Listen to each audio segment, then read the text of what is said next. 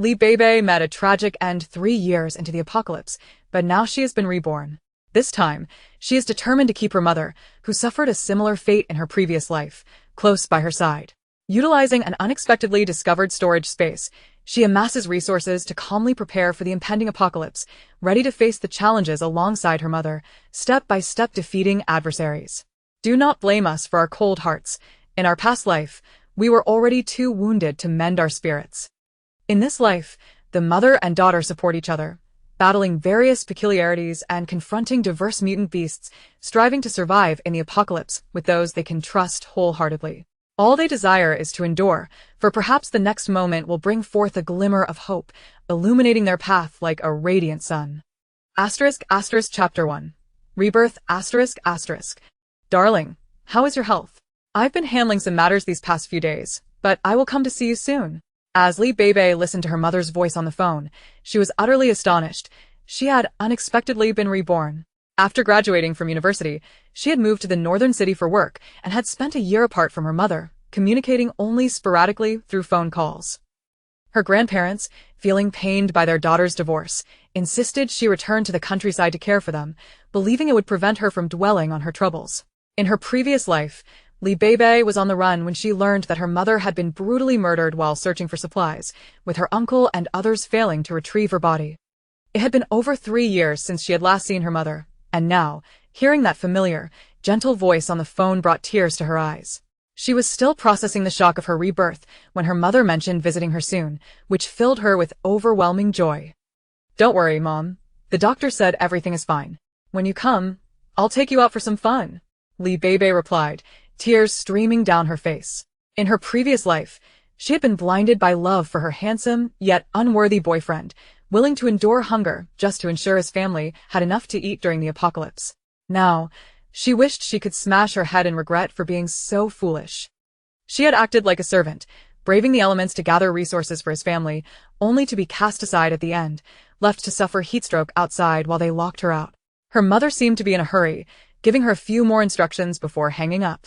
Rubbing her aching head, Li Beibei sat at the edge of her bed, glancing at her phone screen. July 18th, 21:30, 10:30 a.m. She felt a jolt. The apocalypse had begun on August 18th, remembered vividly because it was her boyfriend's birthday. What followed were days of torrential rain, leading to catastrophic floods that marked the onset of the apocalypse, followed by extreme cold and heat. Many had not stocked up on supplies, and when the tornado struck unexpectedly, those unprepared suffered greatly. Then came the failure of the power grid, with the government urging self-rescue, unaware that this was the dawn of the apocalypse. Li Beibei grimaced as she recalled her sprained ankle. Since injuring her foot, her boyfriend and his cousin had been coming and going at all hours, while she still had to prepare their meals. In a week, her boyfriend's parents would visit the city and likely stay indefinitely. She realized her injury was thanks to his cousin, Lu Yanran, who had recently come to the city seeking work. Just days after her arrival, Lu Yanran had insisted on going out to look for a job, wanting Li Beibei to accompany her. While exiting their community, Li Beibei was deliberately tripped by Lu Yanran, causing her to tumble down the steps and injure her ankle. It was only when Li Beibei called her boyfriend that he hurriedly took her to the hospital, where the doctor confirmed it was merely a sprain, prescribing rest and medication. Lu Yanran feigned concern, acting as if she were the one injured. "Beibei, it's all my fault. If I had reacted faster to catch you, this wouldn't have happened. But it was instinct. I could have been the one to get hurt. Please don't be angry with me. Otherwise, I won't feel comfortable staying at your place." Li Beibei was not one to engage in excessive chatter, raised to treat others with sincerity and speak plainly. She found herself at a loss against Lu Yanran's manipulative words. Just as she was about to respond, her boyfriend, seeing his cousin upset, pulled her behind him and scolded. "Li Beibei, what do you mean? Yanran just arrived, and you're causing trouble. She's my cousin, not an outsider. If you don't want us living here, just say so. Is it really necessary to escalate this over a sprained ankle?" Li Beibei felt frustrated. She had said nothing, yet this had escalated so quickly. She had never seen her boyfriend act so irrationally. Even as she lay on the bed, she noticed Lu Yanran's challenging gaze, and feeling overwhelmed, she decided to close her eyes and feign sleep. Unexpectedly, her boyfriend interpreted her silence as deliberate hostility towards his cousin and continued to berate her. "What's with your attitude? If you have any grievances, express them openly. If you can't tolerate my family, then I'll leave and find somewhere else to stay. Beibei had been captivated by her boyfriend's handsome features since high school, her heart fluttering with infatuation. They had become a couple after a chance encounter during her junior year of university. Since then, she had taken on the responsibility of his every need, and to others, she appeared as little more than a devoted admirer. During her junior year, she had begun an internship, and from then on, she had been supporting his college tuition. Now that he had graduated but had not found suitable employment, he relied entirely on her. With her new home purchased entirely with her mother's support, it was adorned with furnishings funded by her mother, totaling $3.8 million. When it came time to register the property, her boyfriend had wanted his name on the deed, but she had wisely remembered her mother's advice. Never allow anyone else's name on property before marriage, even if the partner seemed trustworthy. Due to this, Gao Shuai often found himself irritable, frequently quarreling with her, expressing that Beibei no longer loved him, while he remained surprisingly patient, soothing her with words, all for the sake of sparing his mother's feelings. He planned to add his name to the property deed after some time had passed. In a previous life, before he could have his name inscribed, the apocalypse began, throwing everything into chaos, and ultimately, they were forced to abandon their home, which became a desolate wasteland. Beibei habitually touched her wrist, where a delicate bracelet gifted by her mother, Zhou Tingting, hung. This bracelet, passed down from her maternal grandmother during her mother's wedding, boasted an antique charm, featuring a finely crafted magnolia flower.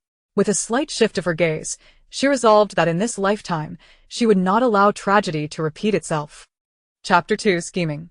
This bracelet, a secret that Beibei discovered during her desperate escape, bore the mark of her struggle. One fateful day, while fleeing, she stumbled and cut her palm, inadvertently staining the bracelet with her blood. At that moment, she was oblivious to its significance until, during a moment of rest, she found her consciousness transported to a peculiar space. This space comprised 3 rooms and a hall, a kitchen and a bathroom, approximately 120 square meters per floor, spanning 3 levels, with minimal furnishings and a stark emptiness. Regrettably, during that time, they were constantly on the move, facing dire shortages of supplies in the sweltering heat. Seizing an opportunity when Gao Shuai's family was distracted, she attempted to mentally transport a packet of instant noodles she had hidden. To her astonishment, it worked. She had gone 2 days without water and 3 days without food. Those noodles were the last remnants she had scavenged. Unfortunately, in the following days, she found nothing to eat, succumbing to hunger and fatigue, while Gao Shuai's family berated her, labeling her as a worthless leech. In the end, disregarding the scorching heat outside, they locked her out of their temporary shelter, leaving her to suffer under the sun until death claimed her. Reflecting on it now, it was not that there was no food. Gao Shuai and his parents, along with his cousin, though somewhat emaciated, still bore decent complexions. Accompanying them were Gao Shuai's 2 burly cousins, who frequently tormented her. Had there been another option, she would never have stayed with them. Yet, in the apocalypse, human nature deteriorated, and as a solitary girl, she would have been reduced to fodder for others without companionship.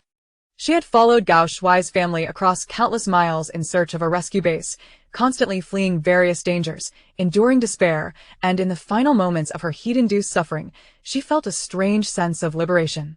At least she was not consumed. Beibei inhaled deeply, grasping a fruit knife from her desk, lightly slicing her finger. The sting brought forth a small wound, from which blood oozed. As the blood stained the magnolia petals, it vanished mysteriously.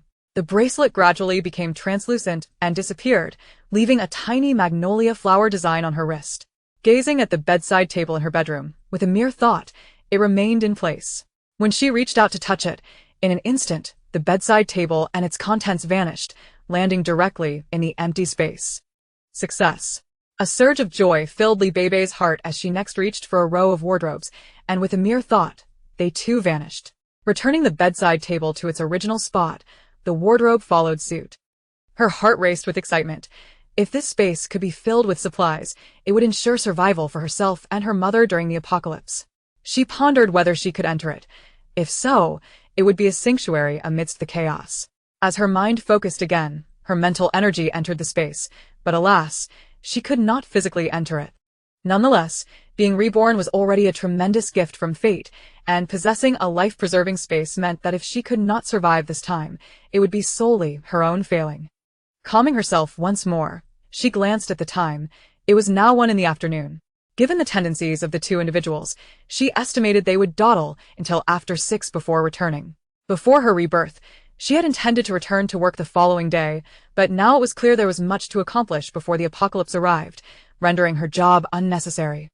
However, the immediate priority was to distance herself from Gao Shuai's family. His parents resided in the countryside, and accustomed to agricultural labor, they possessed more stamina than the younger generation.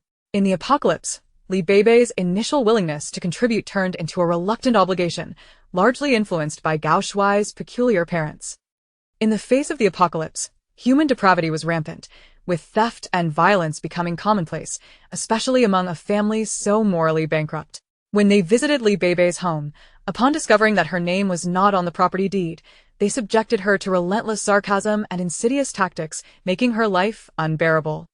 Gao Shuai, however, seemed transformed, showering her with sweet words and tender care, leading Li Beibei to believe that enduring some hardship was worthwhile.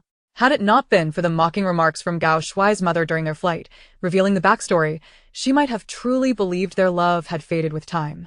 It turned out that during a shopping trip with his ex-girlfriend, Gao Shuai had spotted Li Beibei, causing his ex to express envy and scorn, claiming he had overlooked a treasure. This ex-girlfriend, a classmate and the school beauty, naturally gravitated towards the equally handsome Gao Shuai, fully aware of Li Beibei's secret affection for him. However, this school beauty, despite her modest background and numerous admirers, was torn between her infatuation with wealth and her attraction to Gao Shuai's looks, ultimately straddling multiple romantic interests. Upon realizing that the seemingly plain Li Beibei was an undisclosed heiress, Gao Shuai resolved to extract her wealth before discarding her. Shortly after his ex-girlfriend departed with a wealthy heir, Gao Shuai orchestrated encounters with Li Beibei, ultimately leading to their union. Her gaze hardened. She was merely better off than many, yet this shallow man had fixated on her, and the burdens of her past life weighed heavily on her heart. Before the apocalypse struck, she recalled that on July 27th, an unanticipated and catastrophic thunderstorm swept through southern province, accompanied by a tornado known as the Sword. It was said that this devastating storm first unleashed destruction, followed by hail the size of billiard balls, leaving the region in ruins. With seawater surging inland, many areas were completely submerged, and thereafter, storms and tidal waves became the norm, leaving all tourists in southern province untraceable. Once a vibrant tourist destination, it was reduced to a hellish landscape in mere hours. Just days prior, she had overheard Lu Yanran expressing her desire to visit southern province in front of Gao Shuai. Perhaps she could convince him to take this green tea girl and her shameless parents there? These two were currently inseparable, performing for her benefit, clearly intending to extract money from her. As for those elderly relatives, they had not hesitated to mention their desire to travel to southern province over the phone. If that was the case, she would facilitate their wishes. Contemplating the feasibility of her plan, Li Beibei devised a strategy. She called a company executive, citing personal matters, and requested another month off. With the impending apocalypse, who would care about such formalities? The building they had purchased was 10 stories high, but once the apocalypse began, a tornado swept through northern city, followed by over a month of relentless rain, gradually submerging the 10th floor, forcing them to relocate to the 18th. Ultimately, it was discovered that the residence at 1803 was uninhabited. Forcibly unlocking the door revealed a home fully furnished, likely due to its status as a desirable property within a school district. The owner had completed renovations not long ago but had yet to move in. They persevered until the floodwaters receded, enduring both the biting cold and the sweltering heat, yet no one appeared at the rescue base. Additionally, during her stay on the 18th floor, she observed that the occupants of 1801 and 1802 exhibited a greater degree of integrity and kindness compared to others, having secretly assisted her on several occasions. It appears that the first step is to expeditiously relocate this family to the southern province, subsequently selling the property to recoup funds, thereby facilitating the procurement of supplies for survival. Otherwise, in the event of an apocalypse, currency would merely transform into worthless paper. One last check on 1803 to ascertain the presence of inhabitants is warranted. If feasible, it may serve as the primary refuge. With the onset of the apocalypse and floods rampant, it would be wiser to endure the disaster in familiar surroundings rather than venture into unknown territories. Chapter 3. Preparation for Deception. Li Beibei recalled her high school classmate, Wang Cheng, who had established his own travel agency. Recently, when they met, they exchanged contact information on V. She opened her V contacts and greeted him directly, inquiring about any activities in the southern province. 10 minutes later, Wang Cheng responded with a smile and sent her a link. It featured a 10-day tour of the southern province, priced at 10,000 per person, with a special offer of 9,005 for groups of 2 or more. Curious about a group of 4, Beibei pressed on. Wang Cheng, considering their past friendship, quoted a price of 36,000 for 4 individuals. He replied promptly, promising to get back to her later that evening. After putting her phone away, Beibei exited her apartment and took the elevator to the 18th floor. The residents on this floor appeared to have refined tastes. The hallway was immaculate, a stark contrast to the chaos of the post-apocalyptic world. Outside apartment 1803, a thick doormat lay in wait, with a small opening on one side. She bent down, retrieved the key hidden within, and inserted it into the lock, hearing a satisfying click as the door swung open. A sense of joy washed over her. In her previous life, after her father had forcibly entered, he had instructed that the mat be pulled back, leading her to discover the secret. Back then, the lock had been broken, leaving her unable to confirm whether the key truly belonged to the door. In her previous existence, even after moving into 1803, she had unwittingly found herself embroiled in conflicts with the other residents, who were driven by desperation. As the sole outsider, she had narrowly escaped being a scapegoat several times, saved by the owners of apartments 1081 and 1082 during critical moments. Beibei had initially hoped to swiftly locate the ultimate shelter for national infrastructure, yet she had perished while still on the run. Especially in the lead-up to torrential rains, every venture outside was fraught with danger. It was wiser to remain in hiding for the time being. Upon closing the door, she surveyed the familiar furnishings of her previous life, all tastefully understated, yet luxurious. The owner had decorated the place for their child. She had met this family twice before the apocalypse. They were from the southern province and had returned there for summer break, planning to return just before the school year commenced at the end of August. As for replacing doors and windows, the neighbors above had never meddled in others' affairs, so there was no cause for concern. For safety, however, she resolved to replace the door with a reinforced, explosion-proof model and the windows with shatter-resistant glass to mitigate the risk of tornadoes. In her previous life, the glass had miraculously remained intact, save for one damaged pane. Now, with a firm resolve, she intended to eliminate all potential hazards. To be cautious, Beibei decided to wait until she had sent the Gao family away before seeking professional contractors. After placing the key back under the mat, she returned to her own apartment. She prepared a bowl of frozen dumplings for herself, savoring them while glancing at the clock. It was barely past 2 o'clock. Although she felt mentally prepared this time, an acute sense of urgency gripped her. In her previous life, relentless storms had unleashed their fury for several days, leading residents to deplete their supplies and seek assistance within the community. Soon, bartering became rampant.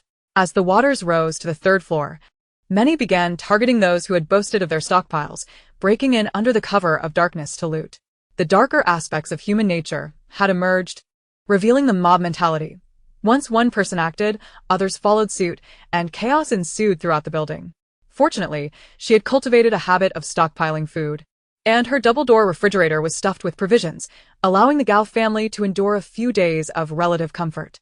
She, however, had not been so fortunate. Gao Shuai's 2 cousins had come to celebrate his birthday on August 16th, and thereafter, they had never left. The mere thought of this filled Beibei with loathing. If she encountered those 2 men again in this life, she would spare no effort in seeking revenge. Gao Wei and Gao Wu, just you wait.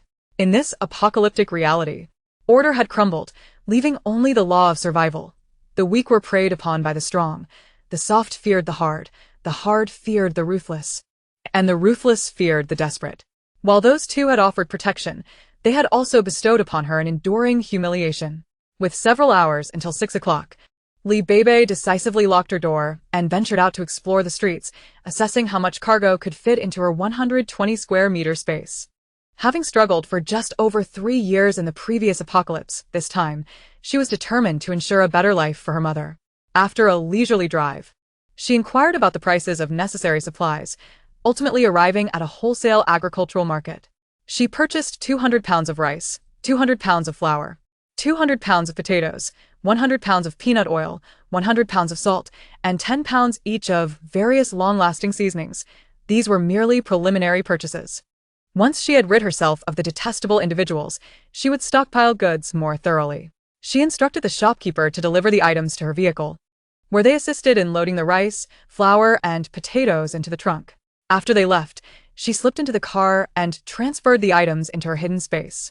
Once done, she exited the vehicle, ensuring no one was watching, and placed the remaining oil, salt, and various seasonings into the trunk, subsequently storing them as well. The provisions at home were sufficient for 3 people for several days. With Gao Shuai and his companion at home, she couldn't afford to draw attention to herself, opting instead for a gradual approach. By the time she returned home, it was almost 6 o'clock. Li Beibei had no inclination to cook for the two of them again, so she simply steamed a pot of rice and prepared a tomato and scrambled egg dish. The pair entered at 6:10. Gao Shuai's previously bright demeanor immediately soured, while Lu Yanran beamed with delight. Spotting Li Beibei sitting on the sofa scrolling through her phone, she approached eagerly. "Beibei, what delicious food have you made?" "I'm so sorry. I really can't cook. If I could, I would help you. My parents spoil me, saying that girls should be well cared for, so housework isn't for someone like me. You understand, right?" Li Beibei had grown indifferent to her honeyed words, offering a faint smile. "No problem, let's eat." Gao Shuai, observing the single dish presented, grew somewhat irked. "I say, Li Beibei, are you doing this on purpose? Yanran has only just arrived, and you're already impatient, serving just one dish. Are you trying to fool us? Brother, please don't blame Beibei. I'm already so grateful to stay in your home. What more could I want than to enjoy Beibei's cooking?" Lu Yanran's fair face bore a smile, yet her eyes glistened with unshed tears, exuding an air of pitiable innocence. "Goodness, this green tea is truly infuriating. If it weren't for my desire to avoid complications, I would have flipped the table and kicked her out." Grinding her teeth, Li Beibei forced a smile, her voice as gentle as a flowing stream. "Yanran, don't take it to heart. I intended to prepare a couple of dishes, but my ankle has been quite painful lately, so I barely managed to get this meal ready for you. I truly apologize for the inconvenience."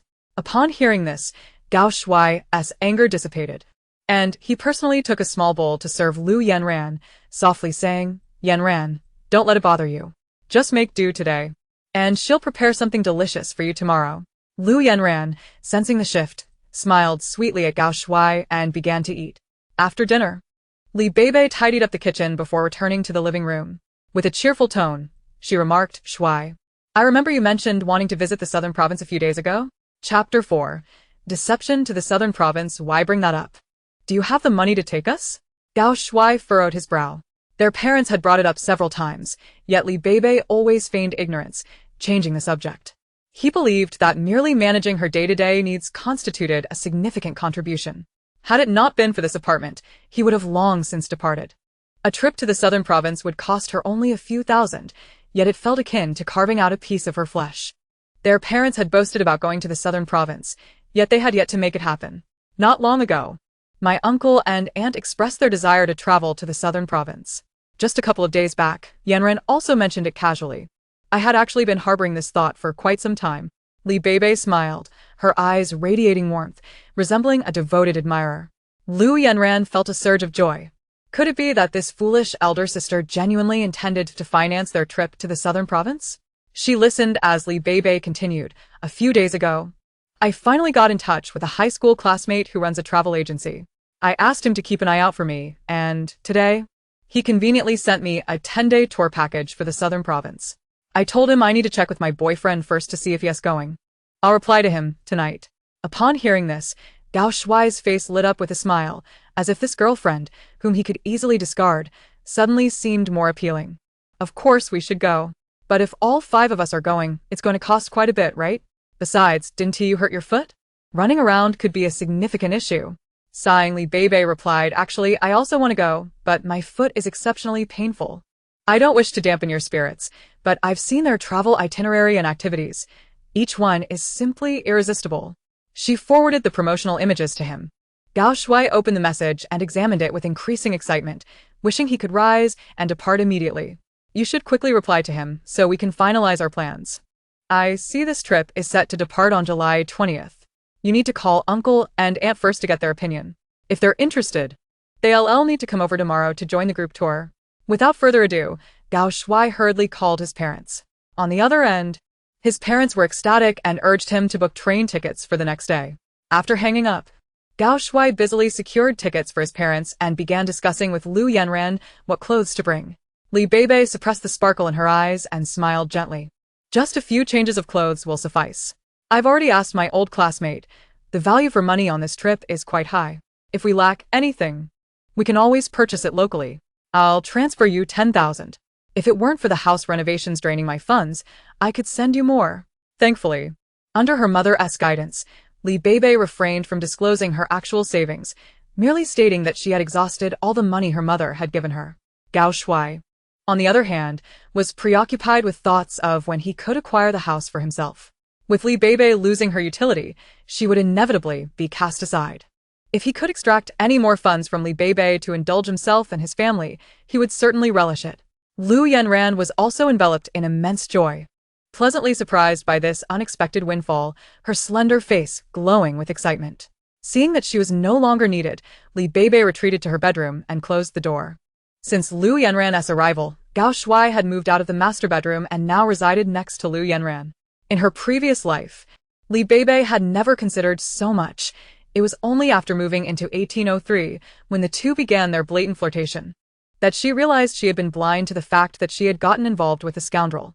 Her tragic fate soon unfolded as she became the target of the Gao brothers, under Lu Yanran's deliberate provocation and the indulgence of Gao's parents, ultimately falling victim to those two brutes. From that point on, their descent into chaos was unrelenting. Isolated and vulnerable, she compromised her dignity to survive, enduring humiliation while trailing behind this family of miscreants, only to ultimately meet a tragic end. In this life, she vowed to send those who had wronged her to hell one by one. Upon entering her space, she began organizing her supplies, stacking them neatly in the corner of the kitchen. If not for her fear of spoilage, she would have bought an entire array of vegetables today. Suddenly, Li Beibei recalled the apocalyptic literature she had read, where spaces possessed temperature control and preservation capabilities. She wondered if her own would have such features. With that thought, she rose and stealthily made her way to the kitchen, scooping the still warm rice from the insulated pot and placing it into her space. Would it retain its warmth by tomorrow? After contemplating, she quietly returned to her bedroom to store the property deed and other important documents in her space. Though her two elderly relatives would only stay for a day, it was wise to be cautious given their tendencies. As she was about to exit, Li Beibei suddenly sensed something amiss. Earlier, she had not noticed the differences in her space, but now she realized it was distinct from her previous one, seemingly upgraded with various items. Upon closer inspection, she found the master bedroom now contained a large bed, a computer desk, and a multifunctional outlet beside the writing desk. The living room had all the necessary outlets. Each room was adorned with pendant lights, and the kitchen was equipped with an exhaust hood and dual burners.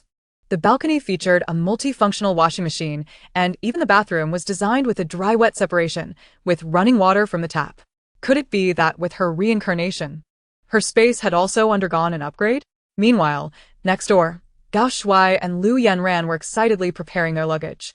Lu Yanran, her eyes darting, packed items into her suitcase and asked, "Cousin, do you think 10,000 yuan will be enough for the four of us to go to the southern province?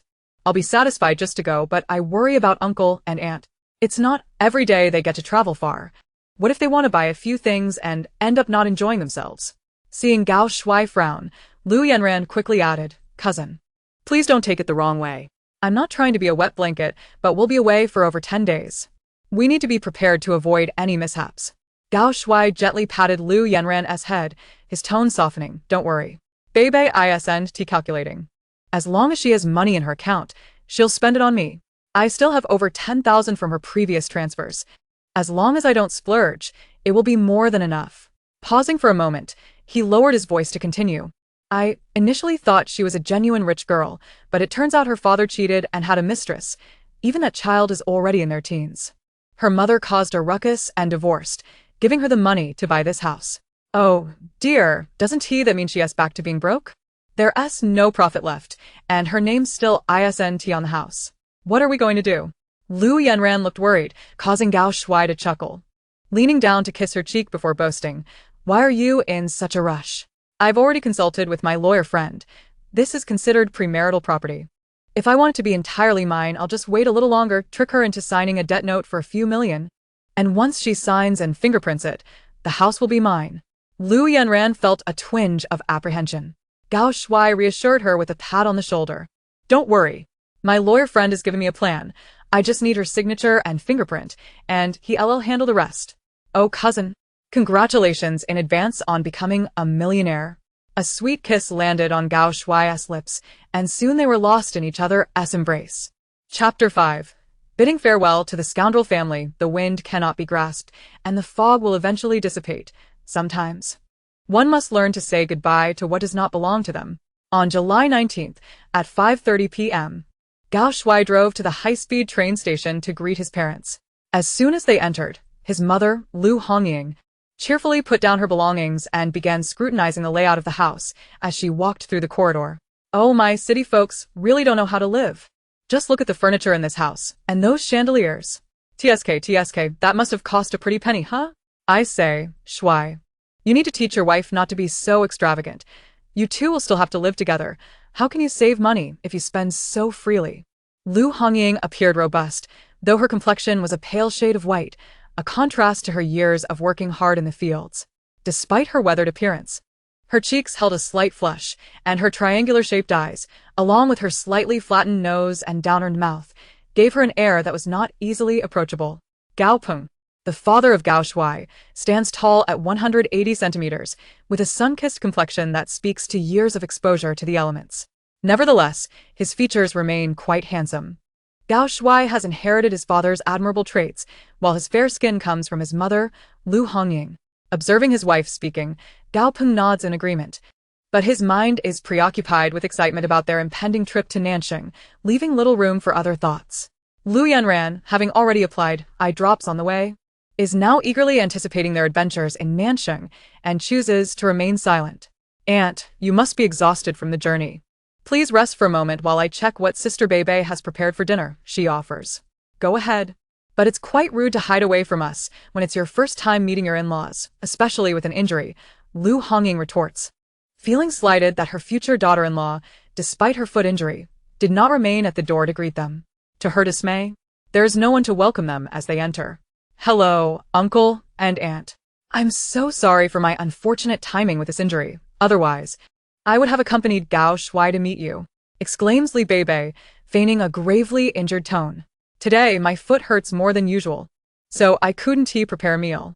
Yanran doesn't cook either, so I had to order takeout. I hope you won't mind. Li Beibei has been aware of their arrival for some time and has deliberately chosen to avoid serving them. I heard from Yanran that you just twisted your ankle. How could it have become so serious? You must be more careful.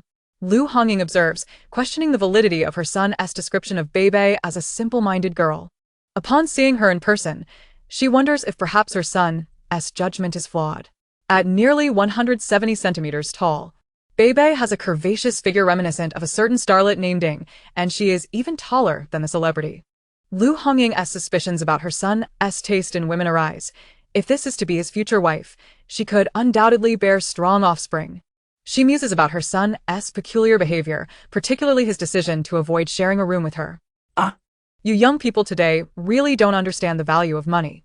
Takeout can be quite expensive.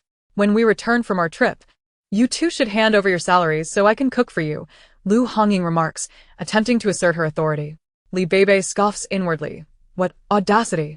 They are already planning to stay with her family, and she wonders if they will even make it back. All right, let's put down our luggage, Gao Peng interjects, breaking the tension. Yes, Mom, let Yanran show you to the guest room, Gao Shui offers, choosing to relinquish his bedroom for the day, opting instead for the small study to avoid any potential conflict with Yanran. After the older couple changes into their sleepwear, they appear quite at ease, as if they do not regard her as a guest at all. Soon, the takeout arrives, and since Li Beibei is unable to move much, Gao Shui and Yanran fetch the food.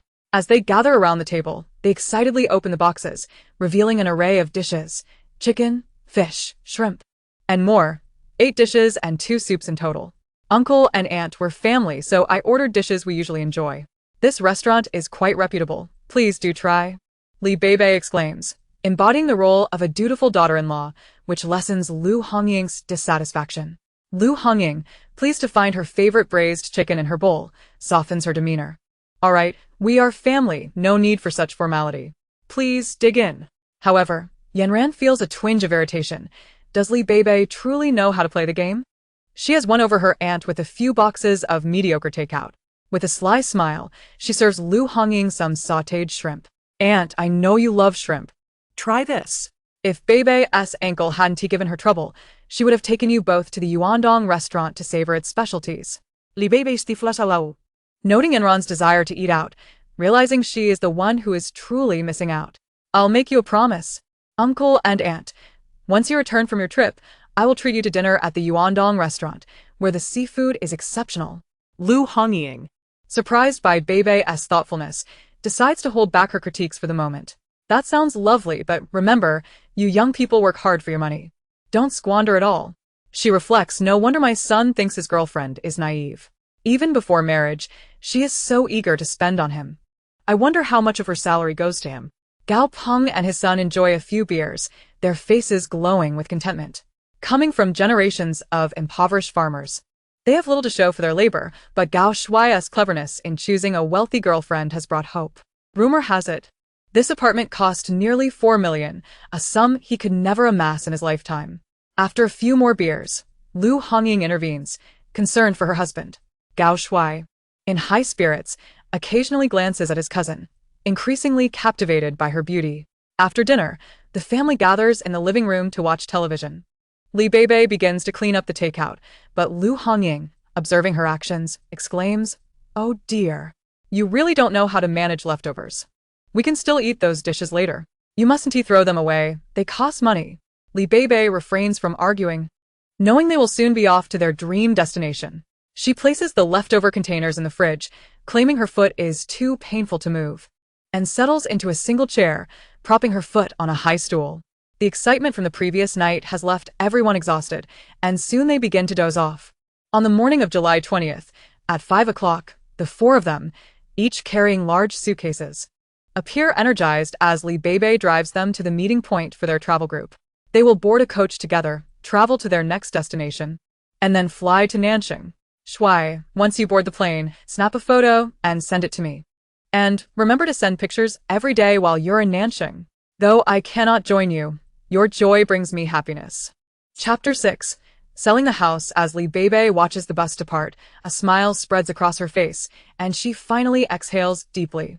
Though it has only been a day, she has often felt the urge to take a knife to this family. Ideally, she would inflict 3 stabs each, leaving them with 72 wounds. Her patience has been sorely tested. Her gaze hardens as she addresses the departing figures. May you all suffer endlessly in Nanxing, wishing for death, yet unable to attain it, enduring all manner of torment before descending into hell. Turning back, she gets into the car, makes a U-turn, and heads to a breakfast spot before going to find a real estate agent at 8 o'clock. This house must be sold swiftly. There is a property agency nearby, and the young agent greets her with apparent enthusiasm. Hello, beautiful. Are you looking to buy or sell a house? Sell. The agent ushers Li Beibei to a seat and offers her a glass of water. Which property are you looking to sell? The 10th floor of Elon Garden. 120 square meters. The young man was elated. After all, this was a coveted property located in an educational district. Although it was merely a third-tier city, the cost of living was surprisingly high, and properties in educational districts were in great demand. Several families had already come seeking such residences. Nearby, there was a university town and an elementary school. My dear, when shall we find the time to visit? Additionally, what budget do you have in mind? He inquired. I recently completed renovations at a cost of nearly 4 million. If someone is truly interested, I can let it go for a minimum of 3.5 million. But it must be paid in full upfront. With the summer holidays in full swing, properties near the university town were exceedingly sought after. If she had waited a few more days, she was certain that even at the original price, the property would have attracted eager buyers. Please leave your contact number for convenience. Should anyone wish to view the property, I will notify you.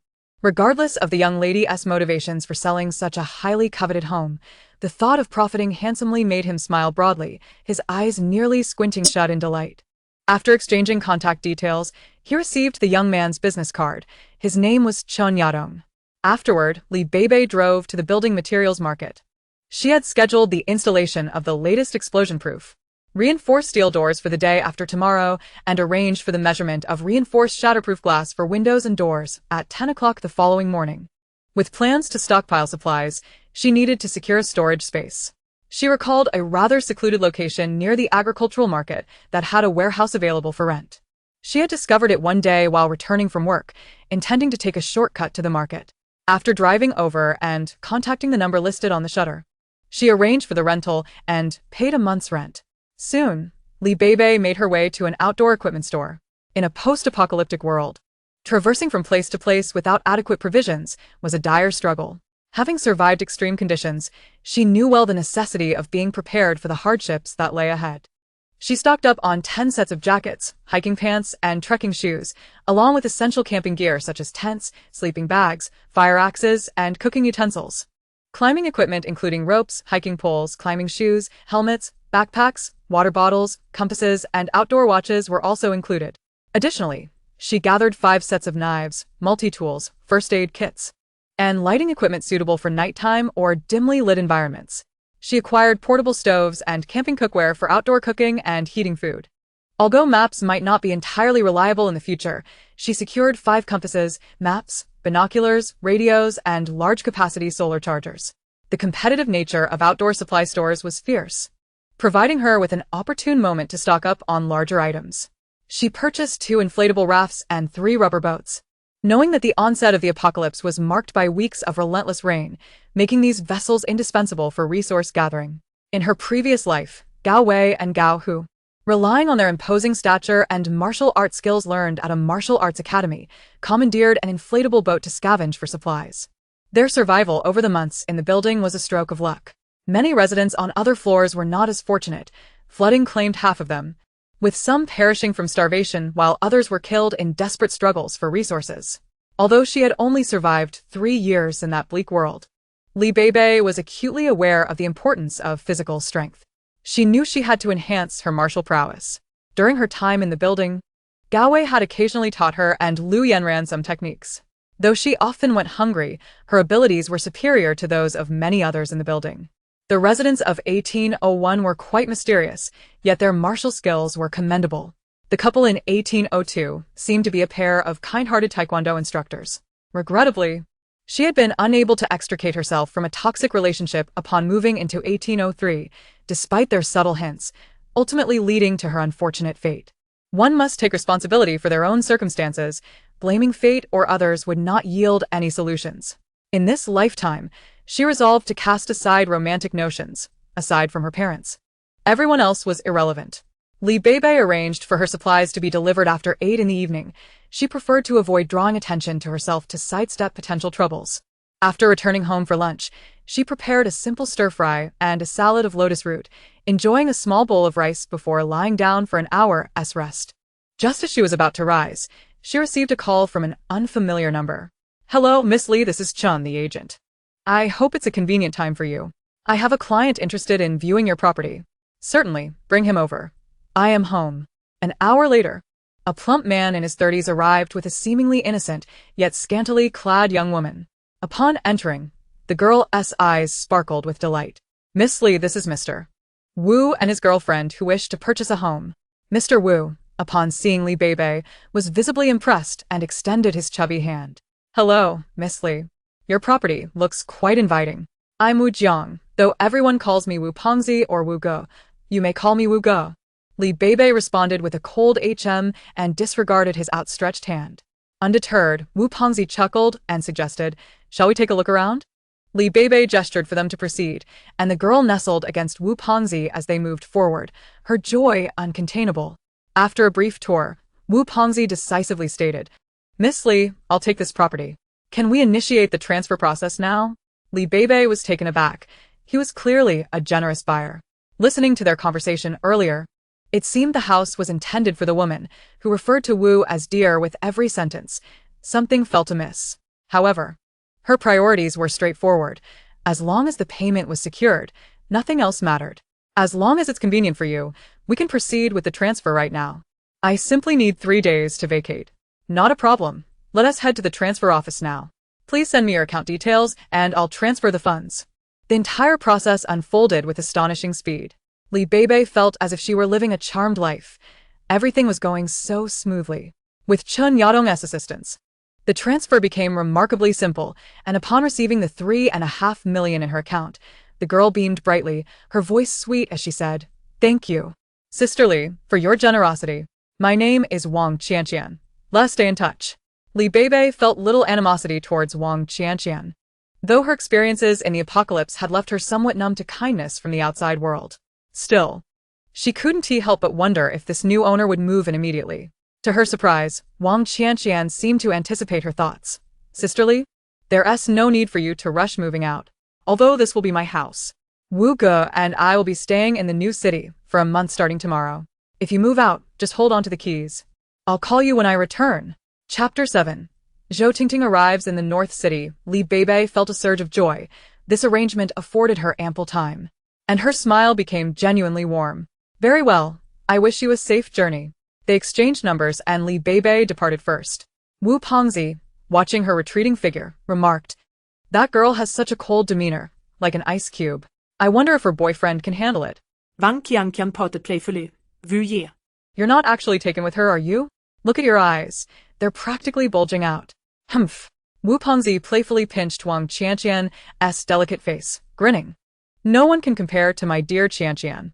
That ice princess is hardly appealing. You always let your imagination run wild. Come, let me treat you to a lavish meal." Chun Yadong shivered slightly at the exchange and bid farewell to Wu Pengzi before returning to his work. At this moment, Li Beibei glanced at the time. It was just past 5 o'clock. She was contemplating finding a place to dine when she received a call from her mother. "Dear, I will arrive at the station in half an hour. Please wait for me at home." Upon hearing this, Li Beibei's eyebrows arched in a gentle smile. It was perfect timing to go pick her up. The longing in her heart could finally be quelled, as she eagerly anticipated the moment they would reunite at the station. Half an hour later, the two embraced at the station. Zhou Tingting, aged 46, appeared considerably younger than her years. The mother and daughter resembled sisters, walking arm in arm towards the car. Once they halted, they exchanged glances, both unable to conceal their excitement. Li Beibei was somewhat surprised. Her mother seemed transformed. In her eyes, there was not just warmth but also newfound resilience and a touch of fierceness. This was quite different from her previous impression of her mother. The woman remained the same, yet her aura had undergone a significant change. Li Beibei pondered what her mother had experienced during their time apart, as she now exuded an air of composure and worldly wisdom that had not been there before. "Dear, where can we find something delicious to eat? We don't need to cook today. Let's dine out." The command from her mother was impossible to refuse. Li Beibei smiled, deciding to keep her mother close from now on, promising that they would never part again. "Mom, let me take you to a Hunan-style restaurant. I went there with classmates once, and the food was exquisite."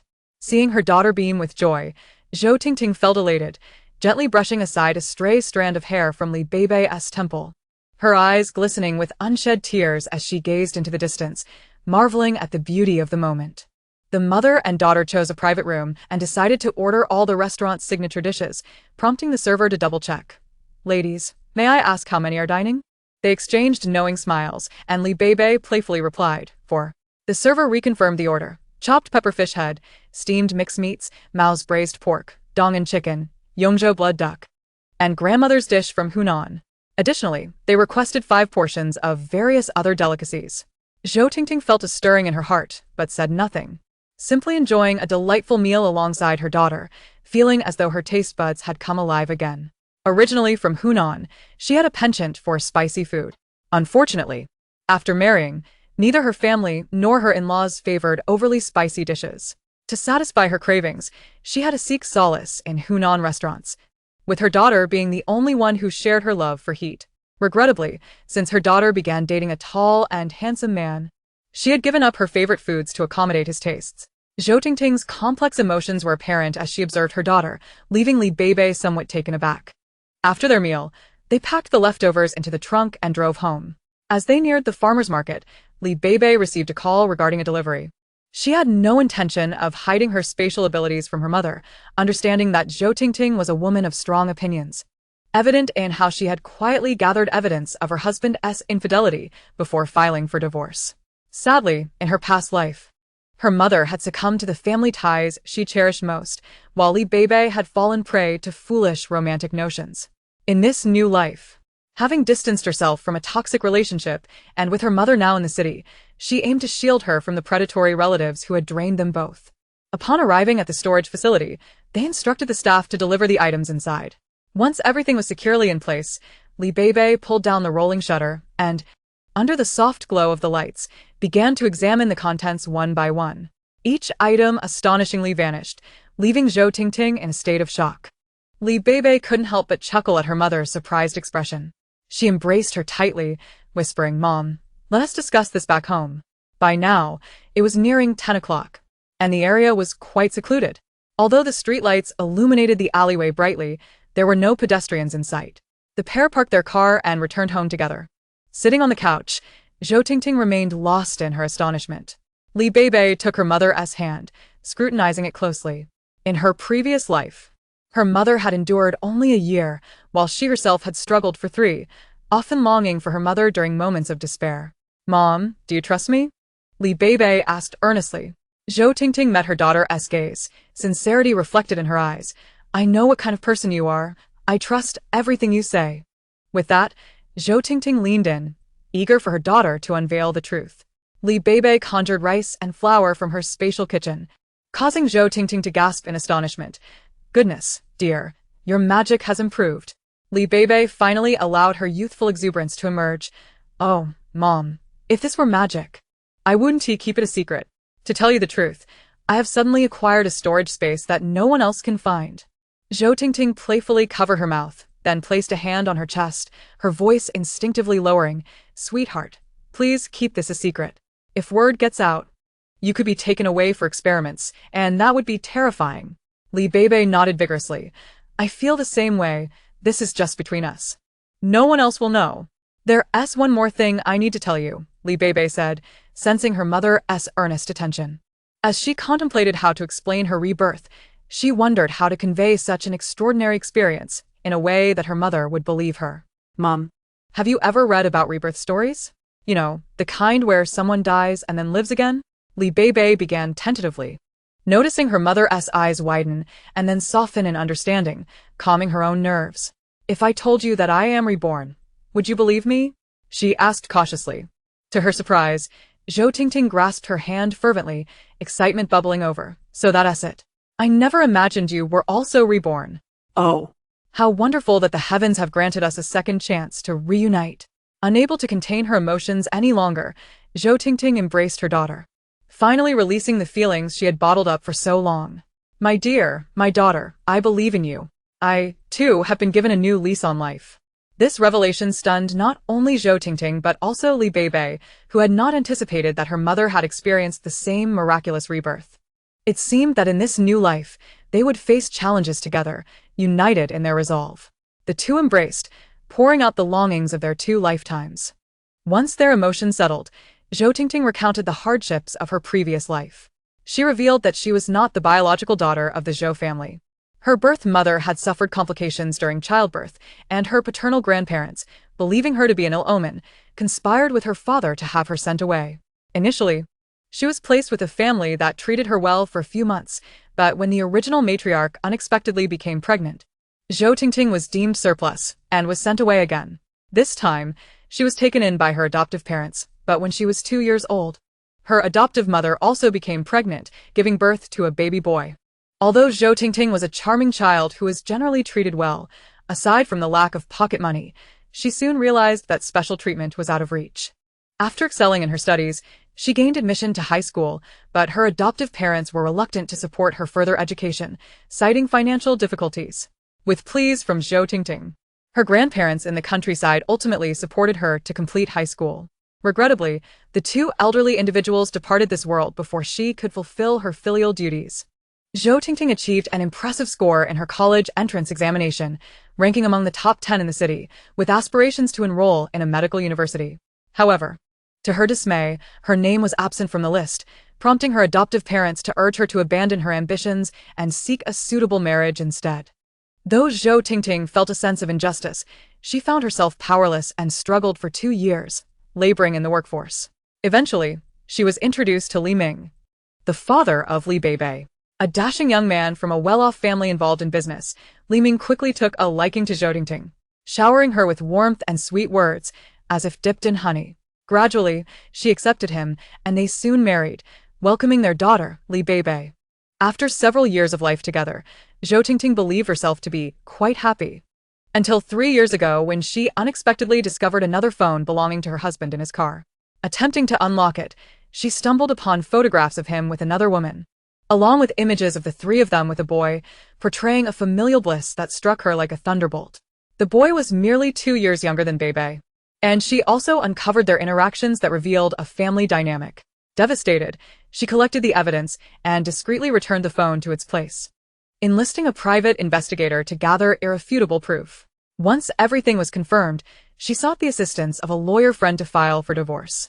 Li Beibei eventually learned of these events. Zhou Tingting felt immense gratitude towards her adoptive parents for their nurturing, having supported the family tirelessly over the years, even contributing significantly to her brother's house purchase. Yet, in her previous life, before the world descended into chaos, she was the first to be cast aside. In that past existence, just prior to the impending apocalypse, she impulsively decided to visit her brother and sister-in-law, as he was merely 3 years her junior and a cherished family member in her heart. Her brother lived on the 14th floor, and fortuitously, she had brought ample supplies with her. The next day, as she planned to return home, a torrential storm struck, trapping them on the 14th floor. Luckily, she had arrived well prepared with rice, flour, oil, and various meats and vegetables. Initially, the family did not suffer greatly. However, as time passed, relying on her brother's carefree nature and her sister-in-law's brute strength, along with Zhou Tingting's own resolve, they managed to survive, albeit barely. Yet during this dire time, the family began to reveal a different, colder side of themselves, which left her heartbroken. When a bitter cold wave arrived, that night nearly resulted in their freezing to death. They pooled their winter clothing, wearing everything they could find to venture out in search of supplies. Unfortunately, Zhou Tingting had long been considered an outsider in their eyes, left to wear the discarded clothing of her brother and sister-in-law. Her sister-in-law often taunted her, and on one occasion, in a cruel attempt to provoke her, revealed that her adoptive parents had arranged for their own niece to take her place at medical university for financial gain. This shocking revelation made clear the motives of her adoptive parents, who had once seemed so benevolent. Confronted with their harsh words, Zhou Tingting's heart broke further as they dismissed her contributions and aspirations, revealing their true nature. In that moment of despair, she understood that her once beloved family had become monstrous in their greed and betrayal.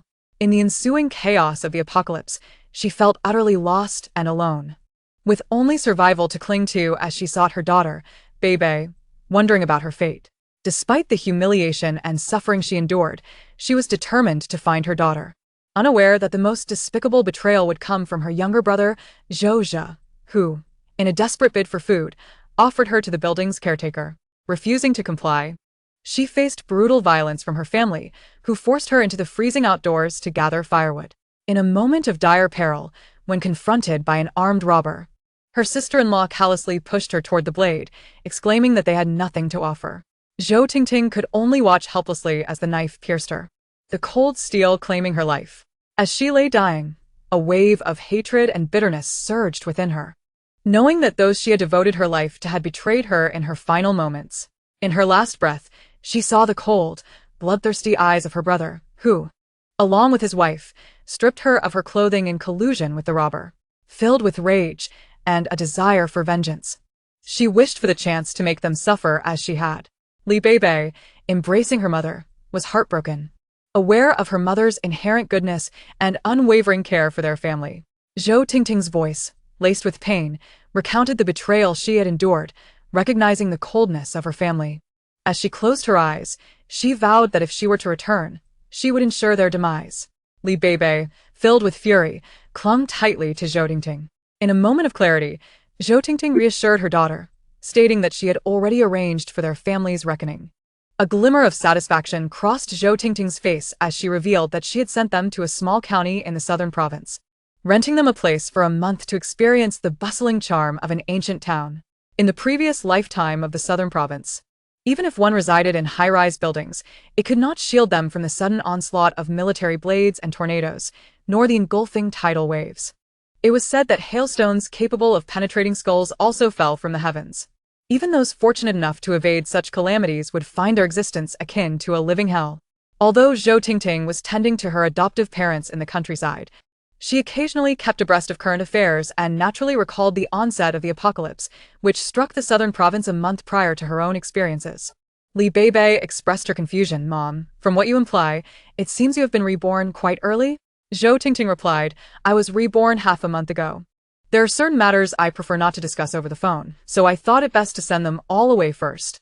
This family is exceedingly greedy. I transferred them 100,000 to enjoy themselves in the southern province. Her younger brother had opened a clothing store that was struggling to survive, bringing in barely enough to cover the expenses of his household. She persuaded the couple to take their elderly parents south for a proper vacation. As for the store, she would oversee it, and she would also occasionally check on the fish raised by Zhou's family. Once they were sent off, she closed Zhou's store and hastily listed her own house for a quick sale. Just a few days ago, upon learning that her family was blissfully unaware of their predicament, she retrieved Zhou's property deed to secure a mortgage of 3 million. Although her adoptive parents' house was not worth much, she managed to secure another 200,000. A couple of days prior, she sold her own house for 4,950,000 and rushed to find her daughter. To her surprise, her daughter had also returned from rebirth, eliminating the need for explanations. Beibei remembered her uncle's store was quite sizable with a variety of clothing, perfect for storage in their space. As the apocalypse began and the cold set in, any unused clothing could be bartered for supplies. Mom, once I clear my hands, we should go to his store and collect everything. Zhou Tingting smiled mysteriously. No need. I have already gathered everything. Upon saying this, the living room suddenly filled with stacks of high cardboard boxes. Beibei's eyes widened. Mom, do you also possess a storage space? Zhou Tingting extended her hand, revealing a magnolia flower mark on her index finger, albeit much smaller than Beibei's, roughly the size of a mung bean. My space is not large. Just a one-bedroom apartment, but outside there is 40 square meters of fertile land. I have already purchased various seeds from the seed shop, about 3,000 gene in total, and have planted a little of each to test them. If they grow successfully, we will not have to worry about vegetables during the apocalypse. This space had manifested on the day Zhou Tingting was reborn. While she was preoccupied, she accidentally cut her finger with a kitchen knife, causing her magnolia ring to vanish, revealing the existence of her storage. Beibei felt a surge of excitement. Now, we shall never fear hunger again. Zhou Tingting promptly doused her enthusiasm with a dose of reality. In the face of natural disasters and human calamities, human hearts are inscrutable. We must prepare diligently. I have only survived for a year, and I am entirely unaware of what lies ahead. We must be proactive. Just a few days prior, she had taken the time to research possible extreme weather conditions that could arise during the apocalypse. Torrential rains, floods, volcanic eruptions, extreme cold and heat, acid rain, and strange beasts. We must gather all necessary supplies to face these challenges. Beibei gazed at her mother. The beautiful, wise, and composed Zhou Tingting had returned. Mom, tomorrow a company will come to install security measures. I have found us a good location at 1803. We will reside there to withstand floods and extreme cold. Zhou Tingting nodded in agreement, and the mother and daughter began compiling a comprehensive list of essential supplies for the impending apocalypse. The total was quite considerable, as in the face of the apocalypse, money would become worthless, necessitating the expenditure of their funds before the world descended into chaos. Fortunately, with the existence of their storage space, even the most extensive stockpiling would be secure, as human nature during the apocalypse could be more sinister and brutal than the wildest beasts. I have prepared various steamed buns, dumplings, rice, wontons, and numerous stir-fried dishes, along with hundreds of pounds of assorted meats. This space has preservation functions, allowing us to continue our preparations. Beibei, Reminded of the bowl of leftover rice she had stored, summoned it with her thoughts. I have some as well. Mom, we can continue our preparations. Yours is smaller, so use less, and mine is larger, so we can stock more. That night, the mother and daughter began crafting various types of noodles, rice, and fried foods. When the apocalypse struck, with no water, electricity, or gas, and everyone starving, even if they could cook, they could not let the delicious aromas escape, or else they would surely attract unwanted attention. By 2 a.m, the space was filled with cooked food, and after a quick shower, they fell into a deep slumber. By 7 the next morning, they had a simple breakfast and began to divide tasks. Zhou Tingting ventured out, acquiring a shared bicycle and locating a nearby second-hand car market where she rented a 35-ton truck to commence their shopping at the wholesale grain and oil market. As for the residents of 1803, Li Beibei recalled they were from the southern province, and it seemed the homeowner had taken his family on vacation to the Eagle Country, as she had overheard during casual conversations from the previous life. Li Beibei awaited the workers' call to bring them to 1803, where they would install reinforced explosion-proof steel doors and, in the afternoon, secure bulletproof glass for all windows, ensuring their safety was paramount. Chapter 10. Stockpiling. Having spent some time accompanying students in Beibei, Zhou Tingting was fairly familiar with the area. She drove the truck to avoid wasting time. She stocked up on 50-pound containers of various cooking oils, soybeans, peanuts, sunflower seeds, and olive oil, accumulating 2,000 pounds, as well as 100 pounds of sesame oil. Following that, she gathered red beans, green beans, yellow beans, buckwheat, rice, millet, white flour, and various other flours, totaling 20,000 pounds. The total expenditure exceeded 70,000. Once the workers finished loading, she closed the truck doors and drove to a secluded area where she stored everything in her space. Next, she headed to a noodle processing factory to acquire steamed buns, flour rolls, xiaomai, and assorted dumplings, each in boxes of 10. She then visited a meat shop, purchasing 300 pounds each of pork belly, tenderloin, ribs, beef, lamb, and rabbit meat, along with 100 chickens and ducks. The goose supply was limited, with only 38 available, and she acquired all of them. The shop owners were delighted, and she received a generous amount of cleaned pig intestines and beef and lamb offal. At the farmer's market, she purchased a variety of vegetables: spinach, rapeseed, celery, cauliflower, zucchini, green beans, lotus root, winter melon, pumpkin, potatoes, tomatoes, cabbage, green onions, garlic, and ginger, each in quantities of 1,000 pounds. In the dried goods section, she acquired various mushrooms, black fungus, silver fungus, longan, red dates, dried vegetables, dried fruits, peanuts, and sunflower seeds, among others. Li Beibei noticed that her daughter had a limited supply of seasonings and realized she had forgotten to stock up on salt. In the apocalypse, salt, alongside grain, would be indispensable. Without it, the human body could not endure. She secured 3,000 pounds of salt, along with 200 liters each of soy sauce, vinegar, and white liquor in 20-liter barrels. She also gathered 30 pounds each of Sichuan pepper, star anise, cinnamon, fennel, and black pepper, as well as 300 pounds each of brown sugar, white sugar, and rock sugar. Each time, she turned onto a side road. She stored the items in her space before heading back to the market. Despite possessing prior life experience, she understood that the apocalypse could extend for 3 years or longer. Who knew if it would ever cease or have an end? Stockpiling always provided a sense of security. She then visited a fruit wholesale market, gathering apples, pears, oranges, watermelons, kiwis, bananas, dragon fruit, and cantaloupe, among more than 20 varieties. Zhou Tingting drove along, stopping midway to store the goods in her space, aiming to fill her one-bedroom apartment by day's end and subsequently transfer it to her daughter's space. Although she had retrieved all the clothing from Zhou's store, most were undergarments, with numerous thermal undergarments but few outerwear pieces for cold protection, along with hats, shoes, socks, gloves, and all necessary insulation equipment. During extreme heat, air conditioning would be essential, while during extreme cold, traditional air conditioning units would be ineffective, necessitating the use of charcoal stoves. However, the act of burning firewood would attract attention, requiring smokeless coal to be on hand. In summary, all must be prepared. She decided to visit the busiest street, purchasing whatever she could find. Thus, 5 firewood stoves were procured, accompanied by 30 chimneys, for when the extreme cold set in, plummeting to a chilling -70 degrees.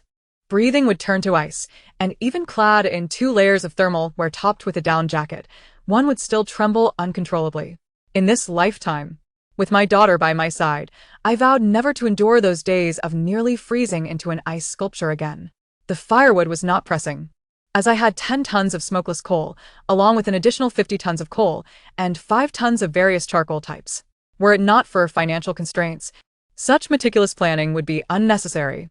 Preparations were underway, ready to stockpile for the impending apocalypse, ensuring peace of mind.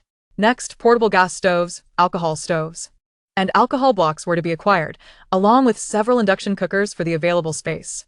During the sweltering heat, when the air became heavily polluted. Insecticides and disinfectants were indispensable, with 500 bottles of each necessary. By then, even clean water would be scarce. Thus, water purification tablets were essential, requiring a total of 20,000. During floods, as sewage lingered for months, even an 18th floor apartment would be damp, making desiccants essential. Xu Tingting realized that her list was lacking many items, so she decided to shop on the go, purchasing anything she came across and crossing off items she had already bought.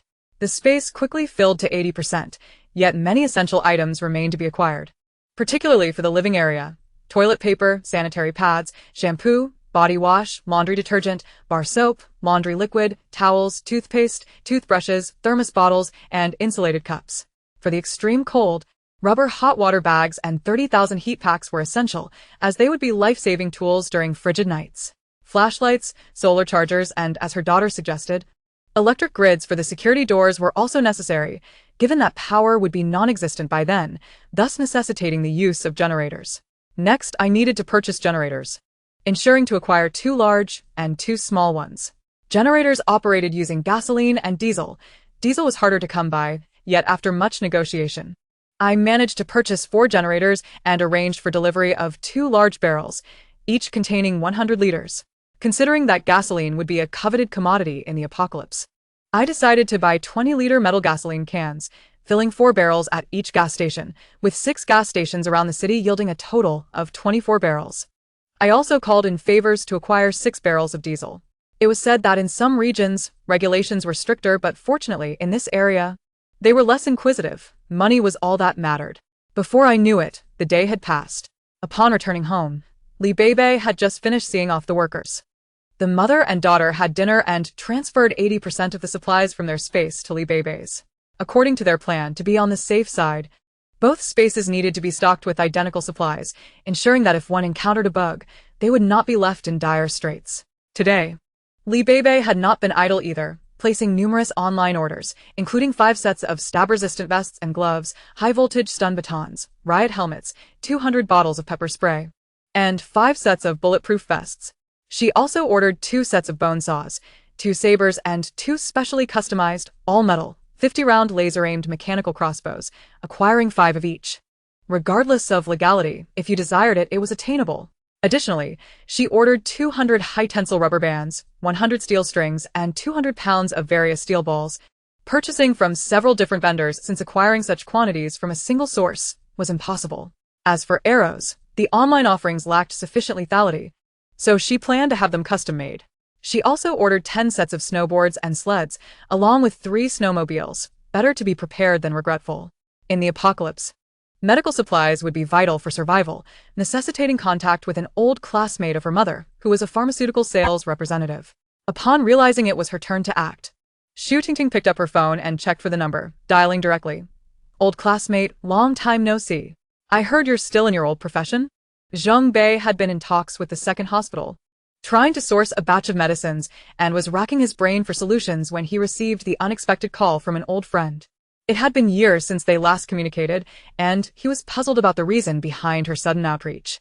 Indeed, after years apart, it was curious to reconnect without knowing the purpose. Xu Tingting wasted no time and got straight to the point. "A friend of mine is looking to procure a batch of goods, and I thought it best to reach out to an old acquaintance." Zheng Bei was naturally pleased, as he was now transitioning to a less active role, hoping to save more for retirement. "What do you need? Send me a list so I can see what you require." Xu Tingting agreed, and the two began compiling a list of commonly used medications, eventually detailing 4 full pages of potential necessities, which she forwarded to Zheng Bei. He was astounded by the extensive and varied list, realizing that many items were not available at his location, requiring him to source them from colleagues. They agreed to reconvene within 5 days to finalize the order. Xu Tingting transferred a deposit of 10,000, confident in Zheng Bei's reputable standing and capabilities, assuring her that the order would be fulfilled within 5 days. Chapter 11. Physical training for mother and daughter. The duo soon discovered a peculiar issue. While transferring smaller items into their space, they felt merely fatigued, but after prolonged efforts, they began to experience dizziness. Larger items exacerbated the sensation of lightheadedness and fatigue. They speculated that it might stem from mental strain. as their physical condition was not particularly robust, leading to diminished mental fortitude. Beibei noticed that this space seemed to possess the potential for further exploration. She conducted an experiment, entering the space after 10 o'clock at night, and found she could only remain for a maximum of 2 hours. She pondered whether there was a way to enhance this capacity. For now, the focus had to be on strengthening their mental resilience. In a world turned upside down, a healthy body was crucial for survival. The two resolved to stockpile supplies while simultaneously engaging in physical training, ideally seeking out a martial arts school to learn a few techniques. In the days that followed, the mother and daughter enrolled in a high-priced training camp organized by veterans. This camp offered small class sizes, boasting a team of instructors composed of retired military personnel, with facilities that included military training grounds, outdoor development areas, and emergency rescue sites. Their enrollment surprised instructor Yang Jixing, as typically, military boxing was pursued by youth. It was rare to see adults, let alone a mother-daughter pair, participating together. However, their dedication to learning was commendable, and their rapid progress garnered admiration. Yang Jixing personally taught them.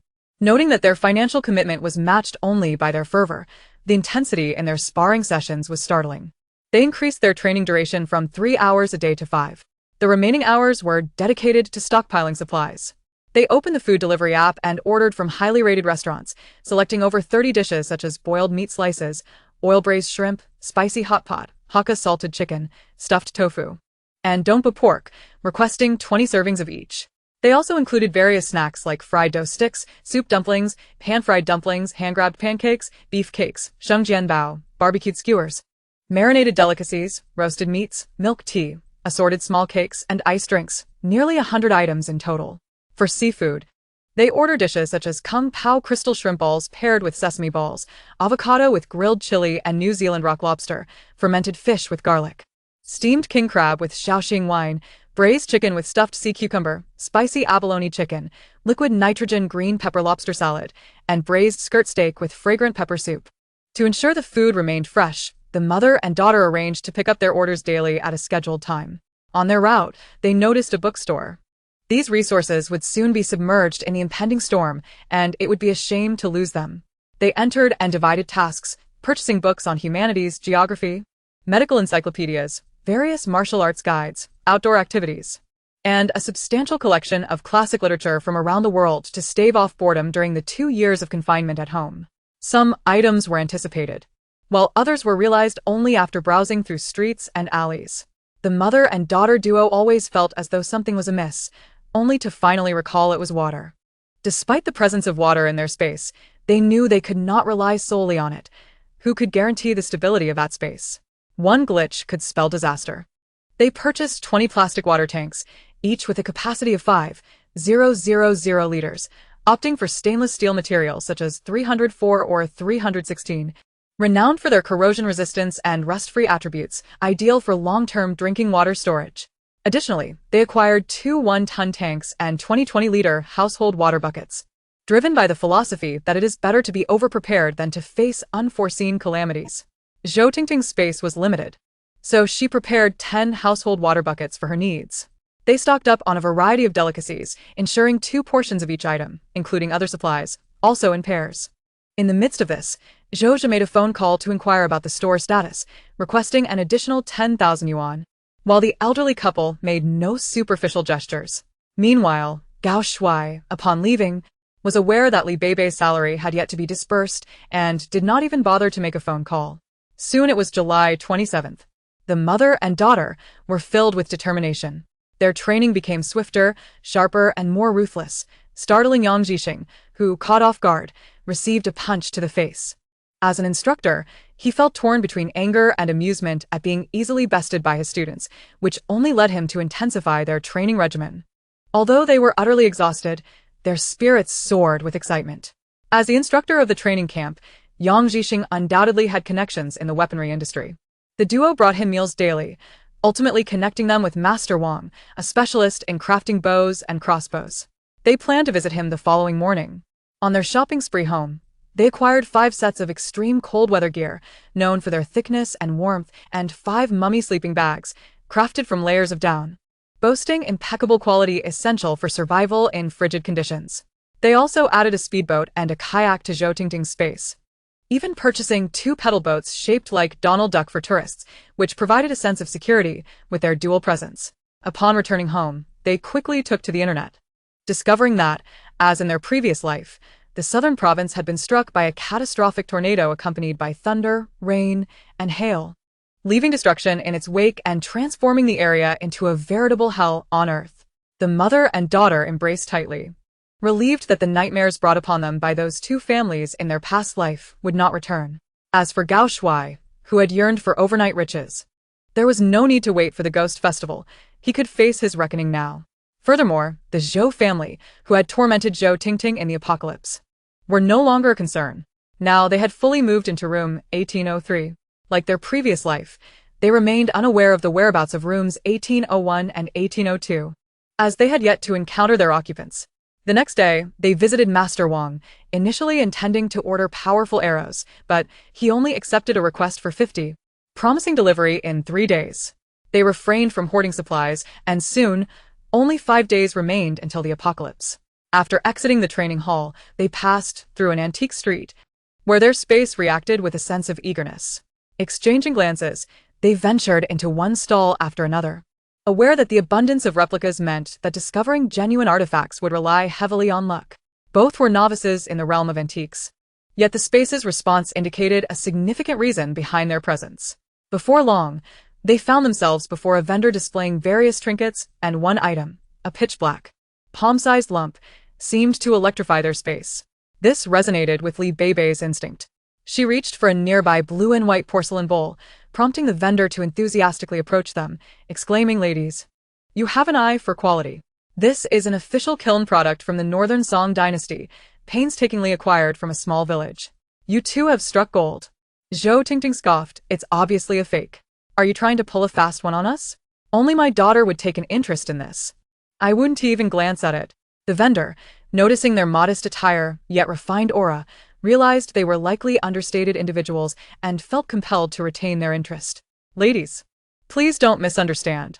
Though I operate a stall, I have a keen understanding of porcelain." Li Beibei raised the bowl, inquiring, "How much for this?"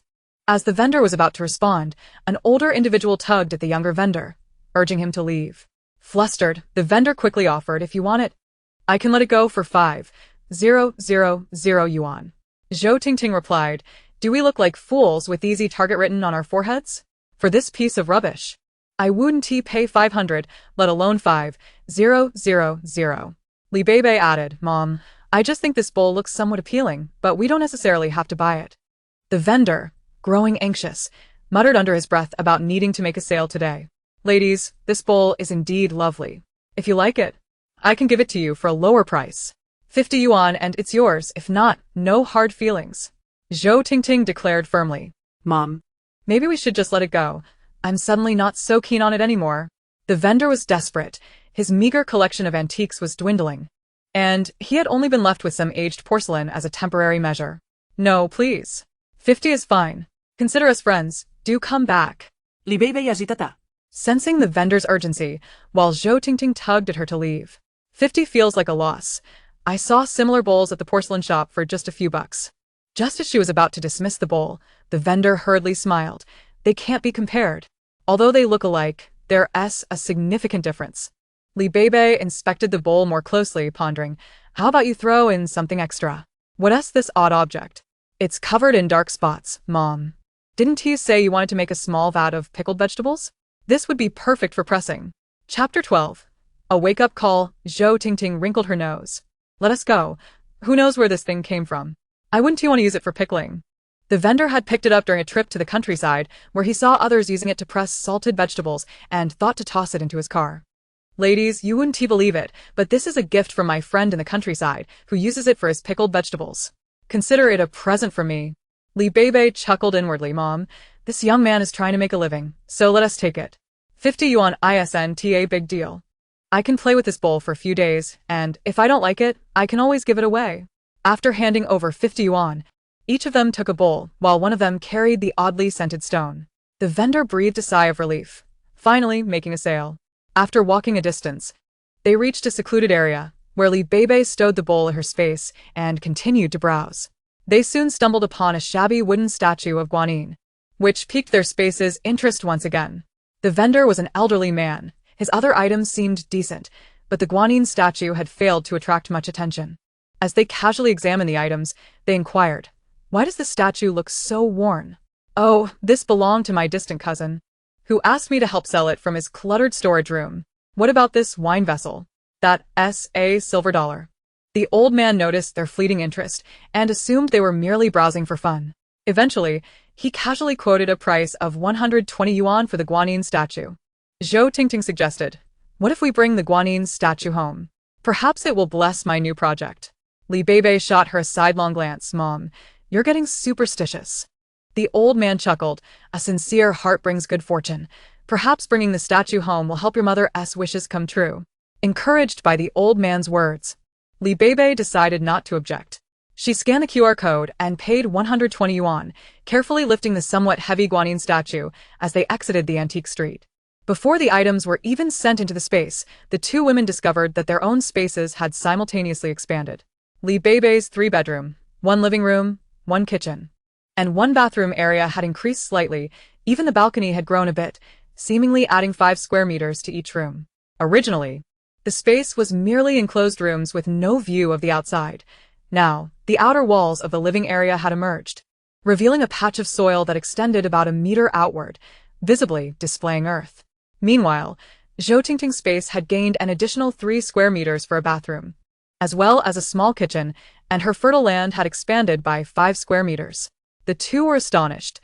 What exactly was that round lump? Upon a closer inspection of the living room, Li Beibei noticed a pile of stone fragments, the round lump having vanished without a trace. Li Beibei's space had increased by nearly 90 square meters, while the height remained unchanged. The outside land could be set aside for now.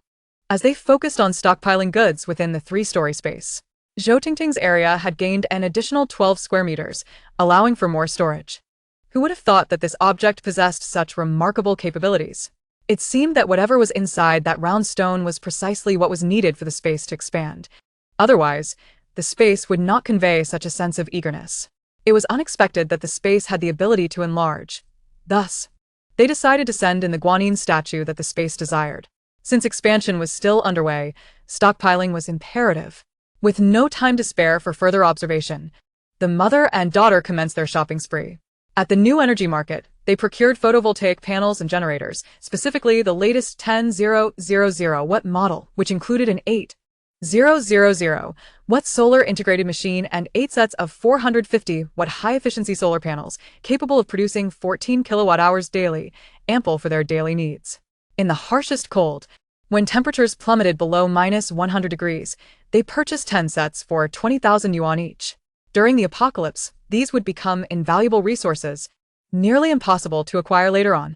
Coupled with their previous purchases, if all went smoothly, they would have enough supplies to last through the next generation.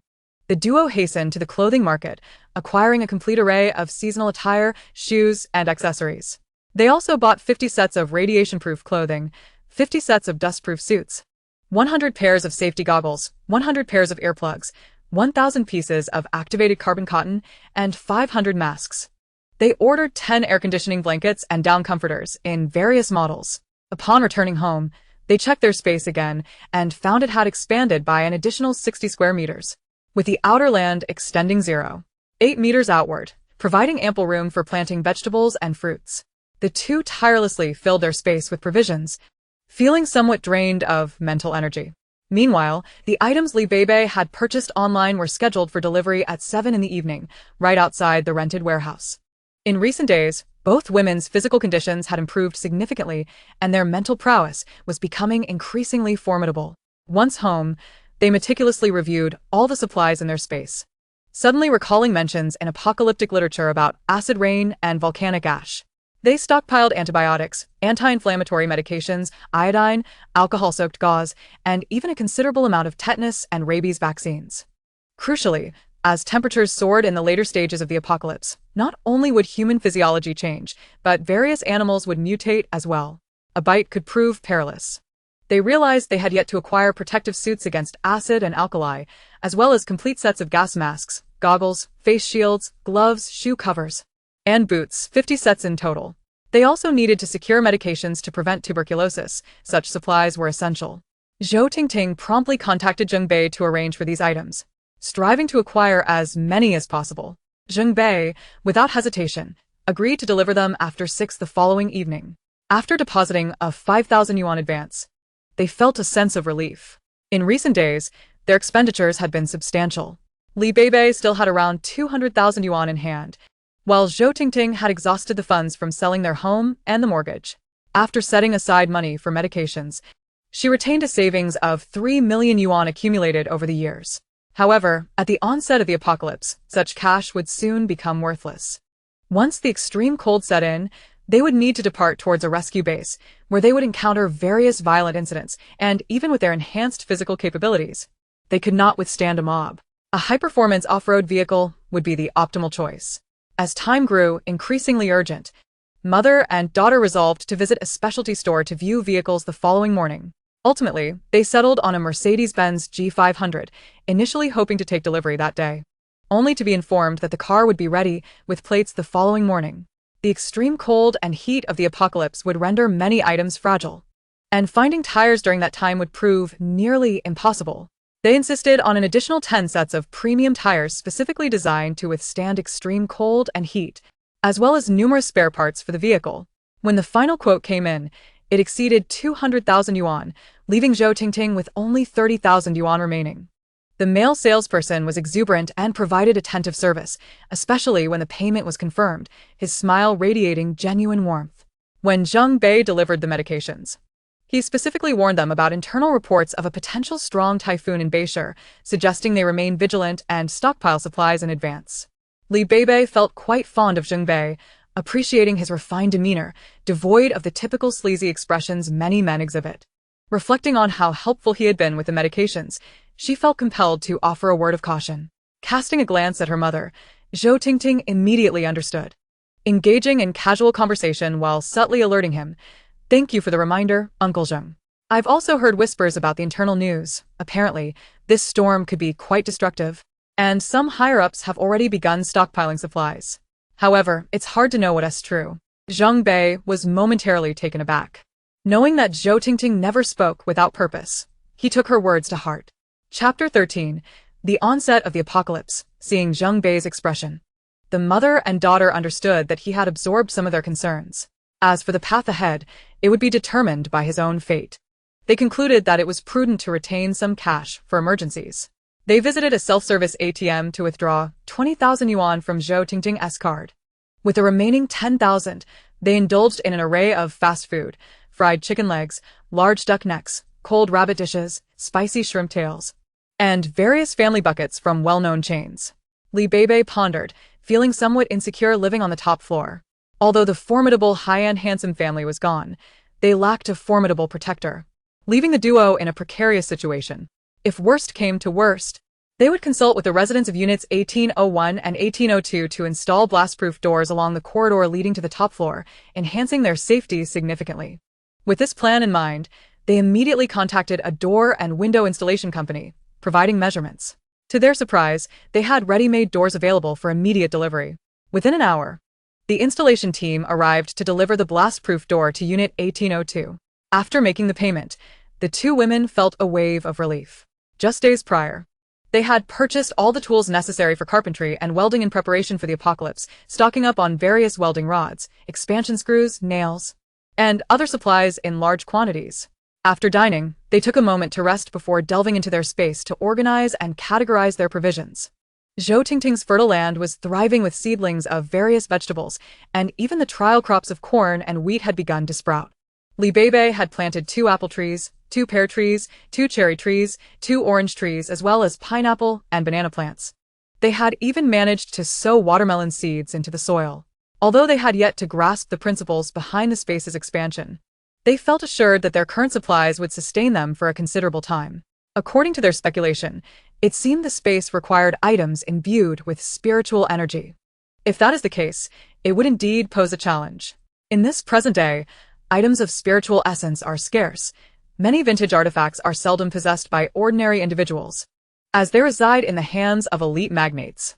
Such treasures are serendipitous finds, and the mere prospect of expanding their space by over 100 square meters is already a source of great satisfaction for them. After dining, the mother and daughter duo reconvened to assess the contents of their space, and finding no pressing needs, they finally drifted into a contented slumber. Beibei and Zhou Tingting had finally acquired a luxurious off-road vehicle. Though it was indeed a fine automobile, it was quite fuel-consuming. They purchased 30 30-liter metal fuel drums, traversing several gas stations.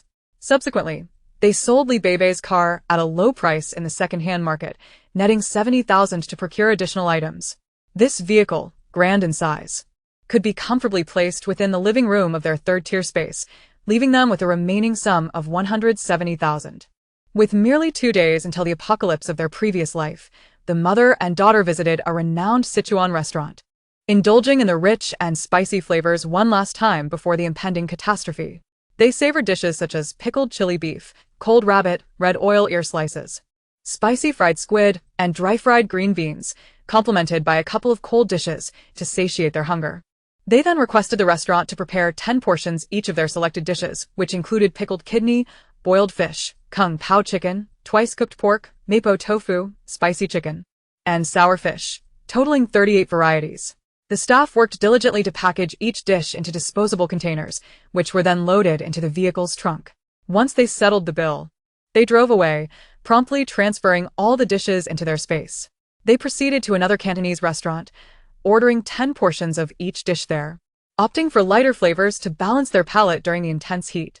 After visiting several eateries, they amassed enough food to last them 3 years, at which point they felt a sense of fulfillment and decided to pause their shopping spree. Next, they stumbled upon a well-known beverage shop, halting to order 50 portions of every drink, astonishing the staff who wondered which company could afford such lavish employee benefits. Remembering that fresh milk would soon be a luxury in the impending apocalypse, they stocked up on powdered milk, purchasing 20 cases, each containing 12 1-kilogram cans. With 50,000 remaining in their account, they resolved to spend it wisely. They visited an appliance store, acquiring 20 units of both cooling and heating air conditioning fans, followed by a high-end bicycle shop where they found a model equipped with explosion-proof tires, featuring a lightweight carbon fiber frame designed for cycling enthusiasts. They ordered this bike along with several additional accessories for a total of 17,000. Their shopping continued at an outdoor flagship store where they procured 10 military shovels, 10 entrenching tools, 10 training bags, and 20 military coats, the latter equipped with thermal linings of both cotton and warming velvet, ready for extreme cold.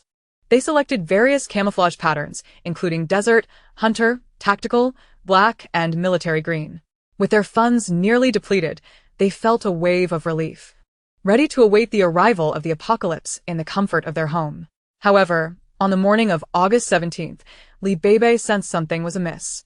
Upon reviewing their online orders, she discovered she had forgotten to change the delivery address for an electric rod and a boning knife, which were waiting at the delivery station. With the first day of the apocalypse looming, both women felt a surge of anxiety. After emerging from the training facility, they rushed to the delivery station. While in the car, they heard an announcement warning of an impending storm accompanied by heavy rain. After retrieving their package, they drove to a private forge to collect their custom-made tang knives and 2 horsetail knives, an idea Zhou Tingting had conceived a fortnight prior. For women, such sharp instruments serve as empowering tools, and the mother-daughter duo felt a lack of security, thus preferring to be over-prepared.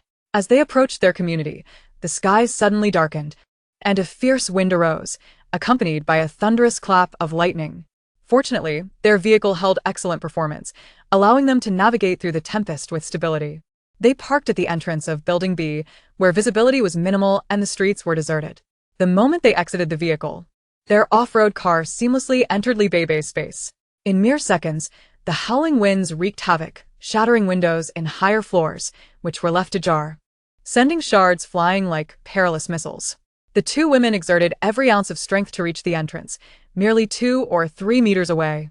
As if they were traversing an eternity, clinging tightly to one another, the tornado drew ever closer, yet they found it impossible to advance toward the entrance. In a moment of desperation, they were suddenly thrust forward, finally entering the building's corridor, closely followed by a tall figure. The door slammed shut behind them, and Beibei realized she had been jolted unexpectedly, causing her pain. When she turned to thank the man who had aided them, She found it was the gentleman from Unit 1801, appearing to be in his late 20s, tall, handsome, and with a serious demeanor. They expressed their gratitude, acknowledging that without his assistance, mother and daughter might have been swept away by the tornado. "Thank you, young man. We are grateful for your help. Are you injured?" Zhou Tingting remarked, having heard a loud crash as they entered, which suggested he had collided with something. "I'm fine. We should hurry upstairs," he urged. The trio, fearing the possibility of a sudden power outage trapping them in the elevator, opted to ascend the stairs. Upon reaching the 18th floor, they were utterly exhausted and achingly sore. They realized that the apocalypse had arrived a day earlier than anticipated, and relief washed over them for having returned home in time. Soon after, the sky was filled with flashes of lightning, revealing a chaotic scene as blue electrical nets danced across the horizon, followed by torrential rain. Chapter 14. Thank you. 1801. The young man, Yuni-chen, was clad in casual black attire, carrying a large hiking backpack. Upon reaching the door of Unit 1801, he paused to open it, preparing to enter. Beibei felt a sudden impulse and called out, "Mr. Yun, why not join us at our home? You saved us, and we would like to treat you to a meal." Yuni-chen replied expressionlessly, "No need. It was merely a small favor." Zhou Tingting, perceiving her daughter's intentions, smiled warmly. "Young man, it may have been a small act for you, but it was a matter of life and death for us. We cannot express our gratitude adequately without inviting you for a meal. Please allow us to show our appreciation." Yun-chen hesitated, but, upon seeing the hopeful expressions on their faces, finally acquiesced. He agreed to visit them shortly before they returned to Unit 1803. Thankfully, the mother and daughter had preemptively secured the windows with transparent tape and reinforced them with wooden bars, significantly reducing the risk of damage from the approaching tornado. As the fierce wind surged, homes with unlatched doors and windows suffered, as the gale forcefully invaded, wreaking havoc within. Doors were shattered, and belongings were swept away, with larger objects being hurled into the air through broken windows. The tornado consumed everything in its path, like a ravenous beast. Some individuals were unable to withstand the onslaught and were swept out through windows, vanishing without a trace. The roaring tornado resembled an uncontrollable ancient beast, tossing vehicles into the air and uprooting massive trees, while unsuspecting pedestrians were devoured whole. Despite having experienced the apocalypse before, the mother and daughter remained pale and shaken. "Is this how it begins? It seems even more ferocious than before," Zhou Tingting murmured, recalling that in her previous life, although a tornado had marked the beginning, it had not been so overwhelmingly fierce from the outset. Perhaps it was due to the change of location that the intensity of the encounters varied. Beibei was acutely aware that in her previous life, the tornado gradually intensified over the span of an hour, while in this life, had it not been for the swift actions of the mother and daughter, they too might have been swept into that abyss. She gazed silently out the window, suppressing the unease within her. Although the apocalypse had arrived as expected, not only had the date advanced, but the destructive power of the calamity was also magnified. She understood the terrifying implications of the butterfly effect. If everything intensified the severity of the disaster, this life would surely be more arduous. As she pondered the imminent arrival of Yuni-chen, the mother and daughter set aside their melancholic thoughts and busied themselves in the kitchen. While washing vegetables, Beibei recounted to Zhou Tingting the instances in her previous life when Yuni-chen had extended a helping hand. Following a month of relentless rain, many residents found themselves destitute and resorted to desperate measures. Each night, the sound of anguished cries echoed, and the following day, building supervisors would lead teams to remove corpses, discarding them from the 10th floor windows into the depths of the water below. Several households had met with tragic ends. Within just over a month of the apocalypse, the darker side of human nature had erupted, with the wicked becoming more malevolent. Those who once appeared benevolent revealed their fangs, while the weak could only pray for divine protection. The Gao family, due to their strength, avoided starvation, yet they felt the strain of an additional mouth to feed. Viewing Beibei as a thorn in their side, Gao Wei harbored intentions towards her, ensuring she received at least a meager meal each day. At that time, water was a precious commodity, and she could manage only a sip a day. Beibei loathed having invited these wolves into her home, having been ensnared by Gao Shuai's sweet words and losing herself in the process. By the time she regained her senses, she had become painfully weak and, on one fateful night, was ultimately ravaged by those two beasts. Gao Shuai observed coldly, his eyes filled with disdain, while Lu Yanran incessantly mocked her, branding her a harlot. In truth, the violence inflicted by those two was also fueled by her encouragement. Gao Shuai's parents were equally vicious, resorting to physical abuse whenever they were displeased. During that time, Li Beibei felt as though she was living in hell, constantly thinking of her mother in a distant land. Despite her overwhelming hatred, she had no choice but to endure, fearing she might never see her mother again. Gao Shuai and his cohorts would insist on dragging her along to prey on others, forcing her to knock on neighbors' doors as a pitiful figure seeking help. Although trapped and unable to save herself, she refused to become an accomplice to their malevolence, enduring brutal beatings that often left her bloodied and battered. Occasionally, Yuni Chen would emerge to threaten them coldly, warning that should they dare to cause a death, they would be expelled from 1803. The Gao family, perceptive enough to recognize the aura of 1801, understood that the solitary occupant was not to be trifled with and thus tempered their behavior. On one occasion, after Li Beibei was once again assaulted and kicked out by Gao Wu, the entire family gathered at the door, heaping insults upon her. Yuni Chen, enraged, brandished a dagger, swiftly pressing it to Gao Wu's neck, drawing blood. In that moment, the Gao family recognized the murderous intent in Yuni Chen's eyes and became considerably more cautious. Meanwhile, the couple from 1802, upon hearing of Li Beibei being punished and left outside, would discreetly share their food with her. Regrettably, during a search for supplies, they were ambushed and returned gravely injured, ultimately succumbing to their wounds. The Gao family seized the opportunity to claim the resources of 1802, discarding the couple's bodies out the window into the water. Out of gratitude for their kindness during the apocalypse, Li Beibei wished to repay them in this life, if possible. Li Beibei refrained from detailing her plight, fearing it would be too much for her mother to bear. Zhou Tingting did not press for details either, her heart heavy with the knowledge that her daughter's experiences were far more complex than conveyed. When Yuni Chen arrived, he was unexpectedly accompanied by a shy little boy of about 5 or 6 who appeared somewhat anxious. This caught Li Beibei off guard, as she had not encountered this child in her previous life. "Ah, what a beautiful child. Is he your younger brother?" Zhou Tingting exclaimed, delighted as she reached out to touzle the boy's fluffy hair. "Hello, auntie. Hello, sister. I am my brother's cousin. My name is Yiming." The boy's voice was soft and timid, yet audible enough for others to hear, bearing a resemblance to Yuni Chen. Zhou Tingting eagerly responded, recalling that they had downloaded numerous games on their tablet for leisure during the apocalypse, and quickly presented it to young Yiming. Yiming glanced at his brother, who nodded in approval, prompting him to express his gratitude and eagerly accept the tablet. The mother and daughter prepared a sumptuous meal of 8 dishes and a soup, having inquired about Yuni Chen's preferences and ensuring a balance of light and savory flavors. They made steamed shrimp, sautéed broccoli with mushrooms, salted duck, braised foie gras, spicy chicken, chopped pepper fish heads, stir-fried beef, and a refreshing 3-flavor salad, concluding with a winter melon and pork rib soup.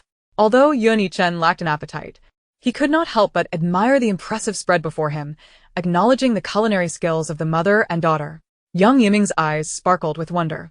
Despite being unable to eat spicy food at his tender age, he sampled each dish, exclaiming in delight, "Annie and sister's cooking is so delicious, far better than takeout."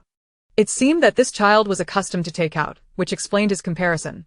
"If you enjoy the food, just let auntie or your sister Beibei know whenever you wish to eat, and we will gladly prepare it for you," Beibei offered. Yiming glanced at his brother, noticing his lack of expression, and quickly added, "It's too much trouble for you, auntie and sister. But actually my brother's cooking is quite good too." That child is quite astute, Li Beibei thought. Chapter 15, 1801 and 1802. Yuni Chen was a man of few words, but little Yiming's charming demeanor made the mealtime less awkward. Once their purpose was fulfilled, the mother and daughter bid farewell to their guests and tidied the kitchen. In the days to come, they planned to focus on physical training at home. As for 1802, they were in no rush to engage, but it was prudent to remind them to refrain from making any comments in the owner-s group. Should they attract unwanted attention, the homeowners, now transformed into vicious creatures, would be far more dangerous than before, particularly if they united against them. Regardless, they could not place their hopes for survival in others.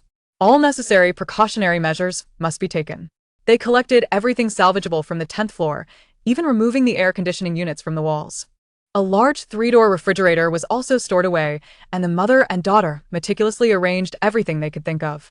Reclining on the large sofa, The duo opened their phones and accessed the Owner S group for Building B at Elon Garden. They ignored the main group due to the overwhelming amount of information. The Owner S group was chaotic, quickly filling with messages. Happy double treasure mommy.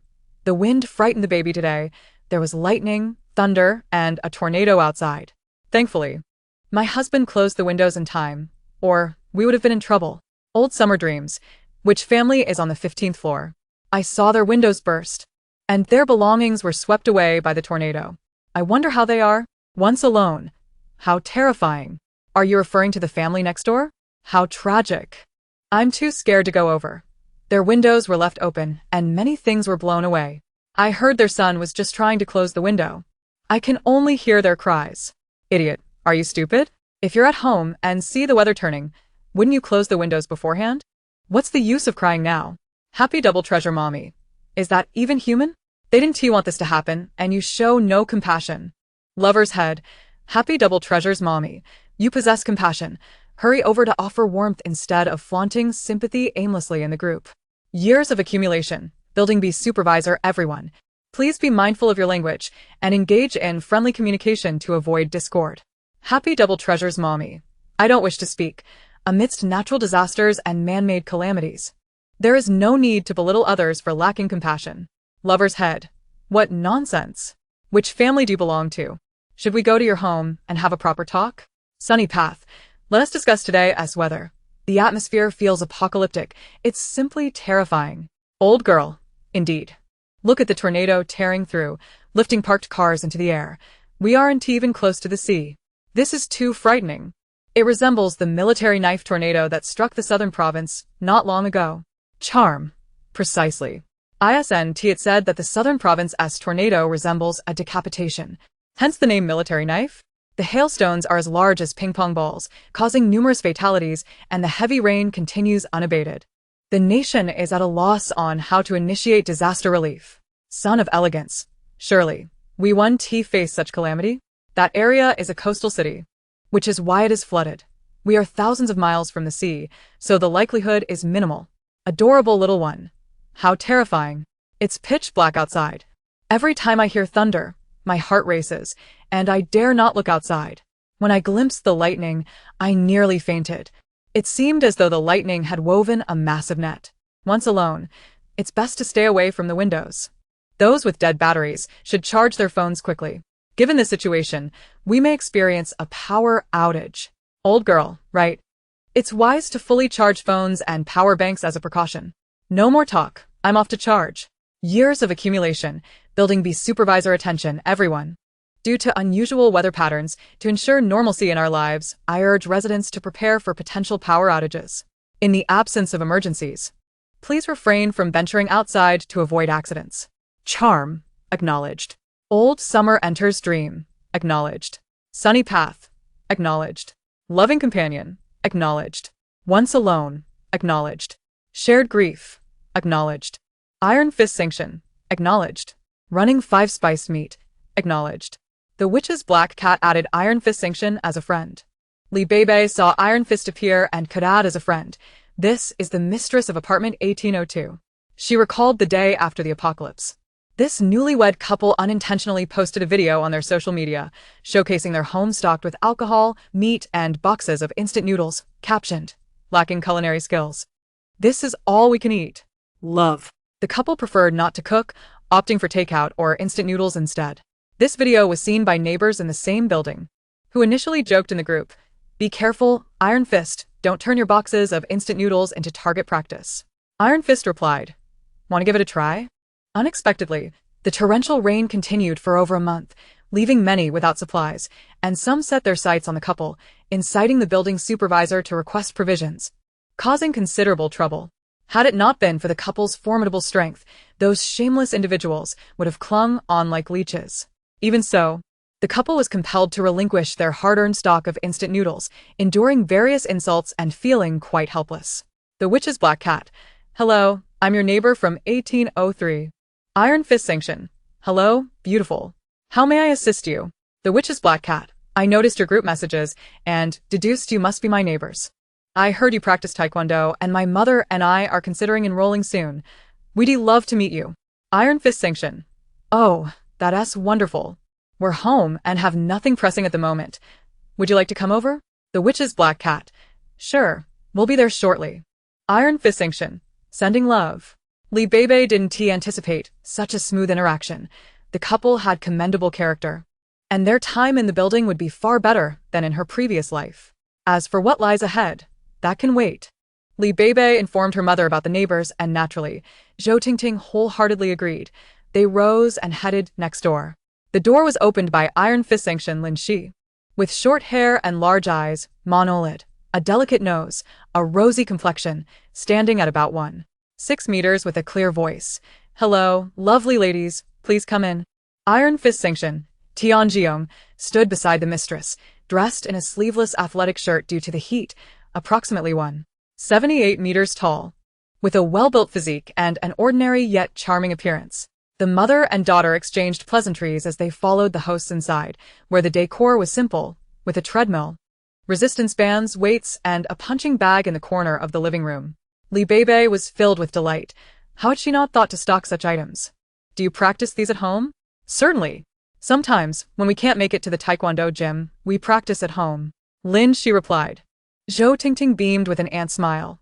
This is splendid. We are fortunate to have neighbors who are also great coaches. Chapter 16.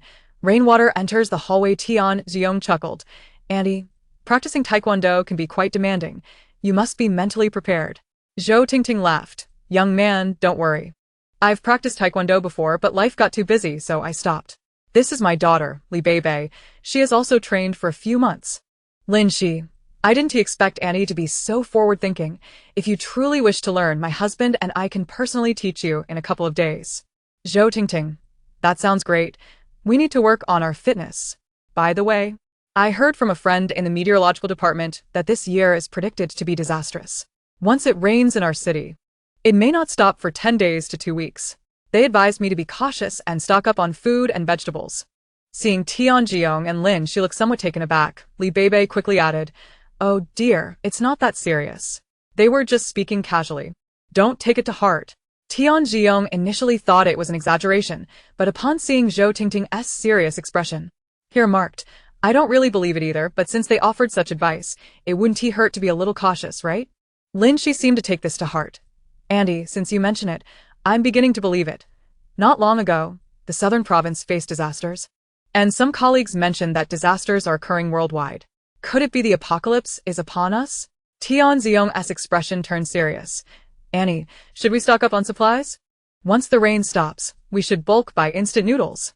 Zhou Tingting, oh dear, now I regret not taking their words seriously. Since it's not raining outside, we should hurry out and buy more food and drink. It's better to be prepared.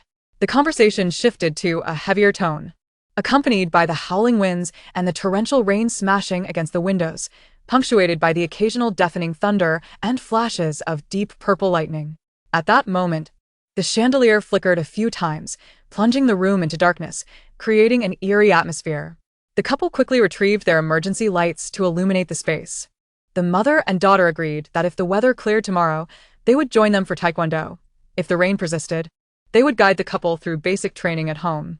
With their goals accomplished, the mother and daughter returned to apartment 1803. Today marked the onset of the apocalypse. The residents of Building B didn't sense any danger, aside from lamenting the dreadful weather, with some mentioning in the group that this rain could last several days. Soon, someone in the group boasted, Thankfully, I went to the supermarket this morning and bought plenty of food. So, I won't have to worry about going hungry for the next few days. Beibei recognized the mother of the darling from the 11th floor, a family of 4. She had always been the first to boast in the group, a person who was both inexperienced and eager to show off, and thus was among the first to be raided for supplies. This serves as a reminder that one must remain humble, for in the shadows, malevolence lies in wait, ready to strike when the moment is ripe. Sunny Path, mother of the darling, she mused, it seems fortune smiles upon you. I plan to venture out for groceries early tomorrow morning. As everyone has mentioned, the rain is not likely to cease anytime soon, so I may need to seek assistance. Running pork belly, Sunny Path, replied another, while thunder and lightning may rumble, it cannot persist indefinitely. The rain will lessen, and we can still make our way to the supermarket, so fret not. Charm, I had ordered takeout, but the platform cancelled it. stating that delivery personnel cannot venture out in this weather. I had to settle for a bowl of hot and sour noodles at home. It appears I must stock up on essentials to avoid going hungry when takeout is unavailable. Mother of the darling, charm. It seems you can afford to eat well and keep your family from hunger. In our household, with children present, we must ensure they are fed. There can be no deprivation. Son of elegance, mother of the darling, you speak wisely. For those of us with children, their needs must always come first. Yet this too would soon become a target, as those who deplete their supplies within 10 days or half a month will inevitably scour the group for assistance. Once they find no aid from acquaintances, they will turn their gaze towards those who might still possess resources. In times of hunger, moral constraints fade, and dignity takes a backseat. As the conversation continued in the group, Beibei decided to leave the chat, setting her phone down to observe her mother, who was silently engrossed in her own device. Zhou Tingting, having neglected her social media for days, finally recalled her adoptive parents' and younger brother's posts. On the morning of July 27th, they had incessantly called and messaged her, urging her to book a flight home. Ignored, they resorted to video calls, which she also dismissed. Soon after, they unleashed a barrage of voice messages filled with insults, ceasing only after 10 o'clock. It was indeed laughable. They were still clinging to hope, thinking they could secure a ticket when no flight would dare take off in such conditions, nor would any train run. That evening, she briefly glanced at their messages and voice notes, a serene smile crossing her face. Now, reviewing their posts, she surmised they had likely been frightened by the tornado-like storm wreaking havoc in the southern province, still unaware of the dire situation. After that, there was no more to follow. Presently, Zhou Tingting remained in her former community group, which buzzed with activity. Though she had experienced the apocalypse for merely a year in a previous life, she had witnessed the ugliest facets of human nature. Yet, this group remained surprisingly harmonious. The longer the catastrophe persisted, the more humanity withered away, as suspicion grew even between spouses and relatives. Love and respect eroded. Men would betray their wives for a morsel of food, and even the most handsome young men could become victims of predatory intentions. Zhou Tingting had long lost her sympathy, quietly scrolling through the conversations. Fortunately, nothing troubling had transpired, and the mother-daughter duo retreated to their respective rooms, their consciousness drifting into the space where they silently organized their supplies. They speculated that since the space contained a kitchen and bathroom, it might upgrade further, allowing them entry, indicating that their current capabilities were insufficient. Despite having amassed over 10 million worth of supplies, the third floor remained empty, and only a small portion occupied the second. Yet, they were content, for as long as unforeseen events did not occur, their provisions would suffice for 2 lifetimes. Moreover, Zhou Tingting's fertile land could yield various grains and vegetables, and if fortune favored them, the space might expand further, alleviating any concerns. For now, their focus should be on diligently strengthening their physical and mental fortitude to face the harsh realities of the apocalypse. After organizing the space, they unknowingly drifted into slumber. When they awoke, it was already 9 in the morning, and the sky remained overcast, with no sign of the rain abating. The indoor humidity began to rise, prompting the use of the previously prepared desiccants. Messages began to flood in from the first floor, tinged with urgency. Empty mountain rain night. The rain is pouring too heavily. The water has risen 2 steps. If it continues like this, it will flood into our homes. We need to think of a solution. Times deposition, building manager first. Block your doorstep. There's no other viable solution at the moment. Yesterday, Old Wei's son from the 15th floor was injured by flying glass, and the ambulance cannot reach us. For now, we must wait patiently for the rain to subside. Running pork belly, damn it. I just woke up thinking the rain would have stopped. If it keeps up like this, won't the ground floor residents be submerged? Empty mountain night rain. Friends in the group, please lend a hand and suggest something. I have nothing to block my door. Happy double treasure mommy. Empty mountain night rain. We were planning to renovate our bathroom. A few days ago, my husband brought home a bag of sand and cement. I wonder if that could help you? Empty mountain night rain. Thank you so much. Which floor are you on? I'm heading to get it now. Happy double treasure mommy. Head to the 13th floor. My husband will help you carry it down. Once alone, this is great. At least we can create a thin barrier. It's much better than letting the water inside. Beloved head, what are you talking about?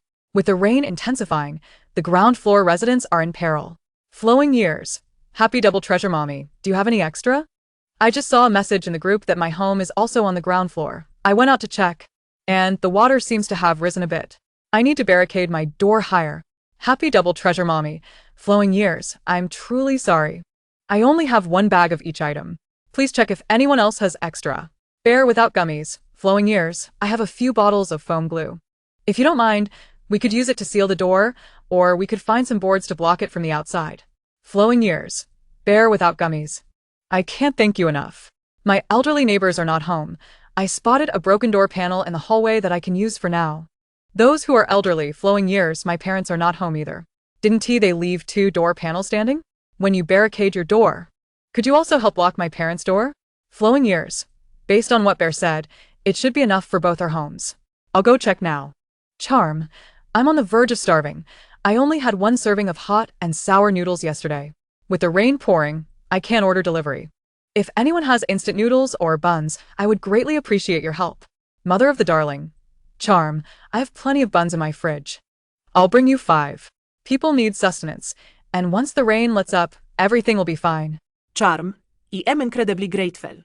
I'm cold and hungry and desperately need warmth. Your kindness will surely be rewarded. Mother of the darling.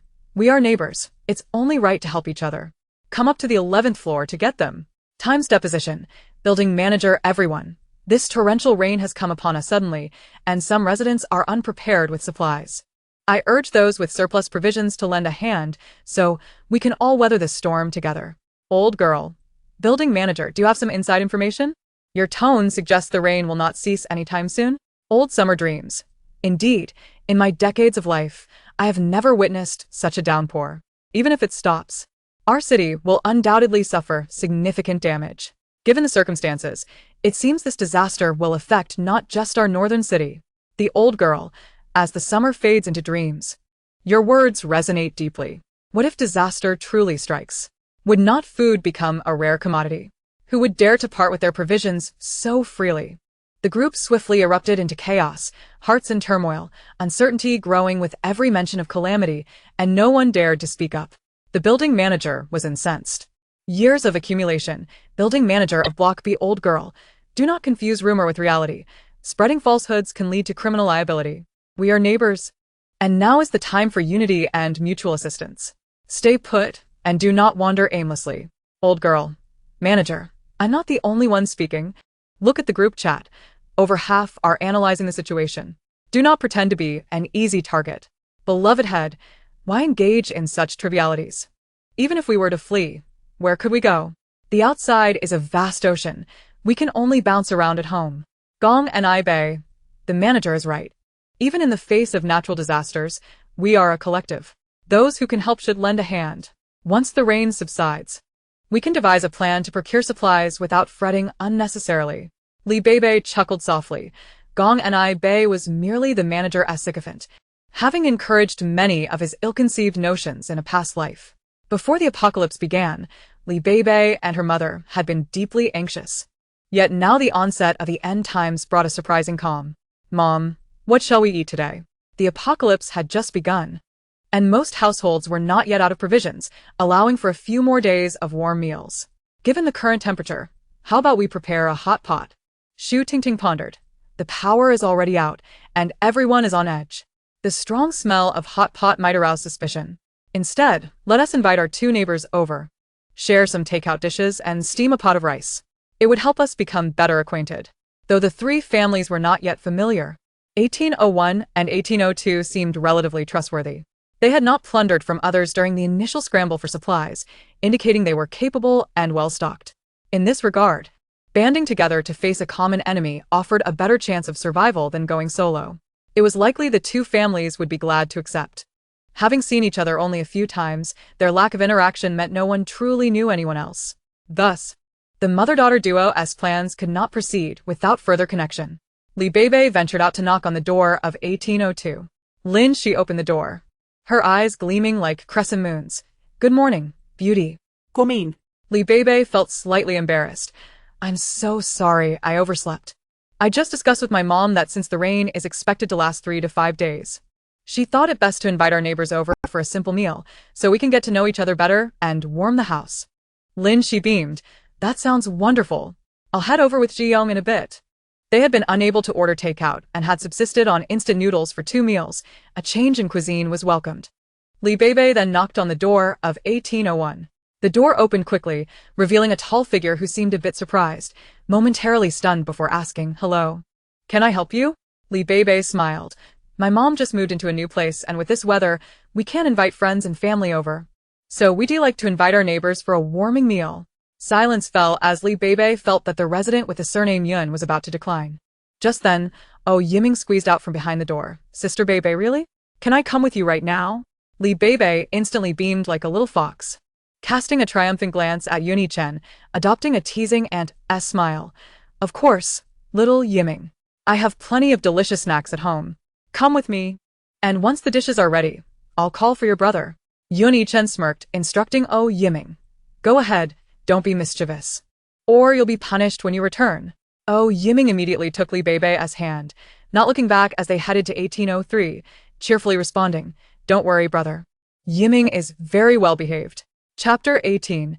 The warming feast. Xu Tingting, seeing the children arrive, placed the prepared snacks in the living room, along with cut fruits, right in front of them. To be on the safe side, Beibei retrieved a gas stove and gas canister from her storage space. Although the gas had not yet been cut off, it was only a matter of time. Xu Tingting steamed a large pot of rice, prepared a Westlake beef soup, and made a pot of lily and tremella soup. Any leftovers could be stored away. There was no rush to bring out the dishes. They could wait until guests arrived. As everything was neatly packaged and ready to be plated, with the power and water out, the household relied on emergency lights. The mother and daughter duo had stockpiled dozens of these, regardless of size. Residents in the building, anxious, would open windows to catch the rainwater. Beibei filled large buckets with water from her storage space and placed them in the kitchen corridor, along with 2 50-liter containers. At noon, a knock echoed through the house, and Yiming eagerly rushed to open the door. Beibei arranged 10 dishes on the table and brought over 2 bowls of soup. The first to enter were Tian Ziyong and his wife, carrying 2 bottles of Qinghua 20 Finjiu at 53 degrees. Upon entering, Lin Shi's eyes sparkled. "Wow, Beibei, your home is so bright." Beibei's internal alarm blared. She had become accustomed to her home being well lit, having placed several emergency lights in the living room and kitchen. Xu Tingting quickly chimed in. "Oh, my Beibei has always been afraid of the dark. Just a few days ago, I stocked up on extra emergency lights for her, and who would have thought they would come in handy?" Lin Shi looked on with envy. "Auntie, you're so wonderful. Beibei is so lucky." Tian Ziyong nodded appreciatively from behind. Once seated, Yuni-chen also arrived, bearing 2 bottles of Lafite red wine, valued at over 6,000. This price point was quite decent for an average individual. The mother and daughter welcomed everyone to sit down, having prepared drinks, but since their guests had brought wine, it was only polite to open and enjoy it. Among the group, aside from Yiming, Beibei was the youngest and the host, naturally becoming the poorer. She filled everyone's glasses with wine and warmed a cup of orange juice for little Yiming. Everyone raised their glasses, offering toasts. Tian Ziyong proclaimed, "With a new home comes good fortune. May blessings abound. Everything goes smoothly, and may you find joy and peace." To Beibei's surprise, Tian Ziyong possessed quite the eloquence.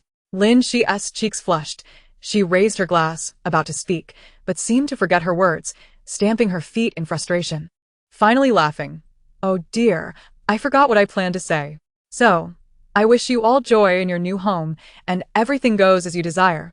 Yiming eagerly raised his cup of orange juice, tilting his head back, wishing Auntie and Sister Beibei happiness in your new home and many blessings. Xu Tingting laughed, ruffling little Yiming's hair. When it was Yun-Ichen's turn, his usual stern demeanor softened slightly amidst the lively atmosphere.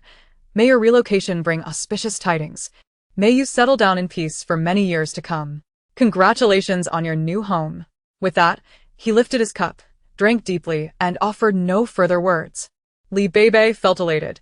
Today marked a splendid beginning. Although 1801 always carried an air of gloom, seemingly more distant than in her past life, their acceptance of the invitation indicated that he still possessed warmth beneath his cold exterior. As everyone dined and conversed, savoring fine wines and delectable dishes, the atmosphere was delightful. Lin Shi, having enjoyed a few more glasses of red wine, became more talkative, growing closer to the mother and daughter duo. Auntie, your dishes are truly delicious. If we're ever too busy to cook, can we come over to share a meal? Don't worry, we one tea dine for free. Tian Jiong quickly interjected. Auntie, don't mind her. She has had a bit too much to drink. Xu Tingting smiled kindly. No worries, you're only a few years older than my Beibei. As neighbors, it's perfectly fine to share a meal occasionally to improve our diets. Li Beibei chuckled heartily. Sister Linshi, did you not notice that aside from the two soups, all the other dishes were leftovers we packed from the restaurant a couple days ago? Zhou Tingting shot her a glare and joined in the playful banter. You little rascal, just throwing my secrets out there. Although the food is indeed from our takeout, it does not imply that my cooking is lacking in flavor. Li Beibei stuck out her tongue and made a funny face. Mom, weren't these dishes so delectable that you specifically ordered extra? Oh, Yiming's eyes widened in astonishment, just as he was about to speak. Yun Yichen stuffed a piece of beef into his mouth. Linshi looked on with envy. Auntie, you truly have a zest for life. Once Ji Yong and I have worked hard for a few more years. I aspire to live a life like yours, doing what I love and indulging in whatever culinary delights I desire without compromising. Zhou Tingting smiled. Indeed, everything will come in due time. Your age is what I envy the most, but alas, youth is fleeting. Linshi tilted her head. Auntie, you are still quite young. In your current state, if we were to go out together, others would surely mistake us for peers. This comment delighted Zhou Tingting, as no woman wishes to be perceived as aging. As the meal progressed, everyone naturally grew closer. Although Yun Yichen spoke little, he occasionally chimed in. The afternoon passed swiftly as they discussed a myriad of topics, from taekwondo to military boxing, and then to the recent weather conditions. Before they knew it, the clock approached 5 o'clock. With plenty of food remaining, they decided to reheat the dishes and continue their feast. By the time they dispersed, it was already 8 o'clock. Zhou Tingting invited Xiao Yiming to come over to play if he felt bored, while the couple, Tian Ziyong and his wife, extended an invitation for others to join them in practicing martial arts in room 1802. Once the dishes were washed, the mother and daughter settled down. Feeling a sense of relief, today marked a promising beginning. They couldn't help but chuckle, realizing that with inebriated eyes, the world appeared sincere, but with sober clarity, it was rife with cunning. Although their approach to building a rapport with their neighbors was driven by necessity, the harsh realities of a post-apocalyptic world dictated that two individuals fighting alone could only go so far. Contemplating the grim future, the mother and daughter could no longer remain idle. They resumed their military boxing practice until they were drenched in sweat and utterly exhausted. Afterwards, they prepared hot water to fill the bathtub and washed up before finally lying down to rest. A bird perched on a branch never fears its breaking, for it relies not on the branch, but on its own wings. In a world ravaged by chaos, lacking sufficient strength, even if one temporarily relies on others, human hearts are unpredictable. Not even the closest of kin can be trusted, let alone strangers. The greatest test in this world is that of human nature. Chapter 19. The building manager arrives every afternoon. Xiao Yiming would come over to play for a while, munching on snacks provided by his aunt and sister while playing games on Li Beibei's tablet. Linshi occasionally dropped by to indulge as well, though she brought her own provisions. The mother-daughter duo practiced taekwondo with a young couple in the mornings and military boxing at home in the evenings, exerting themselves to enhance their physical fitness and combat skills. In preparation for the various unexpected challenges of the post-apocalyptic world, physical strength is crucial, but the ability to flee is equally important. Yun Yichen instructed the mother and daughter to strap on sandbags for weighted high jumps and to run up and down the hallway with added resistance. A week passed, and the rain continued to pour heavily, flooding the first and second floors. Fortunately, 3 households had been taken in. The other 2 families had forcibly entered an unoccupied apartment on the 7th floor. In the group chat, exchanges of goods had begun. Charm, someone wrote. I can spare you 2 packs of instant noodles and 2 bean buns. My mom's homemade pickles can be yours as well. Charm, came a reply. I'm so grateful. Your kindness is like a timely gift. What floor are you on? I'll bring you 4 packs of cigarettes. Charm, if you come downstairs, I'll be going upstairs. We should cross paths. Charm, alright, I'll be down in 5 minutes. An older girl chimed in. I have bread. Does anyone have vegetables to trade? A cute little one responded. Older girl, can I transfer you money to buy your bread? Empty Mountain Night Rain replied, at a time like this, you think you can buy bread with money? The rain outside is relentless. Who knows when we can go out to buy things? It's all about trading goods now. Who would be foolish enough to sell anything? Empty mountain night rain. The little one lamented. What should I do? I have snacks. Who wants to trade with me? Private message me. Soon, the little one posted pictures of her snacks in the group. It seemed families with children rushed to private message her.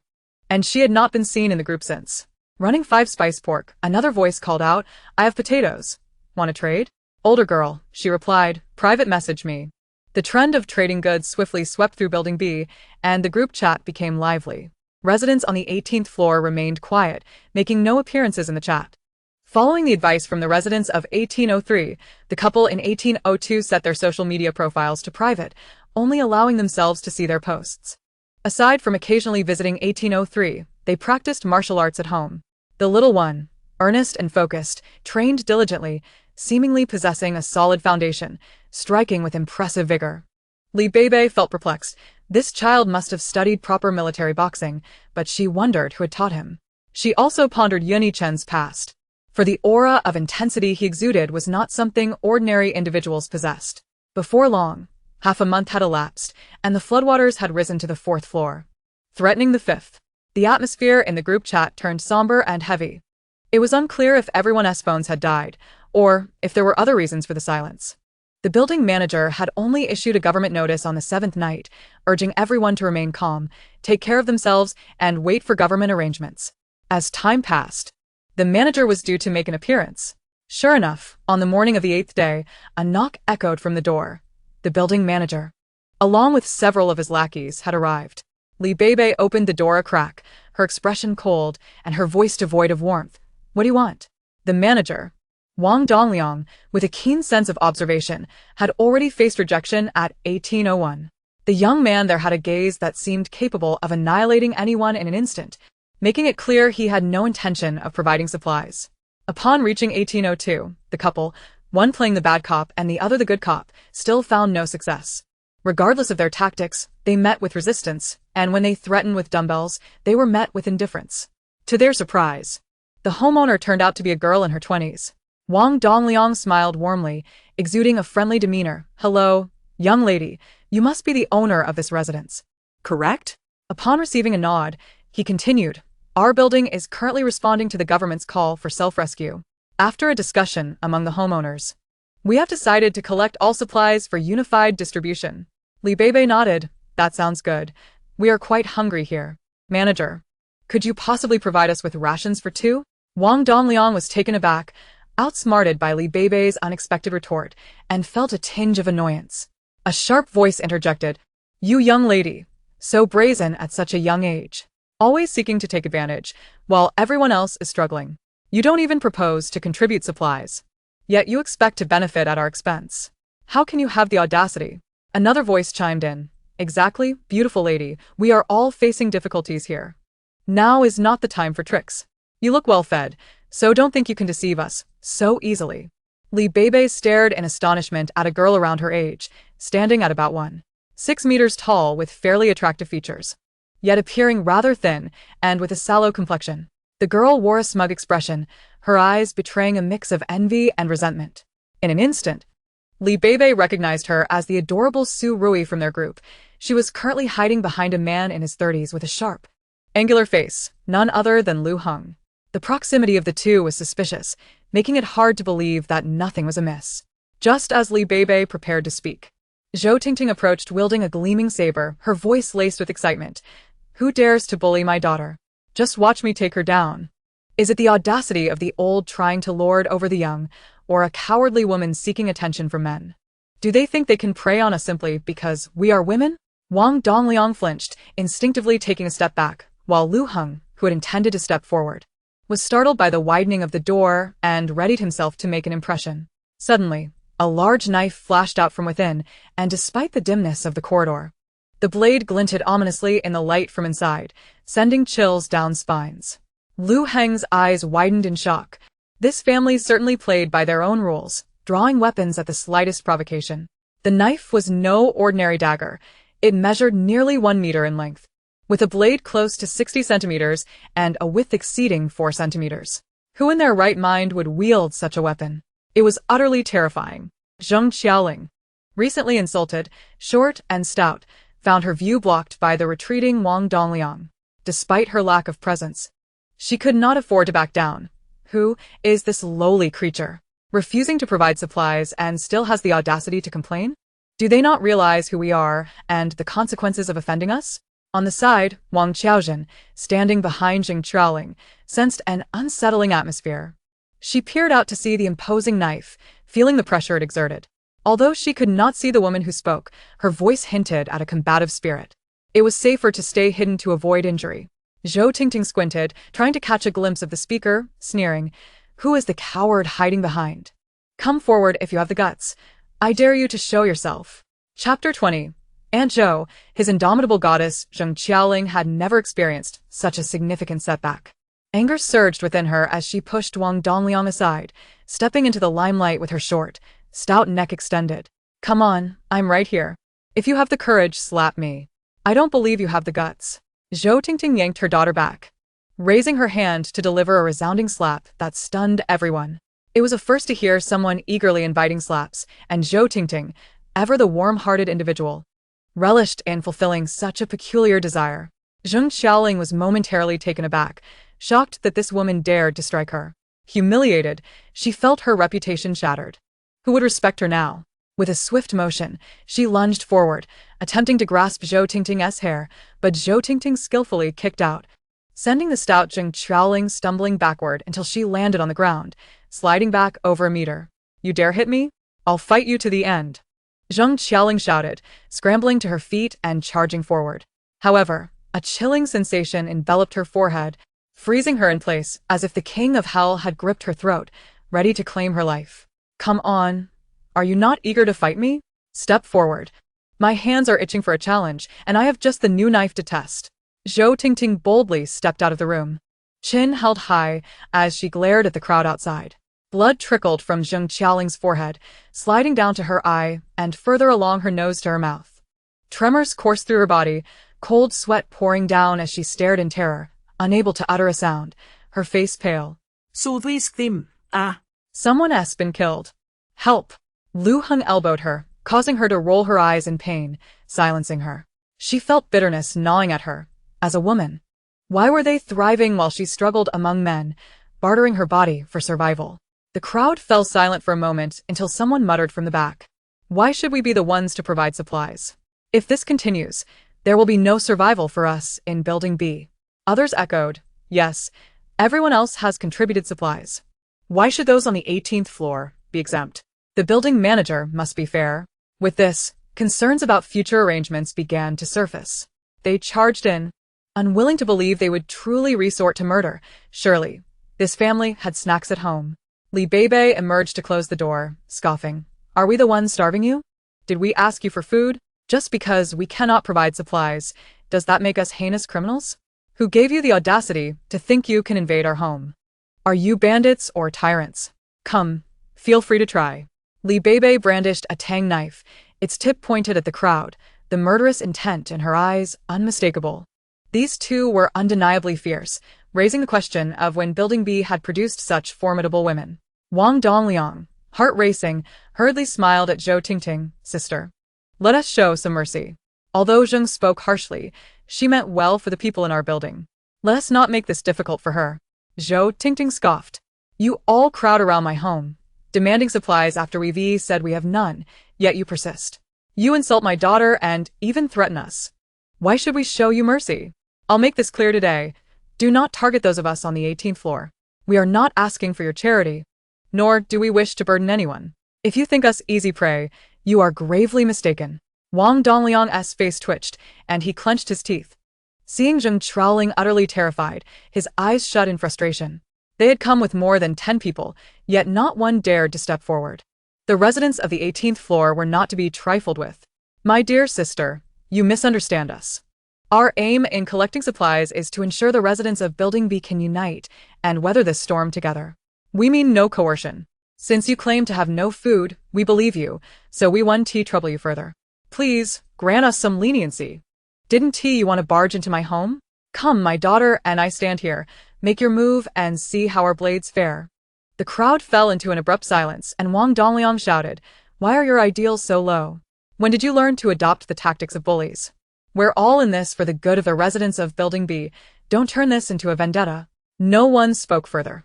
Wang Dongliang seethed with frustration but dared not voice it, maintaining a forced smile throughout.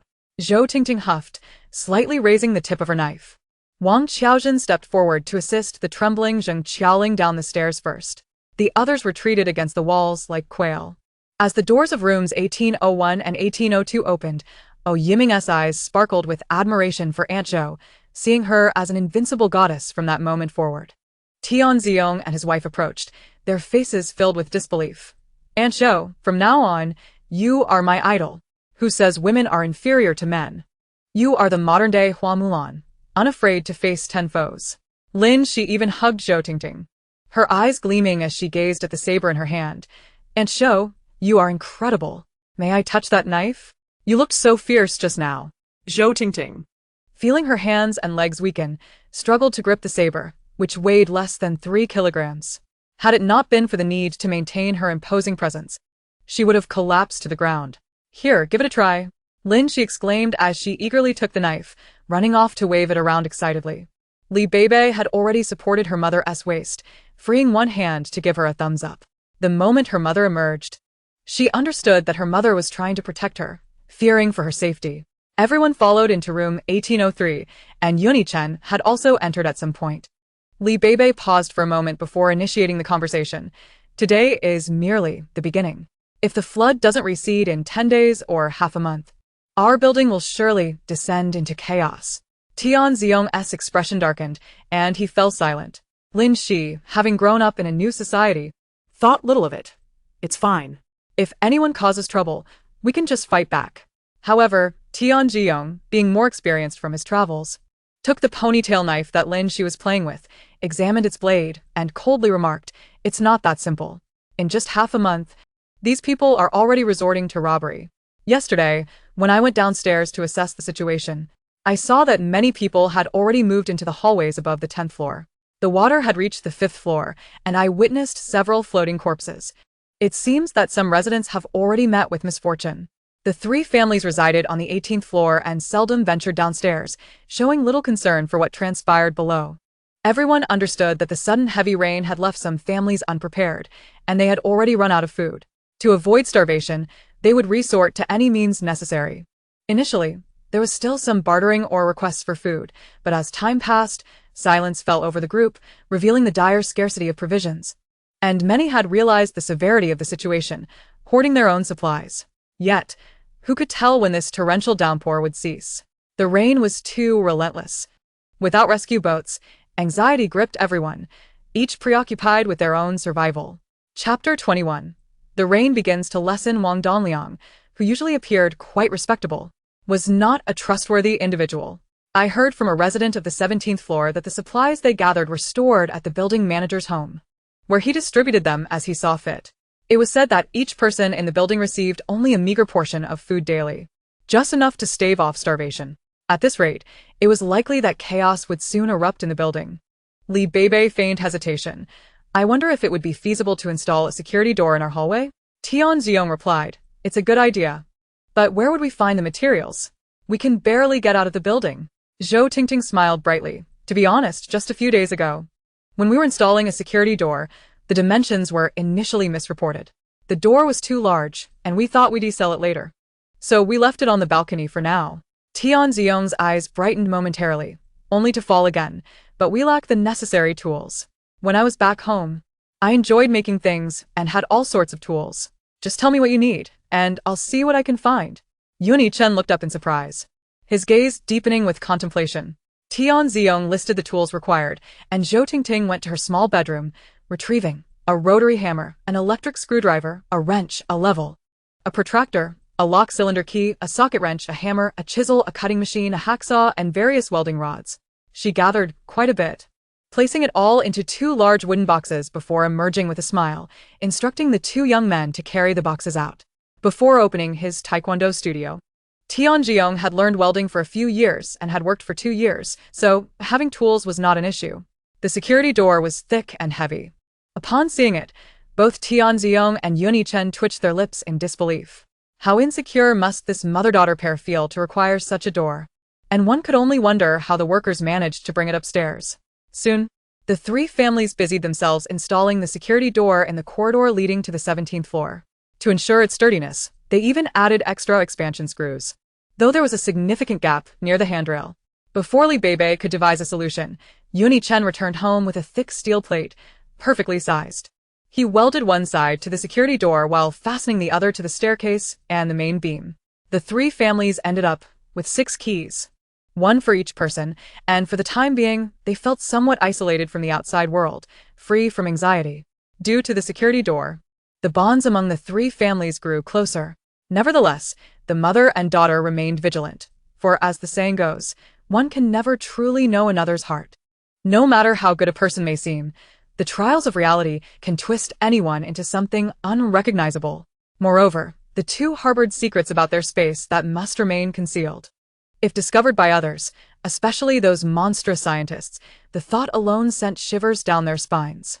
Were not for their limited strength, they would prefer to live in their own world, a realm shared solely between mother and daughter, rejecting all outsiders. Each day, the three families focused on eating, drinking, and various exercises, occasionally gathering to play cards for leisure. In the blink of an eye, a month had passed since the apocalyptic downpour began. Outside, the rain continued to pour, having already reached the 9th floor, while the distressed residents struggled to crawl to higher levels. The outside world remained shrouded in darkness, devoid of sunlight. Over the past month, the winds had ravaged the area, and the relentless rain brought a chilling silence to the group. Perhaps everyone had begun to speculate. Was this the onset of the apocalypse?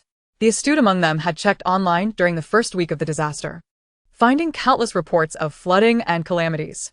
Various videos from overseas depicted relentless natural disasters. What was happening to this world? In her previous life, Beibei had been too preoccupied to notice such events, but in this life, before the internet was cut off, she and her mother began to search for information. Online, they found reports of floods, earthquakes, volcanic eruptions, and extreme heat. In some places, temperatures plummeted overnight, leading to many freezing to death, with temperatures dropping from 40 degrees Celsius to below -60 degrees. The mother and daughter were deeply worried. They had only experienced floods and extreme temperatures, and if there were more horrors to come, it would be utterly terrifying. For now, they could only take things one step at a time. The government in Beibei was powerless against the relentless natural disasters. They dispatched several rescue boats to save people, but the rain was so heavy that the rescuers could barely keep their eyes open. The boats couldn't venture far before capsizing, leaving them in a state of helplessness. Those living on lower floors were fortunate if they managed to reach higher levels for salvation, while many lost their lives in this flood.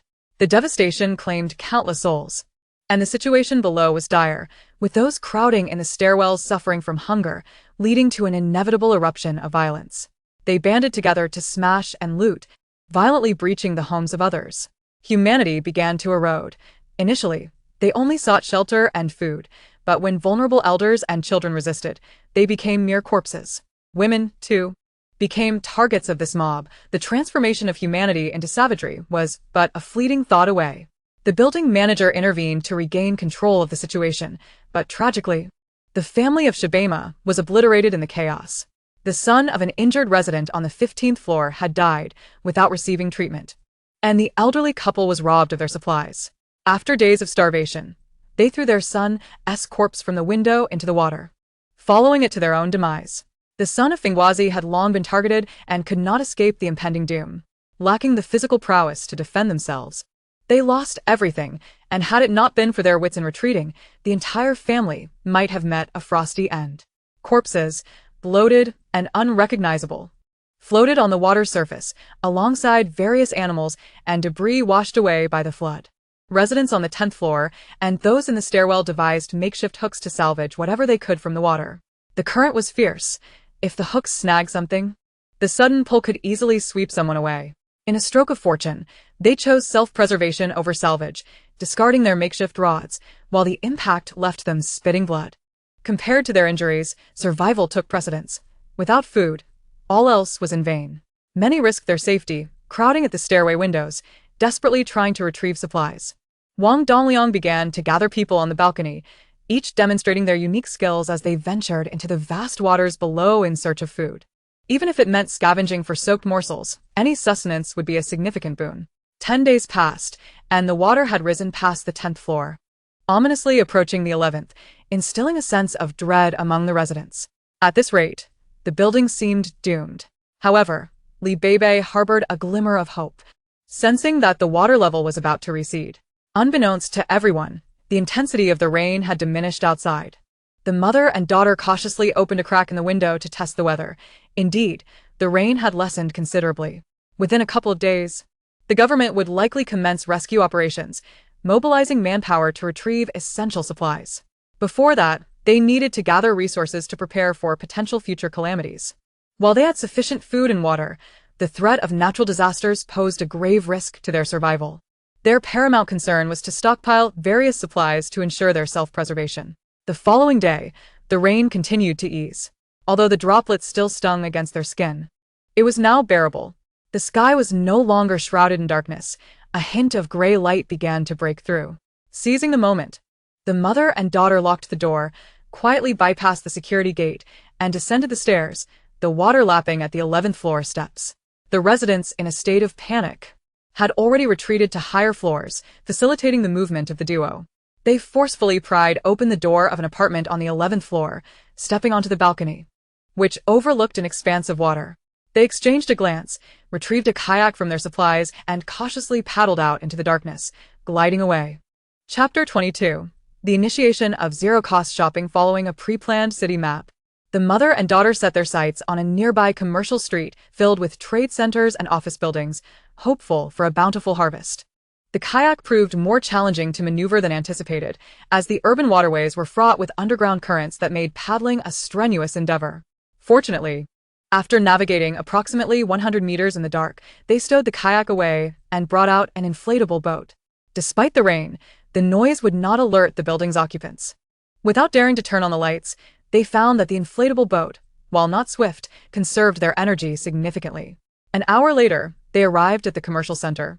Ascending to the 11th floor, armed with a hammer, they struck the glass with fervor. The quality of the glass was robust, but after several mighty blows, it shattered with a resounding crash. They secured the inflatable boat and entered the building. Having visited this location multiple times, they were familiar with its layout. The second floor housed jewelry and mobile phone shops, while floors 3 to 8 featured an array of shoes, bags, and bedding.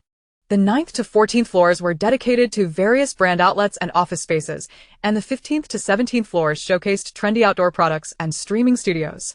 The basement contained a supermarket and dining chains, stocked with summer essentials and a plethora of cooling patches and rechargeable fans, all of which they eagerly collected.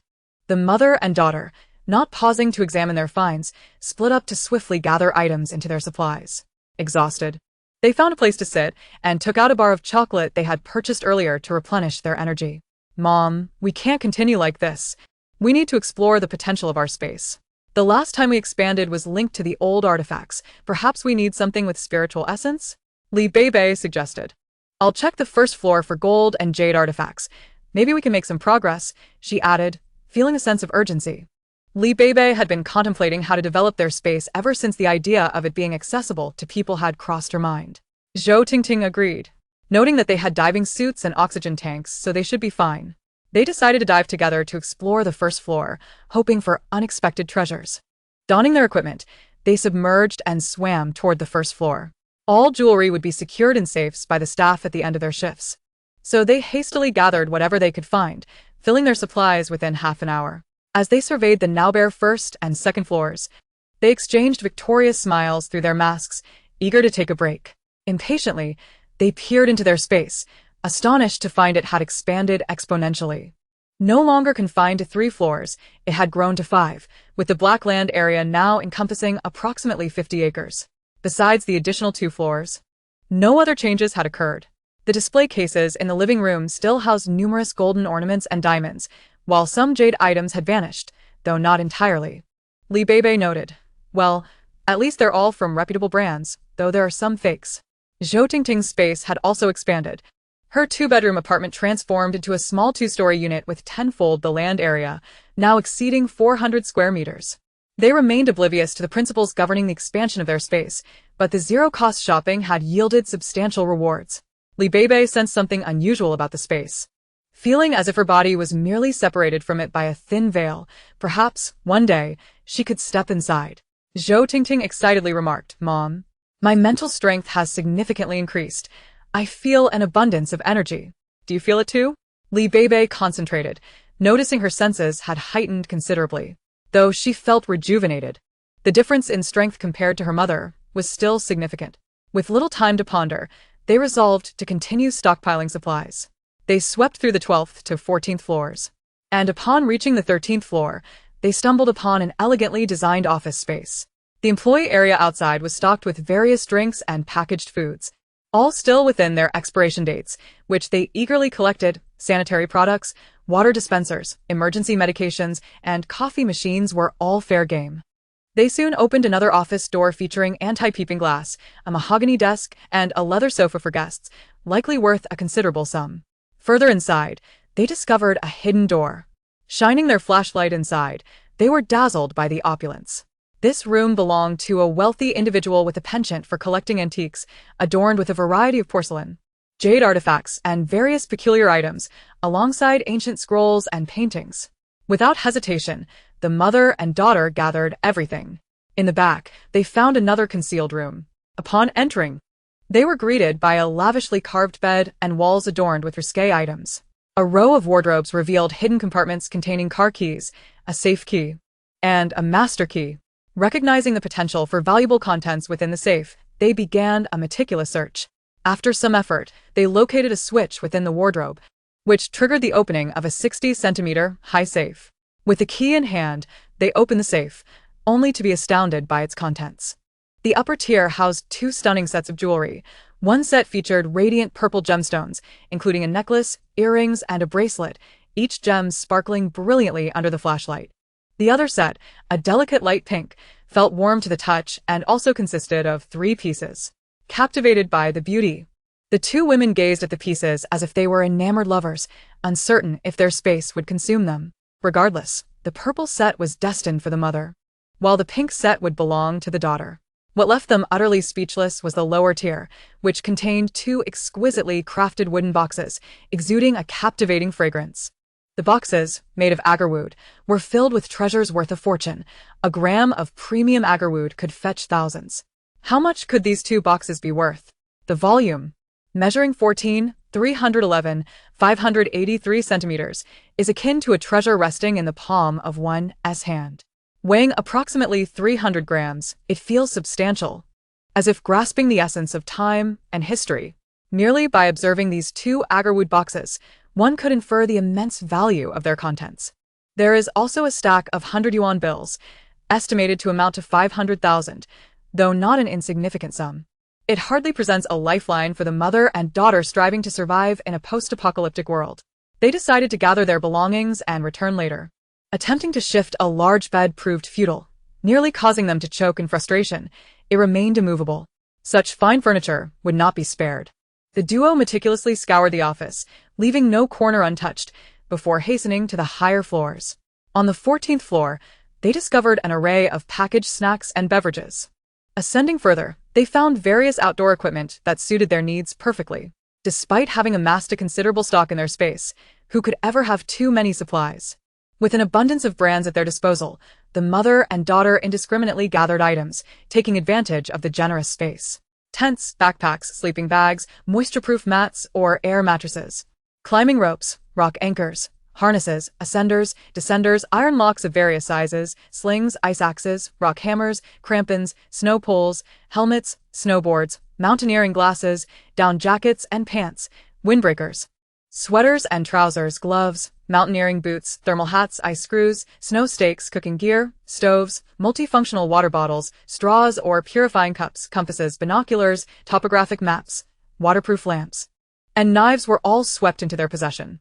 Their eyes sparkled at the sight of a dual-purpose inflatable boat, which could carry up to 450 kilograms and seamlessly transition between land and water, catering to rescue operations in marshy or complex aquatic environments. When they had previously checked the price, it had been a staggering 188,000. They had abandoned the thought then, but now, with their zero-cost acquisition, they seized 2 samples. They also collected all the cold weather gear from a specialized store before reaching the 17th floor, which housed a live streaming base. Each studio exhibited a plethora of products, from scarves to various cleaning supplies, cosmetics, skincare products, bedding, and a range of agricultural produce, though the fruits had long gone rotten. Among the most captivating was a live streaming room dedicated to thermoregulating underwear, boasting a temperature range from 45 degrees Celsius to a chilling 45 degrees. With no time to verify its authenticity, they promptly stored all items into their space. Another store specialized in assorted alcoholic beverages, featuring renowned liquors from various regions, including the famous white spirits of the Summer Nation and wines from the land of the rooster, the potato country, and the beautiful country. The wealth of resources in the live streaming base was thoroughly collected. Upon reaching the top floor, they found a cinema, half of which was dedicated to screenings, while the other half offered leisure spaces and beverage counters, complete with popcorn machines. They gathered these as well, including several massage chairs for future enjoyment. As they returned to the space, Beibei hung an artistic clock, glancing at the time. They had left at 10 in the morning, and now it was already 6 in the afternoon. They retrieved steaming boxes of food from their space, satiating their hunger before donning their diving suits once more to descend to the 3rd floor, which was filled with bags and shoes. They focused solely on casual athletic shoes, ensuring they secured a pair for every season. The 4th floor was primarily stocked with infant and toddler supplies. Although they had no children, the thought of their neighbor, Oh Yiming, crossed their minds. They specifically sought out items for young boys, ensuring nothing was overlooked, and collected all the products from both sides of the aisle. On the subsequent floor, bedding items lay waterlogged, yet many could be salvaged with a good wash. In a world where survival was uncertain, these items might prove useful for bartering. They found several unopened and well-sealed packages and decided to show restraint, not wanting to strip the area bare.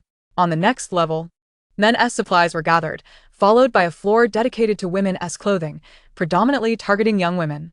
The 8th floor catered to men's apparel, where they continued their collection. The remaining 9th and 10th floors were also filled with specialty stores, allowing them to amass even more goods. Finally, they paused on the 11th floor, realizing it was already midnight. Famished, they removed their diving gear and pulled out steaming hot spicy hot pot, dining while contemplating their future. A warm cup of milk tea completed their meal, a moment of bliss amidst uncertainty. They climbed out the window, retrieving the inflatable boat, having packed some supplies in advance to avoid drawing suspicion. The rain had eased slightly as they donned their raincoats and set off in the boat towards the Elon courtyard. Traveling at a slow pace, they navigated through treacherous waters, the risk of being swept away by the capricious currents looming over them. As they neared the community, they extinguished their lights, moving forward under the cover of rain. Approaching Building B, Beibei produced the kayak, and the two cautiously boarded, securing the inflatable boat. With one carrying a hefty backpack, they finally reached the window from which they had emerged in the morning. Zhou Tingting was the first to draw out her knife, inspecting the balcony before swiftly leaping inside. Beibei followed closely, deflating and storing the kayak, armed now with a boning knife. It was already after 2 in the morning as they stealthily ascended the stairwell. Upon reaching the 16th floor, a voice suddenly called out, Auntie, why are you two still awake at this hour? Out for a stroll? Oh, are you searching for supplies? Beibei turned to see Su Ruxin from the 3rd floor, her tone dripping with malice. This woman, envious of their circumstances, seemed intent on causing trouble. Indeed, residents from the lower levels began to emerge, inching closer. Ladies, what treasures have you unearthed outside? Do share with us. Didn't the building manager say to turn things in? The manager is on the 12th floor. Why are you still carrying things? Beibei recognized an older woman, one known for her sharp tongue and lack of decorum in their community group, her intentions clear. A pudgy figure, somewhat hurried in his approach, piped up, Ladies, do you have any food? Share some with me, and I'll transfer you 500. The crowd in the stairwell grew bolder, and Beibei swiftly brandished her dagger. The man's hand, reaching for her backpack, was met with a swift cut. Get lost. The man winced in pain, frozen in shock, while the others hesitated. Su Ruxin scoffed, clearly unimpressed by his cowardice, her irritation palpable. Oh, really? You're going to go straight for violence? We're neighbors, show a bit of compassion. As soon as the words fell, Beibei seized her frail neck, her eyes filled with murderous intent. Haven't you heard that a talkative person is often a foolish one? If you seek death, I can gladly assist you. Su Ruxin struggled for breath, a sudden wave of asphyxiation engulfing her. She realized that this woman truly wished to end her life. Chapter 24. Entering the space, the sensation of impending death filled Su Ruxin with dread as she gazed helplessly at Li Beibei, her hands clawing in a futile attempt to pry away the constricting grip. Suddenly, the pressure on her neck eased, and she collapsed to the ground, gasping for air amidst a puddle of sweat and warmth. When she regained her senses, the woman had vanished, and the onlookers had silently retreated to their own realms. Tears streamed down Su Ruxin's gaunt face. She had nearly believed she would die. This mother-daughter duo were akin to demons. How had she been so foolish as to oppose them? She cursed her own lack of strength. Having been sullied by Su Heng and then offered to that old beast Wang Dongliang, while others could sleep soundly, she remained to serve two loathsome men. Zhou Tingting arrived on the 18th floor, merely observing her daughter, without intervening. Just as Li Beibei reached the door, she noticed Yuni Chen at the entrance of room 1801, burdened with a large backpack and a sizable fishing net, the contents of which far exceeded the size of the backpack. To her surprise, he too had ventured out. They exchanged smiles and nods before parting ways. After a quick shower, the exhausted mother and daughter fell into a deep slumber as soon as they hit the bed. They awoke around 10 o'clock, with the rain outside having diminished, and the surface of the water appeared to be stirring. A knock echoed at the door. Oh, Yiming called out. Aunt Zhou, Sister Beibei, are you awake?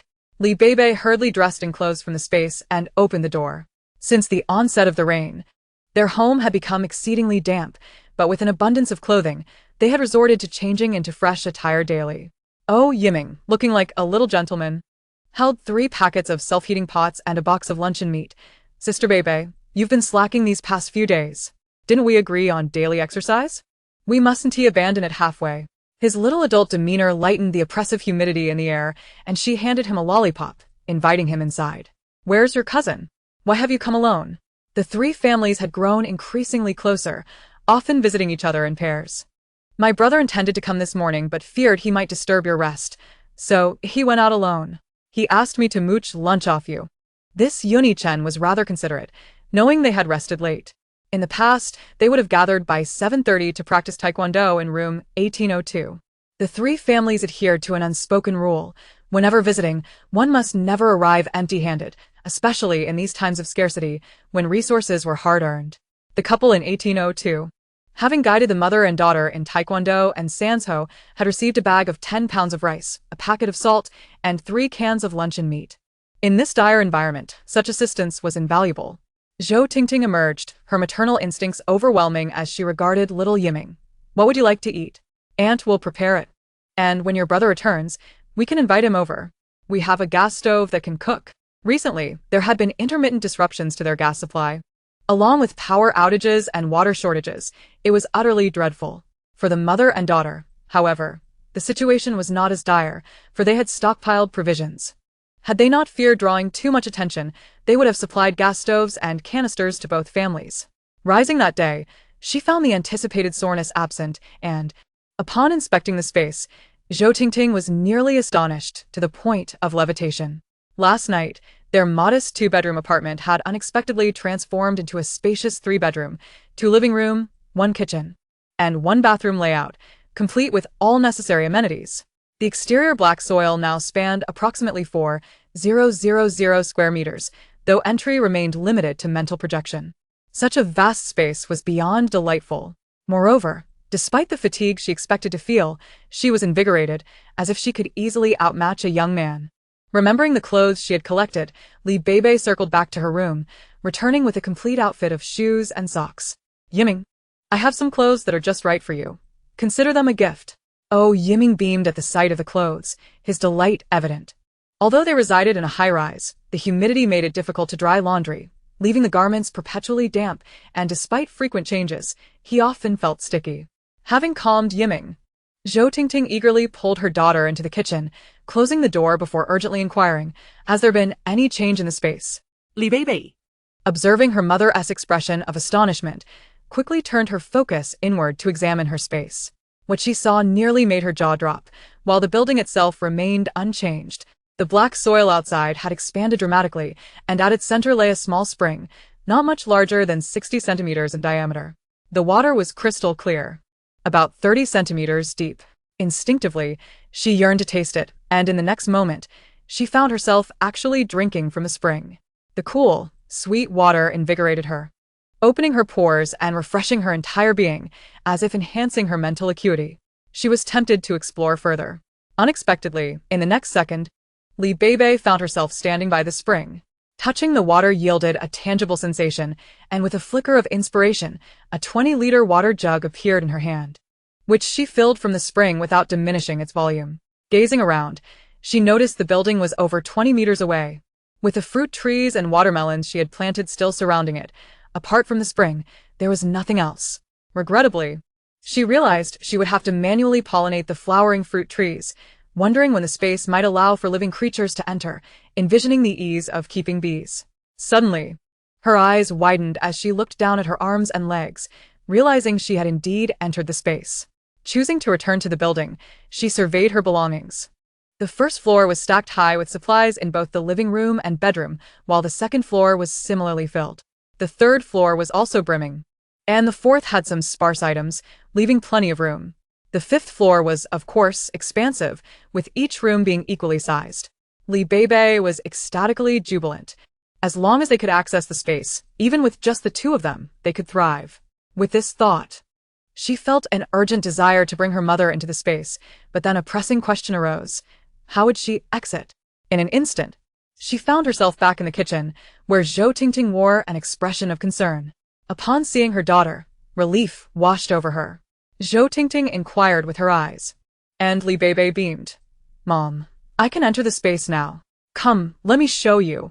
Grabbing her mother's hand, she re-entered the space. However, upon entering, Beibei found her mother absent, leaving her momentarily disheartened. Not lingering, she exited the space once more. Zhou Tingting was elated. Now her daughter possessed a safeguard, easing her worries.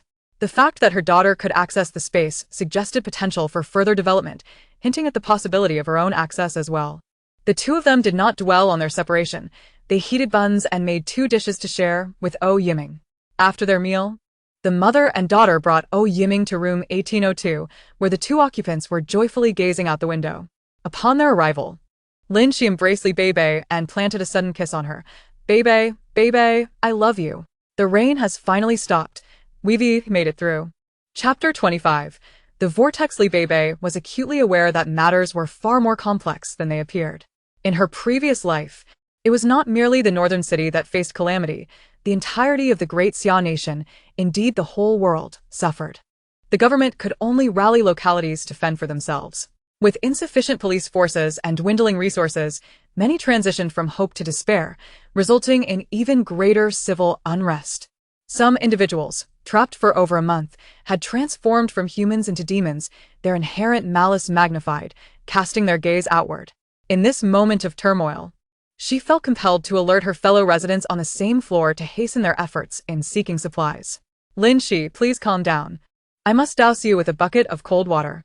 Beibei's words cooled the heated atmosphere. Shi blinked in confusion. What's wrong? Is it going to rain heavily again? Oh, dear. I think I might faint. Shi quickly conjured an image of torrential rain, pulled by Tianjiong's grip on her arm. Look at you, jumping to conclusions. Let us hear what Beibei has to say first. Feeling the collective gaze upon her, Beibei cleared her throat. Have you all noticed a troubling issue? Our great Xia nation is experiencing widespread devastation, and the municipal government cannot seek external assistance. Given the current state, with a severe lack of police presence, it seems we must rely on ourselves. Tianziong exchanged a somber glance with his wife, both acutely aware that this was a grim situation. Beibei continued, the government is likely to distribute relief supplies soon. Initially, we may receive some food and water. But what then? The atmosphere grew even heavier. After a moment, Yunichen spoke up. The rain has lessened today. Many will likely recognize the issue Beibei pointed out. If all goes as expected, someone will think to venture out in search of supplies. Tianjiong pondered for a moment before proposing. Why don't we also devise a plan to seek supplies while most people are still in shock? It should be easier to find what we need. However, the water is 10 stories high, and we lack the tools to navigate it. We cannot simply swim out. That would be akin to courting death. Zhou Tingting interjected with a smile. That's a concern you need not fret over. I used to enjoy outdoor sports. And we have a kayak at home that can accommodate 6 people. Tian Jiong's eyes lit up, astonished that Aunt Zhou was their savior, possessing such an uncommon item. Aunt Zhou, you're incredible. With this, we've solved our most significant dilemma. Lin Shi beamed and rushed to embrace Zhou Tingting. Young O Yiming, feeling a pang of jealousy, declared, if you're hugging Aunt Zhou, then I shall hug Sister Beibei. Beibei wrapped her arms around O Yiming, smiling at the rest of the group. Yuni Chen, now familiar with everyone, spoke warmly, since we've made a decision, let us act swiftly. We should gather supplies before anyone else realizes what is happening. It may become perilous. What danger could arise? Tian Jiong and his wife could only envision the threat of theft, while Li Beibei understood the true nature of the peril. The 3 families deliberated, deciding that one person from each household would go out. Since O Yiming was still young and required supervision, the remaining 2 must ensure no one had ill intentions towards the 18th floor. Without further ado, it was decided that Yuni Chen, Li Beibei, and Tian Jiong would venture out together. They departed promptly, with someone accompanying them. They could not openly retrieve supplies from their storage space, so they reluctantly carried a large bag from their storage area. They also retrieved 3 life jackets and even raincoats. The trio inflated the kayak, donned their life jackets, and put on raincoats to conceal their vibrant colors. They quietly descended the stairs, exiting from the 11th floor balcony. The rain continued to fall, now a gentle drizzle. The sky remained overcast, and in the distance, the landscape appeared gray and indistinct, with only the faint outlines of buildings barely visible above the water's surface. The kayak moved slowly against the current, their destination being a large commercial complex behind Elon Garden. This building was among the early constructions, standing at only 11 stories and situated not far from the 3rd People's Hospital of the city. Typically, the journey would take 15 minutes. But this time it took nearly 45 as they paddled while observing the surface of the water, rife with swirling eddies that could easily ensnare them. Just as they felt victory was within reach, the boat began to lurch violently, caught in a whirlpool, despite their vigorous paddling. Damn it! I forgot it was raining. And construction is ongoing nearby. Are we really this unlucky? Tian Jiong shouted, his movements unwavering. Keep paddling. I'll use the grappling hook to see if I can snag something. The other 2 struggled to paddle against the whirlpool, engaged in a tug-of-war with the swirling water. Yuni Chen continuously cast the hook, yet the misty rain made it challenging to hit the target. The boat rocked incessantly as he attempted once, twice, thrice, until finally, he latched onto a protrusion of a building. With a forceful tug, the rope suddenly slackened. It seemed the structure had loosened after being submerged for so long. The trio continued to paddle, and Yuni Chen persisted, eventually managing to hook onto a railing of another building. With Yuni Chen's leverage, they worked together and finally extricated themselves from the whirlpool, escaping the perilous zone. Beneath the icy rain, they all broke out in a sweat. Upon reaching the commercial complex, they realized it had taken them an hour and a half since their departure. Yuni Chen retrieved an axe and struck it twice. Surprisingly, the glass shattered with little effort. Beibei mused internally, unsure whether the glass was of poor quality or if it was Yuni Chen's strength that had done the trick. She decided to follow closely behind. Leaping into the commercial building, 3 floors were above the water's surface, and they divided into teams to search each level. Li Beibei volunteered to explore the highest floor while the other 2 proceeded with their own tasks. They agreed to act swiftly, avoiding the pitfalls of greed. The 11th floor was designated for dining services, where Li Beibei collected numerous well-packaged foods, semi-finished products, various seasonings, an assortment of pasta, dumpling flour, and high-quality flour, among other items. She set aside half for immediate use and stored the other half in her spatial storage. As for the perishables in the refrigerator, she didn't even bother to glance, knowing they must have spoiled after a month of power outages. However, she discovered a few batches of eggs, likely due to high demand, totaling around 100 pounds. As for sweet potatoes and potatoes, she discarded the sprouted ones, but saved the salvageable ones for planting in the fertile soil. The selection yielded around 30 to 40 pounds of usable produce. A fortunate find for the other 2 families. Most importantly, she discovered a liquefied gas stove and gas canisters. The couple from Unit 1802 had been relying on home-cooked meals and had repeatedly lamented their lack of a liquefied gas stove and canisters. As for Unit 1801, they too would be equipped with canisters, ensuring they would be well prepared for future needs. Everything else was stored tightly in her space, with residential complexes surrounding them. It was likely that soon, others would come searching for supplies. While she gathered the items, she made her way to the stairwell, selecting carefully, and was surprised to find several £100 of goods. Chapter 26. Little Chun is injured. Having collected all they could carry, Chen emerged from the lower level, eyes wide at the sight of the abundant supplies, yet his expression remained unchanged. There's too much. We need to hurry and send some back first. You stay here and guard the area. If all goes as planned, there shouldn't be anyone coming today, but the dangers on the water are greater, Beibei asserted, taking her post resolutely. First, they tackled the supplies on the 9th floor. Men's and women's clothing, various brands of underwear, a few down jackets, and various feminine products, along with comforters, wool blankets, and air conditioning blankets. The assortment of everyday items was surprisingly comprehensive. Beibei frowned. Relying solely on their kayak, they would struggle to transport everything in 3 trips. Why don't we place the fragile items in the kayak and find waterproof containers to carry some of the supplies, dragging them behind? This way, we can transport more. Excellent idea, Beibei. Your mind is truly sharp. Tianjiong praised as he effortlessly searched for additional items nearby. Soon, they found 2 rolls of wide tape and a stack of oversized black plastic bags for supplies. The trio began sorting and packing various items, and then proceeded to the exit. Everything that needed to be dragged along was securely bound with the wide tape. After some contemplation, Chen ascended to the middle layer alone, and after a while, he dragged down a kayak. It seemed that the kayak had a leak, but Chen managed to find tools to repair it, which inadvertently benefited them. After placing the kayak in the water, Chen hopped on and began loading the items one by one. He then placed another kayak into the water, securely connecting it with ropes and loading the remaining supplies. Only then did Tianjiong board the kayak, waving goodbye to Beibei as the 2 of them paddled away towards Elon Garden, circumventing the path they had previously taken. As the kayaks distanced themselves, the light appeared to brighten slightly, reminiscent of dawn breaking on the horizon. Beibei made another round on this layer, reasoning that Tianjiong had packed useful items, leaving many things behind. Adhering to the principle of not missing out on anything valuable, she collected all the clothing, shoes, hats, and various other items into her storage space.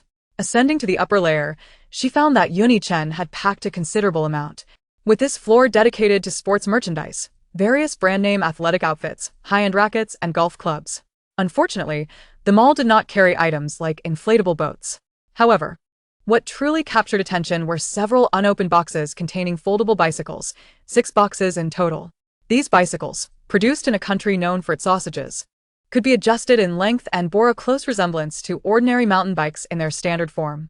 They featured vacuum system tires, providing excellent grip, high wear resistance, puncture-proof capability, low rolling resistance, moderate weight, and direct road feel. When burdened with numerous items, one could lift the rear frame, causing the hidden cargo rack to drop down, allowing for easy loading of supplies before riding away normally. The rack measured 80 centimeters in length and 40 centimeters in width, making it an excellent choice for anyone needing to transport belongings during a potential escape. Notably, the rack could be extended an additional 40 centimeters on either side, further accommodating the need for storage. As for the price, it was said that such a bicycle cost over 30,000 RMB. To Chen's credit, he had noticed this as well, had it not been for the presence of an all-terrain vehicle in her storage space. Beibei would have immediately considered acquiring one of these mountain bikes. This model required periodic replenishment of self-sealing liquid and inflation. Fortunately, Chen had also spotted a few pumps and a couple of bottles of self-sealing liquid nearby. After wandering around, Beibei set her sights on a stationary bike and promptly added it to her storage. She also gathered various items including rain jackets, hiking shoes, climbing boots, outdoor backpacks, tent mats, barbecue supplies, outdoor lighting equipment, and skiing gear, many of which Chen had packed. Beibei couldn't help but twitch her eyes. With so many items, she wondered if they could carry it all in one go. After some thought, she dutifully continued searching for larger packaging bags, organizing and securing the items with the wide tape.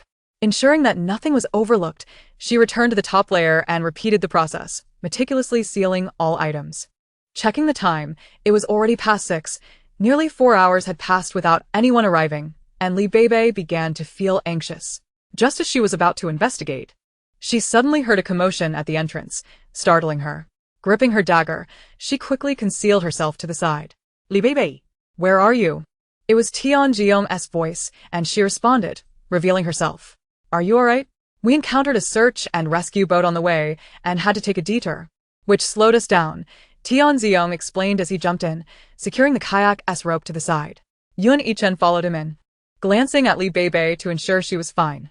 From his backpack, he produced 2 meat buns and handed her his water bottle, urging her to eat quickly. Yiming said you must be starving by now, and Shou heated the buns for you.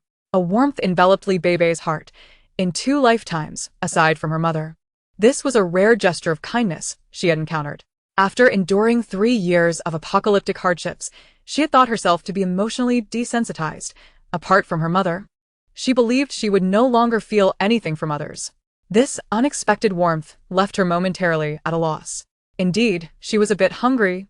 Quickly finishing the buns and pouring herself a cup of warm water from the bottle, feeling rejuvenated. The 3 resumed transferring supplies to the kayak, and true to expectations, they could only carry a mere fraction of the total supplies this time. Li Beibei stayed behind, as it was now past 6 and darkness had fully descended. The 2 were already familiar with the route, so she felt somewhat reassured. With the remaining time, she entered her storage space to neatly categorize the supplies she had collected over the past 2 days, soon discovering that many items were not meticulously sorted. Deciding to store some shelves in her space, she organized various daily necessities onto them, significantly widening the living room's space and enhancing its aesthetic appeal. Tidying up her storage with her mind was remarkably swift. Yet, she recalled the spring water in her space, taking a sip that invigorated her body, and another sip that multiplied her strength. Observing the black soil once more, she noted the healthy growth of various fruit trees and the promising progress of the watermelon vines. With little else having changed, she gathered seeds for different grains and decided to plant an acre of each, carefully dividing the areas for various vegetable seeds as well. Uncertain if excessive use of the spring water would pose any issues, she opted to mix rainwater collected from outside with that from the bathroom pipes, diluting each bucket with a bowl of spring water before spraying it onto the black soil. By the time the 2 returned, Tianjiong called out in a panic. Li Beibei. Xiaocheng is injured. Chapter 27. The robbers. The 2 hurriedly brought Yun Yichen inside, illuminated by the flashlight's beam, his face pale, causing Li Beibei to gasp in alarm. Where are you hurt? I saw a first aid kit on the top floor. It contains Yunnan Baiyao, iodine, and bandages. My shoulder. Having packed everything, she swiftly moved to a dark corner, feigning haste as she retrieved the first aid kit from her storage. Yun Yichen uttered 2 words, and upon hearing about the iodine and bandages, he immediately removed his outer clothing, revealing a bloodied shoulder. They tried to rob the kayak. I wasn't paying attention, and while dodging them, I nearly fell into the water. Xiaocheng got slashed while trying to save me, Tianjiong explained while assisting him. The cut was rather deep, the flesh rolled back, and blood flowed profusely. Using iodine to clean the wound proved ineffective due to its depth. Brother Tian, can you stitch it up?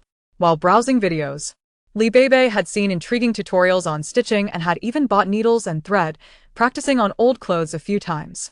However, using them on human flesh was a daunting prospect. Tianjiong, visibly distressed, replied, I can kick a sandbag for hours, but stitching someone up? I'm afraid. I'd dropped the needle into his flesh. In her desperation, Li Beibei rushed to the inside again, recalling a bedding store that might have a sewing kit. When she returned with a sewing kit in hand, she found the needles straight and feared that stitching the wound would be too challenging. She instructed Tianjiong to find tools to hold the embroidery needle, then burn it red and bend it into 3 different arcs. After threading all 3 needles, she was relieved to find that the kit included flesh-colored thread. Otherwise, stitching a bright red and green thread onto his shoulder would be rather peculiar. Having completed all necessary preparations, I soaked the needle and thread in iodine for disinfection. Under the guise of rummaging through the first aid kit, I discreetly retrieved a bottle of saline solution from my storage space to wash Yun Yichen's wound. After cleansing my hands, I found this task to be exceedingly daunting for a novice. I selected one of the curved needles, tied a knot, and as I pierced the wound, I did not hear a sound, but Yun Yichen let out a soft grunt. I could feel the tension in his shoulder muscles. The intact flesh made the process even more challenging. With no anesthetic, Yun Yichen had to endure the pain. After much effort, the first needle finally passed through. but its curvature made it difficult to extract. Sweating profusely, I decided to abandon it and chose another needle that seemed suitable for the second stitching. After more than half an hour, a crooked line resembling a centipede emerged, and the suturing was finally complete. Regardless of its aesthetic appeal, the bleeding had significantly diminished. I continued with the disinfection process, tightly bandaging the wound. Once everything was done, I felt utterly drained. The exertion had taken a toll on me. Had it not been for Yun-Chen's pale complexion and his stoic demeanor, one would hardly suspect that he had just undergone stitching without anesthesia. Truly, he was a man of iron, and I silently admired his fortitude. I retrieved a piece of soft chocolate from my supply, unwrapped it, and offered it directly to Yun-Chen. He appeared surprised as the sweet, fruity flavor filled his mouth, adding a touch of sweetness to his spirits. You should drink the Yunnan Baiyao first. Do we have more medicine at home? Yun-Chen nodded. I have prepared various medications. It's all good. Tianziyong and I dared not delay, moving our supplies to the other kayak, dragging them behind without fear of bumps. The liquefied gas canisters were placed securely on the front kayak, providing a safer arrangement with 2 people guarding it. Some supplies were placed in the rear kayak. As night enveloped us like ink, the only sounds were the paddling of the 3 of us and the gentle flow of the water. Before we left, I placed the assortment of chef's knives I had scavenged from the top floor in plain sight, allowing the 2 men to each take 2 for self-defense. The 3 of us were on high alert, needing to be cautious of the water conditions ahead while also wary of any potential ambushes from assailants. We paddled vigorously across the dark waters, relying on our familiarity with the route to navigate smoothly. As we approached Elon Garden, I suddenly felt a prickling sensation at the back of my neck and instinctively raised my arm to strike sideways. Having mentally prepared for this outing, especially given Yun-Chen's injury, I had concealed 2 daggers at my waist and kept a tang sword within reach. As the saying goes, a short inch is dangerous. A long inch is powerful. On this moonless, windy night, the tang sword was the ideal weapon, allowing me to keep foes at bay while striking unexpectedly. The moment my arm extended, I swung the tang sword with force, accompanied by a scream as someone fell into the water. Help me. Damn it. They have another ally. Everyone, be cautious and go finish them off. Surround them. I refuse to believe we can't kill them with our numbers. The ruffian, having looted a considerable amount, thought we would all prosper. We refrained from using lights, fearing detection, and relied on our acute hearing as we attacked the source of the voices. The ambushed assailants were caught off guard by our ruthless resolve. The sounds of bodies hitting the water and their cries soon filled the air. Before long, silence fell, indicating that the assailants had retreated, likely hiding in fear, preparing for a sneak attack. An idea struck me, and I retrieved a powerful flashlight from my storage space, whispering to the others to prepare to shine it on the water's surface. The sudden brightness blinded the assailants, and though Yun-Chen and Tianziyong were unsure of my exact intentions, they readied themselves to act. As the light illuminated the area, their muscles reacted instinctively, and they struck at the necks of the attackers, causing 3 more to plunge into the water. A dozen ruffians sitting on makeshift rafts had hoped for a big score that night, only to find themselves outmatched, leaving only 3 standing. Each held a butcher's knife, hardened by their struggles for survival. Showing no regard for human life, they dared not paddle too far, suspecting we were residents of Elon Garden. They chose to lie in wait outside, plotting to ambush us upon our return and seize our supplies. Hearing our approach, the ruffians, like hungry wolves, lay in silent ambush, eagerly anticipating their prey. Armed only with butcher knives, they planned to strike when we got close, unaware that their moment would mark their demise. Yun-Chen and I showed no mercy. One wielded a cleaver while the other brandished a pork knife. I unleashed my bloodthirsty instincts. Despite my shorter reach, my blade was long enough for this day of reckoning. Chapter 28. My blade is unforgiving. The 3 on the raft had barely registered our presence before they met their end. Unsatisfied, I directed the flashlight over the water's surface, revealing 2 bodies sprawled out, bloodied and lifeless, with no sign of survivors. I searched the raft for other supplies but found nothing aside from the 2 corpses. The raft was carried away by the flowing waters, gradually distancing itself from our kayak. Surroundings returned to a semblance of normalcy as we continued paddling toward the entrance of Building B. Upon arrival, I noted that the water level appeared lower at the entrance. I was the first to climb up, scanning the area. The 11th floor housed only 2 families, and though it was the dead of night, they were still startled awake. Seeing a shadowy figure with what appeared to be a weapon at the window, both families instinctively recoiled, with me standing guard. One person secured the kayak while the other passed supplies through the window. We had amassed quite a haul, but the narrow entrance quickly filled. Yuni Chen jumped in from outside, and I gestured for him to keep watch. I then carried 2 gas canisters up to the 18th floor. After climbing 1 level and reaching the corner, I stored the gas canisters in my storage space to lighten my load as I continued upward. Near the blast-proof door of the corridor on the 18th floor, I retrieved the canisters once more. Zhou Tingting and Lin Shi had been waiting in the corridor, leaning against a tatami mat. Upon hearing footsteps, Zhou Tingting rushed to the door. The sound of keys in the lock assured them that allies had returned. I handed over the gas canisters to my daughter, setting them aside. This corridor served as a solid defense. Lin Shi instinctively went downstairs to gather supplies, with Zhou Tingting following closely behind. I too was eager not to lag behind, as this time we had more cargo, and with more hands, the task would be quicker. Reaching the entrance, we found a crowd of people with greedy expressions, all waiting for the right moment to seize our supplies. Yuni Chen, holding the cleaver, exuded a chilling aura, his eyes filled with murderous intent. Step aside. What do you want? Do you expect to reap what you haven't sown? Cease your filthy thoughts, or you shall face the consequences of my blade. Zhou Tingting brandished her own weapon, brimming with combat spirit, ready to unleash chaos at a moment's notice, embodying the fierce reputation of the infamous butcheress of the 18th floor. Though the darkness was so thick it was as if one could not see one's own fingers. Those who heard the sound understood that a formidable presence was approaching. Foam retreated several steps, fearing that a moment's carelessness might lead to his head being severed by the fierce night witch. There were those who, harboring a glimmer of hope, brazenly called out from the crowd, "Sister Zhou, we are neighbors after all. Look at everyone suffering. We are so starved that even self-sufficiency is beyond our means. Each one of us is mere skin and bones. You have gathered so many supplies.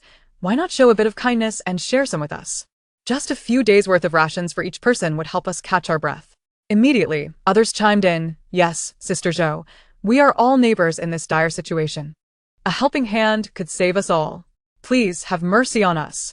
The crowd echoed their sentiments, as if withholding supplies from these few was a sin deserving of the deepest hell. Lin Shi was incensed, exclaiming, "Do you even hear yourselves? We risked our lives to procure this food, and you think we owe it to you?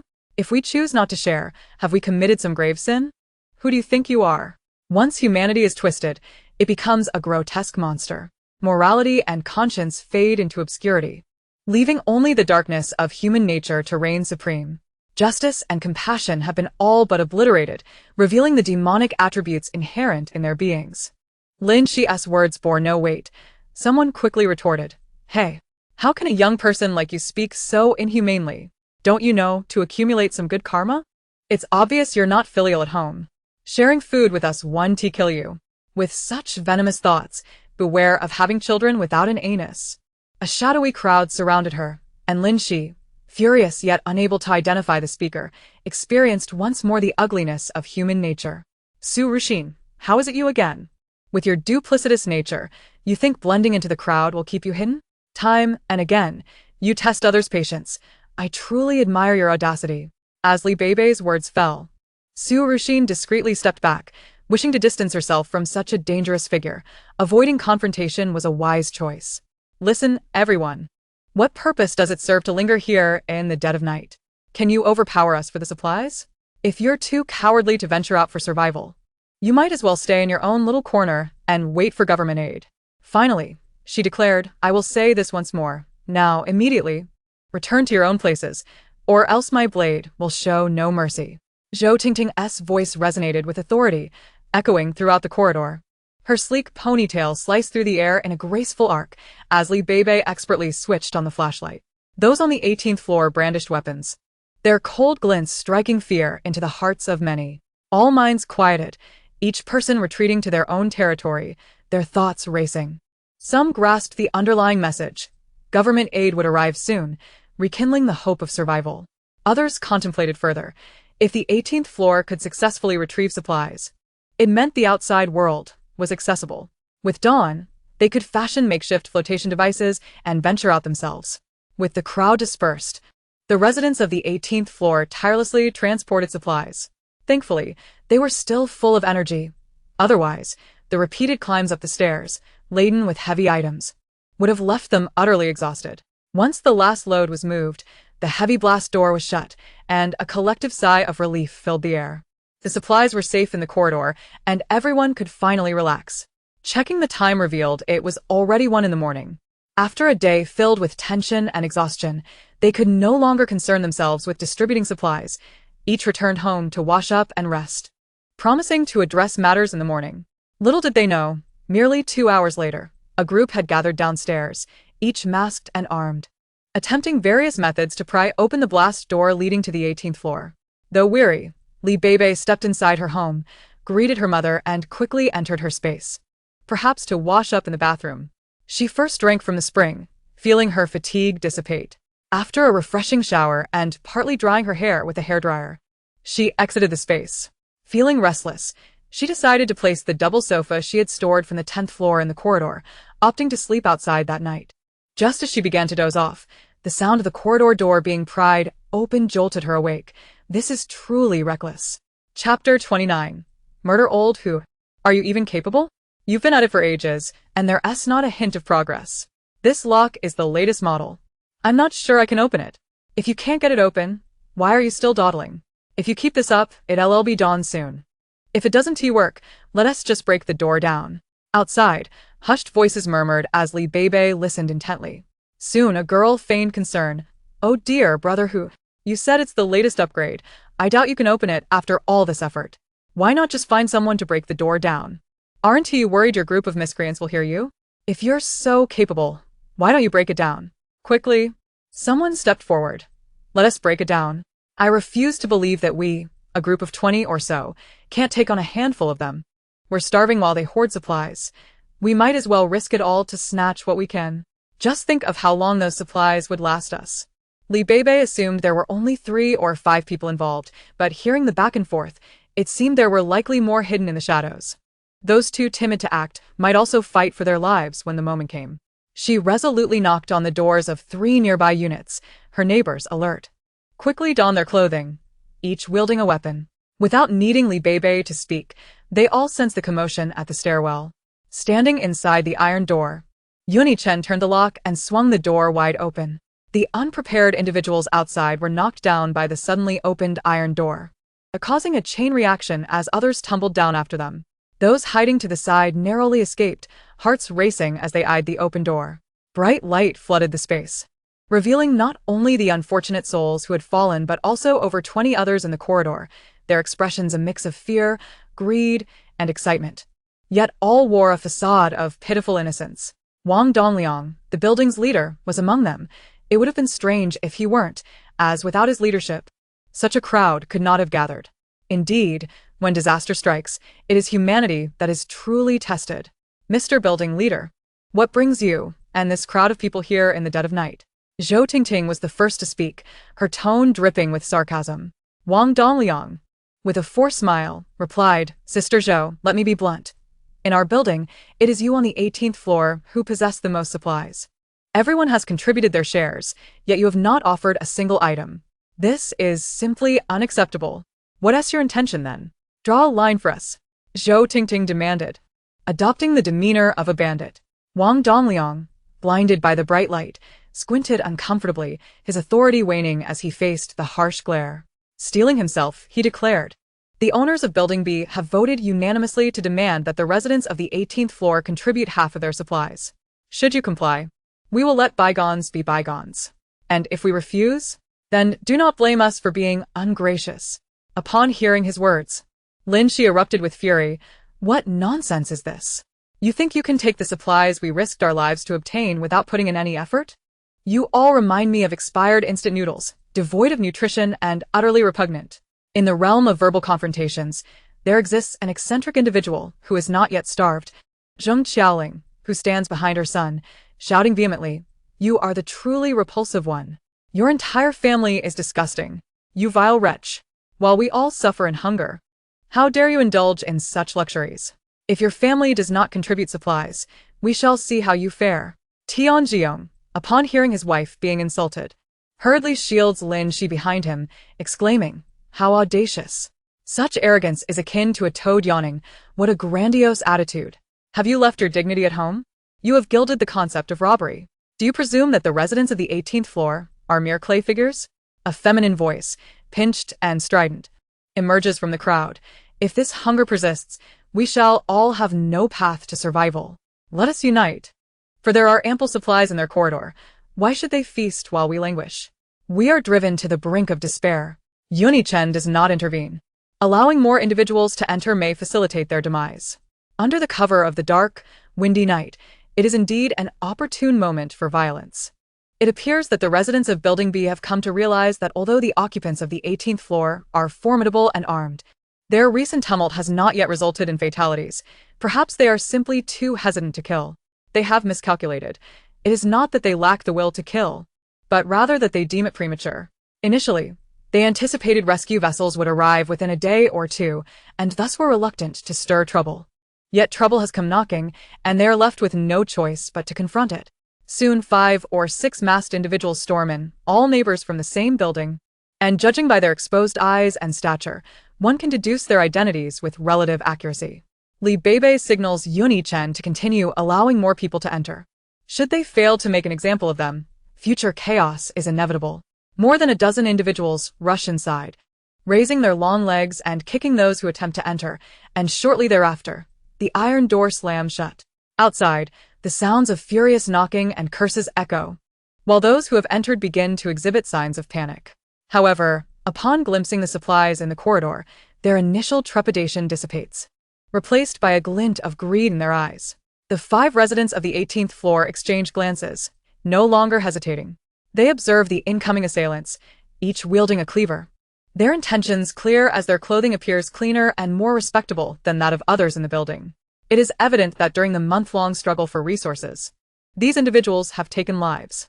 They have long forgotten the notorious reputation of the 18th floor, each marking their territory while provocatively gazing at the homeowners, their eyes filled with derision. Step aside. We do not desire much, just the supplies in the corridor.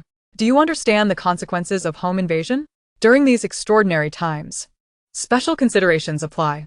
If the residents of the 18th floor are invaded with knives, they must resist to the death, eliminating the intruders. Zhou Tingting taunts, leading the charge. Disregarding the makeshift army before them, she lunges at one of the intruders, and in the dim light of the emergency lamp, the blade gleams ominously. One swift strike, and a life is extinguished. In the corridor, it is as if a tempest has swept through. In an instant, the 5 of them spring into action, claiming 5 lives in rapid succession. The remaining assailants, their eyes wide with terror, scream, "My God, they truly dare to kill. Quickly, everyone. Let us band together and slay them. The spoils will be ours." The remaining 10 or so individuals, emboldened by fury, raise their cleavers to attack, believing that 2 against 1 will suffice. Yet, idealism clashes with harsh reality, and soon they find themselves at a disadvantage. Tianziong and his wife never anticipated that they would become murderers, yet in a fight for survival, one must either kill or be killed. The remaining assailants are swiftly dispatched by Beibei and her daughter, while Yun-Ichen also claims a life, leaving the others battered and terrified. They had not foreseen that the inhabitants of the 18th floor would be akin to demons. The act of killing is as effortless as harvesting crops, leaving them utterly terrified. Longing for home, they refrain from delivering fatal blows, standing aside with hands on their hips, exuding an air of confidence. Throw the bodies into the water. Beibei commands. Having established her notoriety as a formidable figure, though she may appear delicate in the eyes of outsiders, today she must solidify that impression, ensuring that no one dares to threaten the 18th floor in the future. The terrified individuals, their legs trembling, witness one among them crawling away, hindered by a foul pool of liquid at their feet. Despite having taken lives, they had done so in the shadows. Confronting the gruesome sight of 8 neighbors' corpses is another matter entirely. Quickly, if you do not act now, you shall have no opportunity to escape. Tianjiong bellows. For today is not about complete annihilation. Their goal has been achieved. The deceased were the most troublesome of the lot, though Wang Dongliang proved too cunning to follow. Upon realizing there is still a chance for survival, the wounded individuals disregard their pain and collaborate to drag the lifeless bodies to the window, opening it to push the corpses out. One by one, the bodies are cast into the water, and a few consider sneaking down the wall. Wait. Clean the blood from the corridor. They are ordered. Relieved, they realize that as long as their lives are spared, they can manage the mess. Zhou Tingting produces a bucket of water and 2 mops, tossing them onto the ground. Clean it thoroughly. If you fail, you shall not leave. Despite their own bloodied state and excruciating pain, they are grateful to have survived. The group divides the tasks. 2 mop the floor while the others remove their tattered clothing, using it to wipe the blood from the ground. As they reach the bomb-proof door, the sounds of their family members' cries and knocks resonate from outside.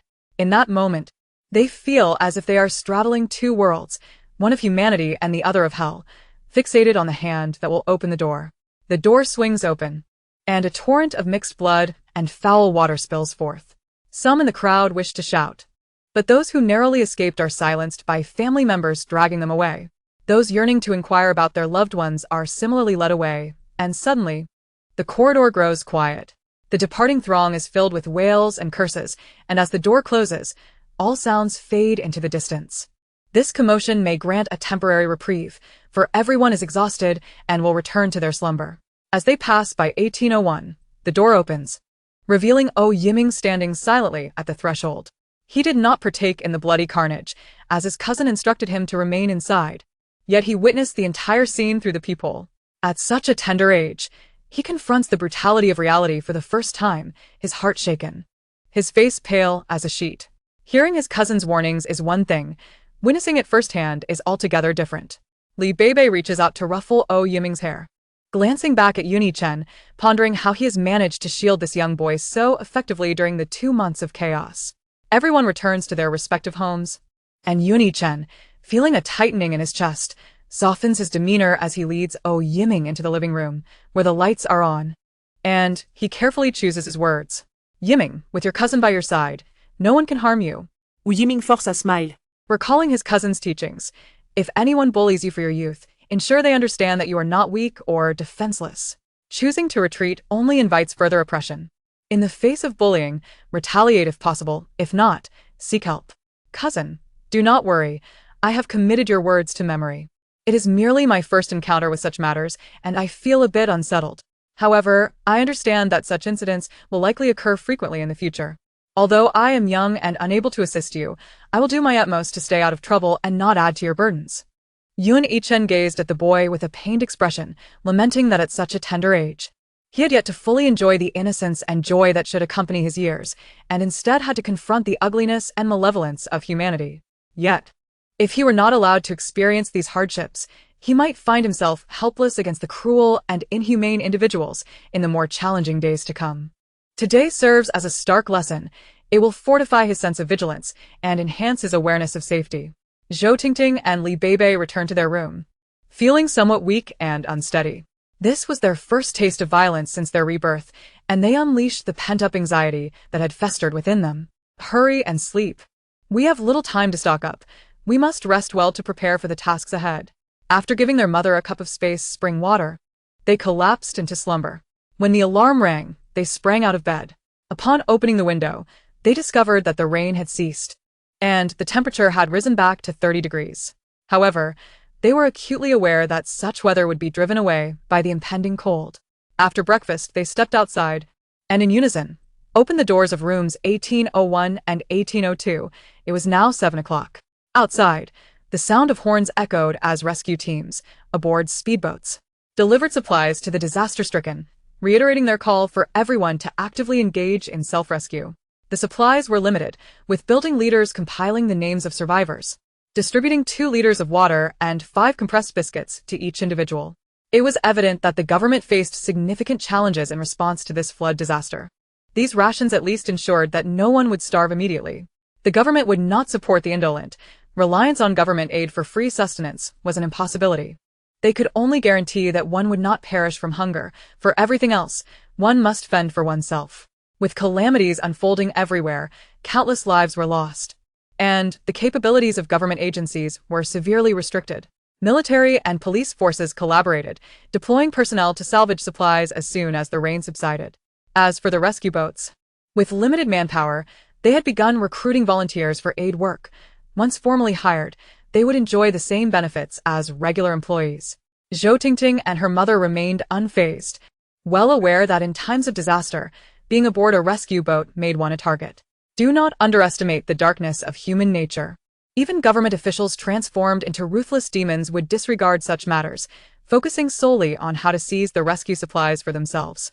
Tian Ziyong and his wife appeared somewhat intrigued, but their thoughts remained unformed as they walked and observed. Yun Yichen maintained an impassive demeanor, leaving others uncertain of his intentions. A few individuals followed them downstairs. The water appeared to have receded slightly, revealing the balcony of the 10th floor that had previously been submerged.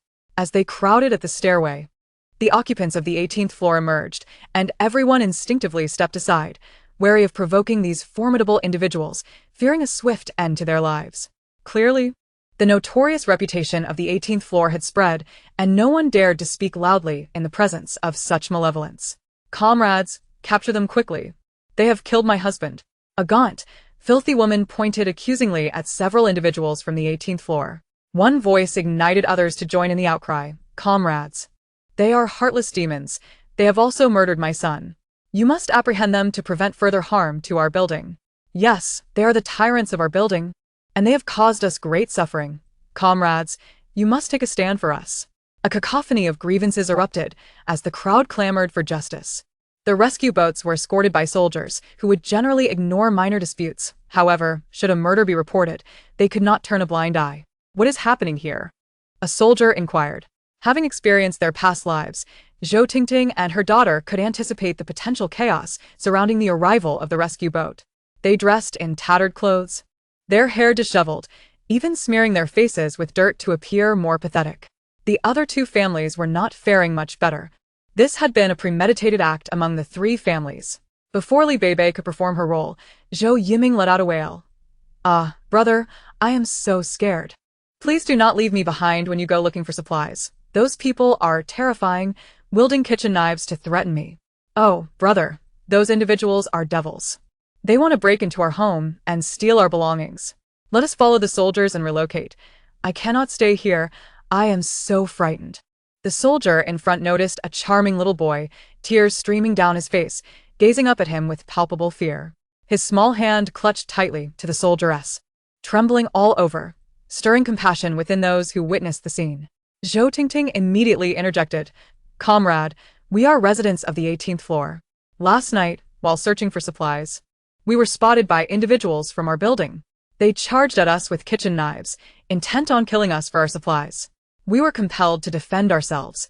Had we not fortified the hallway with an iron gate, we would have been utterly annihilated. Now these villains are the first to accuse us. Had we been slain, where would we seek justice? The leading officer, having been escorting the rescue boats and distributing supplies since yesterday, recognized the pattern of deceit. Who is the building leader? Please step forward.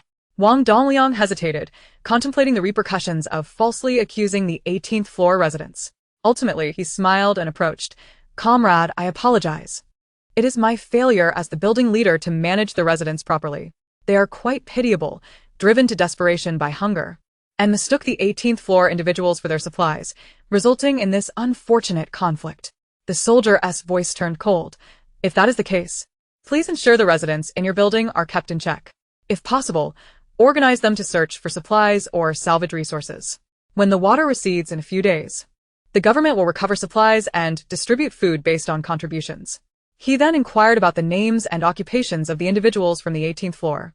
One by one, they responded, and when it was Yun Yichen's turn, it was revealed that he was a retired Special Forces soldier, discharged due to injury.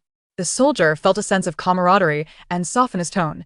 Have you considered joining the rescue team? Yun Yichen shook his head. No, I must care for my cousin. Wai Yiming clutched the soldier's hand, his bright eyes now devoid of the initial terror, his face smeared with mud, rendering him both comical and adorable. The soldier gently ruffled the child's hair, commenting on its smoothness. I am Sergeant Zhong, affiliated with the X-Group Army. Should you change your mind, you may find me at the temporary rescue base in Beishur. Yun Yichen nodded in acknowledgement. The relatives of the deceased, realizing their accusations were futile, erupted in anger. How dare you? This is a collusion between the military and criminals. You claim to serve the people, yet you protect murderers. What happened to justice? No. They have killed my husband. You must seek justice for us. You heed their one-sided story, blatantly favoring them, This is a clear case of corruption and collusion. These are not the soldiers of the people, but rather a shield for murderers. We must fight back. A shout rang out, inciting the crowd to surge toward the soldiers at the window, with some even attempting to seize their firearms. In the moment when a hand reached for a sidearm, a piercing cry echoed as a hand was severed at the wrist, blood spilling onto the ground.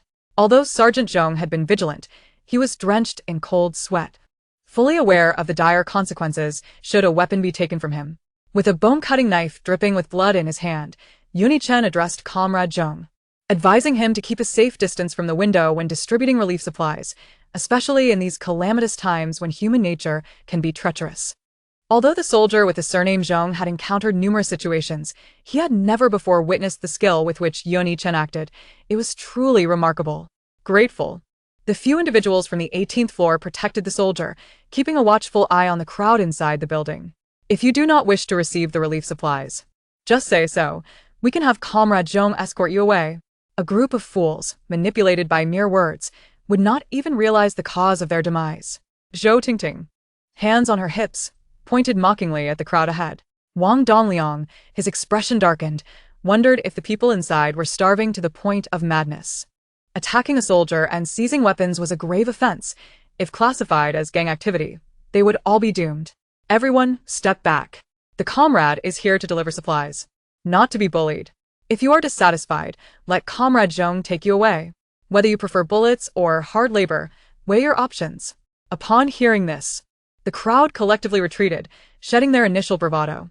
The soldier saluted the crowd from the 18th floor before jumping out the window to return to the assault boat, where the building manager dispatched personnel to retrieve the relief materials before proceeding to the next building. While the soldier was present, he had been unable to intimidate the people of the 18th floor.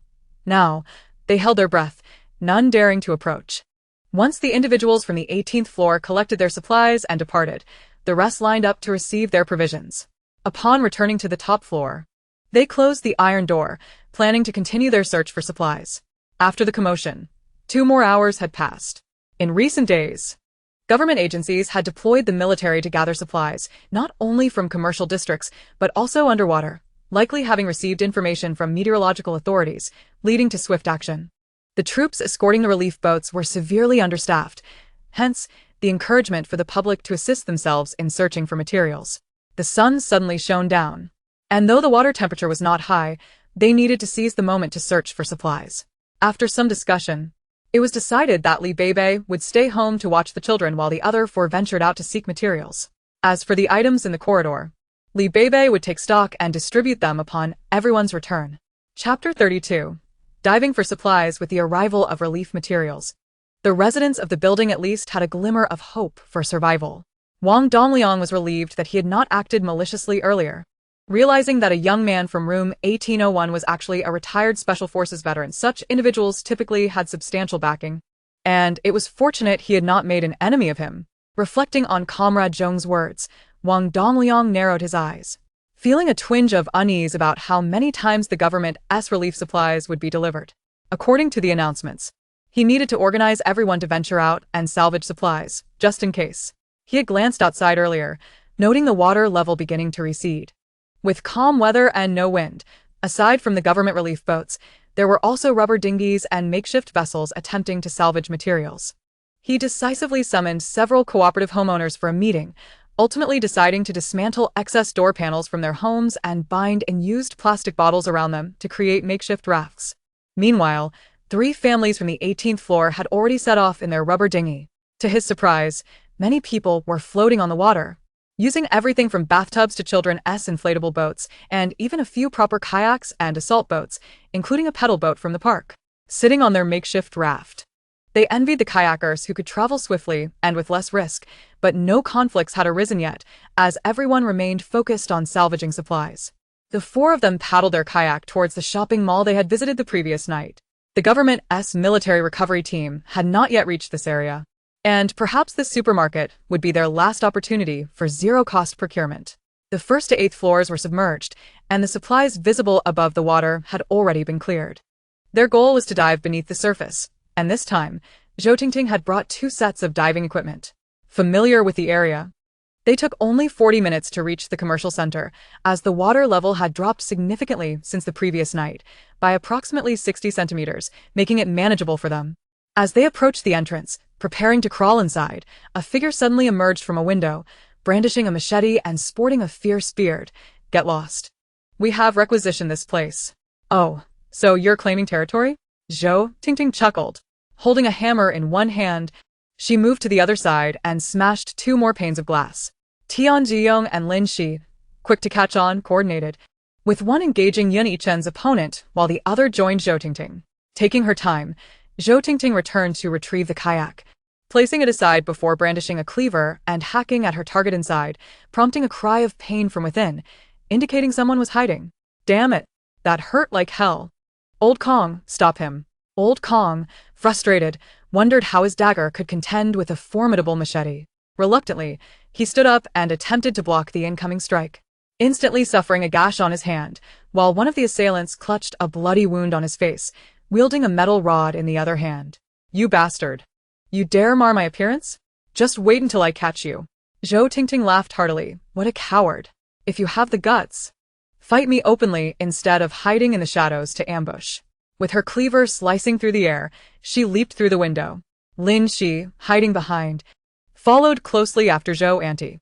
The assailants likely had accomplices, presumably searching for supplies on the rooftop, and had not arrived in time. Zhou Tingting faced two opponents alone. Although it was somewhat challenging, she was holding her ground. Lin Shi raised her knife, launching a surprise attack on Yun Yichen's adversary, allowing Yun Yichen to strike forward with his bone-cutting knife, seizing the moment to jump through the window as the burly man retreated. The burly man swung his machete ferociously, and Lin Shi, lacking an advantage, hurriedly retreated to assist Zhou Tingting. The two women confronted two men. Even with Zhou Tingting's formidable strength, time was needed. Lin Shi aimed her kitchen knife at the man with the dagger, resulting in a one-on-one clash, accompanied by the sound of clashing metal. Soon, Yun Yichen concluded his battle, rushing towards Lin Shi's opponent and swiftly delivering a lethal blow, the severed head rolling away. This left only the man with the metal rod, who, in a panic, shouted upstairs, "Boss, second brother, hurry down. We're under attack." No sooner had he finished speaking than he was stabbed in the chest with a machete, blood spilling from his mouth as he fell lifelessly. His final thoughts were of anger. He even enjoyed the spoils he had stolen. After dispatching three adversaries, they soon heard the clang of metal from above, followed by cries, "You killed second brother. I'll take your life." It turned out that Tian Ziyong had already made his way up and was engaged in combat with the two individuals hiding on the upper floor. Before the three could ascend, they saw Tian Ziyong standing at the staircase entrance. No need to go up. Both of those brothers are dead. Zhou Tingting moved to the window, bringing the kayak inside. With no more concerns, they could dive for supplies with confidence. Zhou Tingting, experienced in diving, and Yun Yichen, despite his injuries, had taken waterproof precautions, allowing the two to enter the water while Tian Ziyong and his partner kept watch. Donning their diving gear, they each took a rope. Once they gathered the supplies, they would secure them to the rope, signaling those above to pull them up. They had agreed that one would search each level. As one descends, the water pressure intensifies, with the lowest level housing a supermarket overseen by Yun Yichen. Above it lies a jewelry section, and should everything proceed smoothly, each floor they clear would grant them a brief respite. Yun Yichen plunged down swiftly, with Zhou Tingting closely trailing behind. The supermarket, though not overly expansive, was ample for the three families who ought not to be overly affluent. Gold, silver, and jade artifacts were securely encased within glass cabinets. Otherwise, they would have long been swept away. To safeguard against unforeseen circumstances, Zhou Tingting, when tapping the glass, refrained from making overly large openings. Instead, she cautiously extended her hand inside, retrieving items that floated towards her and storing them within her spatial pocket. Initially, her proficiency was lacking, but as time progressed, she grew increasingly adept, and within half an hour, she had amassed nearly half of the treasures. As the saying goes, in prosperous times, antiques flourish. In chaotic times, gold prevails. These golden artifacts would undoubtedly prove invaluable in the future, and she was determined not to let any opportunities slip by. Regarding the diamonds, Zhou Tingting held little interest, yet she pondered the authenticity of the various jade stones. Thus, she decided to collect half and leave the other half for communal sharing.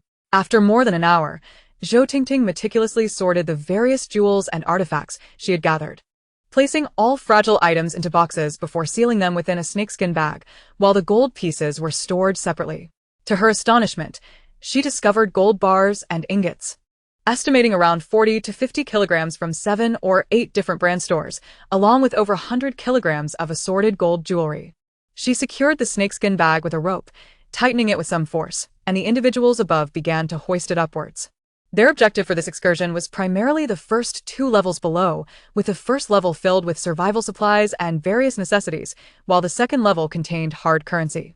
As for the third level, it housed clothing, shoes, and socks. Anything they could carry would be taken. The 4th through 8th levels were stocked with diverse goods for men, women, and infants.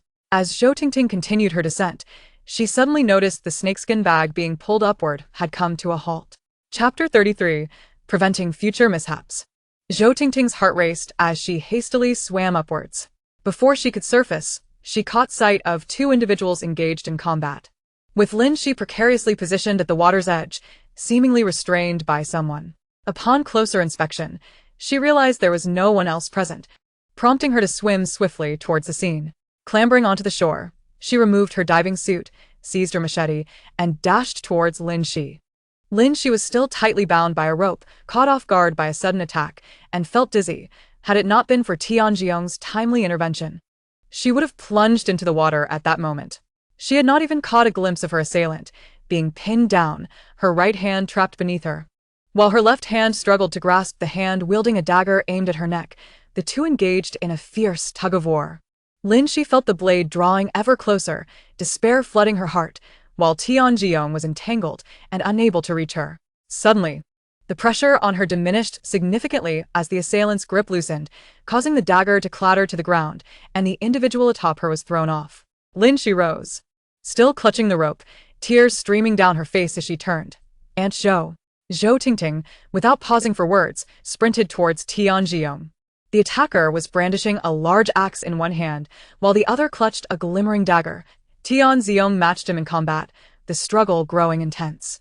Seeing his wife emerge from danger, he composed himself, employing the cutting technique Yun Chen had previously taught him. With Zhou Tingting's timely intervention, the balance of power shifted. In short order, through their coordinated efforts, the assailant revealed a vulnerability, and Tianjiong struck decisively with his machete, embedding it into the back of the man's neck, causing him to collapse lifelessly. Lin Shi, reassured that the two could handle the situation, hurriedly retrieved the items from below. Upon her arrival, the battle had already concluded. What transpired? Did another wave of attackers arrive? Zhou Tingting questioned, perplexed. Tianjiong, maintaining his composure, explained, these two were allies of those we encountered earlier. They had been stationed at opposite ends of the supermarket, right here on our level, unbeknownst to us. When you descended, we initially remained unaware. After I pulled Yun Chen's goods to the surface, I intended to find a place to relieve myself, tying the rope to one side. Just then, I noticed your rope moving, so I decided to assist Lin Shi in retrieving our items. As he approached, he spotted a reflection racing towards him above the water, managing just in time to pull Lin Shi out of harm's way before the assailant swung his axe at him, forcing him to roll aside and retrieve the machete Yun Chen had given him to fend off his attacker. Lin Shi expressed her gratitude. Thank goodness for your quick thinking, Aunt Zhou. Otherwise, I would have become that fiend's victim. Thank you. The couple expressed their heartfelt appreciation to Zhou Tingting, who waved her hand dismissively, saying, We are in this together. There's no need for thanks. Our interests are intertwined. Lin Shi, you stay here and keep watch. Tianjiong and I will conduct a thorough sweep to ensure our safety. The two began an exhaustive search of the 3 floors, confirming that no one remained. Zhou Tingting donned her diving equipment once more and plunged back into the water. This time, Yun Chen sought a greater quantity of supplies. He disregarded the soaked rice and flour, instead focusing on various sealed grains, oils, assorted dry goods, canned meats, and fruits, as well as sealed instant noodles. In the living quarters, he discovered unopened essential items for women. Considering the 3 ladies on the 18th floor, he decided to pack them all for transport. Additionally, he collected assorted cleaning supplies and daily necessities, while Zhou Tingting unearthed several large bags of unopened clothing and footwear, particularly winter garments such as down jackets, thermal pants, thermal underwear, warm socks, and snow boots, all found in the storeroom. She also gathered several boxes of moisturizing skincare products and 2 large boxes of small light bulb masks. When Zhou Tingting emerged, she was greeted by a mountain of supplies piled before her. She felt a pang of regret, realizing they should have arrived in an inflatable boat. Now, she struggled to find a reason to retrieve one. It was essential to have someone guard the supplies. So Zhou Tingting resolved to stay behind while the other 3 departed with the goods. They had arrived with 1 kayak and carried another. Now, they needed to inflate the one they were carrying. With preparations complete, they loaded the grains into 1 kayak, while the other, resistant to bumps, was intended for transporting the goods. Although it wasn't raining, they covered the top with a rain tarp to avoid drawing unwanted attention. After the 3 departed, Zhou Tingting observed that the pile had not diminished significantly, and she promptly stored it in her spatial pocket. She recalled that the Third People's Hospital was directly across from them, and in a post-apocalyptic world, no amount of medical supplies would suffice. The supermarket and the hospital were separated by only a road, and with the hospital only 6 stories high. She believed no one had yet thought to search underwater for medicine. Resolute in her decision, Zhou Tingting quickly donned her diving suit and plunged into the water, swimming towards the hospital's windows, where she forcefully shattered the glass. After clearing the shards, she swam into the hospital. Upon arriving outside, she found it to be just as she had anticipated, untouched. Her primary objective was to gather various medications. She dove downwards, breaking through the glass on one side and entering directly. The hospital, typically bustling with people, might still harbor many who had failed to escape. She swam straight to the pharmacy, where Western and traditional medicines were stored side by side, collecting all the well-packaged items into her spatial pocket before beginning to explore the premises. Starting from the first floor, she gathered any usable medical equipment, continuing her search until she reached the 6th floor. Suddenly, her expression shifted dramatically, and she dove back into the water, resurfacing at the 1st floor through the shattered glass.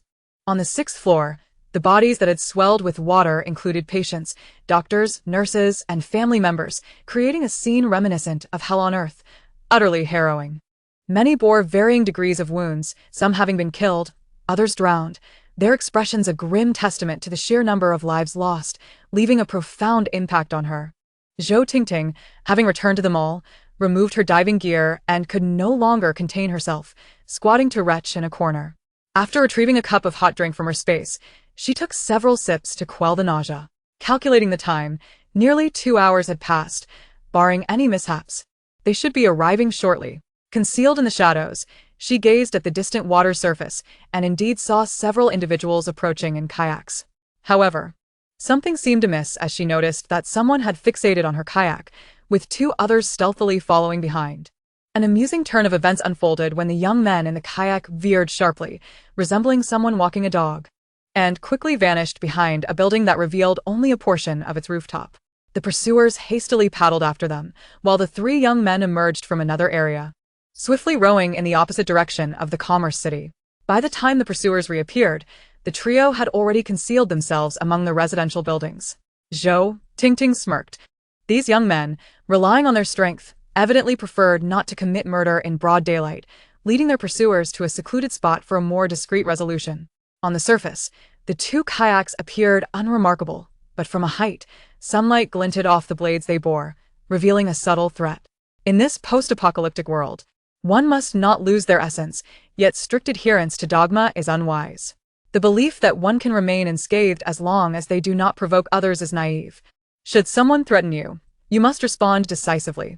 It is prudent to prepare for the worst. The intentions of these pursuers were unclear, yet given the circumstances, they were likely waterborne bandits. Chapter 34. Lend us a kayak. Zhou Tingting took out her binoculars and soon spotted the 3 men emerging from their hiding place, now accompanied by 2 additional kayaks. The group was exceedingly cautious, confirming that they were being tailed before approaching the entrance to the commerce city. Despite having 4 kayaks, they could not transport all their supplies at once, necessitating that 2 be left behind for emergencies. This time, the trio took longer to return. Beibei had swapped places with Lin Shi, leaving Lin in the Elon garden to rest. Upon their arrival, the 3 appeared remarkably disheveled. They had been targeted on their return journey, with 1 kayak even punctured. Fortunately, their experience allowed them to secure all supplies properly, tying an additional rope to their hands for safety. Lin Shi had sustained a cut on her thigh, necessitating her stay at home to recuperate. when they ventured out again. They were once more pursued by several fishermen, who likely viewed them as prime prey and relentlessly followed. Eventually, the fishermen capsized their boat, allowing the trio to escape. Night had fallen by this time, making their nighttime excursion considerably less perilous than during the day. The 3 kayaks managed to load all supplies, and fully armed, the 4 paddled towards Elon Garden under the cover of darkness. They split into 2 groups, each responsible for a kayak, with one trailing behind, vigilantly observing their surroundings. They were prepared to strike at the slightest hint of danger. Fortunately, the journey was uneventful, with only a few solitary individuals scavenging for supplies, posing no real threat. They kept their distance from buildings, wary of encountering a reckless individual who might lash out unexpectedly, risking their own safety. Finally reaching Elon Garden, they encountered a group at the entrance of Building A. A woman called out, "Young men, are you heading back to Building B?" The 4 continued paddling, ignoring her. Undeterred, she persisted, cheerfully stating, "We are all residents of this community. Would you be willing to lend us one of your kayaks? We promise to return it once we find supplies." The trio remained silent, dismissing her request. Frustrated, the residents of Building A began to curse, lamenting the lack of courtesy among the younger generation. "If that were my child, I would have dealt with them harshly." Shao. "Didn't you say you could trick them into lending you one?" Someone retorted. "Just because you're the head of our building doesn't mean they owe you anything. I told you they wouldn't lend you a kayak. Have you seen the head of Building B? They are all equipped with homemade rafts and still can't obtain supplies. How about we devise a plan to seize one of their kayaks? They seem to be carrying quite a load," someone suggested, a hint of greed in their voice. Such thoughts were quickly quelled by others who knew better. "I've heard that the top 3 families in Building B are ruthless. They won't hesitate to kill for supplies. Last time, a group from their building was ambushed and thrown into the water." Wow. Such ferocity. What a waste of supplies. If only they were ours. Despite their discontent, the residents of Building A were powerless, as the distance and lack of tools prevented any attempt at robbery. Under the watchful eyes of their neighbors, the 4 rowed their kayaks back to the front of Building B. With great effort, they made several trips to transport all supplies upstairs. L'A11, accompagné de Bai ou Yiming, Waited in the hallway for their return, eagerly inviting everyone into her home. "You all returned just in time. I prepared some water and made a cold dish. If you prefer instant noodles, I can cook those for you." Beibei hastily interjected, urging Lin Shi to sit down. "Sister Lin, your leg is injured. Although you've treated it, you need to rest." I can handle this." She quickly prepared instant noodles in the kitchen, distributing eggs to everyone. Once all were satisfied, they gathered to discuss the division of supplies. Chen, though alone, had contributed significantly. The collaboration between Units 1802 and 1803 had mobilized everyone, with 1803 providing a kayak, without which they could not have secured so many supplies. However, Beibei and her mother were acutely aware that appearances can be deceiving. Those who seem to have little may possess great resources. Understanding the importance of fair distribution, they agreed that equity was paramount. With 5 individuals representing 3 families, the kayak counted as 1 share, and the supplies were divided into 6 portions. Yong Yichen received 16, Tianjiong's couple received 26, while Beibei and her mother claimed half the supplies. No objections arose, and they collectively tallied their resources, first separating everything into 2 portions, then dividing one into 3 equal shares, ensuring fairness for all. With a substantial amount of supplies secured, their spirits lifted. Yet the uncertainty of future challenges loomed heavy in their minds. The following morning, after breakfast, they unconsciously convened once more.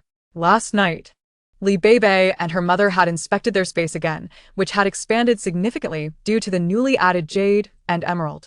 One area had grown by 30 acres, while another had increased by 5 acres. The plants within the space had visibly thrived. However, only Beibei could access it alone, as no other living beings could accompany her, indicating that her sanctuary was still not ready to accept others. Time is running short for them. If all goes well, the bitter cold will arrive in just over a month. If possible, it would be wise to stock up on some meat. Tianjiong recalls a place, a farm where, if fortune smiles upon them, they might catch some chickens. Despite their differing goals, the 3 families now share a common determination to venture out in search of supplies. Chen, Tianjiong, and Lin Shi are all nursing injuries, and Tianjiong advises his wife to stay behind. At a critical moment, the 1802 cannot falter. Although Yun Chen is injured, he refrains from complaining, assuring them he is fine. Today, the main force consists of Li Beibei and his mother. According to their plans, the farm is rather far, and with the other two families also injured, the best course of action would be to use the speedboat. However, deploying the speedboat at this moment seems somewhat abrupt. They decide to take it one step at a time. The three families reappear at the exit of Building B, where the corridor is nearly deserted, as everyone is preoccupied with finding ways to use their makeshift watercraft to salvage supplies. The water level has dropped further, yet they still need to exit from the 11th floor. Something feels amiss. They will avoid Building A when they go out. Inside Building A, those watching the situation in Building B observe the kayak's reappearance with glimmering greed in their eyes. Sister Jiang, why not give another try? Sister Jiang, sporting a bruise and a limp arm, is being urged on by the woman behind her. A man nearby sneers, "You all should stop relying on that old woman. She's always scheming to thwart our plans. Didn't we send people to gather supplies?" He instructs, everyone should focus on their tasks. Shall see, keep a close watch. If they bring back supplies, inform us immediately. As the kayak in Building B drifts further away from Building A, someone throws an empty beer bottle towards the water, missing and nearly hitting a nearby resident trying to salvage supplies. The startled individual hurriedly paddles away with a basin. I say, "Old Jiang, what good are you as the building manager? You want to protect this and that, but now that the government is allowing us to salvage supplies, why don't you let them?" A man in his 30s, missing an ear, growls in frustration. This old woman has endured enough over the past few days. If not for her formidable husband and two sons, she would have been dealt with long ago. Just a few days prior, They had taken advantage of her momentary lapse to storm her house, killing her husband and two sons, leaving the rest of them to suffer under their tyranny. Initially, they had hoped to find some supplies in her home, but to their dismay, there was nothing, and her sons had even managed to inflict injuries on him. That old hag even thought of reporting to the soldiers yesterday, but luckily, I was clever enough to have her neighbors detained. Otherwise, my brothers would be left with nothing. Wang Kun mused, his gaze fixed on the distant kayak. No matter what, he must seize that kayak today. It isn't that he dismisses other kayaks, rather, the tools to acquire them are lacking, and those kayaks are located outside the community, making them harder to reach. The four individuals on the 18th floor remain unaware of the brewing tensions in Building A. As they paddle their kayak, the number of people utilizing various makeshift tools to salvage supplies outside grows, creating a magnificent scene. They drift further into the suburbs, away from the city, where the population diminishes. It is said that the mountains here are home to free-range chickens, and during the flood, many of these chickens likely survived. Not far from the chicken farm, there appears to be a pig farm as well. Since they are merely testing their luck today, they decide to investigate. After approximately 2 hours, they draw closer to the small mountain, which rises nearly 20 stories high. The rain has ceased, but the ground remains damp. Cautiously, they ascend the large stones, retrieving the kayak from the water. Though the area appears deserted, they remain vigilant. The fruit trees on the mountainside have been uprooted, and the fruits have vanished, leaving only barren branches. The landscape is chaotic. Apart from the sound of water below, silence reigns. The air is thick with humidity, the temperature hovering around 38 or 39 degrees, rendering them quite uncomfortable. As they climb aimlessly, just when they are about to give up, Li Beibei suddenly veers off to the side. Navigating over the fallen branches, she leaps forward and, upon standing, triumphantly holds up a chicken, beaming like a child. "Ha! I found it! I caught two! Come quick!"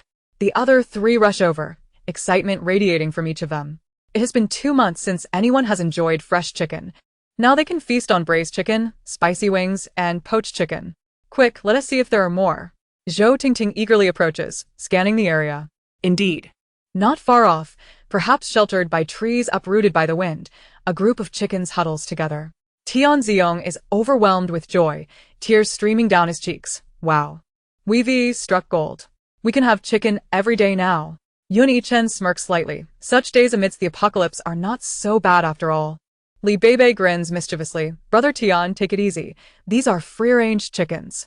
Don't scare them off." Tianziong halts abruptly. If you hadn't said anything, I might have forgotten. It's rare to find prey. I mustn't let them escape. Unperturbed, Yun Yichen retrieves a fishing net from his backpack, extending one end to Tianziong, while Li Beibei and Zhou Tingting each take hold of the other ends. After some effort, the group successfully nets the chickens. Subsequently, one person retrieves the chickens while the other three tie their legs with twine. The chickens cluck in panic, and the group bursts into laughter. It is said that this mountain has housed thousands of chickens and ducks, and if they have found just a few here, there must be more elsewhere. They place the chickens into bags for safekeeping and continue their search. Not long after, they stumble upon dozens more chickens. Drawing from their previous experience, they swiftly conclude their hunt. They also gather over 200 fresh eggs. Continuing onward, they soon discover a dozen ducks and 2 geese, along with a considerable number of goose and duck eggs. The 4 of them meticulously scavenge the mountainside, uncovering another 20 ducks and over 40 chickens in a small cave, along with a modest collection of duck eggs. Remarkably, despite the incessant rain, these chickens and ducks have not ceased production. Regrettably, the surplus is not as plentiful as anticipated, likely washed away by the storm. After spending 3 to 4 hours on the mountain, hunger pangs begin to gnaw at them.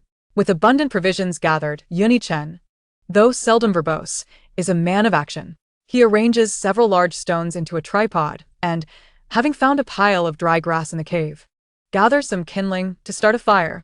Inspired, Beibei hands him a large aluminum basin she had salvaged from the water. Yuni-chen accepts the basin, a flicker of amusement crossing his face. This girl truly has a keen eye. Tian generously offered 2 bottles of mineral water from his backpack.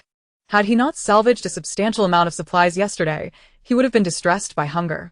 Yuni-chen, however, opted not to use the mineral water. Instead, he rose and ventured outside, returning after about 10 minutes with a basin of water to place over the fire. You all need to slaughter those chickens, bleed them out. We must prepare them properly here, Tian proclaimed as he brandished the kitchen knife at his waist and took the lead in dispatching the bound chickens. Zhou Tingting exchanged glances with her daughter, each brandishing their weapons toward the throats of the fowl. Chapter 36. The blockade. The 3 of them engaged in a contest to see who could kill the most chickens, while Yuni-chen expertly handled the task, immersing the chickens in boiling water to loosen their feathers and simultaneously roasting 2 birds over the flames. As they reached the last pair of ducks and 2 remaining chickens, Zhou Tingting promptly called for a halt, suggesting they keep some to try raising later. The future held promise, and perhaps these chickens and ducks could produce offspring, providing a source of meat for her and her daughter in days to come. Once the chickens and ducks were processed, the trio reluctantly began a competition to pluck the feathers. Their dexterity was commendable, and the speed at which they worked increased rapidly. Before long, they had transformed 132 chickens, over 40 ducks, and 2 geese into pristine carcasses, the innards meticulously cleaned. Were it not for the circumstances, they would have thoroughly washed the intestines as well. With the fowl prepared, Yuni-chen's chickens were also roasted to perfection. Tian cheerfully retrieved 2 small bottles from his backpack, declaring, "I brought some mixed seasoning, 1 bottle without chili and another with it." Beibei was taken aback, exclaiming, "Brother Tian, you're impressive. Who says a person who loves instant noodles can enjoy other foods?" Tian wore a smug expression, reveling in his foresight. With the seasoning, the roasted chickens were imbued with incredible flavor, a culinary delight. Once they had satisfied their hunger, they discovered an abundance of lamb's quarters, shepherd's purse, bitter herbs, and sesame leaves on the mountain, along with a bounty of wild mushrooms, gathering over 10 pounds. Seizing the opportunity, they each took 10-pound bags and enthusiastically dug up the greens, filling their bags to the brim. In Beibei's memory, she recalled a year and more without seeing fresh greens, having no idea how she had endured those 3 years. While the mother and daughter had an ample supply of leafy vegetables in their space, Tian had to consider his wife as health. Before the flood, the couple either ate out or ordered takeout, occasionally indulging in instant noodles, ensuring they received adequate nutrition. However, now they found that a lack of vegetables had disrupted their bodily functions. Yuni-chen had a little one to nourish at home, and it was imperative that their diet be well-rounded. Thus, every bit they could gather was valuable. As for any excess, there was no concern. They could process it at home, turning it into dried vegetables for long-term storage. After more than an hour, the foragers finally ceased their work, preparing to head back. They extinguished the fire and packed the processed chickens, ducks, and geese into several vacuum bags, with Beibei even bringing along a small pump to extract the air. Although it couldn't completely remove the air, it would suffice to keep the contents fresh until they returned home. Before departing, They stumbled upon a basket of eggs left by the cave's owner, which they lined with wheat straw to prevent the eggs from breaking, collecting 2 baskets in total. Descending from another hillside, they approached a higher terrain, not far from the pig farm. As they neared the water's edge, they realized they had overlooked a significant issue. A broad road lay ahead, while a deep ditch separated them from the mainland. The unknown dangers loomed ahead. After deliberation, they decided to abandon their search for the pig farm and retrace their route, placing their kayak back in the water. They launched the other kayak as well, pairing Yuni Chen with Li Beibei and Tian Ziong with Zhou Tingting, distributing their supplies evenly. It was already past 4 in the afternoon, and a sense of calm settled over them, allowing them to take their time on the return trip. As they passed a village, many buildings emerged from the receding water, their rooftops exposed. The terrain here was elevated, with typical buildings being around 7 stories tall, now only the peaks visible, creating a surreal, melancholic vista. The group silently paddled forward, observing various debris floating on the surface, ranging from upstream refuse to swollen animal carcasses, and occasionally, the grotesque remains of the deceased. A team clad in work uniforms was busy retrieving bodies, while others, like themselves, navigated kayaks in hopes of salvaging what they could. In the face of natural disasters, humanity felt exceedingly insignificant, grappling against the elements with little power. As they neared the city, the water was teeming with people, resembling a bustling waterway. Individuals scoured the surface for salvageable goods, while several speedboats zipped by, laden with treasures, their crews wearing triumphant smiles. Unscrupulous onlookers glared enviously, lamenting their lack of suitable transportation, wishing to plunder, but unable to keep pace. As the 4 approached in their 2 kayaks, they quickly drew attention. 1 kayak sped toward them, while those in various watercraft observed with hawkish intent. Yun Yichen gripped his axe tightly, his gaze sharp as a blade, fixated on the 2 individuals in the approaching kayak. Zhou Tingting and her daughter each held a crossbow, their jaws set, exuding an aura of lethal determination. Tian Ziong brandished the large machete he had acquired the previous day, his demeanor fierce. They were not lambs to the slaughter. They were predators ready to pounce. As the standoff ensued, a speedboat surged forward, and its occupant shouted, "Hey, look. Beauties. Young master, this one's a catch. Why don't you take her home for some fun?" They continued, "Step aside. That cargo on the kayaks belongs to us. Everyone else, clear out." The brazen taunts from the speedboat narrowed Zhou Tingting's eyes. A flamboyantly dressed young man stood at the center of the boat. His hair dyed a garish yellow, leering at Li Beibei while whistling, "Hey, beautiful, come with the young master. He'll treat you well. No need to fear here. Just keep me warm, and I'll make your life heavenly." Zhou Tingting scoffed, "Who is this fool? Shouldn't he take a look in the mirror? What do you think you are? Go home, and find your mother to nurse you." The young master's underlings, eager to please, urged, "Let us deal with her." "Young master." The young man, gnashing his teeth, kicked one of his subordinates and spat, "Tell her who I am." The henchman nodded vigorously, "Young master, don't worry. I'll let her know. Do you know who our young master is? He is from the Zhao family in the capital. For our young master to notice you is your fortune. Don't be foolish and resist. Come along quietly, or you'll regret it." Li Beibei's expression hardened. She retorted, "Who do you think I am? I'm not interested in you. You think I'm going to follow you? You're just a child who hasn't even been weaned. Go home before you get hungry." As she spoke, an object suddenly flew toward the young man's head, and his bodyguard quickly raised a knife to block it. Unbeknownst to them, Yuni Chen and the others had stealthily approached a makeshift raft nearby. The raft unexpectedly spun around, colliding with the speedboat. In the chaos, the various boats that had gathered to gawk began to jostle. Some were pushed into the water. Cries of help, "I can't swim," echoed. The speedboat, unbeknownst to them, became surrounded by onlookers. As the commotion escalated, the speedboat swayed precariously, causing the young man to yell, Go away. Are you trying to get us killed? Protect me." Amidst the turmoil, the 2 kayaks stealthily slipped away into a narrow alley, evading the fray. Chapter 37. Caution. Something is amiss as the sun set. The water's surface glimmered with the last rays of light, casting the rowers' shadows and the tilting buildings into a hauntingly beautiful tableau. 4 individuals paddled 2 kayaks, approaching the residential complex. This time, they refrained from using the main entrance, opting instead to navigate around to the side of Building B. Caution. Something is amiss. Yun Yichen exclaimed, swinging the machete in his hand towards a nearby window. Instantly, commotion erupted from within as someone brandished a long pole, striking at the group outside. To their surprise, an ambush lay in wait inside Building B. "We must act swiftly. There's danger on the 18th floor," Yoni-chen shouted. Concerned for Yiming's safety. "You guard the supplies. I will handle this." Without waiting for Li Beibei's response, he stood tall, severed the wooden pole into 2 segments, and leaped through the window. Inside, chaos ensued, and Li Beibei found herself unable to move. Observing the situation, Zhou Tingting brandished her machete, signaling for Tianjiong to be cautious before seizing the opportunity to jump into the building as well. Outside, one of the two watched over a kayak, while also remaining vigilant of their surroundings. Suddenly, a metal rod emerged from the water, sweeping towards Li Beibei's position, attempting to knock her into the depths below. Meanwhile, from the other side, a figure surfaced, brandishing a dagger and lunging at Tianjiong while clinging to the side of the kayak. If not for the weight capacity of the kayak, it could have capsized.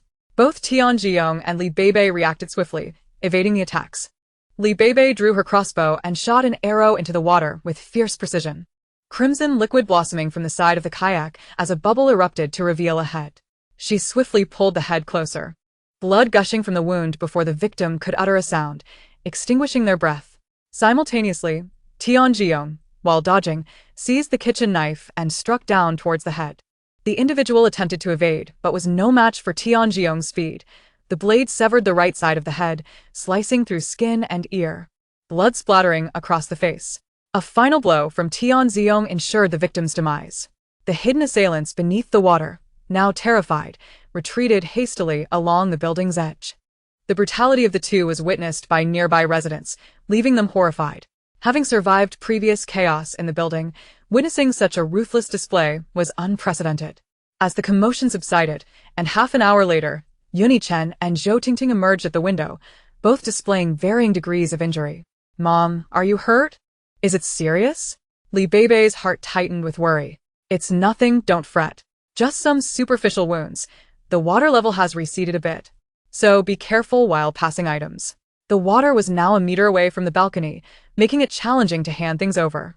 Once the items were moved, they discovered several bodies sprawled across the hallway. Silently, the four dragged the corpses towards the window, disposing of them into the water. Upon reaching the 18th floor staircase, they observed signs of violent tampering around the anti-theft door. Unfortunately, the reinforced steel plates were not easily breached. A few expansion screws securing the door had been pried loose. But thankfully, they had installed an ample number for safety. While not impenetrable, the door could withstand temporary assaults. Outside, numerous bodies lay scattered. One particularly menacing figure missing an ear and 2 fingers, multiple stab wounds visible on their side, their eyes wide with disbelief. Beside this figure lay another, wielding a butcher's knife, bloodied and bearing a strange smile, as if still yearning to kill before succumbing to blood loss. A dagger protruded from the chest of the butcher, its owner being the one missing an ear. The remaining victims fared little better, having been nearly dismembered by Yuni-chen and Zhou Tingting. After temporarily setting the cadavers aside, they finally transported all supplies upstairs before discarding the bodies into the water. Those who had initially harbored hopes of looting during the chaos were now thoroughly dissuaded. The individuals on the 18th floor were ruthless demons, and the farther they could distance themselves, the better. Yuni-chen spared one half-dead individual who, under interrogation, divulged all details. They were residents of Building A, initially managed by Sister Jiang, whose husband and 2 sons maintained order through strength. However, when some individuals harbored illicit intentions, they faced severe repression, and although everyone was hungry, Sister Jiang's family managed to keep the peace, with only a few succumbing to illness. The individual, named Wang Kuan, had bullied others in the building, but after being reprimanded by Sister Jiang and her sons several times, he had temporarily appeared subdued. Yet, following an illness that befell Sister Jiang's husband, her sons were ambushed and severely injured. Seizing the opportunity, Wang Kuan rallied a group to invade Sister Jiang's home, brutally murdering her husband, and in the ensuing conflict, lost an ear and 2 fingers, but ultimately, her sons were killed. Sister Jiang's family had always protected the vulnerable in the building.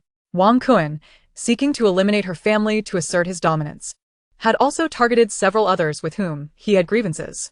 They had recently discovered the kayaks at Building B and, lacking tools, attempted to coerce Sister Jiang into luring others over, but she had ignored them. Today, upon seeing the kayaks in use, they devised a makeshift raft to reach Building B, intending to seize supplies from the 18th floor.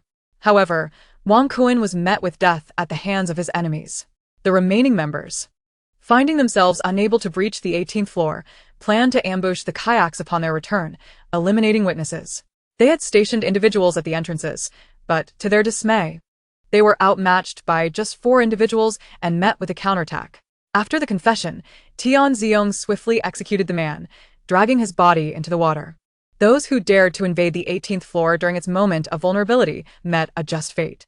Back at home, Lin Shi watched Yiming practice his martial arts, both appearing composed as if nothing had transpired. Glancing at the supplies they had recovered, Lin Shi smiled.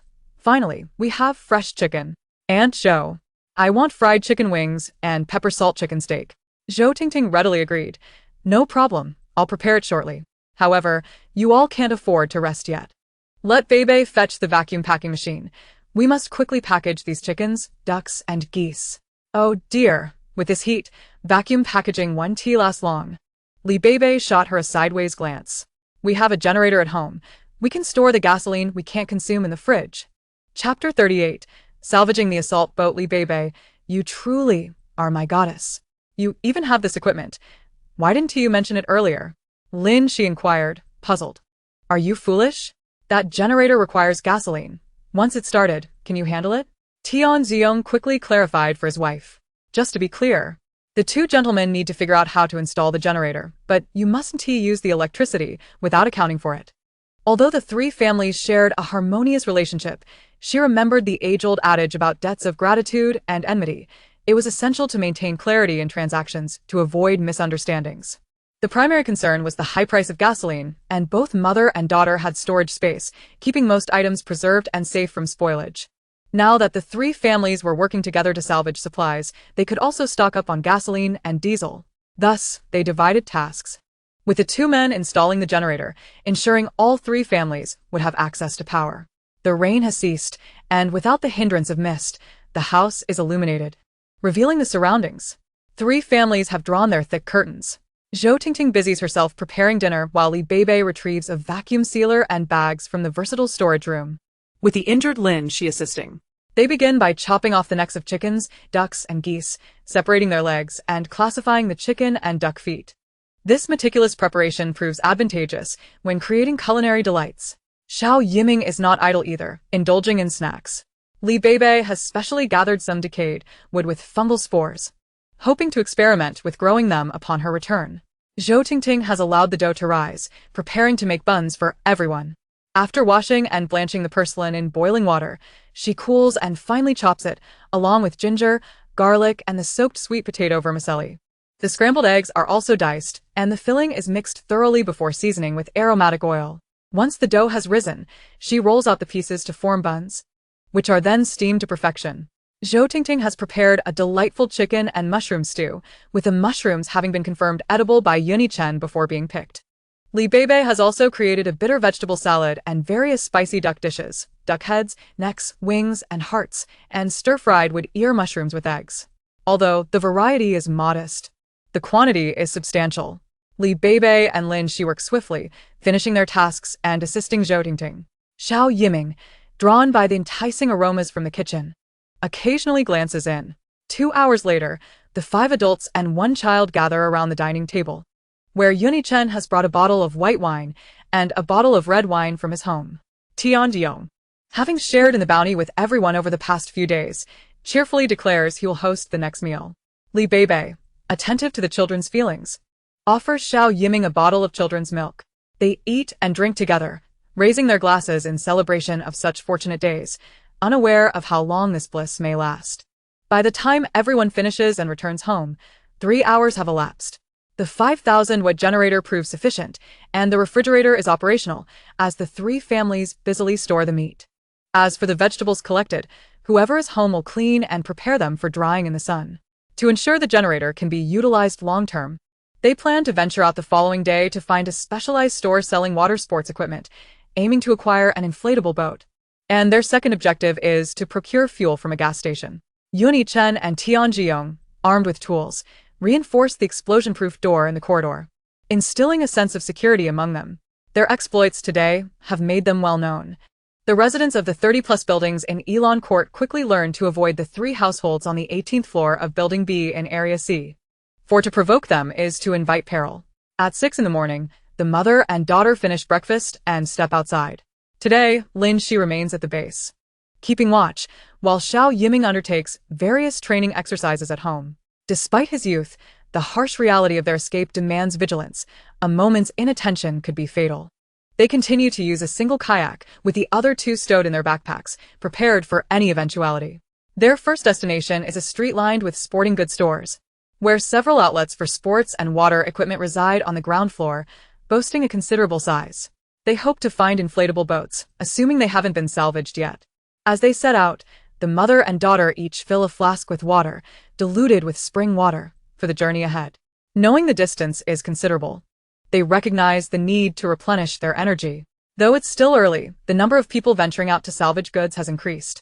And those on the mountains or office buildings visible above the water undoubtedly include opportunists seeking free goods. Only by diving underwater can they gain an advantage.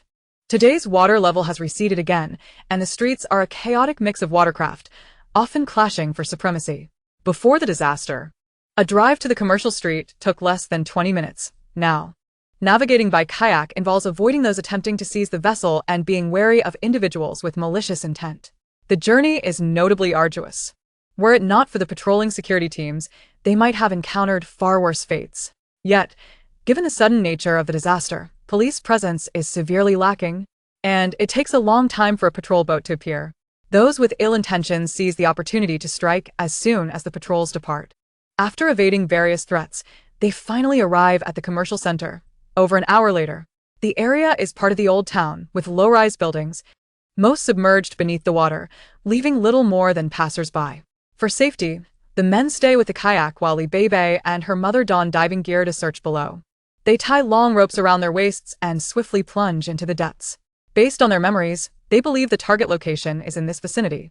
Descending approximately 4 to 5 meters, they glimpse the rooftops of recognizable storefronts. Analyzing the distinctive rooftops leads them to the outdoor equipment store's precise location.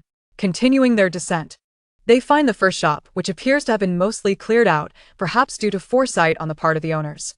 The second store, where Li Beibei purchased her kayak, remains intact, yet the larger equipment is absent.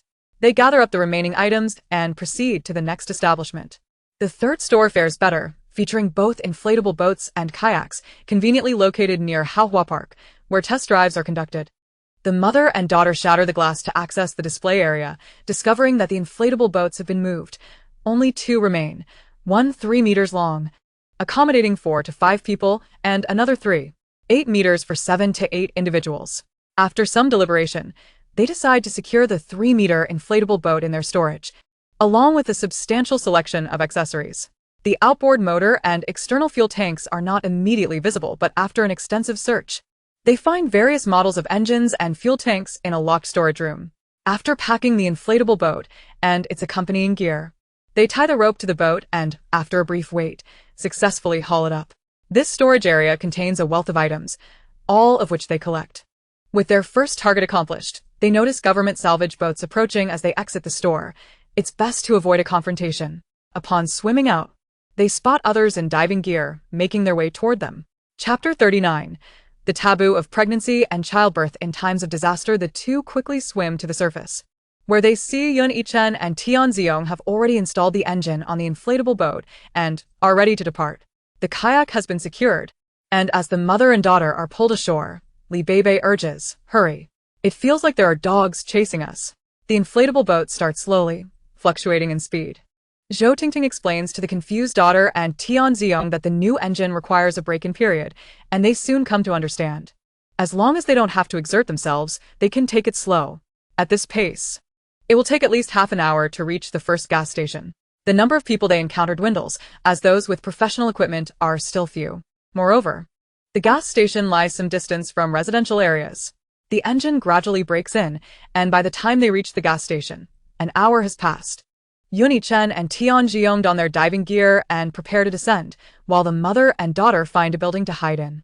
The mother and daughter duo were utterly clueless about their thievery endeavors. wisely opting not to complicate matters further. After a little over an hour, commotion finally arose below, and when the rope was pulled up, it revealed a 200-liter metal gasoline drum. Tianjiong ascended shortly thereafter. Brimming with excitement as he informed the two, Yun Chen has discovered a warehouse filled with metal barrels of oil, of various sizes. We are about to strike it rich. Though they had indeed located the goods, the conspicuous journey back was a concern. To their astonishment, fortune smiled upon them, as they did not return empty-handed. Ignoring the opportunity would be foolish, especially considering that the government would soon issue control orders classifying gasoline and diesel as state-regulated commodities. And the fuel stations would be entirely managed by government salvage teams. Seizing the moment, they resolved to gather as much as they could.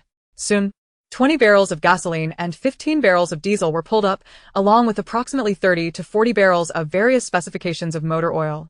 Tianjiong tugged 2 heavy tarpaulins from below and draped them over the hull. Shortly after, Yun Yichen joined them. The group then retrieved the lunch prepared by Zhou Tingting, each enjoying a hamburger topped with 2 fried eggs and ham, gratefully accepting the hot water offered by the mother and daughter as they ate and drank. Perhaps due to hunger, the 2 large men felt the water tasted particularly sweet today, and their previously fatigued bodies regained vigor. After a brief respite, the 2 men resumed their underwater labor. They subsequently retrieved 5 more barrels of gasoline and diesel, followed by 50L and 20L barrels, and eventually even resorted to using 10L oil drums. To differentiate between diesel and gasoline, Zhou Tingting retrieved a first aid kit from her backpack, inscribing gas and diesel on medical tape and affixing it to the metal barrels. They took breaks when fatigued and resumed work once refreshed. This location was initially disclosed to Beibei during her previous fueling, where she had befriended the gas station employees. Learning of a batch of metal barrels that had only just arrived. Originally destined for a vehicle transportation company, the owner had mysteriously been imprisoned, leaving the matter unresolved.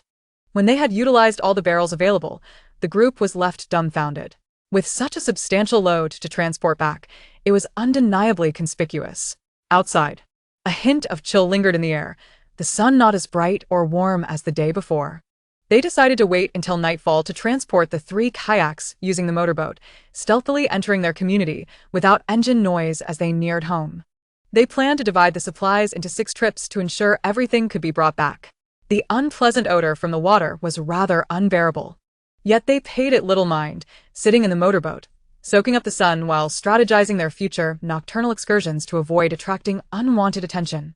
In truth, many eyes were fixed on the 18th floor, yet none dared take action, recognizing the formidable strength of this group.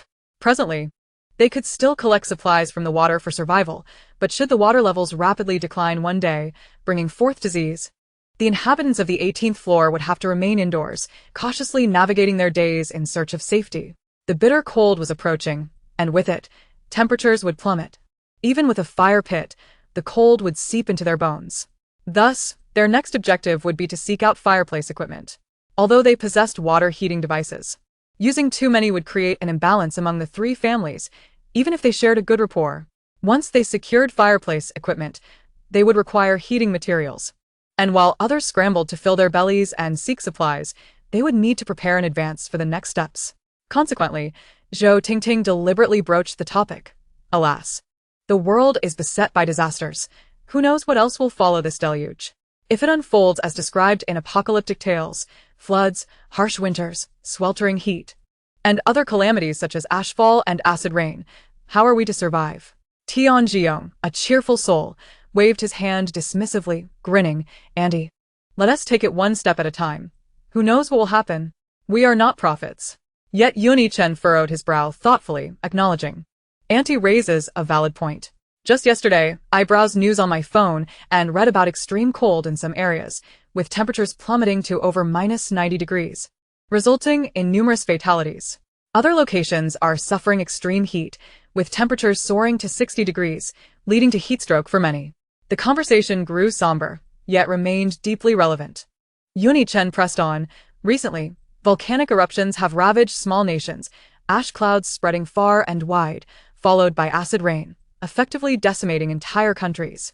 I even captured screenshots. Otherwise, I would not be tirelessly scavenging for supplies with you all. His lengthy discourse was unprecedented. Tianzion's demeanor shifted dramatically. He had initially perceived this as merely a flood disaster, unaware of the myriad of consequences that could arise.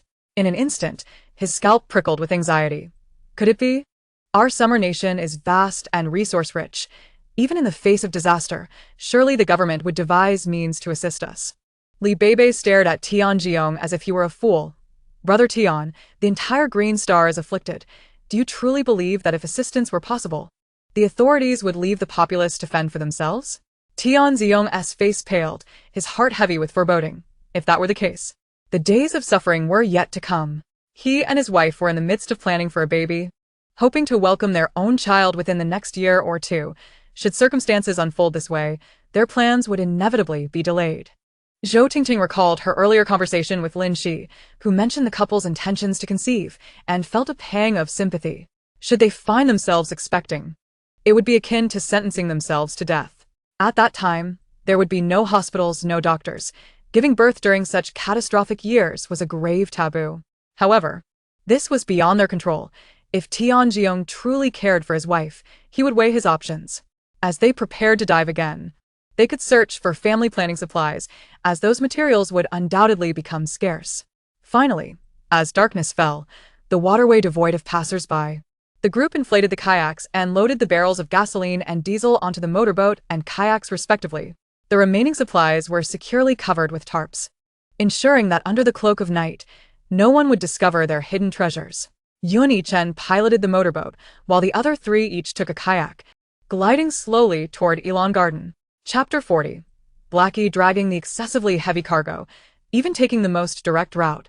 It took nearly an hour for the motorboat to reach the vicinity of Elon Garden. Cutting the engine, the roar ceased, and the three began to paddle onward. Their speed diminished significantly. A mere 100 meters took nearly 20 minutes to traverse. Upon arrival at the entrance, they noticed the water level seemed to have receded further. Cautiously, they transported the oil barrels inside, and Zhou Tingting suddenly recalled something, rushing upstairs. Moments later, she returned with a track-based stair-climbing machine. The others were astonished, but said nothing, silently placing the barrels onto the device, leaving Zhou Tingting to oversee, as one person pulled the barrels up, while the other two carried the packed smaller barrels of gasoline and diesel upstairs. With the stair-climbing machine's assistance, their pace quickened substantially, yet even so, it took them a solid 2 hours to complete their task. The four worked tirelessly throughout the night, finally dragging the last pile of supplies into the building as dawn broke. Just as Beibei was about to step forward, she heard the unmistakable sound of barking outside. Fierce and menacing. Her heart raced as she leaned out to see several individuals wielding makeshift tools, striking at a struggling black dog floundering in the water. Beibei's eyes widened as she lowered the still-inflated kayak from the window, leaped down, and began paddling furiously toward the scene. The dog, in a desperate attempt to evade capture, spotted Beibei and charged in her direction. The others, realizing the dog was fleeing, hurried to pursue. Looking up, they noticed a strikingly beautiful girl attempting to intercept. One of them teasingly remarked, "Hey, beauty, do you also crave dog meat? Indulging you is not out of the question. Merely call me brother and serve me well." With that, before he could finish his words, the makeshift wooden raft he was on split in two, sending him plunging into the water, shouting for help. "If you don't want to die, get lost," Beibei shouted coldly, brandishing her tang knife towards the front.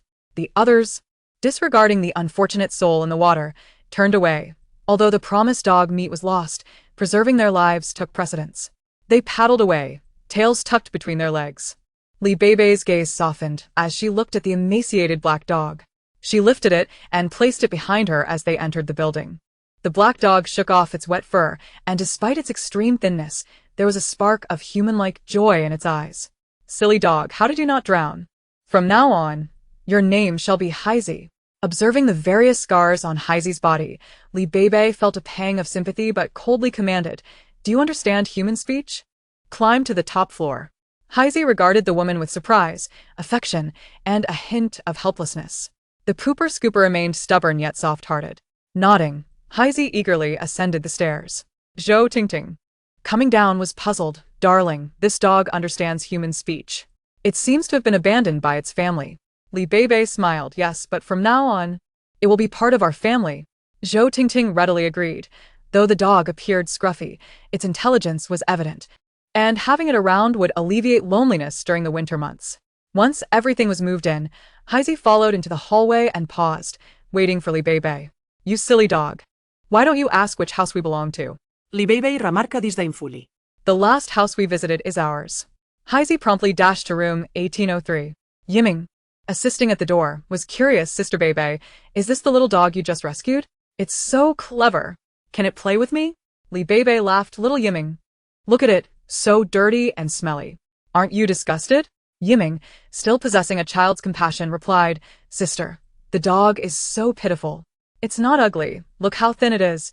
With all those wounds. It must be hungry and bullied by bad people. I'll find it something to eat. Heisey shot a glance at Beibei. You're the one who is ugly, and your whole family too. Although you don't smell, you're not much better. At least this little brat knows I'm hungry and will feed me. Beibei had no time to dwell on Heisey's judgment. The hallway was filled with gasoline and diesel, and it was best to distribute them promptly. In total, there were 200 liters of gasoline in 26 barrels. 50 liters in 3 barrels, 20 liters in 10 barrels, and 10 liters in 10 barrels, along with 200 liters of diesel in 20 barrels, 50 liters in 3 barrels, 20 liters in 5 barrels, and 10 liters in 5 barrels. Additionally, there were various quantities of motor oil. After a long day and night, the group enjoyed instant noodles with fried eggs made by Lin Shi before retreating to their rooms to rest, preparing for another outing that evening. Returning to room 1803. Heisey followed closely behind, having received 2 pieces of sausage from the little boy, feeling much better and eager to bond with its new owner. Beibei observed Heisey, who was eagerly looking up at her, wagging its tail and displaying an endearing demeanor. All right, you smelly creature, I can hardly bear to touch you. Just wait. I'll get you some hot water to wash. In a hurry, Beibei returned to the kitchen, filled a pot with water. And despite her attempts to use the space kitchen, she resorted to heating it on the gas stove. She retrieved shampoo and body wash, adjusted the water temperature, and carefully bathed Heisey, who finally emerged clean. She then took out 2 more sausages from the space and peeled them for Heisey's breakfast. Heisey, astonished by the sudden appearance of food, widened its eyes. Is this the same pooper scooper I know? Has she learned magic? But I still smell the familiar scent. Beibei gently disinfected and treated the various wounds on Heisey, recalling that she had received a pet bed during a previous shopping excursion. She placed the bed at the foot of her own bed, covering it with a thick blanket. This will be your spot from now on. No fussing. Everyone is tired. We'll talk later after we rest. When the 2 women and the dog awakened, it was already 3 in the afternoon, their stomachs growling with hunger. Zhou Tingting craved steaming dumplings, while Beibei thought of spicy hot pot, deciding to forego cooking and instead retrieved food from the space. Heisey's meal consisted of half a boiled duck. At 1 year old, it should ideally weigh around 20 kilograms, yet it was barely 10 kilograms. A heartbreaking sight reflecting the trials endured in a world ravaged by calamity. The 2 women whispered at the dining table. Darling, why do I feel like you and this dog are so familiar? Zhou Tingting asked. Mother, I cared for it in a past life. Once, I nearly froze to death. And it kept me warm. Several times while scavenging for supplies, it risked everything to save me. Unfortunately, it departed a few days before I did. The 2 women sighed, realizing it was indeed fate that the dog had come back into their lives. In her previous life, a day after the harsh cold began, Beibei was forced to venture out for supplies and discovered Heisey shivering in a construction site. Inexplicably drawn to it, she took Heisey home, only to face ridicule from the Gao family, who several times attempted to slaughter Heisey for meat. Enraged, she grabbed a kitchen knife, ready to fight, and for reasons unknown, the Gao family abandoned their plans to eat the dog. However, even if they had succeeded, there would have been little meat to gain. From that point on, she and Heisey shared a small bed, providing warmth and companionship to one another. As Heisey happily feasted on duck meat, it rolled its eyes. Humph. If I hadn't come to find you, would you have come looking for me? Using leftover wooden boards from the storage area, Beibei constructed a coop for 4 chickens and 2 ducks on the balcony and even lined 2 egg baskets with straw, hoping they would continue to lay eggs. At 5 o'clock, Heisey roamed the bathroom, growing increasingly restless. Finally, it tugged at Beibei's pant leg, leading her to the restroom. During the floods, no one dared to use the bathroom, and lacking civic duty, they had no qualms about making life difficult for others. Residents of lower floors faced the return of sewage, And those not inundated had devised ways to seal their bathrooms, resorting to using pots or disposable bags for personal needs. As for waste disposal, it was simply tossed out from high places into the water below. With no other option, Beibei retrieved a special bowl for Heizi, recognizing its cleverness. Indeed. Heizi instinctively used the designated bowl for its business, then affectionately nudged Beibei, seeking her attention. The diligent caretaker, Heizi, nearly lost his life in search of you. How heartless of you, to not miss me. Oh, how it breaks a dog's heart.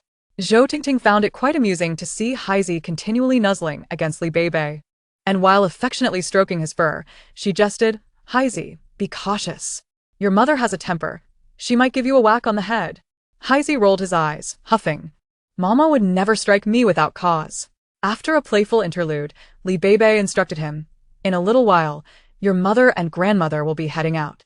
You must guard the house well, and when we return, there will be treats for you. Heizi lamented, Mama doesn't love me anymore. She wants to fly solo right after we meet. Watching Heizi shake his head and spin in circles, his eyes full of displeasure, Beibei felt invigorated by his theatricality and gave his head a gentle pat. If you misbehave, there will be no meat for you. Heizi, feeling dejected, snuggled into Beibei's embrace, letting out a few whines. By 6:30 in the evening, darkness had already enveloped the sky, arriving 2 hours earlier than usual. Everyone donned long sleeves, masks, and disposable gloves. Although the rain had ceased, the day had been stifling, and the night brought a slight chill. The mother and daughter duo continued their journey with Yunyi Chen and Tianjiong. After just 3 days of sunshine, the moonlight vanished, leaving an inky darkness, compounded by a foul odor that lingered uncomfortably. The three families had wisely packed disinfectants and wet wipes in their bags.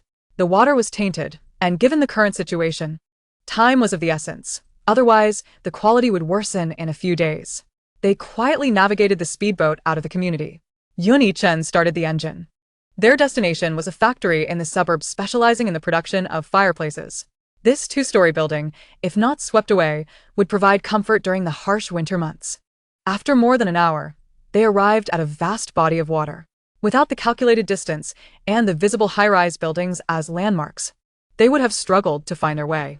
This time, it was Beibei and Zhou Tingting who ventured into the water, as both men had sustained injuries. Having soaked for so long the previous night, further exposure could lead to infection. The mother and daughter donned their gear and entered the water. Despite having flashlights, visibility was limited. After an hour, they finally located the fireplace manufacturing factory. If possible, they would take as much as they could. The first floor was a spacious workshop, and luck was on their side.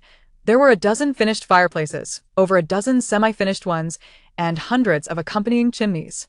They gathered tools for fireplace construction, unable to distinguish one from another, and collected everything into their storage space. They also salvaged some semi-finished products, securing 30 chimneys and packaging the rest for transport. They agreed beforehand that regardless of the quantity, their limited living space could only accommodate 6 sets of fireplaces. Each fireplace could heat an area of 120 to 160 square meters. Should the temperature plummet to -80 or 90 degrees, even a few extra stoves would not suffice. In truth, the mother and daughter duo had hoped to find a basement, but the other two families were unaware of the impending extreme cold and were merely taking precautions, thus not overly eager to search for more housing. After some deliberation, they decided that 2 sets per family was still insufficient and packed 3 more fireplaces for transport. The remainder was also collected into their storage space, just in case. With their haul secured, the speedboat towed 3 kayaks laden with goods back home. By the time they unloaded everything upstairs, it was already 1 in the morning. The group, invigorated, proceeded to search for charcoal and raw charcoal. I know of a place famous for its charcoal. Their hardwood charcoal burns well and is hard to extinguish. How about we scout it out? Tianjiong, brimming with enthusiasm, had taken a long nap during the day and now felt energized, his injuries seemingly trivial. Are your wounds all right? Have you applied medicine? Is there enough medicine at home? Yunyi Chen merely responded, yes. Tianjiong had transformed into quite the chatterbox. We have plenty. A few days ago, we scavenged materials. And there's one place that seemed to be the property office with a whole box of medicine. Aunt Zhou, you might have forgotten, but we all divided it up, right?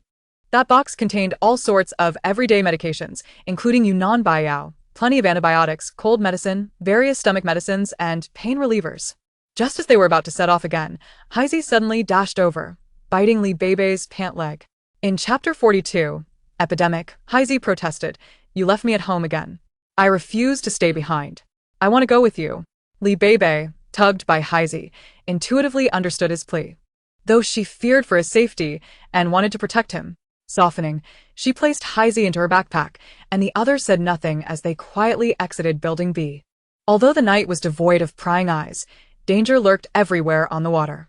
To be prudent, they carried a bucket of specially mixed gasoline. Following Tianjiong's instructions, they moved cautiously and finally arrived at the village after an hour and a half. Thankfully, they had the speedboat, otherwise, they wouldn't have dared to imagine the fuel it would consume for such a distance. The village lay not far from the undulating mountains, and nearly every household made charcoal. However, now it was deserted. In the night, apart from the sound of water, only their breathing echoed, creating an eerie atmosphere. Li Beibei was preparing to change into her diving gear when Yun Yichen intervened. "I'll go down with Jiyoung. You two stay here." Li Beibei frowned. "No. Both of you are injured. We should go down instead." "It's fine. We've been specially treated. Nothing will happen." Seeing the two men resolute, the mother and daughter refrained from arguing further, watching as the two descended into the water. Li Beibei, cradling Heisey, chatted with her mother. "Mom, what else do you think we can gather here?" Zhou Tingting replied, "We're almost at the mountains. What more can we hope to find unless we go up and collect some durable trees?" "You've become quite the opportunist, eyeing everything in sight." Li Beibei lauga. "You know who my mother is, right? Dragons beget dragons, phoenixes beget phoenixes. A mouse's offspring knows how to dig. If my mother can spot something, her daughter is sure to follow suit."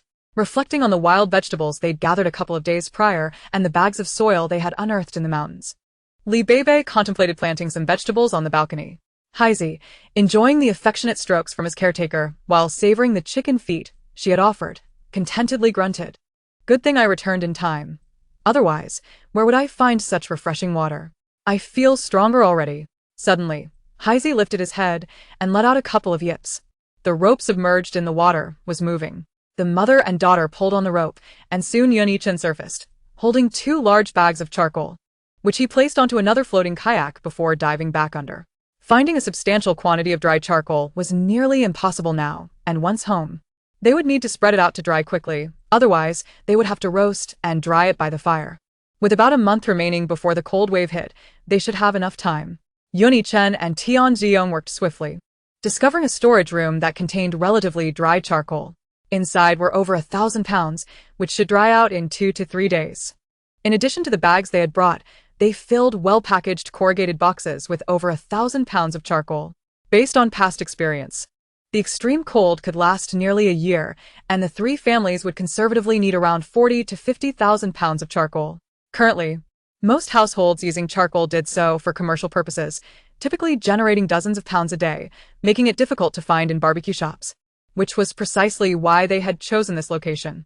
Yun Yichen and his companions only approached 2 suppliers, yet managed to collect over 3,000 pounds. The pressing concern now lies in the sweltering heat experienced prior to the flood, leading to the assumption that the villagers would not have produced much charcoal. With many households relying on reserves from previous times, their fate now rests on luck. The 4 individuals, not daring to squander time, made 2 trips throughout the night, prying open the rooftop in the darkness to spread the damp charcoal across the upper floor. During the day, once they had rested sufficiently, they set out in their speedboat for distant explorations. The lawlessness outside remained as rampant as ever. The afternoon sun blazed down upon the water surface, emitting a foul stench. While various individuals aboard makeshift vessels rushed towards nearby malls and supermarkets, clamoring for supplies, those with the means had already begun scavenging in the water, desperately seeking resources to sustain themselves. The city government had established several refugee shelters, ensuring that those sheltered would not starve. Various zones had set up resource exchange points where supplies could be traded for food. Many residents exchanged their goods for life-sustaining essentials like compressed biscuits and water. During the floods, everyone had utilized household tools to collect rainwater, but now, with clean water sources depleted, they were left to devise alternatives. At the exchange points, instances of robbery and violence were not uncommon, with gangs of idle individuals from before the flood brazenly looting. Occasionally, lifeless bodies could be seen floating in the water. The speedboat belonging to Beibei and her group was perceived as a tempting target by others. However, their formidable presence, armed with knives and cleavers, deterred potential assailants. The quartet specifically sought out more remote areas for supplies, where typical tools had difficulty reaching, granting them a time advantage. Any foolish enough to approach them swiftly became victims of their coordinated defense. They successfully raided a vending machine store, gathering a substantial quantity of contraceptive supplies. And in a pharmacy, they amassed an assortment of medications. They also discovered a large stockpile of insulation material, some 3 to 5 centimeters thick, and others at 9 centimeters. All in preparation for the extreme cold reported in certain regions, as Yuni-chen had mentioned. Their routine of scavenging during the day, resting for a few hours, and salvaging charcoal at night continued relentlessly for a week, until the charcoal supply dwindled, necessitating a pause. At this point, the water had receded to the 6th floor. The relentless sun beat down, and the stench from the water intensified, with swarms of mosquitoes flitting about. After days of scavenging, aside from the occasional corpse, it became increasingly difficult to find resources anywhere on the water's surface. The residents of the 18th floor ceased venturing outside. Now, Over 20,000 pounds of charcoal lay atop the roof, with the corridors filled with supplies. As the saying goes, after a great disaster, there is bound to be an outbreak of disease. Given the current external environment, trouble was likely imminent.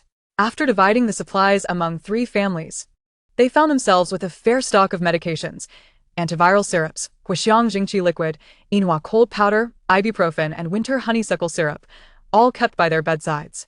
They had also prepared an ample supply of traditional Chinese medicines, including lianxiao, guanzhong, atractylodes, Guxiang, mint, and mugwort. They even began consuming banlangen granules in advance and lit mosquito coils, opting to stay indoors. Indeed, the municipal loudspeakers, long silent, began broadcasting. In light of the recent flooding disasters and the extreme heat that could trigger epidemics, all residents are strictly prohibited from going outside unless absolutely necessary. Violation of this regulation could result in a prison sentence of 1 to 3 years. Those on the 18th floor could see some afflicted individuals being ferried by their families on makeshift watercraft to the government's temporary medical points, only to stumble and fall into the water along the way. With disease rampant, few dared to venture out during the day, and, to make matters worse, a mother and daughter awoke one morning to discover cockroaches the size of their thumbs crawling up from the bathroom, with a family pet, Haizi, eagerly pouncing and devouring them. Chapter 43. Yiming falls ill. The mother and daughter, clad in pajamas, searched their rooms, wary of infection. The 3 families had agreed to remain in their respective quarters and refrain from visiting one another. Uncertain of the condition of the other 2 households, they also spotted cockroaches on their balcony. Yet, it remained a mystery whether the chickens and ducks they had raised had mutated. Their excitement over the sight of such large cockroaches was palpable, as they roamed about, consuming them voraciously. Soon, loud thuds echoed from next door, accompanied by Lin Shi's exclamations. "Damn cockroaches, disgusting. I'll kill you, I'll kill you. Hurry, Yonga, over there, quickly squash it. Why are there so many cockroaches? Find some cockroach medicine." From room 1081, the sounds of swatting cockroaches were audible, interspersed with the brief cries of little Yiming. "Cousin, over here. Cousin, I killed one." Fearing that the cockroaches might invade their visible supplies, the mother and daughter decided to store everything in their designated space. As they did so, a dozen cockroaches fell to the ground, indicating that the space could not accommodate any living creatures apart from Li Beibei. Haizi and the family's chickens and ducks swiftly dealt with the cockroach infestation. They had initially considered spreading cockroach poison around the house, but feared it would drive the pests into the neighboring units, potentially causing food poisoning. Thus, they opened their door and sent 2 ducks to room 1801 and 2 chickens to room 1802, allowing them to reside there temporarily. Indeed, the chickens and ducks proved formidable, and the commotion subsided, while the remaining 2 chickens in room 1803 fiercely competed with Haizi for the cockroaches. Life on the 18th floor continued with ease. Unlike others who were not so fortunate, many households were inundated with cockroaches, leaving trails of droppings everywhere. One could find them on the sofas, in beds, and even under the covers, where several large cockroaches would emerge upon lifting the bedding. In households with substantial possessions, items placed in ceramic jars fared better, while plastic packaging and various wooden items were ravaged. The cries of despair echoed throughout the building as the hard-won food supplies were spoiled. The previously calm body recovery boats were once again bustling, with those afflicted by disease and starvation losing hope and jumping from windows into the water to end their lives. Others, believing they had contracted the illness and seeing no hope, harbored vengeful thoughts towards society and sought to spread the plague. Personnel clad in protective gear appeared on the water surface, not only spraying disinfectants, but also distributing medications across the various floors. The medicines, brewed from traditional Chinese herbs, were distributed in simple packaging, each providing a 3-day supply. Life or death now rested solely on individual fortitude. While the authorities were indeed striving to protect the populace, there were always those who, unaware of the gravity of their actions, sought to create chaos. Daily, epidemic prevention personnel and volunteers distributed medications under immense pressure. Some left in the morning and were never seen again, while those fortunate enough might be retrieved by body recovery teams, with others completely vanishing. The government was critically understaffed, continuously recruiting volunteers who were offered 2 bottles of water and a compressed biscuit each day. For those suffering from severe food and water shortages in the sweltering heat, this was a significant temptation, prompting some young and strong individuals, unable to fill their stomachs at home, to consider volunteering. However, reality proved harsh, as reports of volunteers mysteriously disappearing or being assaulted by community residents led many to reconsider. At this juncture, the risk of injury was left to fate. Even official hospitals were lacking in both medical personnel and supplies.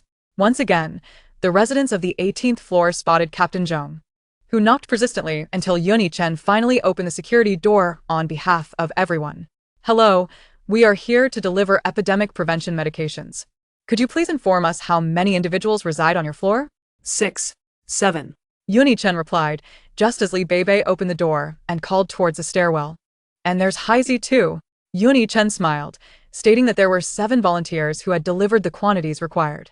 Suddenly, Li Beibei, wearing a mask and holding something, rushed over. "Excuse me, may I inquire whether this epidemic only affects humans, or can it also be transmitted between humans and animals?" The volunteer patiently explained, "No evidence of animal transmission has been discovered. Currently, it only spreads among humans." Li Beibei felt a sense of relief. Otherwise, her chickens and ducks would have been at risk of becoming food for the crows. Captain Zhong glanced at Yuni Chen, seemingly wanting to say something. But after a deep look, he nodded and descended with the volunteer. Once they were gone, Li Beibei took the disinfectant in her hand and sprayed every corner nearby. She secured the front door and then proceeded to spray Yuni Chen from head to toe, front and back. "Though you are in excellent health, we must be cautious, especially with children at home. Their immune systems are not as robust as adults. Here, take this bottle back with you and disinfect daily." A flicker of amusement crossed Yuni Chen's eyes as he obediently accepted the disinfectant. Upon opening the door, he remarked, "Take care of yourself." Once he was inside, Li Beibei felt perplexed. What was with this person? It was unusual for him to express concern for others. As fate would have it, at midnight, Yuni Chen suddenly knocked on the door. "Aunt Zhou, Yiming has a high fever, reaching 39.1 degrees. Please come quickly." The mother and daughter were startled and hurriedly donned their masks to rush over. After washing their hands with soap, they approached Yiming. His forehead was burning, his body trembled, and he shivered under the covers, occasionally coughing. "Cousin, I'm cold." This was a typical symptom of the epidemic. First fever, then chills or heat, followed by vomiting, diarrhea, and fatigue. If the fever was not addressed promptly, there could be lingering effects. Quickly, boil some hot water and use a warm towel to sponge him down. Li Beibei dashed to the kitchen to heat water. "Has Yiming taken his preventive medicine?" "He said he already has." Yuni Chen paused briefly. He hadn't been present when Yiming took it. Now he wondered if the boy had deceived him out of fear of the bitter taste. Zhou Tingting was furious. "What do you mean by," he said. "Did you not see? Children are always afraid to take medicine, especially traditional remedies." Yuni Chen said nothing, his heart heavy with guilt. Yiming had only him as a relative, and how could he have been so negligent in caring for him? Li Beibei returned with hot water and towels, handing them to her mother before rushing back to 1803 to fetch the herbal medicine she had prepared for the crows. She hurriedly heated the medicine. Soon she returned, asking Yuni Chen to lift the child and using a small spoon to feed him. When Yiming tightly pursed his lips and refused to drink, she rummaged through her pocket and produced a cotton candy, gently coaxing, "Yiming, be good, take the medicine and you won't feel unwell anymore." You can have cotton candy afterward. Open your mouth. Ah, that's a good boy. Unbeknownst to him, Yiming drank all the medicine. The dosage was adjusted to half for children, while Zhou Tingting continuously wiped the child with a warm towel. After half an hour, Yiming's temperature finally began to decrease. By morning, Zhou Tingting fed Yiming a small bowl of millet porridge, and Li Beibei heated the remaining half of the medicine to give to him, successfully suppressing the fever that had just resurfaced. By noon, Yiming had vomited everything he had eaten, according to the volunteer's instructions, in case of infection. If the child could open his mouth after vomiting, he should continue eating and taking medicine. Yiming's fever fluctuated, but his symptoms lightened each day. 3 days later, he had regained consciousness, was no longer vomiting, and his temperature returned to normal. The following day, Li Beibei sent her mother back to 1803. Being young, she felt she should not let her beloved mother exhaust herself. When Zhou Tingting saw her daughter return, she was taken aback. Was this still her spirited, rosy-cheeked child? She looked like a wilted eggplant, sporting dark circles under her eyes, revealing the toll of sleepless nights over the past 3 days, causing Zhou Tingting to feel heartbroken. My dear, I made your favorite egg fried rice and Westlake beef soup. Eat, then go back to sleep. For the past few days, Zhou Tingting had prepared the meals and delivered them to the door of 1801, knocking before they brought the food inside. Outside, they disinfected several times a day, fearful that one moment of carelessness could lead to disaster on the 18th floor. Li Beibei allowed her mother to go through the entire disinfection process, changed her into sleepwear, washed her hands, and devoured her meal before collapsing into bed, neglecting to interact with the crows. She slept for 12 hours, awakening at 10 the next morning, feeling as though she had finally returned to full vitality. She was not particularly worried about contracting the epidemic. After all, she had spring water in her space.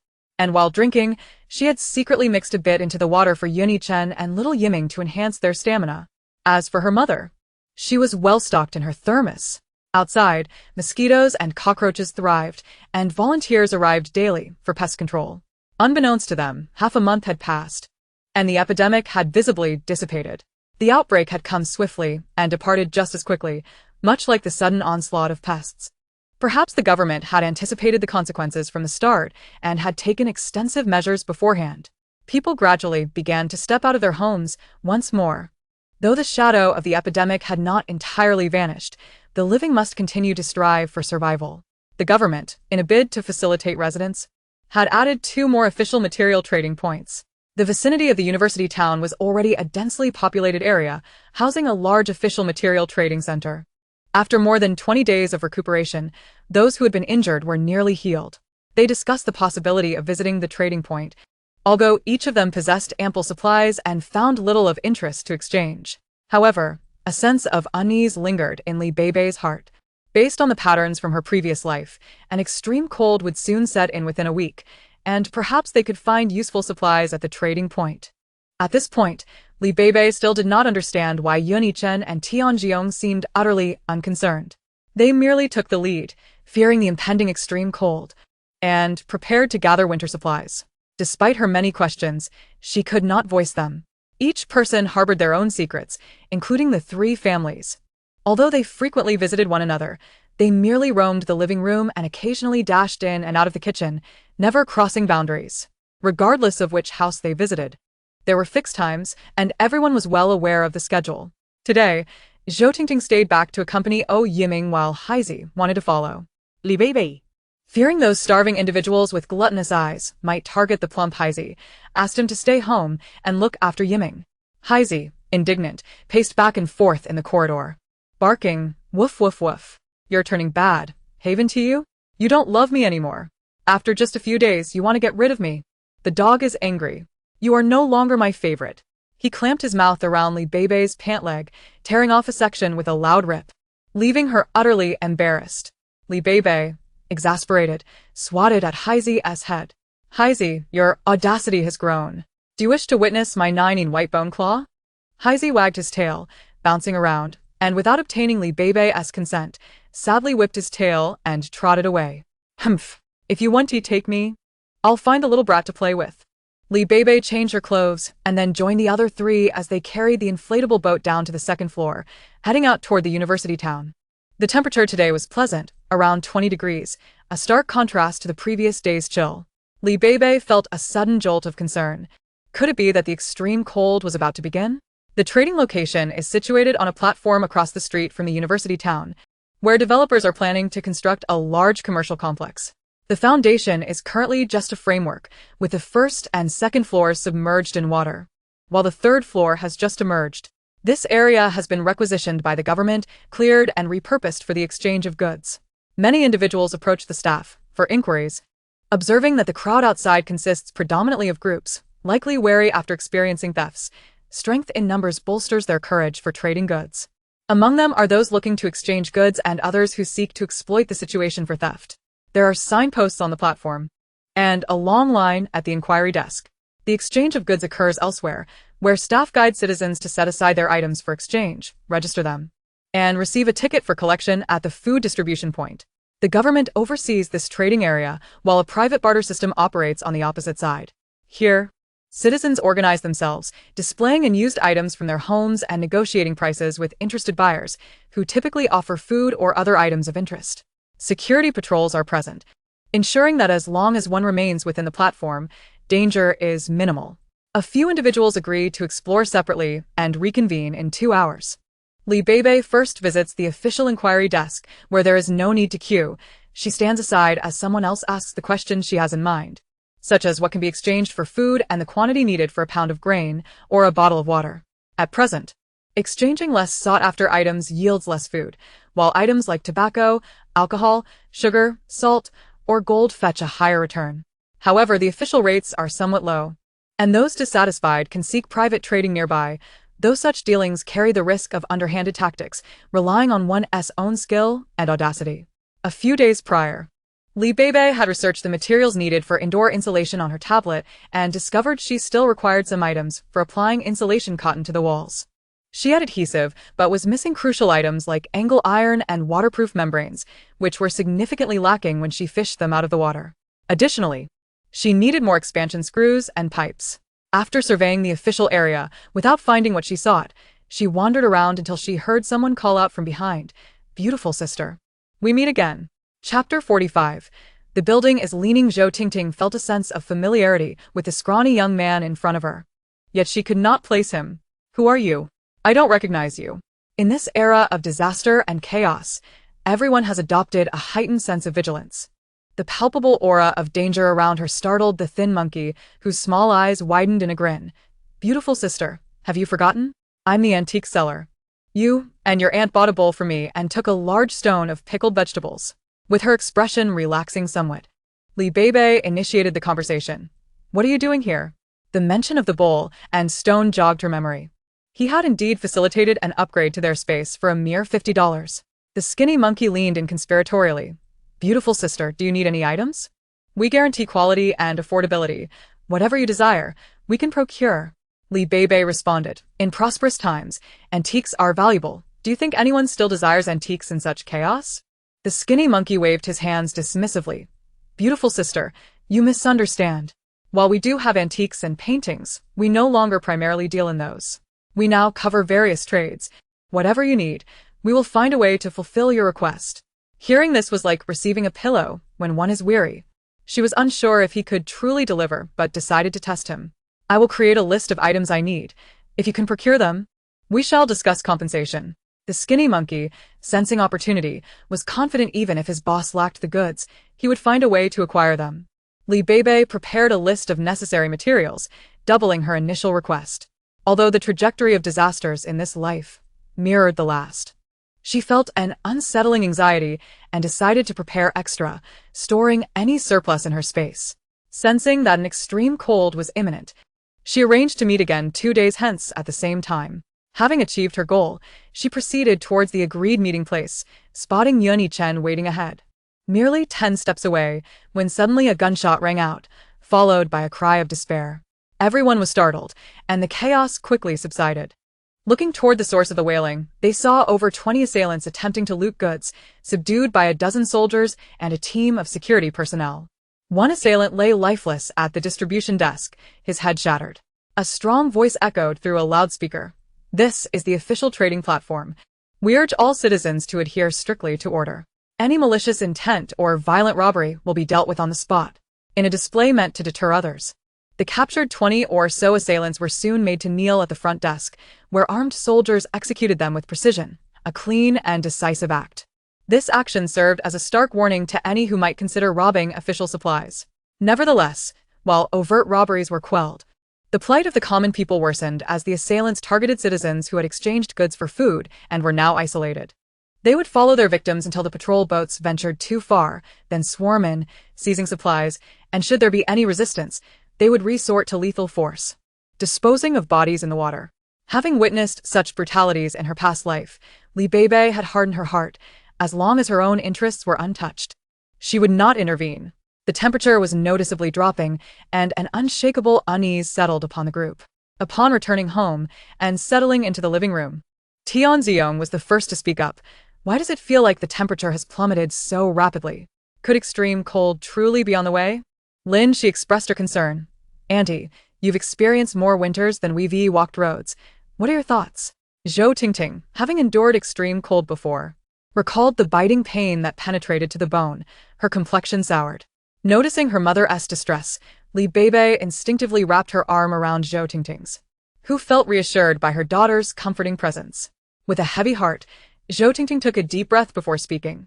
Based on past experiences, unless there's overcast with rain, normally the weather should transition gradually, not plummet suddenly under a clear sky.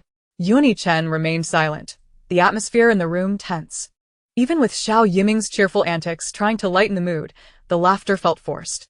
If extreme cold were indeed approaching, and temperatures were to drop to 70 or 80 degrees below zero, the thought of everyone potentially freezing into ice sculptures overnight was chilling.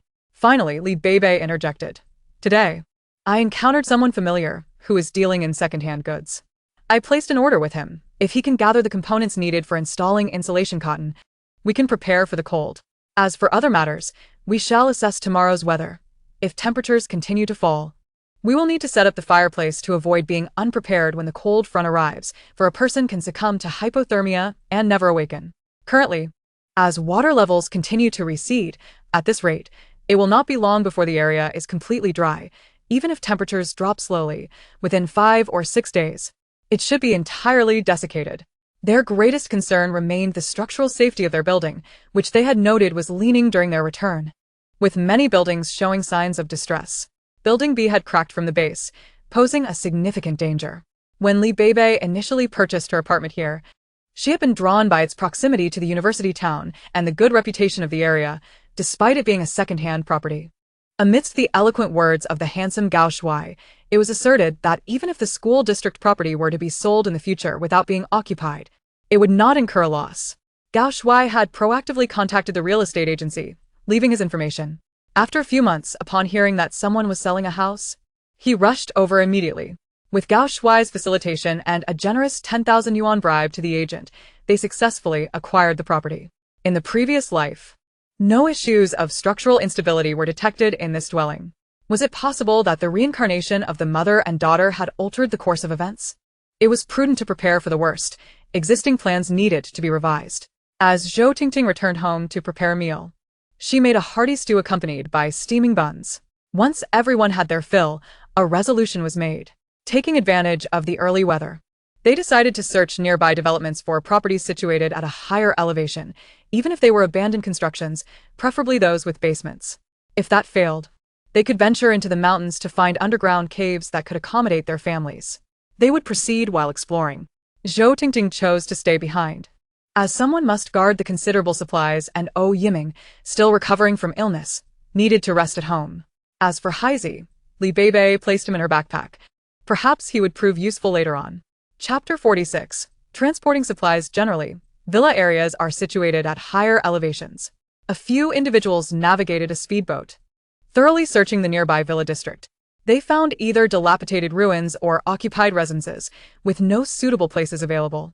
Growing anxious as darkness fell around 6 in the evening, the temperature seemed to drop further, dampening spirits. Suddenly, Yun Yichen exclaimed, "I just thought of a place. There's a cave nearby. If the mountain hasn't collapsed, we might find refuge from the extreme cold." The others' faces brightened at his suggestion, and they readily agreed. After all, being cave dwellers was preferable to freezing to death. Thus, they journeyed for 2 hours by speedboat. They arrived at a barren mountain, devoid of vegetation, surrounded by several peaks, with a high elevation and strewn with jagged rocks. Completely deserted. The speedboat was anchored at the mountain's base. To ensure their safety, they piled large stones around it as a makeshift concealment to avoid immediate detection. Armed with flashlights, Yuni-chen and the others began their ascent, deliberately clearing large rocks as they navigated several bends. After half an hour, they found themselves before a pile of rubble. This must be the spot. They exchanged puzzled glances. Amidst the chaotic stones, there appeared to be no entrance. Observing closely, Yuni-chen moved to one side, clearing away the disheveled hay that covered a narrow gap just wide enough for one person to pass through. "We can enter here." Taking the lead with a flashlight, Yuni-chen stepped inside, followed unhesitatingly by Beibei, while Tianziong held Lin Shi's hand as they trailed behind. To their surprise, the interior was about 1.2 meters wide and slightly over 2 meters high. Although damp, the ground was covered in gravel, avoiding any mud. The slope was gentle, and after walking approximately 4 meters, they discovered an irregular 8-square-meter platform. Continuing to the right, the passage suddenly widened to nearly 3 meters before descending further. The path varied in width, and this section had a slightly steeper incline, with a mixture of gravel and soil. After about 8 meters, they encountered another large platform of around 12 square meters, which led to a spacious area just 4 to 5 meters ahead. This chamber was approximately 20 square meters, with a notably higher ceiling. Turning left, they came upon a naturally formed stone wall, and beyond that, a gentle slope led them 3 meters further to several stone rooms, comprising 3 or 4 of varying sizes. Progressing another 5 to 6 meters revealed more interconnected stone rooms, the larger ones spanning 40 square meters, while the smaller ones were around 10 square meters, totaling about 100 square meters. Not far across from this area were more similar stone rooms, also 4 or 5 in number.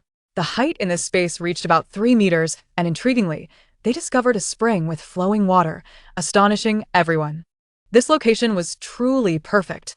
The overall layout resembled a large W, with a tail extending into a sprawling area of about 2 acres. Not only were there interconnected stone chambers, but several places suitable for storing supplies as well. Yet, how had Yuni-chen stumbled upon this place? Noticing the curious gazes directed at him, he scratched his nose and explained, "I was a Special Forces soldier.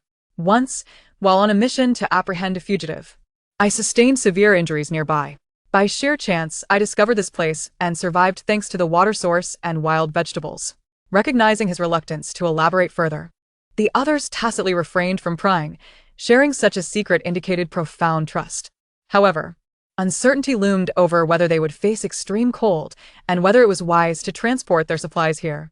Beibei, undeterred, expressed, "I believe our 18th floor residence has become a prime target for others. Given that it has turned into a precarious building, we must relocate regardless of the cold. I believe this location is our best option." Tianziong and his wife nodded in agreement. Yuni-chen decisively concluded, "In that case, let us return first and begin transporting the supplies tonight to avoid any potential complications." They would take advantage of the current water levels, minimizing the risk of damaging their boat. The group returned home swiftly, taking only an hour. Yuni-chen retrieved the malfunctioning outboard motor from the speedboat he had salvaged earlier. He had repaired it and secretly tested it a few days prior. They installed the motor onto another kayak, along with 2 additional kayaks, maximizing their carrying capacity. As night fell, temperatures dropped further, prompting everyone to don autumn clothing and windbreakers. The first batch of supplies, primarily insulation material, was transported first. Due to its large volume and light weight, they waterproofed the insulation material for 3 runs, totaling around 8,000 pounds. The weather felt unusually erratic. It wasn't until 8:30 that they returned downstairs, greeted by the dawn. Anxieties arose among them as they recalled the remaining supplies in the building, but they had little time to dwell on it. After breakfast, everyone hastily packed their small belongings into oversized backpacks, of which they had dozens acquired at no cost. The 2 speedboats quickly filled with bags and larger packaged items, which they then covered with waterproof tarps as they set off toward the university town. Even if someone intended to seize their supplies, without convenient transport, they could only watch helplessly. However, the trip to the university town was merely a ruse. They veered onto secluded paths, twisting and turning to evade detection, ultimately steering towards Lingquan Mountain, the name of the range where they intended to establish their base.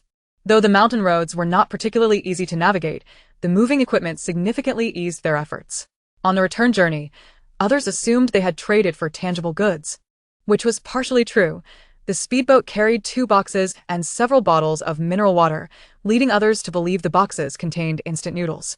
Many eyed them with envy, while some dismissed the value of their haul, noting how little they had exchanged for such minimal goods. Only a few understood that the boxes were empty, as there was no logic in taking items out only to bring them back. Following a long night of labor, the 4 took turns piloting the speedboat while the other 2 seized moments to rest. Zhou Tingting also rotated one of the crew members to ensure adequate rest. Soon, the 3rd day arrived as scheduled. Beibei approached the meeting point, where she found the lean monkey waiting eagerly, grinning as if he had seen a long-lost relative. "Beautiful sister, you finally made it. Come, let me show you the supplies." The saying goes that high artistry breeds daring, and Beibei harbored no fears of clandestine happenings. The thin monkey had long observed her arrival in a speedboat, while another vessel remained in operation. He guided the boat, towing his kayak, through several turns, ultimately halting in a secluded villa area. The villas here were perched high, with tall exterior walls, undeniably an excellent location for transactions. The surroundings offered a comprehensive view, shielded by walls, ensuring that all goods within the courtyard remained unseen from the outside. On the balcony stood 5 or 6 individuals, one of whom was a robust man emanating an air of both elegance and ruggedness, presenting a rather contradictory impression. Upon noticing Beibei, he took a step forward, grinning broadly as he greeted her. "Hello, beautiful. My name is Wang Danming, but you can simply call me Brother Chang." Beibei nodded in acknowledgement. Beside Wang Chang was a scarred-faced man, who, feeling slighted by Beibei's lack of response, immediately grew irate, exclaiming, "You see Brother Chang and failed to greet him? Are you mute?" Beibei narrowed her eyes, a glint of menace surfacing within them as she swiftly drew a knife from behind her. The thin monkey, sensing the impending conflict, quickly intervened. "Scarface, this is our esteemed guest here to conduct business with us." Scarface grunted, choosing not to press further, while Wang Chang playfully tapped his head. "How do you speak like that? If you offend my guest again, you'd best be prepared to leave, as I cannot afford your company." Apologize to the lady. Feeling a mix of humiliation and resignation, Scarface clasped his hands together. "I apologize. I often speak without thinking." With that, Beibei's tense demeanor relaxed, and she replied coolly, "It's fine. Let us inspect the goods." Immediately, individuals from the other side brought forth 2 crates. Upon inspection, she found the angle iron she desired, along with a small automatic sprinkler system, essential for her needs in the black soil of her space. Although the expansion of her space was a boon, watering her crops still posed a challenge. Initially, she had hoped to utilize her consciousness for irrigation, only to discover that once people entered the space, manual labor was required for the plants. This revelation had caused her considerable frustration. Unlike her mother's space, which still allowed for conscious planting and harvesting, her black soil operated in real-time synchronization with the outside world, producing crops comparable to those found outside. Surprised by the thin monkey's boss's resourcefulness, she recognized that acquiring such items post-disaster was a formidable task. Noticing Beibei's silansa, Banqian, unaware of her thoughts, cheerfully remarked, "These items are hard to come by nowadays, and it was only through the thin monkey's insistence that I managed to obtain them. Are you satisfied with them?" Beibei discerned that these goods likely came from elsewhere and seemed adequate. "I have sanitary napkins and contraceptive supplies. Which do you prefer?" She inquired with certainty, aware that in this apocalyptic world, such non-renewable items would only become scarcer and pricier. Wang Chang's eyes lit up. The recent flood had swept away many goods, and although the wealthy could afford them, some items were simply unavailable. "If you have them, I'll take them." Beibei unveiled a box of sanitary napkins from her speedboat and retrieved a large pack of contraceptive supplies from her backpack. "Is this quantity sufficient?" Wang Chang asked, a hint of incredulity in his tone. Beibei responded coldly, "That's the deal. If not, I will take my leave." Frustration simmered among the others, but Wang Chang maintained his cheerful demeanor, fully aware that the items they had procured would only fetch scrap metal prices. Whereas Beibei's goods were highly coveted by the wealthy, valued due to their rarity. "Would you like me to send 2 of my men to assist you?" he offered. "No need," Beibei replied, pulling out a kayak from her speedboat inflating it and attaching it to the rear of her vessel. Her display of equipment was impressive for a single woman. After directing the thin monkey to transfer the goods and placing them on her speedboat, she waved farewell to Wang Chong and prepared to depart. Wang Chong suddenly asked, "Do you have any antique paintings?" Li Beibei paused, pondering the question. Who knew if antiques, aside from jade, would be of any use in her space? Nevertheless, she thought it worth a try, considering antiques held little value now. "If you have them, I might accept a few for amusement," she replied. Wang Chong quickly asked her to wait and returned shortly with 2 crates. Climbing back onto the balcony, Li Beibei had not anticipated much, but she felt her space respond with excitement, far surpassing her experiences in the antique market. Among the antiques were exquisite porcelain pieces, lifelike jade guanyins, and various other artifacts, totaling around 100 items. As she sensed the fluctuations of her space, she set aside the items, swiftly extracting a selection of 10 pieces, including a few old jades, 2 renowned paintings, and 2 bronze artifacts, along with a box containing 10 small contraceptive supplies. Wang Chong's expression shifted slightly, yet he understood that these items might be worth less than the supplies he had just received. As the leader who navigated the upper echelons, he had gleaned much information. The Blue Star was experiencing an unprecedented calamity. Survival was a challenge, even for the wealthy, who were perilously close to losing their lives without having truly reached the pinnacle of society. It was fortunate that he could help his underlings avoid starvation. Li Beibei effortlessly packed the items into her large backpack and drove away in her speedboat. After navigating several turns to a secluded area, she stored the sprinkler system and kayak in her space. She then returned to the community, coinciding with the others as they delivered goods. Thus, the 2 speedboats continued in tandem through winding paths towards the hilltop. The day's temperature seemed to have dipped a couple of degrees. The sun blazed fiercely yet offered no warmth, an ominous sign. The group's tension heightened as they resolved to relocate Yiming into the mountains while Yun Yijin remained behind to secure the wall insulation. All necessary items were at hand, including a single mattress for Xiao Yiming to rest upon when weary. In the building, Wang Dongliang observed the group's frenetic activity over the past few days and finally approached, inquiring, "Miss Li, are you moving?" "Where to?" Li Beibei cast a cold glance at him, remaining silent as she continued dragging her luggage downstairs. The sycophant, Zheng Qiaoling, who often trailed after Wang Dongliang, was likely meeting her demise elsewhere, leaving behind only the seldom-speaking Wang Qiaozhen and Lai Ming. Su Ruxin had also vanished, presumably suffering a similar fate. Some individuals are insufferable. Even when ignored, they persist like a rabid dog, desperately clinging to life under the Grim Reaper's blade. "Hey, beautiful, what's with your attitude? Can't you see the building manager is speaking to you?" A little courtesy wouldn't hurt. One might think you've become indifferent after associating with some wealthy individual. The irate man from the 14th floor, surprisingly still alive, barked at her. As saliva sprayed in all directions, a sudden flash caught my eye, and 3 fingers dropped to the ground, pain surging forth as a tang sword was held menacingly against my throat. Get lost. Chapter 48. Wild leaks. It was indeed absurd. After a hiatus of more than half a month, these individuals had seemingly fed their brains to pigs, completely forgetting the fearsome moniker of death god associated with the 18th floor.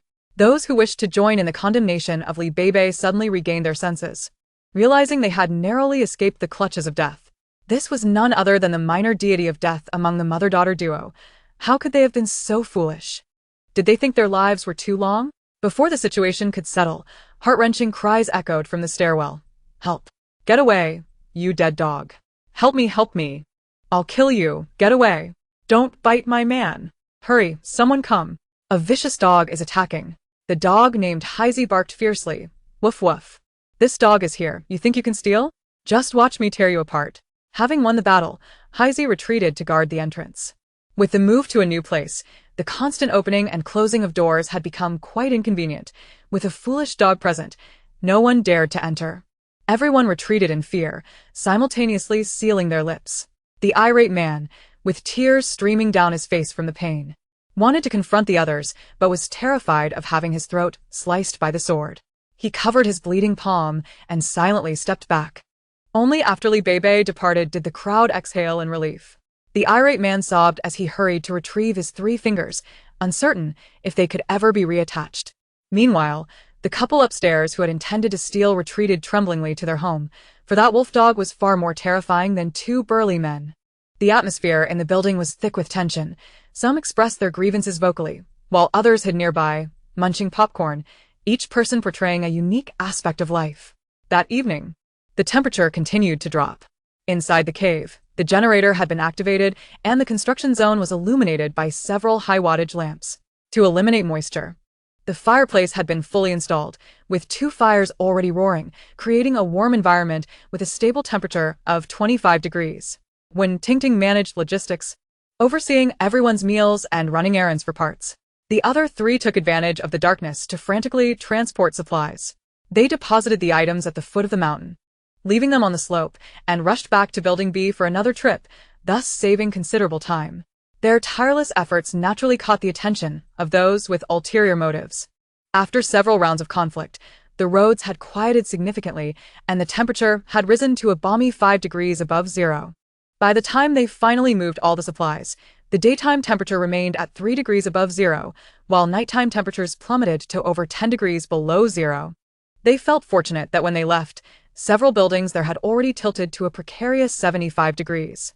Many had sought ways to escape, while those with nowhere to go could only huddle together, hands clasped skyward in prayer for divine protection.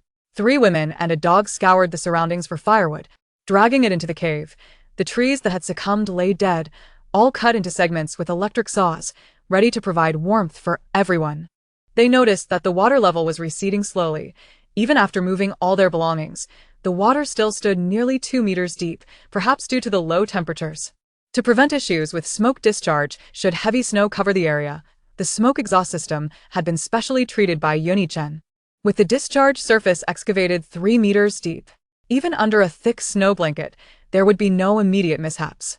The area they inhabited was entirely insulated with thermal cotton, and every downhill access point was reinforced with large door panels they had transported from elsewhere, all additionally lined with insulation to ensure no drafts or leaks, each secured with heavy locks.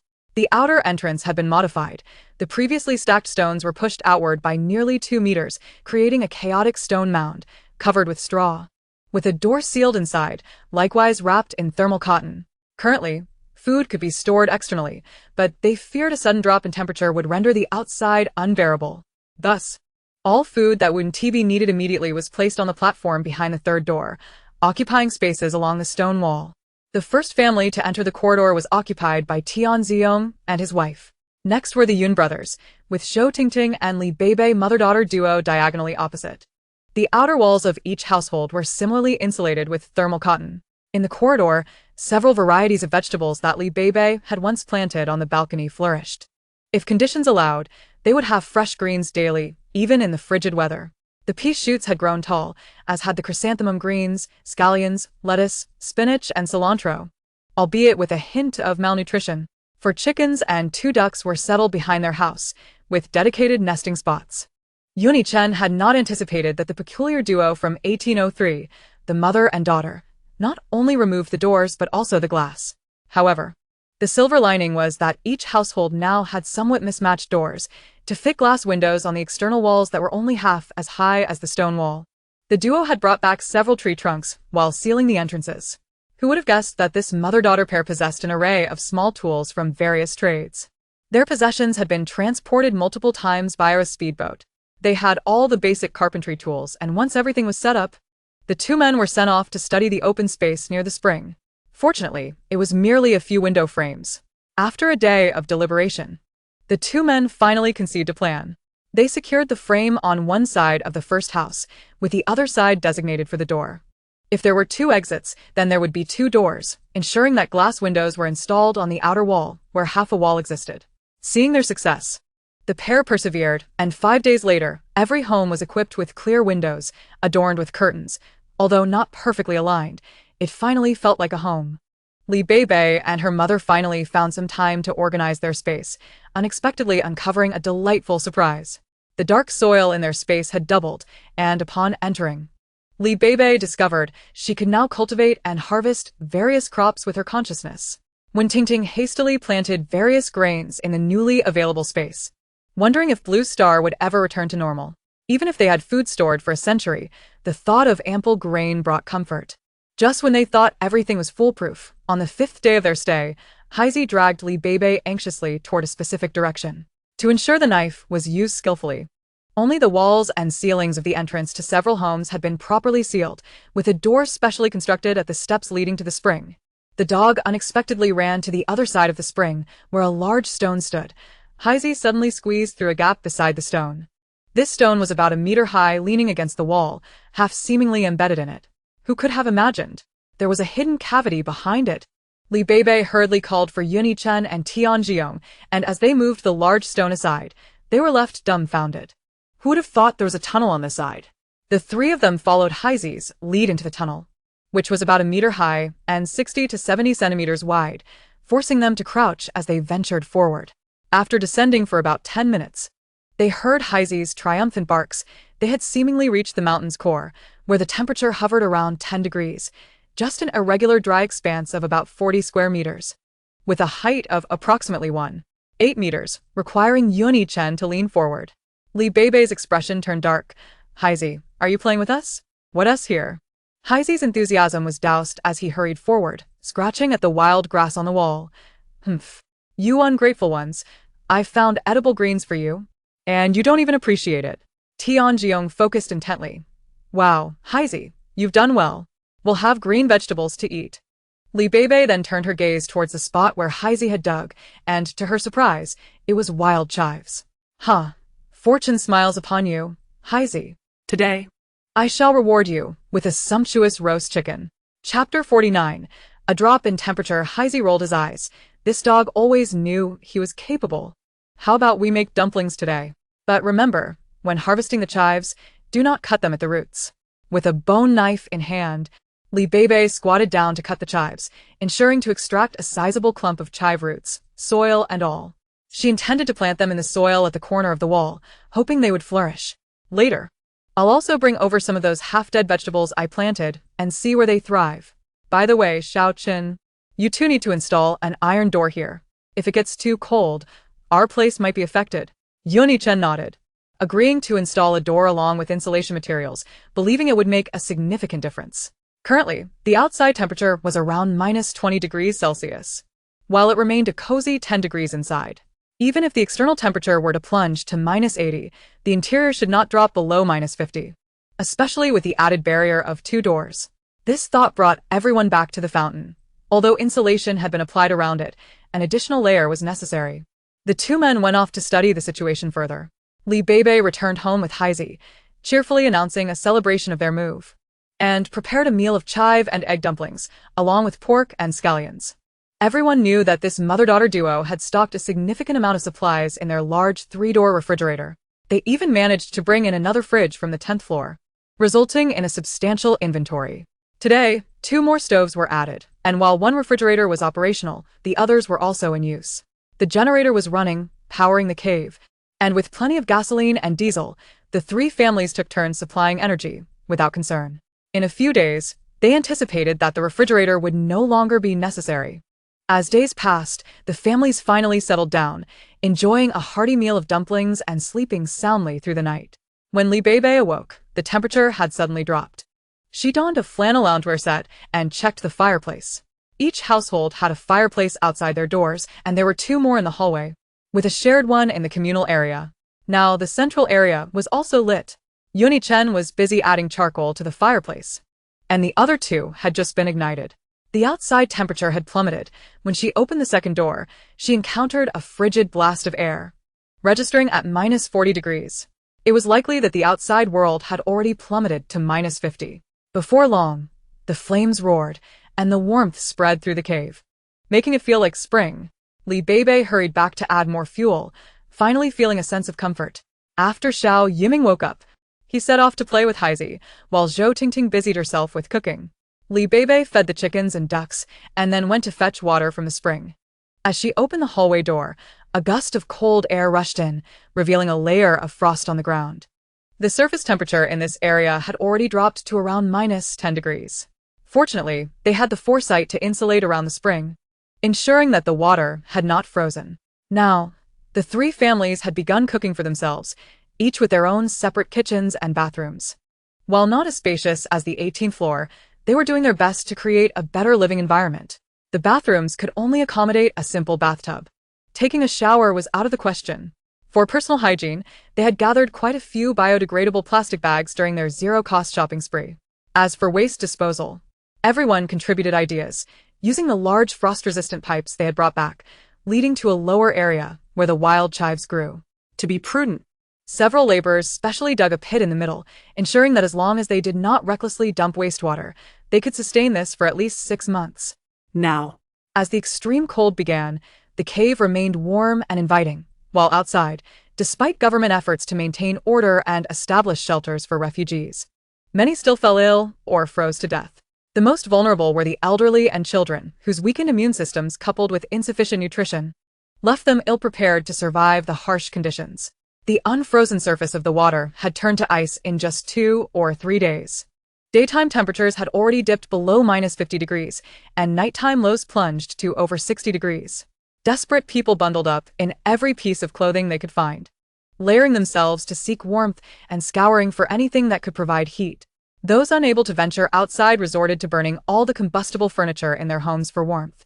Some workers from the northeast struggled to adjust to life in the caves. Back home, the lowest temperatures rarely dipped below 40 degrees, while here, the historical lows had reached -34 degrees in the northernmost city of the province. Previously, those who ventured out for supplies sought only food and water. But now they also scavenged for anything burnable, dragging desks and chairs home to make it through another day. The shelters were somewhat warmer, but sadly, residents could only afford half a steamed bun per day, with limited water, just enough to keep them alive. The dangers of searching for supplies were immense. Lone individuals without resources were often targeted as crime and violence surged. Law enforcement was severely under-resourced, and repair work on the lines had come to a standstill, leaving communication disrupted unless one could contact officials via satellite phone. In comparison to the outside world, this cave felt like paradise. However, the thought of the long days still ahead in such harsh conditions raised concerns about what further disasters might follow the extreme cold. Since settling in, Yiming began a challenging student life. Yuni Chen took charge of teaching military drills and various combat techniques, while Tian Zhiyong and Lin Shi focused on taekwondo, and Li Beibei handled Xiao Yiming's academic subjects. As for Zhou Tingting, she not only participated in the various exercises but also took time to prepare delightful meals for her beloved daughter and Haizi. The 4 chickens and 2 ducks had adapted to life in the cave and were beginning to regain their vitality, suggesting they would soon resume laying eggs. However, after half a month, their energy seemed to plummet once more. Yuni Chen rushed out, knocking on the doors and windows of the other 2 households, fearing that they might have succumbed to the cold without realizing it. Upon waking, everyone felt the chilling draft, as if cold had seeped into their very bones. Shivering, they got up to stoke the remaining 2 stoves. With 6 stoves now fully operational, the charcoal burned brightly, and after half an hour, the temperature gradually began to rise. In such frigid weather, they shivered from the cold, pondering how those outside were faring. Despite months of dark struggles, Lin Shi's inherent kindness still prompted her to worry for the survivors outside. The government won't ignore this. We just need to take care of ourselves and not add to their troubles, Tian Ziyong comforted his wife. Li Beibei vividly recalled her experiences of extreme cold from her previous life. Everything she endured was fresh in her mind. Without Haizi by her side, how could she have survived such bitter temperatures? Zhou Tingting had been murdered during the extreme cold, even though she had grown stronger since.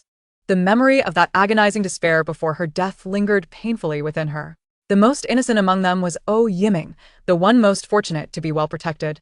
Although his cousin had taught him many things, ensuring he was well fed and clothed, how many children emerging from such calamities could truly maintain their pure heartedness and kindness? In Li Beibei's eyes, Yuni Chen was a figure of mystery. As their temporary partner, both she and her daughter remained guarded against everyone, wary of the secrets he harbored. The author wishes to express, this tale set in a post-apocalyptic world is a labor of love, meticulously crafted over several months. The author strives to present each narrative with care. Should there be any shortcomings, kindly offer constructive feedback. Your kind words serve as immense support against detractors. For those whose perspectives differ, please refrain from harsh words. There are other treasures to be found. Chapter 50. The best timing. The tranquil days had lingered for half a month. devoid of the hustle and bustle of life, although the days were comfortable and reassuring. Beibei felt an inexplicable emptiness.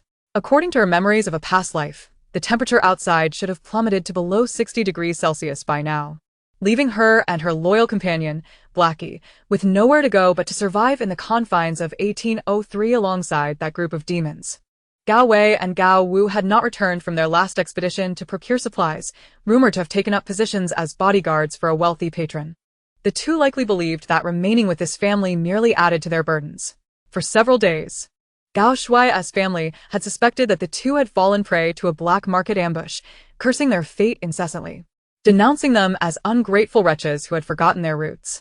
Beibei and her Blackie, however, felt a sense of relief. Both had become mere shadows of their former selves, covered in grime, yet their stock of winter clothing was plentiful.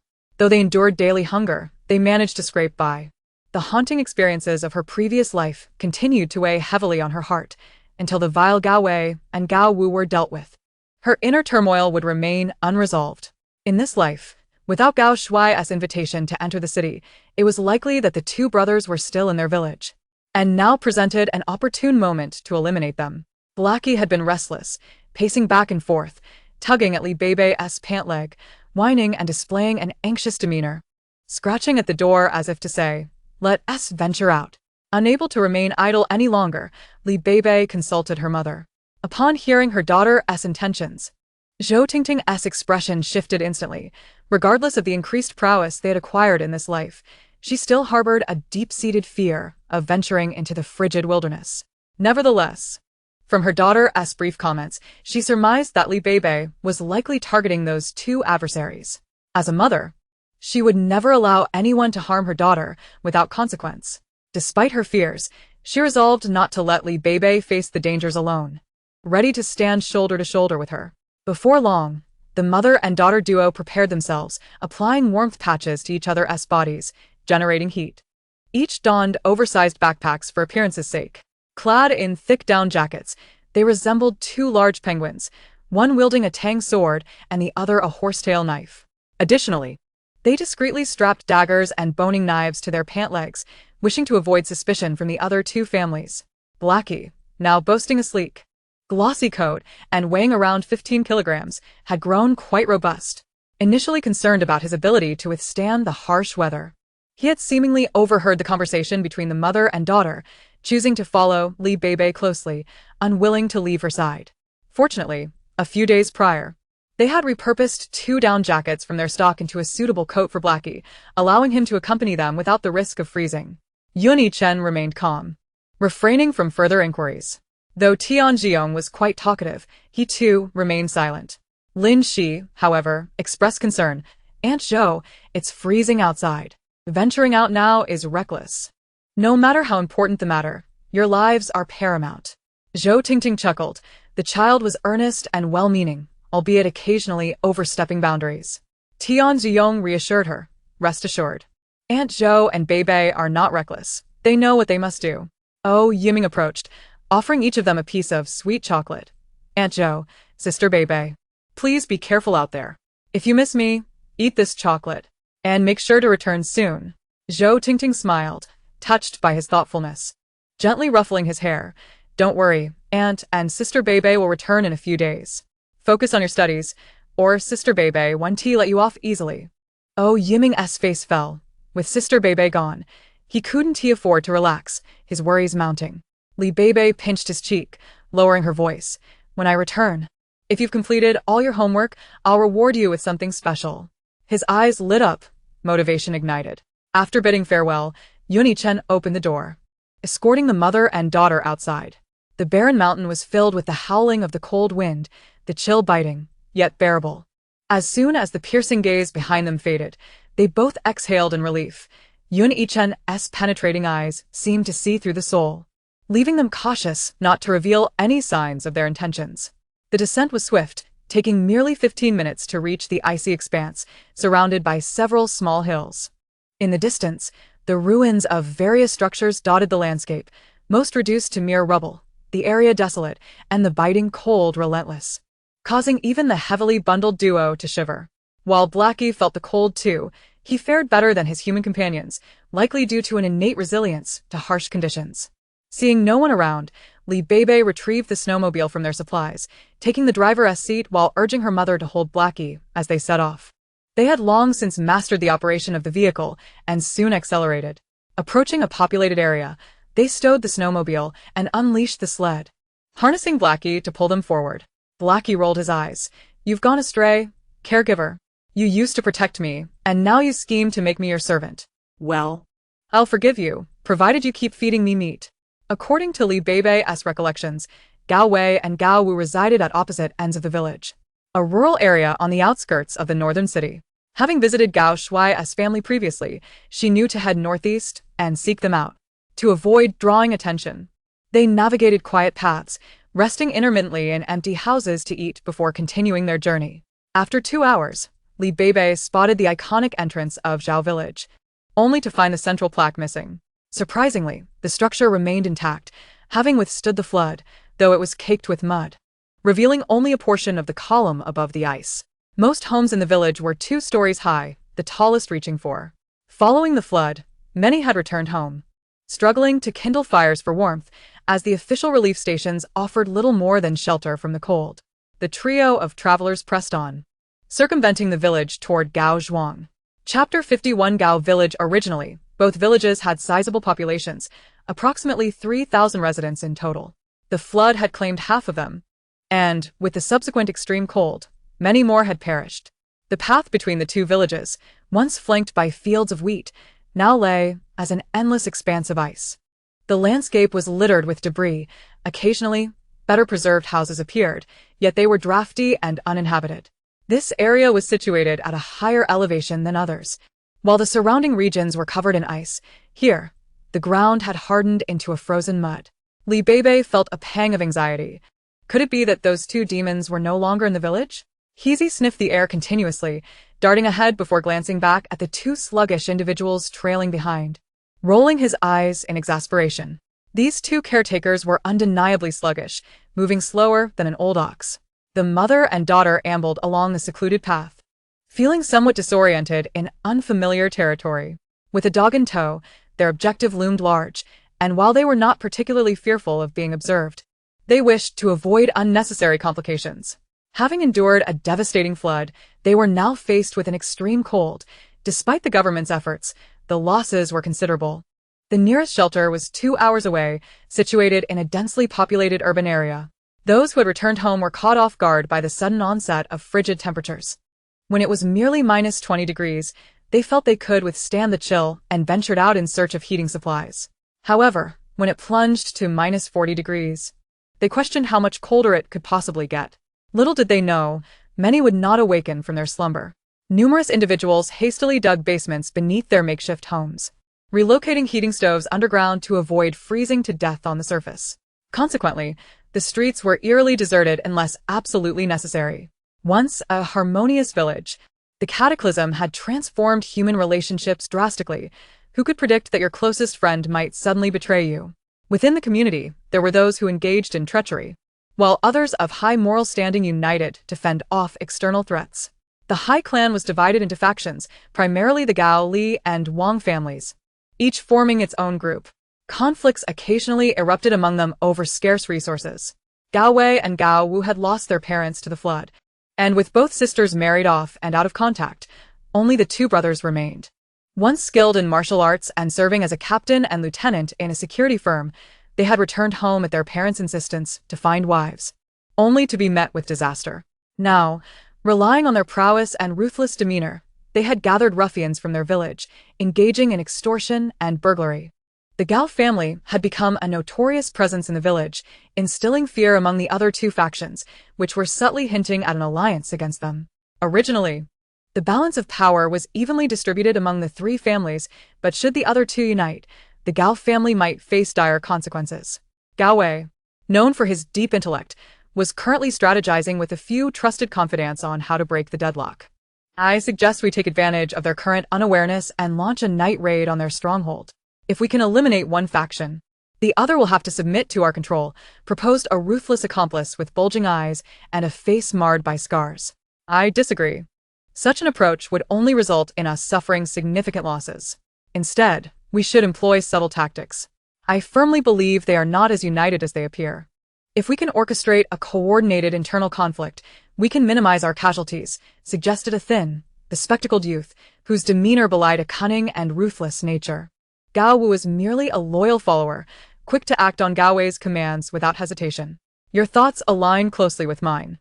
Have you managed to establish contact with the people you sent? Gao Wei inquired. He had learned a few days prior that Han Ping had infiltrated both rival factions. They are on their way. In 2 hours, they will send a group to collect firewood in the nearby mountains. When the time comes, my men will create a diversion, and your instructions will be sent. Our surprise attack will surely yield significant advantages, replied Gao Qiming with unwavering confidence. They occupied a 2-story building originally owned by an outsider, spanning over 200 square meters, with a spacious basement. After taking possession, they had thoroughly cleaned the basement and implemented insulation measures. Apart from the private rooms for Gao Wei and his strategist, the rest of the men shared a communal sleeping area.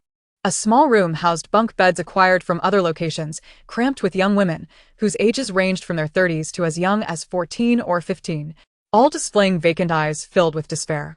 2 men guarded the entrance, occasionally casting lewd glances inside. Meanwhile, on the upper floors, individuals wielding iron rods patrolled, keeping a watchful eye on the surroundings. At that moment, Beibei and her mother were inside a windowless 2-story building at the village entrance.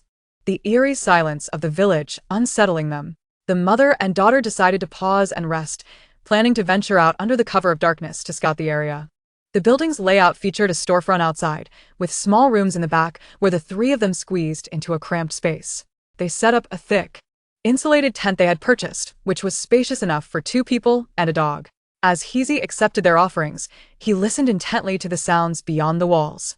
After a hearty meal, the mother and daughter retrieved their sleeping bags and rested for a while. As night fell and the wind picked up, the darkness brought with it the potential for wrongdoing. After a brief respite, they regained their energy, sipping boiled spring water, feeling revitalized and capable of overcoming any challenge. Heezy, too, had been drinking twice daily, sensing a closer bond with his caretakers. Packing their gear, Beibei checked the time, 9 p.m. It was time to move. Heezy glanced back at them, leading the way. Stay close, don't lag behind. Chapter 52. The strife of the 3 clans behind Gao village lay the quintessential northern earthen mountains, which, despite enduring the flood, still bore many trees that had not been washed away. As the harsh winter approached, the Li family sensed impending danger.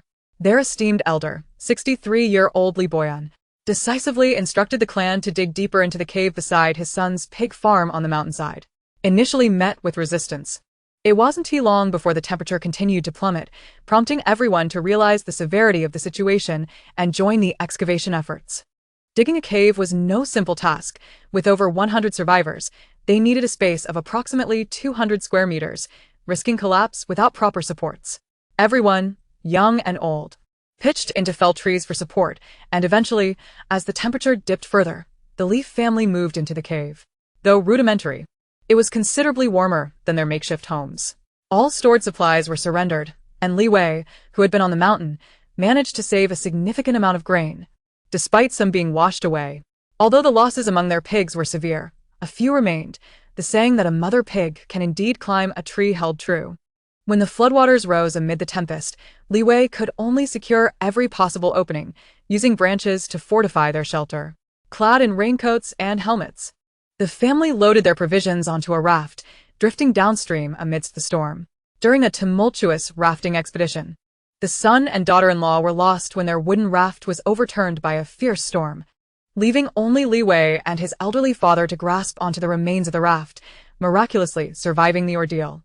As the water receded, the father and son searched in vain for their loved ones, and after exhausting their provisions, they returned to their village, now unrecognizable and ravaged. Reluctantly, they returned to their pig farm, which, despite having been plundered, still held secrets. The duo, clever and resourceful, had built a hidden chamber within their home. They excavated a further compartment in the earth where they stored a significant portion of their grain and valuables, sealing it tightly behind a door and barricading it with heavy stones. Their family's wealth rendered them the richest in the village. Yet the father and son could not bear to see their fellow villagers starve, often sharing their resources. In time, the Gao and Wang families formed factions to prey upon the isolated Li family. In response, Li Beiyan and his son Li Wei emerged as the spokespersons for the Li family, rallying their kin to resist. However, news of the Li family's abundant supplies inadvertently reached the Gao brothers, who set their sights on them. The Wang family, coveting the Gao family's underground storage and the Li family's grain, engaged in numerous skirmishes over the course of a month, resulting in casualties on all sides. While the Wang family outnumbered the Gao family, they suffered substantial losses in battle. Realizing their dwindling chances of victory, they sought an alliance with the Li family against the Gao brothers. However, the Li family, while united, was wary of the Wang family's ruthless tactics, reminiscent of the Gao family's brutality. Despite their reluctance, some among the Li family were tempted by the Wang family's audacious lifestyle, posing a risk of betrayal. The Gao brothers, aware of the Li family's disdain for the Wang family, anticipated that the Li family would remain passive should they attack. Meanwhile, an informant within the Wang family received word that, under the cover of night, they would stealthily unlock the village committee's courtyard doors. Inside, the 2 rooms were filled with makeshift beds, and despite the roaring fires, the temperature remained frigid. It was this harsh climate that attracted the Wang family to the Gao family's underground hideout. As 2 men and a dog quietly advanced, they remained cautious, knowing that fire would produce smoke, revealing their presence. Suddenly, the dog, Blackie, let out a low growl, filled with anger, indicating the presence of enemies. Li Beibei felt a surge of tension. Blackie's behavior suggested imminent danger. She whispered to Blackie, questioning whether he had detected the scent of intruders. Gripping her weapon tightly, Zhou Tingting followed her daughter closely. After 10 minutes, they arrived at the rear of a small 2-story building. Blackie circled restlessly, signaling that the 2 men were hiding within. Li Beibei decided to scout ahead, instructing her mother to take Blackie to a nearby vacant house for safety. Knowing it was best not to accompany her daughter, Zhou Tingting patted Blackie's head and retreated to the empty house they had passed earlier. Li Beibei pulled out her grappling hook and ascended to the roof with the agility of a nimble monkey. The cold weather deterred anyone from standing on the roof, and the 2nd floor remained deserted. The debris from the flood lay frozen and treacherous, posing a risk to anyone who stepped carelessly. Cautiously, Li Beibei crept to the edge of the roof, observing smoke and sparks emanating from the courtyard below, confirming that the men were indeed in the basement. The courtyard was eerily silent except for the wind, and a small opening on the roof provided access downwards. However, her bulky clothing made it difficult to maneuver. Determined, she retrieved her knife and struck a frozen clump of mud, grateful that the sound was muffled by the wind. With a heavy, icy stick in hand, she leaned over the edge and hurled it towards the staircase of the 2nd floor. The noise echoed, prompting a nervous response from within. "Did you hear that?" one voice queried. "It's just the wind," another dismissed, unaware of the impending danger. Li Beibei's heart raced upon recognizing the voice of Gao Wei, her nemesis from a previous life. Filled with rage, she longed to confront him but knew she had to remain composed for the sake of her mother and Blackie. After ensuring the coast was clear, she signaled for her mother and Blackie to join her. The courtyard wall was not high, and with a swift motion, they climbed over. To avoid traps at the base, Li Beibei utilized a climbing stick to descend smoothly into the courtyard. Zhou Tingting followed closely, while Blackie, with remarkable agility, leapt over the wall, landing farther than either mother or daughter. Li Beibei pointed towards the entrance on the 1st floor, signaling Zhou Tingting and the dog to keep watch while she stealthily ascended to the 2nd floor. The layout of the 2nd floor resembled that of many rural self-built homes, featuring a spacious living room at the front and bedrooms at the back, 2 living rooms and 4 bedrooms in total. Indeed, there were guards present, 1 on each side, but unfortunately it was too cold outside, so they were all huddled inside. To facilitate their patrol, the windows were left ajar, and they were relying on a charcoal brazier for warmth. Beside the brazier lay a severed human arm, while one of the guards stared intently at some half-cooked meat slices, making it obvious what kind of meat they were consuming. Just as he sensed a chill behind him and turned around, he was struck with a sharp pain to his head, rendering him unconscious before he could utter a sound. Li Beibei intended to slice his throat, but the biting cold made it challenging, as everyone was bundled up tightly, revealing only their eyes. She first knocked him out and then swiftly drew her dagger to slice his throat, and he fell silently to the ground, lifeless. In another room, A man was similarly preparing meat slices and met the same fate. Upon returning downstairs, Zhou Tingting and Haizi had already dealt with the guards on either side. The basement was accessed via a staircase that slanted down from the corner, leading to a door. To retain warmth, the entrance was covered with a door panel equipped with pulleys and layered with thick carpets, making it quite a task to push open the door. This proved somewhat difficult, and they were unsure if anyone was guarding inside. However, they felt confident about handling the disorganized crowd below, provided the exterior was cleared. To minimize noise, the two of them, along with the dog, worked together to lift the heavy door panel aside. The panel likely weighed over 200 pounds. But for the two who had purified their bodies by drinking from the spiritual spring, it was not a daunting task. Fortunately, there was no one at the staircase entrance, and they quietly descended, only to find the door locked. Beibei produced a master key, astonishing Zhou Tingting, and inserted it into the lock. With a decisive click, she turned the doorknob, and to their surprise, the door opened. Inside, they heard the sound of muffled sobs and a man's voice asking questions. The trio swiftly entered the room. The temperature difference between the hallway and the room was stark, and they were greeted by the light of a lamp, though not warm. It was a stark contrast to the cold outside. They soon spotted a thin, lewd man, his head uncovered, muttering curses as he emerged. "I do all the dirty work, yet never get to partake in the good deeds. I'm not afraid of dying in a woman's bed." Upon noticing the two newcomers, though tightly bundled, he was unfamiliar with their figures and was about to raise an alarm when Beibei swiftly drew her dagger and struck him down.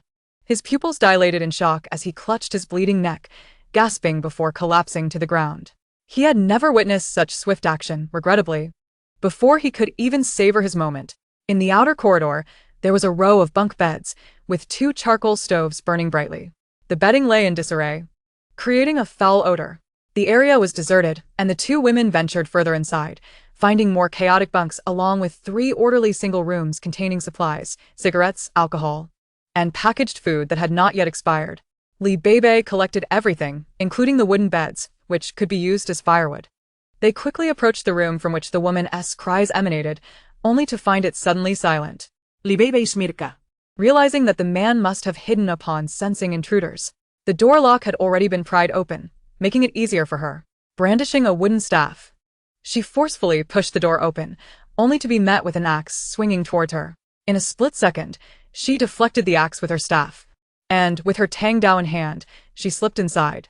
The room was not particularly spacious, containing a large bed and a roaring stove beside it. However, the sight on the bed was shocking. 2 frail women lay naked, their limbs bound and utterly helpless, their eyes filled with despair.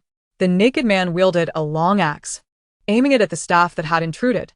However, he was caught off guard as Beibei's tang dao struck towards his head. Just as he attempted to dodge, a sudden, excruciating pain shot through his leg as Haizi sank his teeth into the man's thigh, refusing to let go. With no escape, the man's head was cleaved. Blood sprang forth, his expression contorted in terror. Chapter 54. Brutal Struggle. "Do not make a sound." Beibei deftly approached and severed the bindings of the 2 women, then turned to exit. At this moment, Zhou Tingting had also arrived, and muffled sounds of struggle and suppressed sobs emerged from another room. Those were the women they had regarded as mere sheep. How should they handle this?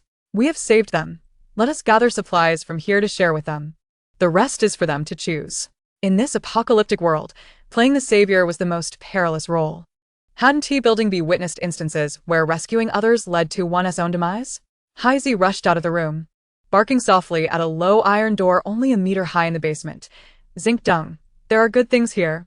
A large lock adorned the door, but was easily opened with a master key. With a flashlight, they illuminated the interior, revealing a substantial amount of supplies, various grains and oils amounting to thousands of pounds, alongside dried vegetables, vermicelli, dried mushrooms, and various pickled vegetables totaling several hundred pounds.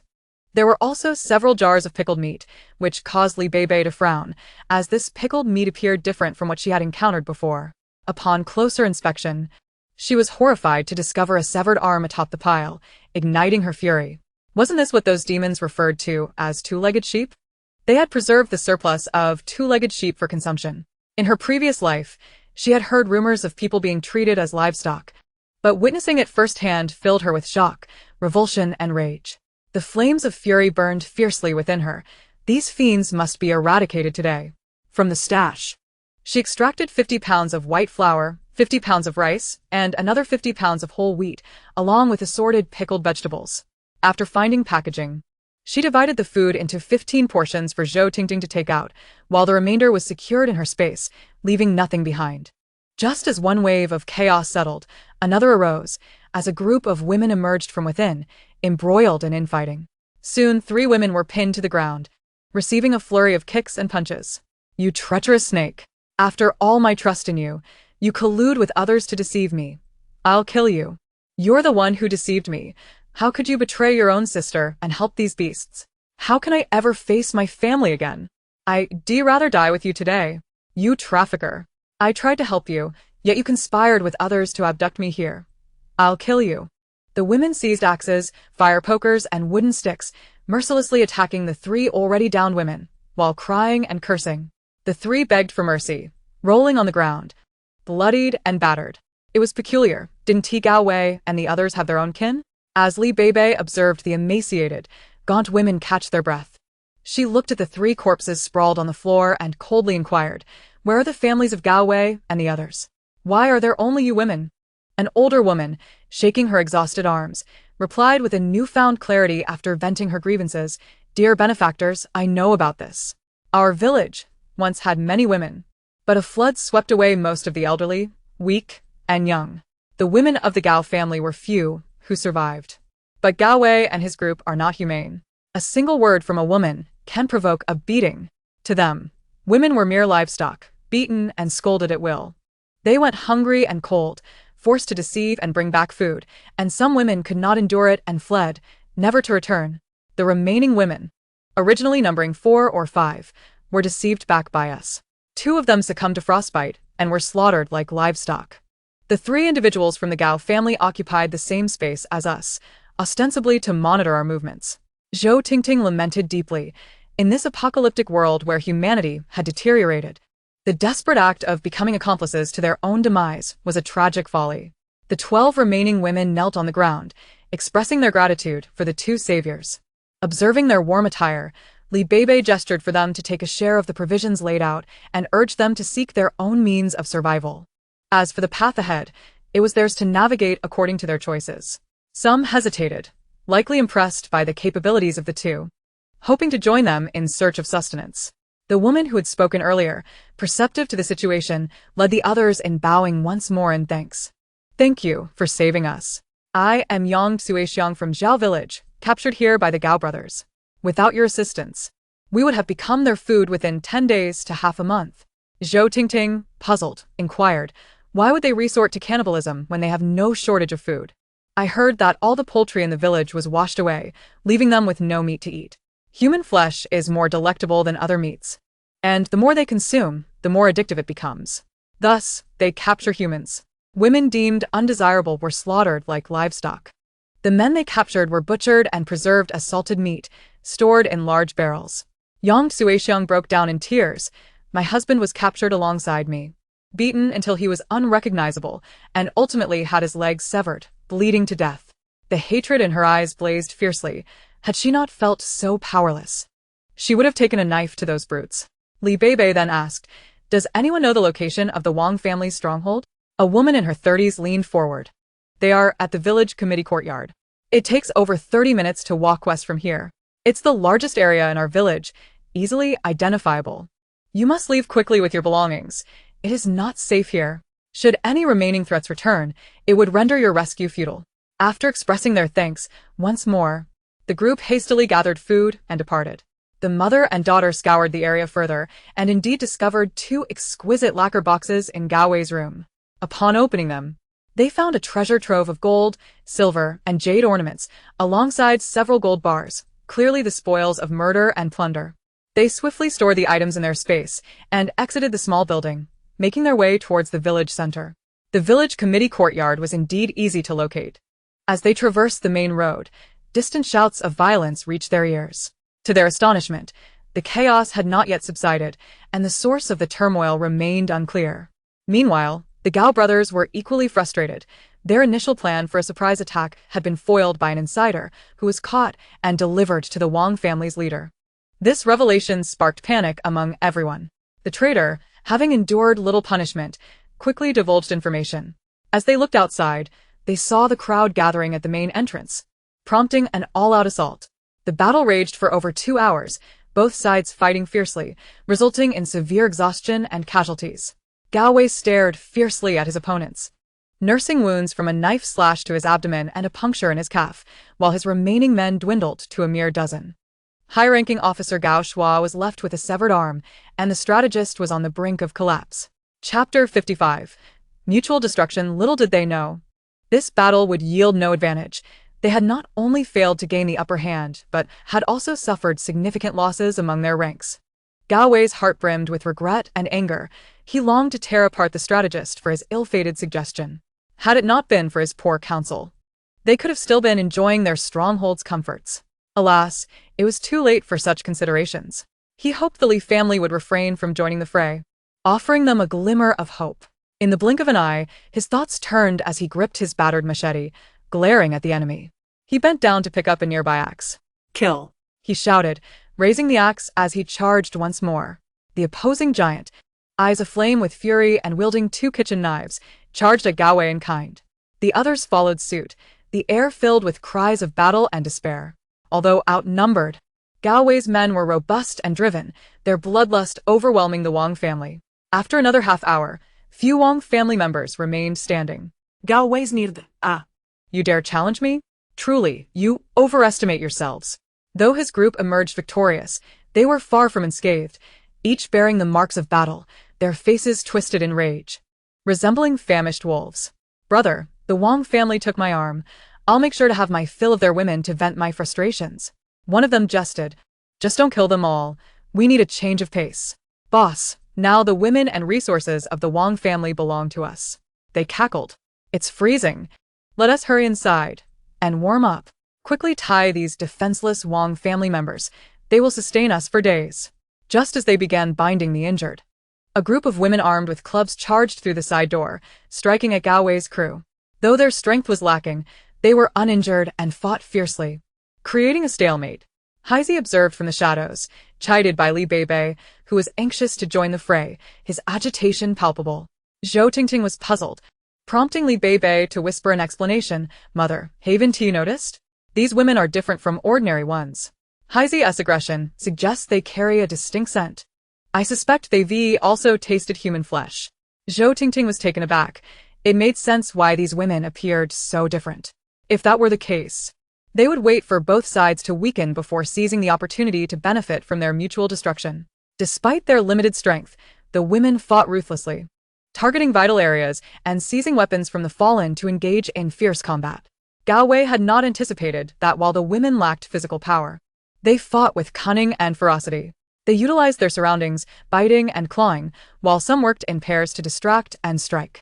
As the hours passed, the casualties mounted among Gao Wei's wounded crew. By 4 in the morning, snow began to fall, the tiny flakes biting against their skin. With the temperature dropping, the mother and daughter duo took refuge in the main house. The door stood wide open, likely abandoned, leaving the embers in the hearth dim and the air chillingly cold. There was no electricity, and the source of light was unknown. A foul odor lingered from an extinguished oil lamp. The 2 women ventured to gather supplies, only to discover a hidden room where 10 emaciated women were bound. Li Beibei switched on her flashlight, revealing their terrified expressions. The sounds of shouting, howls, and clashing weapons had echoed for hours. They remained oblivious to which faction had triumphed. Regardless of who gained control, they were fated for suffering at the hands of these ravenous demons who had already ravaged their dignity and would ultimately transform them into food. Sho, remain silent for now. Once the fighting ends, we will release you to seek your freedom. The bound women were filled with a mix of surprise and skepticism, fearing deceit. Yet, some among them were astute enough to ponder the worst possible outcome: death. Perhaps they were destined to survive after all. In their excitement, they trembled uncontrollably. Li Beibei and her daughter untied the ropes binding one woman, who then assisted in freeing the others. After a moment's thought, Li Beibei retrieved several compressed biscuits from her backpack and brought over a misshapen kettle from beside the stove. Please, eat something and drink some water. Just as they finished, the battle outside came to a grim conclusion. The women of the Wang family had been nearly annihilated, and those who remained were on the brink of death. Gao Wei's eyes were bloodshot, one of his eyeballs gouged out, resembling a demon consumed by rage, fixated solely on the thought of murder. Meanwhile, Gao Wu cackled maliciously, taunting a half-dead woman on the ground. "Come on, get up. Come kill your grandpa." Weren't you eager to kill me?" The remaining 6 or 7, still standing with their weapons, were drenched in blood, resembling a moving reservoir of crimson. After battling for 4 or 5 hours, witnessing the slaughter of their enemies, they suddenly felt drained and nearly collapsed. Damn it, this foolish wretch. Why not live instead of seeking death? Is it not preferable to stay on one's own territory rather than trespassing into another's domain? A chilling female voice pierced the air, echoing like a vengeful spirit in the snowy night, its melody enchanting yet spine-chilling. Beibei emerged at the door, her form wrapped tightly, save for her piercing eyes. Heise crouched, glaring ferociously at Gao Wei and his brother, ready to pounce. Gao Wei, already exhausted, felt a surge of tension upon the sudden appearance of a woman and a dog. Though she appeared calm, an undeniable aura of lethal intent emanated from her, instilling fear within him. "Beautiful lady, you don't seem to be from our village. Surely we have no enmity? If you seek supplies, feel free to take whatever you desire. We won't obstruct you." Gao Wei spoke, sensing the danger. If this woman and her dog departed with supplies, perhaps the Gao family could escape with their lives. "Is that so? And what of me? How do you propose to deal with my presence?" Chapter 56. Gao Wei and Gao Shuai meet there, and Zhou Tingting fixed her gaze on the leading man, clearly identifying him and another with a severed arm as her daughter's targets. The howling wind carried away most of the sounds. Yet the words spoken were not lost on those in the courtyard. Gao Wu had ceased his brutal actions, fixated on the 2 women at the entrance. One possessed a melodious voice, while the other, though older, exuded a mature grace despite her heavy clothing. "Ha! 2 beauties indeed. Brother, let us rally. If we capture these 2, we shall live in bliss." The others momentarily regained their strength, disregarding their wounds as they surged toward the entrance. "Humph!" Zhou Tingting scoffed, drawing her machete and charging at several attackers, leaving the 2 brothers for her daughter and Heise, their sworn enemies who deserved to be dealt with directly. Beibei unsheathed her tang knife, and with Heise, they surged toward Gao Wei and Gao Wu. Gao Wei raised his axe in defense, but each attempt to block was met with a slice from a blade. Not only Gao Wei, but Gao Wu also found himself under relentless assault, as the 2 women and the dog alternated in their strikes. Soon, the brothers were incapacitated, kneeling on the ground. They realized the woman possessed formidable strength. Her desire to kill them was merely a few moves away, and this was merely a game for her. They could not fathom why she chose to torment them rather than deliver a swift death. Did she harbor some peculiar obsession? Perhaps a grudge? Though they could not recall ever encountering her. Beibei regarded the 2 brothers, now reduced to mere shadows of their former selves, and felt a wave of relief wash over her. Despite the biting cold and the swirling snow, she felt invigorated. "How does it feel? Do you enjoy this? You should be grateful for my merciful heart. I spared your hearts and lungs, or else you would have perished long ago." At that moment, Gao Wei and Gao Wu would have preferred immediate execution, for the pain and terror were unbearable. They had forgotten that when they butchered others, they too were subjected to a similar fate, step by step, all to preserve the freshness of flesh. They had consumed their victims, while this woman coldly observed, waiting for their blood to run dry. The remaining few were swiftly dispatched by Zhou Tingting, while the 2 brothers met their end in a haze of agony and dread. The woman and her dog silently observed the scene, as the wind and snow intensified, foreboding that they would not escape this night. The 2 entered the house and shut the door, as the stove grew warmer with the efforts of the rescued women, some already scavenging for supplies, eager to divide the bounty for their escape. Though grateful for their rescue, the desire for food and greed overshadowed their appreciation. Upon witnessing the fray over supplies, Beibei and Zhou Tingting exchanged a disapproving glance. Despite having endured immense suffering, the display of humanity's darker side was evident, as their compassion seemed to have eroded. "Those who wish to live, stand down," Zhou Tingting commanded fiercely. While she did not expect gratitude from her saviors, she could not overlook the blatant disregard for the life-saving assistance they had received. The women fell silent at her reprimand, a sense of guilt washing over them. "We have no choice. We have been controlled by these beasts, unable to eat enough or stay warm. Even if we return, without food, we will surely starve. Indeed. You both appear capable individuals. Surely you wouldn't covet these supplies. Let us each take our share and part ways amicably, they pleaded. We implore you, noble benefactors, to help us carry these supplies back home. Beibei let out a cold laugh, having witnessed humanity's ugliness in her past life. Their selfishness and cruelty no longer surprised her. Zhou Tingting, having only experienced a year of the apocalypse, felt her anger boiling. Do you hear yourselves? This is not how one speaks. As the saying goes, a drop of kindness should be repaid with a fountain of gratitude. Yet here you are, instead of expressing gratitude, you contemplate severing ties before crossing the river. Your suffering is hardly unwarranted. Beibei extended her tang knife forward. Drop everything. You, and you, find 10 bags. Each can hold 5 pounds of food. Any kind will do. The two named individuals recoiled slightly. And others soon realized that this woman and her dog were no ordinary beings. The blood splattered across them indicated their lethal nature. And their audacity to come here and kill was not without reason. The group hastily set down their ill-gotten goods, retreating to one side, as these supplies were originally seized. Before long, the two women had organized the assorted food into bags, each containing 5 pounds, lining them up in a row. Among the supplies were cotton coats, military jackets, various styles of down jackets, and numerous pairs of cotton shoes for both men and women, both new and worn. Beibei instructed them to choose a set of warm clothing and a bag of provisions before departing. At this moment, it was nearly 7 in the morning, and the sky remained shrouded in darkness, heavy snowflakes cascading down, blanketing the ground in white. All the women hastily donned their garments and sought out reasonably fitting cotton shoes, each taking a bag of food before swiftly leaving. Among them, one woman paused, bowing deeply as she whispered, "Thank you, benefactors. My name is Li Meili. Please share your names, as I shall honor you with a longevity tablet when I return, praying daily for your long lives and prosperity." Her nearly 90-degree bow, marked by a respectful demeanor, brought a slight comfort to the mother and daughter, though only marginally improved their spirits. Beibei replied coldly, "There is no need. Focus on living well. Remember to travel with companions and, if possible, seek out the official relief station.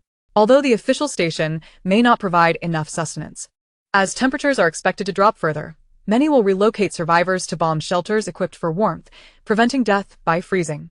The woman bowed once more before departing.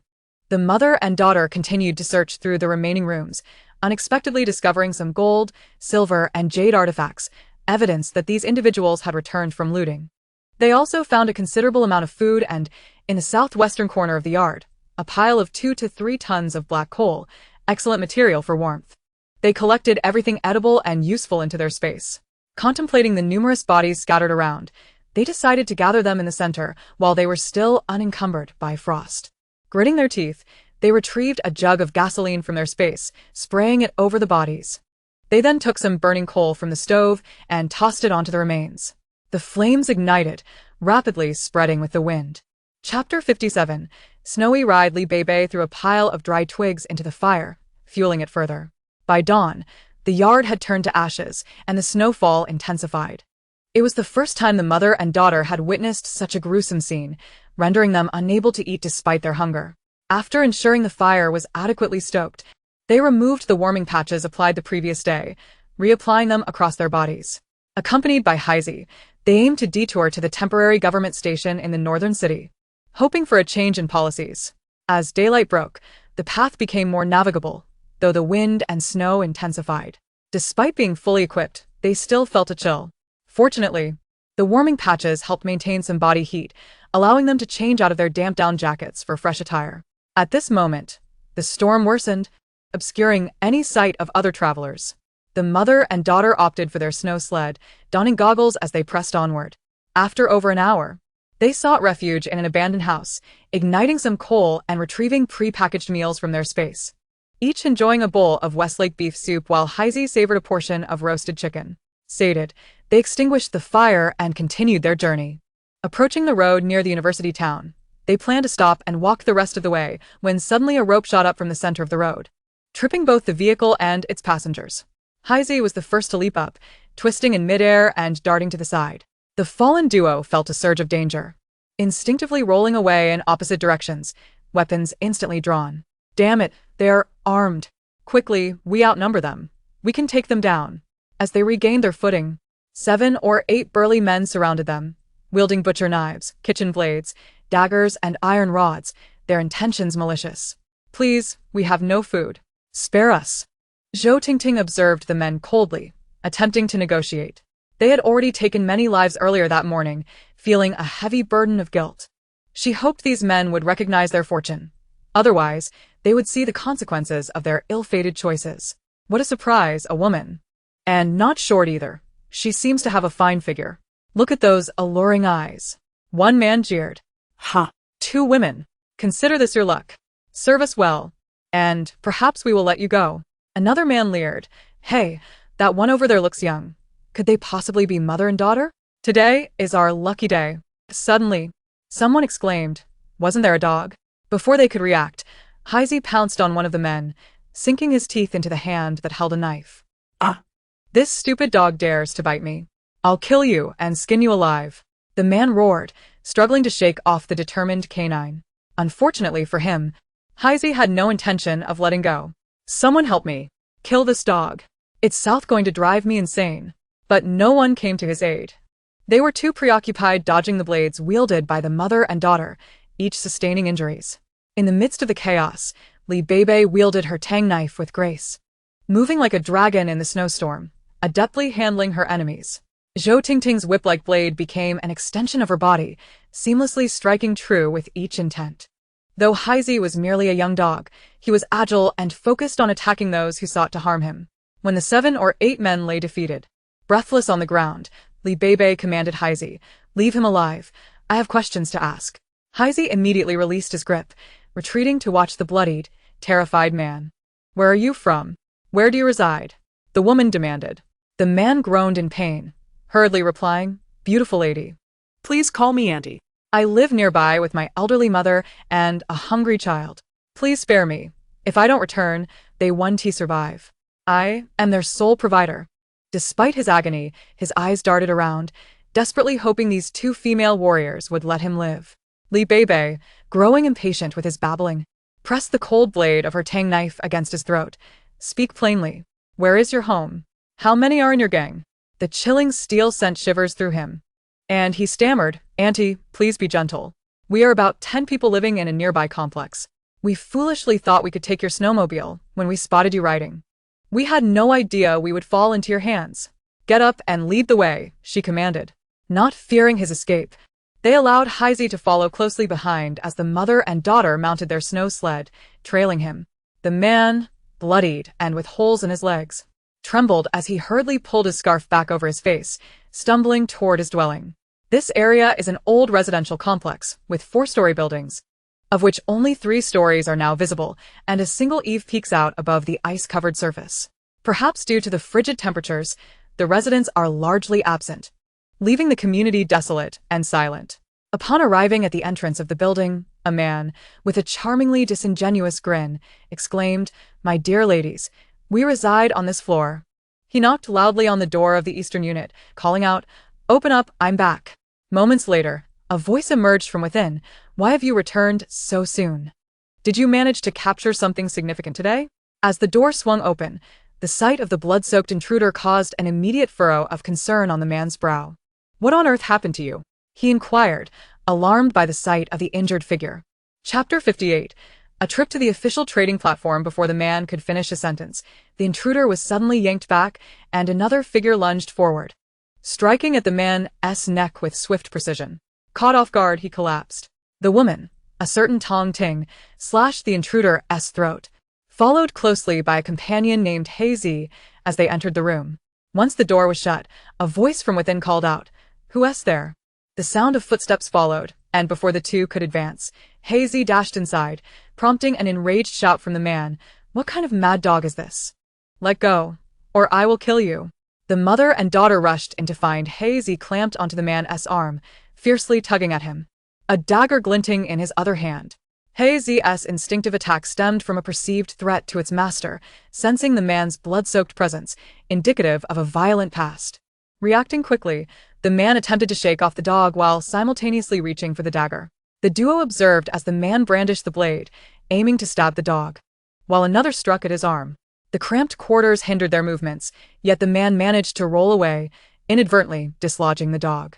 Expecting to shake off the canine, he was frustrated to find it still latched onto his arm, prompting him to retaliate with a thrust toward the dog's neck. Sans signe danger? Hazy retreated just in time as the man redirected his focus to deflect the incoming blades. A fierce struggle ensued, with the man displaying surprising agility, wielding his daggers with lethal precision. The confrontation escalated, with the man realizing that the two adversaries were not only relentless, but seemed to grow stronger with each passing moment.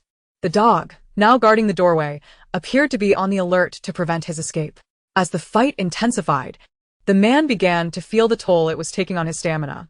With only one exit available and the two women showing no signs of fatigue, he seized an opportunity during their momentary distraction to leap toward the door.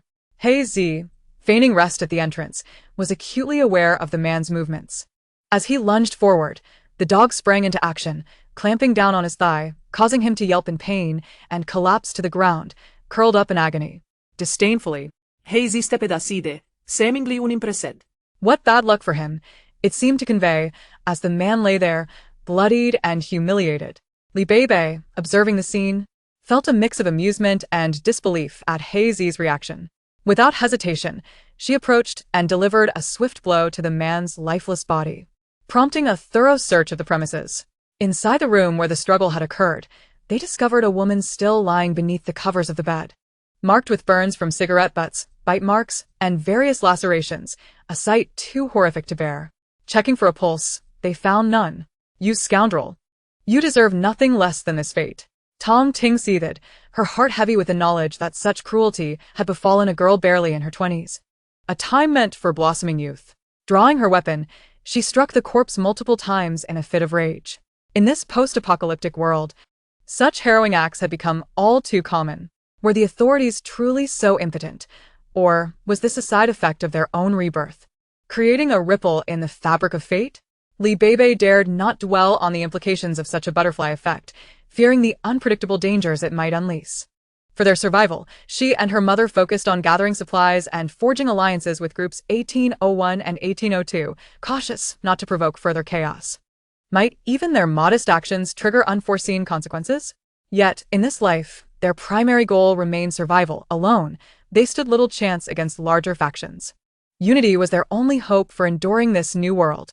The room was cluttered with various supplies, food, clothing, and an assortment of trinkets, revealing the extent of the occupants' criminal activities. They collected everything, including a pile of firewood and several hundred blocks of coal. The woman, lifeless and unseeing, was likely the owner of the dwelling. After deliberation, they resolved to take her into their space, seeking a suitable location for a dignified cremation. Stepping outside, they found the snow had reached their ankles, the sun shining brightly upon the surface, casting a blinding light devoid of warmth. There was no rush. The trio exited the complex and continued on their snow vehicle toward the university town. As they neared their destination, they veered into a secluded alley, consolidating their space. Beibei placed Hazy into her large backpack, and the pair made their way toward the official trading post. The area was sparsely populated, with vendors bundled up against the cold, stamping their feet. Goods were laid out on the ground, and some carried bags, cautious of drawing unwanted attention. There were about 70 or 80 stalls, most showcasing items that could be discarded from homes, while others offered high-end bags and designer clothing, luxuries that few could afford in these desperate times. A designer bag might fetch only 2 compressed biscuits or a packet of instant noodles, for in this world, sustenance was paramount. After a thorough search, they found nothing of interest. Approaching the official platform, they noted a notice affixed to a pillar, announcing the opening of an underground city passage. Those interested in residing there could register in advance, with arrangements made based on the order of registration. Various accommodations were available, including 1, 2, and 3-room units, with monthly costs in points. Points could be earned by submitting supplies for evaluation or through employment opportunities at the official platform. However, food still required points for exchange. In this harsh reality, those who remained outside were reluctant to leave. Entering the base early would waste precious points, and as temperatures continued to drop, the official exchange would likely transition underground. Upon perusing the list of redeemable points, Beibei felt a twinge of disappointment. The authorities in this era were still unprepared, much like in her previous life. Despite having salvaged a considerable amount of supplies in the early stages, they were woefully inadequate when faced with a massive population. Mother and daughter, lacking any curiosity to linger, turned away from the scene. "Excuse me, are you two beautiful sisters?" Chapter 59. Renting at the cold weather base. As they turned around, they encountered a wiry young man with a keenly pointed face who looked at them with unrestrained delight. Why, it's you. The skinny fellow quickly approached, his eyes sparkling with excitement. "I've been here all along, hoping to run into you. Finally, today is my lucky day. Are you really seeking us?" "Indeed. I've been here running a stall, but our boss has specifically instructed us to keep an eye on you too. He wishes to conduct business with you." Beibei understood perfectly well that her stock of sanitary supplies was a highly sought-after commodity in this apocalyptic world. "I possess what you desire, but it's uncertain whether you have what I require," she replied coolly. The skinny man, realizing her astuteness, smiled broadly. "Don't worry, beautiful sisters. Our boss, while he cannot promise everything, will certainly find a way to procure what you need from the North City." After some contemplation, Beibei recalled the abundance of feminine hygiene products she had stored in her space. During her earlier foray into a closed warehouse, she had collected various sanitary pads and toilet paper, as well as all sorts of items from family planning stores. Nevertheless, the temperature had yet to plummet to its lowest, and the several stoves in the cave managed to maintain a comfortable warmth. However, if the temperature were to drop to the 80s or 90s, it would undoubtedly become unbearable. Air conditioning would greatly alleviate the discomfort. Furthermore, as the apocalypse progressed, resources were becoming increasingly scarce. Such items would soon be unattainable for the average person. "Can you procure wind turbines and solar panels?" "That is all I need." The skinny fellow paused, taken aback by her extraordinary request. However, seizing the opportunity for a significant order, he sought to placate her. "These items, our boss should be able to find, though it may require some effort. Would you grant us 3 days?" Beibei considered this and decided that 3 days would suffice. They could first inspect the official underground base. "Very well. We shall meet here in 3 days." Having settled on a time frame, the mother and daughter proceeded towards the local base as indicated in the official announcement. Many people still inhabited the city, as the current temperature allowed those who were well-equipped to endure. The air raid shelters, once a favored retreat from the heat, had been transformed into a refuge following a devastating flood. The authorities had mobilized a considerable workforce to swiftly convert and secure these cold-weather shelters. The consultation and registration points were located at the entrance of the air raid shelter.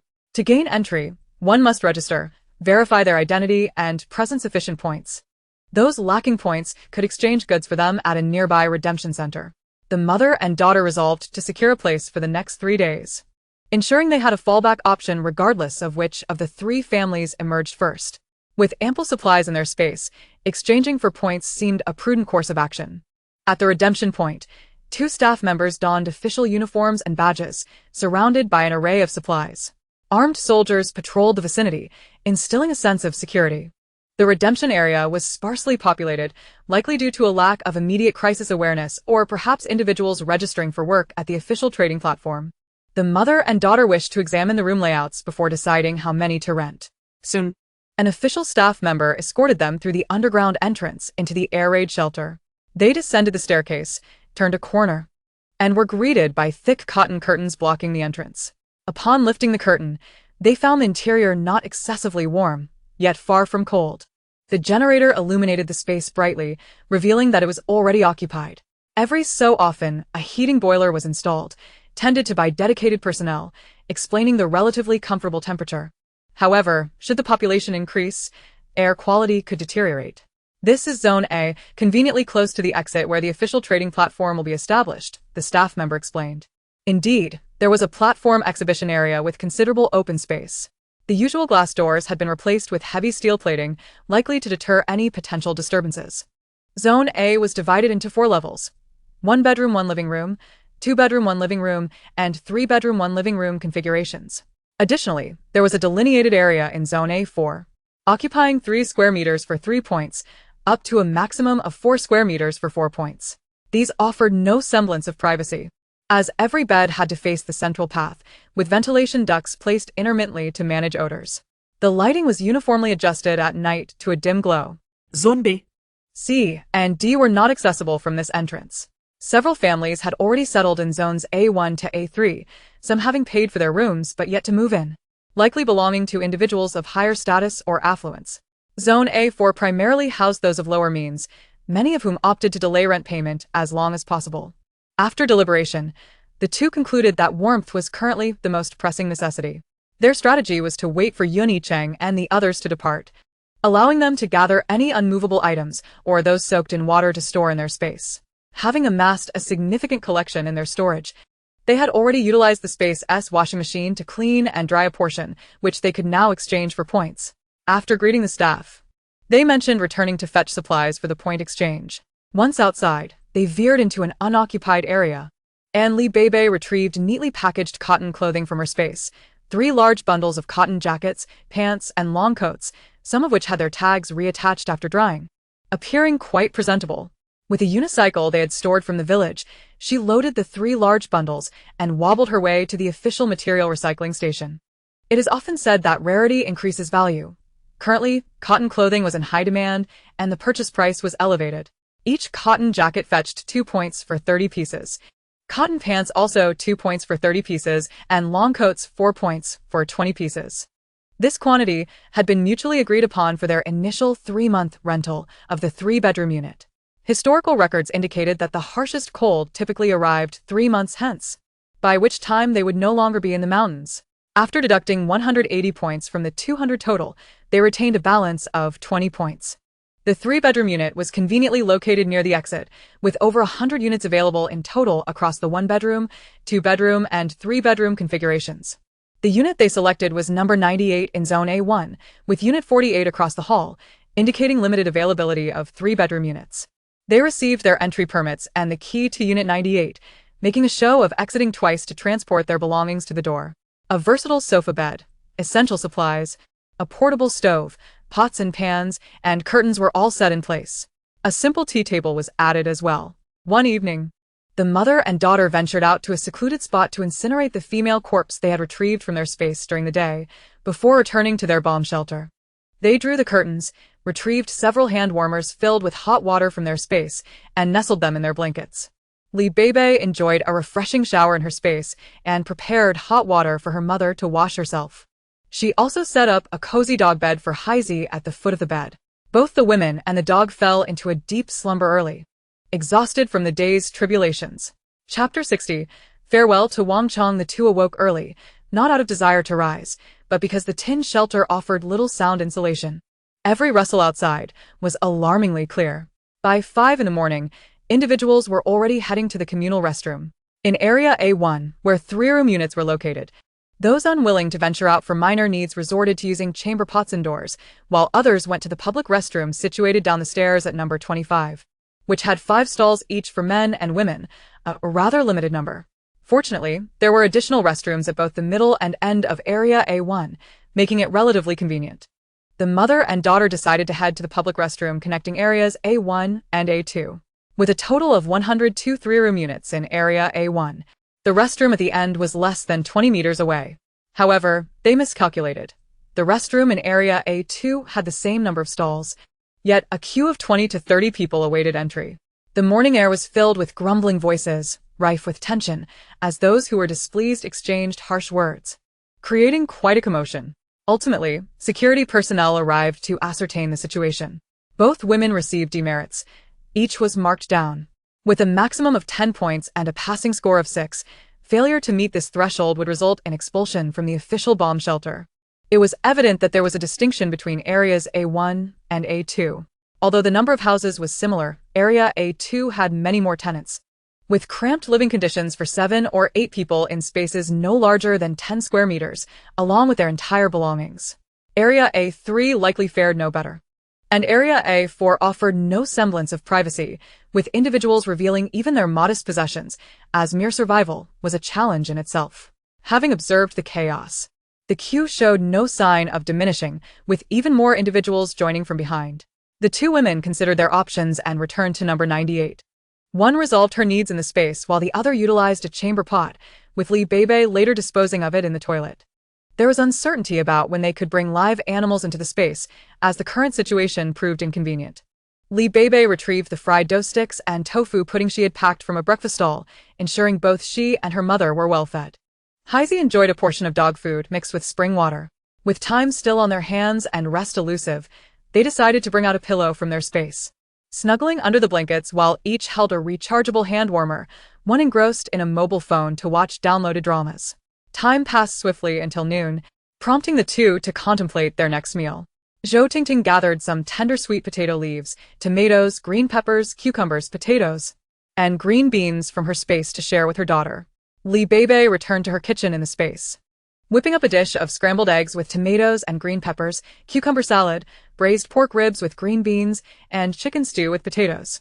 She also cooked a large pot of rice, preparing everything before placing portions for both herself, her mother, and Heizi on the tea table. Any leftovers were stored in disposable containers on a shelf for future consumption. As they prepared to venture out, they packed Heizi into a backpack. Area A was expansive, and the bomb shelter extended far. Previously, it had only encompassed the lengths of areas A1 and A2, but in haste, areas A3 and A4 had been hastily constructed. Survivors in Area A4 typically had only a bed, with various supplies at one side, and a small coal stove by the walkway, equipped with a dedicated chimney. Residents could purchase honeycomb coal and other necessities using points on the official platform. Those who were more particular would hang tattered cloth curtains around their beds for privacy, while others simply used a blanket to create a sleeping space. Some laid down makeshift wooden boards on the ground, covered with bedding, which served as a bed. Many sought employment through official channels to earn points, enough to receive 2 fist-sized steamed buns per day. These buns were made from water-soaked grains retrieved from the depths, carrying a peculiar taste, a meager sustenance for those who had nothing else. Water availability had improved significantly, now allowing for more than half a bottle per day. Outside, snow fell, and boiling snowmelt provided drinkable water, which could also be used to soften the hard, rock-like vegetable buns, reminiscent of moldy rice porridge, with a hint of saltiness. Further ahead, construction was ongoing, with the exit to the right. Inquiring with the staff revealed that Area B was approximately 2,000 meters away and that efforts were being made to expedite its completion. However, due to a shortage of building materials and inconsistent supply, progress was slow. In the previous world, the government had only activated the bomb shelters in response to a sudden drop in temperature to -70 degrees. Unable to accommodate many people due to insufficient heating measures and high fees that barred ordinary citizens from entry. Remarkably, this time was different. The government had taken early precautions and planned more effectively, potentially saving countless lives compared to the previous incarnation. Yet, Li Beibei harbored an unsettling premonition that the impending cold might be far harsher than before. 3 days passed swiftly, and mother and daughter locked the door before exiting the base. Security personnel patrolled in several teams, ensuring no one attempted lockpicking or theft. Upon arriving at the official trading platform in the university town, a lean monkey awaited their arrival and greeted them enthusiastically. "Ladies, I appreciate your efforts. The boss has prepared the items you requested. Please follow me." Today, the trio rode the latest model of a collapsible cargo bike, with a thick cotton cushion added for Heizi's warmth. The lean monkey rode an electric scooter, a testament to their boss's capabilities, as electric scooters required charging. Currently, only the official memory units could recharge, alongside homes equipped with high-capacity generators. Upon seeing Wang Chong again, one could not help but note his imposing stature, plump figure, and thick clothing, topped with a fur coat reminiscent of a bear. Yet his face, adorned with a fur hat, bore a warm, amiable smile that disarmed any inclination to dislike him. "Greetings, beautiful ladies. It's a pleasure to see you again. The goods you requested are ready." With that, he gestured towards a large truck, unveiling a cover to reveal numerous metallic blades, supports, solar panels, and sizable boxes. "Ladies, I navigated several connections to secure this model. It's a new hybrid wind and solar power generator, compact and stable in output. When sunlight is plentiful, it utilizes solar power, and in less sunny conditions, it switches to wind power, easily supplying 4 to 5 households." Li Beibei had initially presumed that a wind generator would weigh several tons, only to be pleasantly surprised by the latest model released just before the apocalypse. This generator, still in its infancy in terms of distribution to smaller locales, was a remarkable find. Despite its seemingly modest components, including a few blades and battery units, it generated significant power and could seamlessly integrate with solar energy to ensure continuous electricity at home. She had only glimpsed it once during the previous night and knew it was costly for someone of her pretentious wealth. A price in the hundreds of thousands was still extravagant. Now, it seemed it was within her reach. Noticing the silence from Beibei and her mother, Wang Chong assumed they had reservations and continued his pitch. Ladies, does the quantity seem insufficient to inspire confidence? This is a newly patented power generator developed in our country, compact, powerful, and easy to install, requiring only a straightforward manual for setup. I must confess that this is a second-hand item, previously used by someone else. Although it is merely second-hand, it has been utilized for less than a month and is guaranteed to be in perfect working order. Furthermore, this modern generator boasts a remarkable feature. It is resilient to both heat and cold, capable of withstanding temperatures as high as 80 degrees Celsius and as low as minus 110 degrees. Chapter 61. The second-hand pickup truck. After some contemplation, she retrieved a roll of currency from her backpack, along with 2 boxes of contraceptive supplies, one large and one small. Additionally, she placed a box containing approximately 3 pounds of vibrant green spinach on the middle frame of the vehicle where Heisey was seated, insulated with thick thermal cotton both inside and out. At present, the official price for contraceptive supplies is 5 points each, with limited availability, equivalent to 500 units of currency from the pre-apocalyptic era. Each roll of currency also costs 5 points, and as for the green vegetables, do not even entertain the thought. They are truly unique. Currently, there is availability but no price. This 3 pounds of spinach, if sold to the affluent, would incite a frenzy. This is based on Beibei's experiences from her previous life. She recalled hearing that wealthy individuals were unable to access fresh vegetables and were inquiring everywhere. A single leaf of green vegetable cost 5 points, which astonished her at the time, considering a compressed biscuit was only 2 points. She firmly believed that Wang Chong could sell this box of spinach for an exorbitant price. Wang Chong was elated. The last time he acquired something from the young beauty, word spread quickly, and signs of prominent families reached out. The price was inconsequential. He feared only that he might not be able to secure the item. Ultimately, to avoid offending anyone, he shared some with others. This time, he anticipated that the price would double, and with the spinach being so enticing, he was confident of making a substantial profit. Although the generator had required considerable effort to secure, he felt assured that distributing a small portion of the spinach would suffice to silence any dissent. Wang Chong gestured grandly. "Beautiful lady, let Scarface deliver the goods." "Where shall I send them?" Beibei pondered for a moment. "Deliver them to the XX community near the university town in an hour. I will be waiting at the intersection." Just as she was about to leave, Wang Chong added, "Beautiful lady, I have procured 2 antiques, gifts from others. So, I might as well offer them to you." Both paused. If it were anything else, they might have hesitated, but antiques certainly piqued their interest. Wang Chong had the items brought forth. A wooden box that exuded antiquity containing 2 rings made neither of gold nor silver, appearing genuinely old. Additionally, there was a pair of dragon and phoenix pendants, exquisitely crafted. In prosperous times, they would likely fetch tens of thousands. Beibei smiled as she accepted them, producing a bottle of 20-year-old Fingio from her bag. Wang Chong's eyes lit up as he received it, feeling he had gained an advantage. They agreed on a location and were the first to leave, accompanied by a dog. Scarface scoffed. "What foolish boldness. They handed us their goods without fearing we wouldn't deliver." Wang Chong shot him a sidelong glance. "You are the fool. If they dare to leave their goods with us, they obviously trust we will deliver. Just look at what they brought, especially that spinach. Not something just anyone could procure." The thin monkey leaned closer. "Indeed. From the first time I saw them, I noted their uniqueness. Who else would carry a tang knife and a horsetail knife?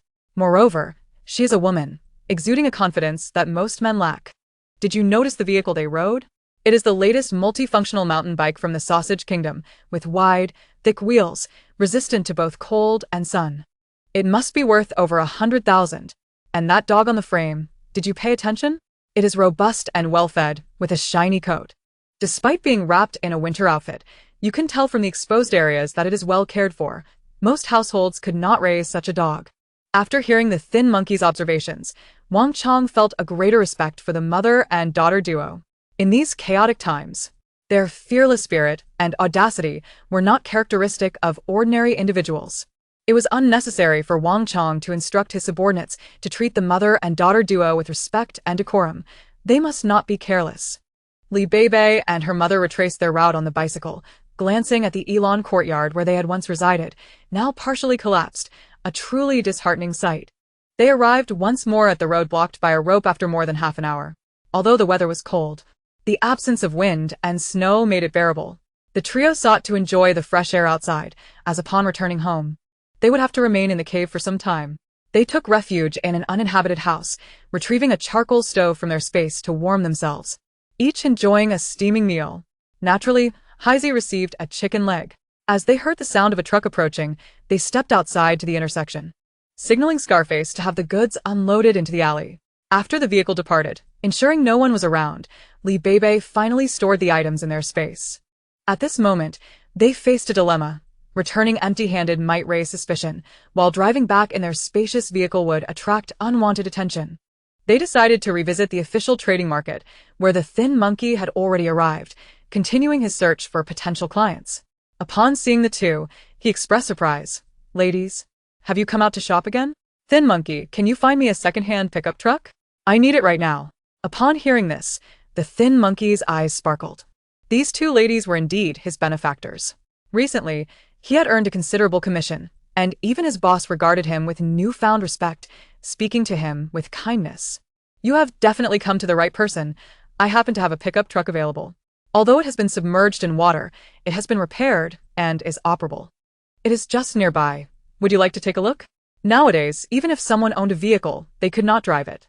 The government strictly controlled gasoline and diesel, and without connections, procuring fuel was nearly impossible. Moreover, these commodities had become exceedingly expensive, unaffordable for the average person. The mother and daughter followed the thin monkey to a side platform, where they indeed spotted a deep green pickup truck. Its exterior was not in the best condition, but new vehicles were more conspicuous. "What price do you want? You decide." This vehicle had been acquired at scrap metal prices and held little value. Beibei contemplated and handed over a box from her backpack. "Consider it a bargain for you." The thin monkey eagerly accepted it, sniffing it closely. The authentic Ziyun value was far superior to that of the submerged vehicle. After tucking the Ziyun away, the thin monkey promptly handed over the keys. "Ladies, there isn't much fuel left in the tank. Would you like me to help you find some gasoline?" The usually quiet Zhou Tingting produced a 20-liter jug of gasoline from her bag, leaving the thin monkey stunned. My goodness, they were well prepared. The two women ceased any further chatter, immediately opening the gas cap to fill the tank. After bidding farewell to the thin monkey, they placed Heisey between them and pressed on the accelerator, exiting the trading area. The cold weather persisted, with snow yet to melt, making the journey arduous. They had only traveled halfway by the time darkness fell. Fortunately, they found a house nearby, devoid of walls and missing a door, and stored the pickup in their space. They hung a thick curtain over the entrance, then placed a large wardrobe to block the door, igniting two stoves in the center before retrieving their winter tent. They also took out two thermal sleeping bags, covering Heisey with a fluffy blanket. After a simple wash, they crawled into their sleeping bags to rest. Outside, the wind picked up again, with snow swirling down, and the temperature dropped further. Thankfully, the two stoves burned brightly, keeping the interior comfortably warm. As they drifted into a light slumber, the snow continued to fall throughout the night, and footsteps echoed outside their door. Heisey suddenly perked up, ears erect, listening intently before darting from under the blanket and letting out a low growl towards the door. The mother and daughter were immediately awakened, eyes wide open as they emerged from their sleeping bags. Chapter 62. Grandfather Dog, I will tell everything. I am truly vexed. It seems we shall have to endure further torment before their demise. All our efforts today have been in vain. Beibei exchanged a glance with her mother, while Heisey crouched, poised for action. As Beibei touched the obstructed cabinet, it vanished in an instant. The two individuals outside, who had been forcefully battering the door, lost their balance and stumbled in. One fell spectacularly, while the other, attempting to kick down the door with excessive force, ended up in an unfortunate split. Regrettably, in the darkness, none bore witness to the spectacle. Heisey darted outside, and cries of pain echoed in the air. Inside, before the two intruders could comprehend their surroundings, the anguished cries abruptly ceased, leaving them unaware of the shadowy figures that had just extinguished their lives. The mother and daughter swiftly exited, the biting cold wind and heavy snowfall stinging their faces. Their murderous intent was sharper than the frigid air on such a wintry day. Being yanked from the warmth of their bed was exceedingly displeasing. Outside, 4 or 5 others lingered. Heisey had already bitten down on 2, while the remaining 3, startled by the sudden cries, took a few steps back, only to realize they must rescue their comrades when they caught sight of the 2 figures emerging from the house. Recognizing that the silhouettes were not their allies, one shouted, "Stop them! Don't let them escape!" The 3, armed and emboldened, encircled the mother and daughter, their minds racing with thoughts of the affluent garments that suggested a wealthy background. Capturing them could lead to a treasure trove, enriching their lives for the foreseeable future. Little did they know, the 2 accomplices who had entered the house were already lifeless. The 3 men envisioned the good fortune that awaited them, their weapons feeling significantly lighter as they tightened their grip around the mother and daughter. Alas, before they could pounce, they found themselves frozen in place. As if time had stilled, in the next heartbeat, Beibei unleashed a flurry of kicks, sending them sprawling several meters away, never to rise again. Heisey swiftly dispatched one, while another, dragging his severed limbs, cried out in terror, "Please don't kill me. I'll do anything if you spare me." Heisey, displaying an unexpected sense of mercy, stood aside, allowing the frightened man to plead for his life. "Answer us truthfully, and we shall let you go," instructed Zhou Tingting in a deliberately hoarse tone. "I swear, I will speak nothing but the truth," he stammered. "Where do you reside? How many of you are there? Are there others? We are nomads, originally intending to reach the official rescue station, but they require points for entry. We can only survive through robbery." The man trembled as he spoke, yet retained a hint of caution, withholding certain information. "I'll tell you everything, just don't bite me. I promise." As if attuned to each other's thoughts, Heisey lunged at the man as Beibei made a move, sinking its teeth into his other thigh. The man screamed, terrified, realizing that this was no ordinary dog. They had just spoken falsehoods, and the creature had pounced on him as if it could sense deception. "We dwell in the row of self-built houses at the entrance of the village, the middle one in the second row. There are 9 of us. The others are guarding our home." The man, now compliant, revealed everything. It turned out that when Beibei and her companion had driven into the village, they had been spotted, prompting the group to follow them under the cover of darkness. After a lengthy search, they had assumed the individuals were hiding in this very house after observing the curtain suddenly appear at the door. They had misjudged the situation, believing the vehicle to be a 4-seater, and thus assumed only 3 or 4 individuals were inside, leading them to act impulsively. Now, even if this man were to survive, he would not escape. The cold would surely claim him soon. The 2, accompanied by Heisey, proceeded to the location he had indicated and found signs of life in the middle house of the second row. Amongst the ruins left by the flood, this house stood relatively intact, devoid of a courtyard wall, with only 2.5 rooms collapsed, leaving one room almost untouched. These miscreants were indolent, having been mere ruffians in the village prior to the apocalypse. One had rallied others to engage in theft and violence. They had not sought refuge in the official underground base, believing it inconvenient for their illicit activities, and planned to rob more supplies, thinking they could later seek shelter in the air raid shelter once the weather grew harsher. Beibei pushed the door, which creaked open, revealing a flicker of candlelight. The occupants, having somehow procured candles, initially assumed their comrades had returned, only to turn and be met with terror. The mother and daughter spoke not a word, raising their blades to strike. The 2 thieves, though accustomed to violence, proved clumsy and slow. As they saw the blades approaching, they hurriedly dodged, hastily grasping nearby weapons to defend themselves. The cramped space was filled with a makeshift bed made from planks, with supplies stacked behind, rendering the interior stifling. For Beibei and her mother, these 2 were no match. With a single strike, they gauged their weakness and proceeded without hesitation. With a second stroke, they claimed the lives of 2 wretched souls. A rustic stove equipped with a tin chimney burned brightly, though the chill persisted. Nevertheless, it was a welcome respite from the biting cold outside. The unpleasant odor lingered, but it was better than seeking another frigid abode. They dragged the corpses outside and bundled the bedding into a corner of their space, planning to discard it by the roadside the next day for any passerby in need. Upon surveying the supplies they had reclaimed, they found 2 barrels of 15 liters of purified water, 2 bags of 20 kilograms of flour, 1 bag of 10 kilograms of cornmeal, and several pounds of buckwheat flour. They also discovered 2 bags of 20 kilograms of rice, several pounds of millet, over 10 pounds of soybeans, 4 to 5 pounds of peanuts, and various other legumes, along with a few spices and bags of salt. Additionally, there were several pieces of winter clothing for both men and women, 2 down jackets, and about 10 sets of thermal underwear. They also recovered 4 new blankets and numerous pieces of gold jewelry, including earrings, rings, necklaces, and bracelets, amounting to nearly a kilogram in weight. Various everyday items were also collected and stored away. With the door secured, they hung the cotton curtain back up for warmth. They gathered the wooden boards from the floor and retrieved a large bed from their previous collection, adorned with a plush, high-quality mattress. After laying down fresh bedding and retrieving a few charged hand warmers from their supplies, they added more coal to the fire and nestled into their warm cocoon. Heisey, too, settled down on a mat near the stove, curling up in its blanket to rest. Beibei swiftly slipped into her space, her eyes widening in surprise. Chapter 63. A sick fog. Beibei noticed a dense fog enveloping the outskirts of the black soil, with the vague outline of a building barely discernible.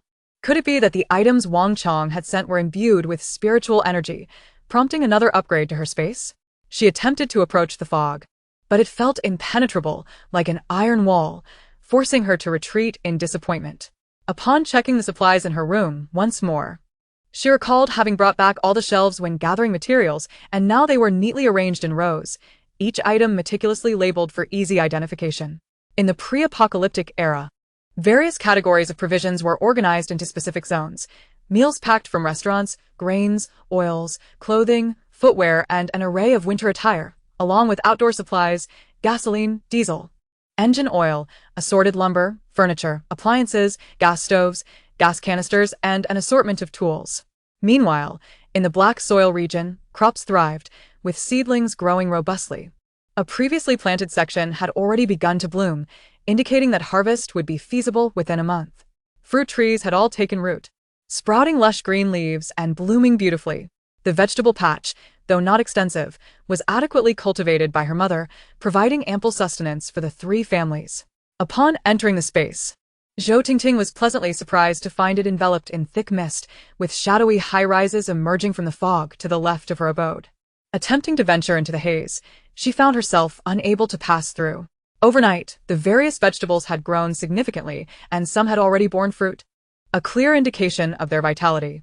In her room, although the supplies were not as abundant as her daughter's, the shelves were still filled to capacity, sufficient for the mother-daughter duo to sustain themselves for 20 years.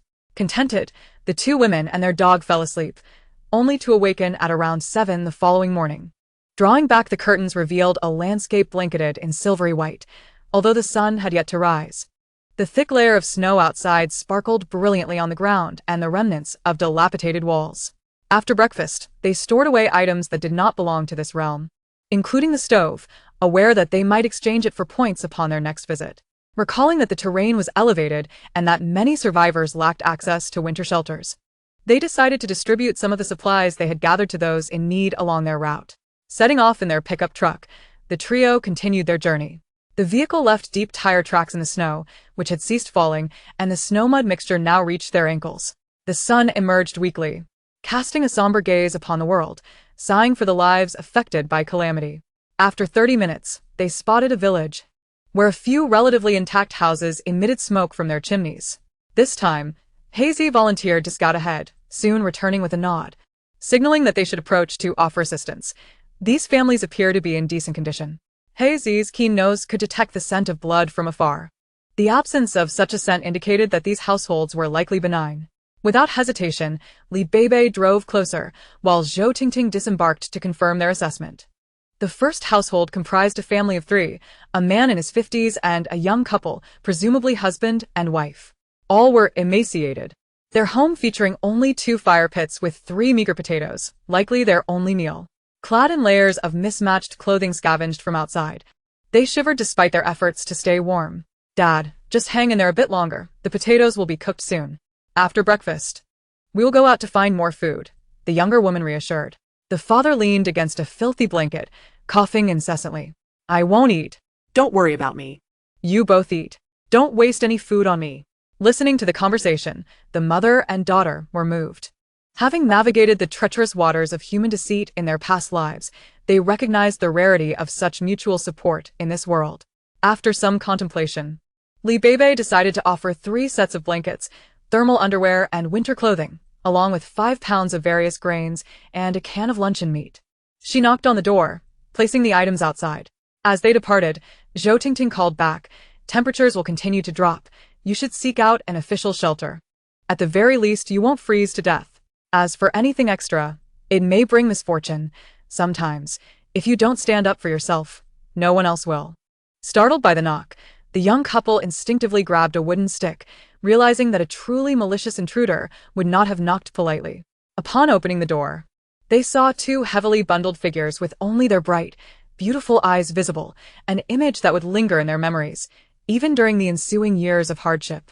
Before the bewildered couple could speak, the 2 women had already walked away, leaving behind supplies that stirred deep gratitude in the couple, who knelt and bowed several times in thanks.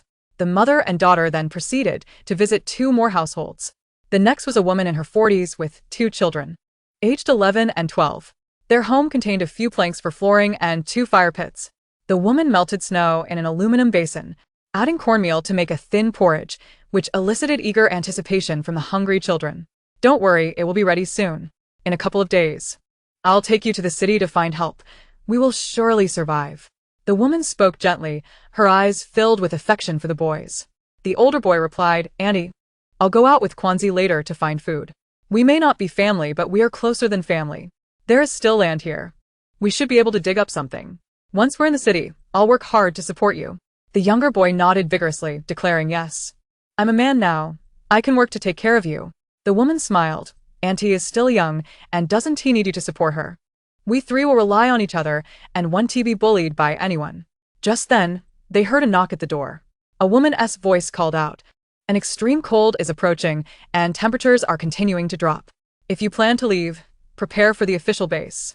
As they approached the door, they noticed the footprints of 2 women and a dog outside, along with additional supplies left behind. At the 3rd house, a couple in their 30s was having a tender moment, with the man comforting the woman. "Don't cry. Though Exine is gone, we must continue living.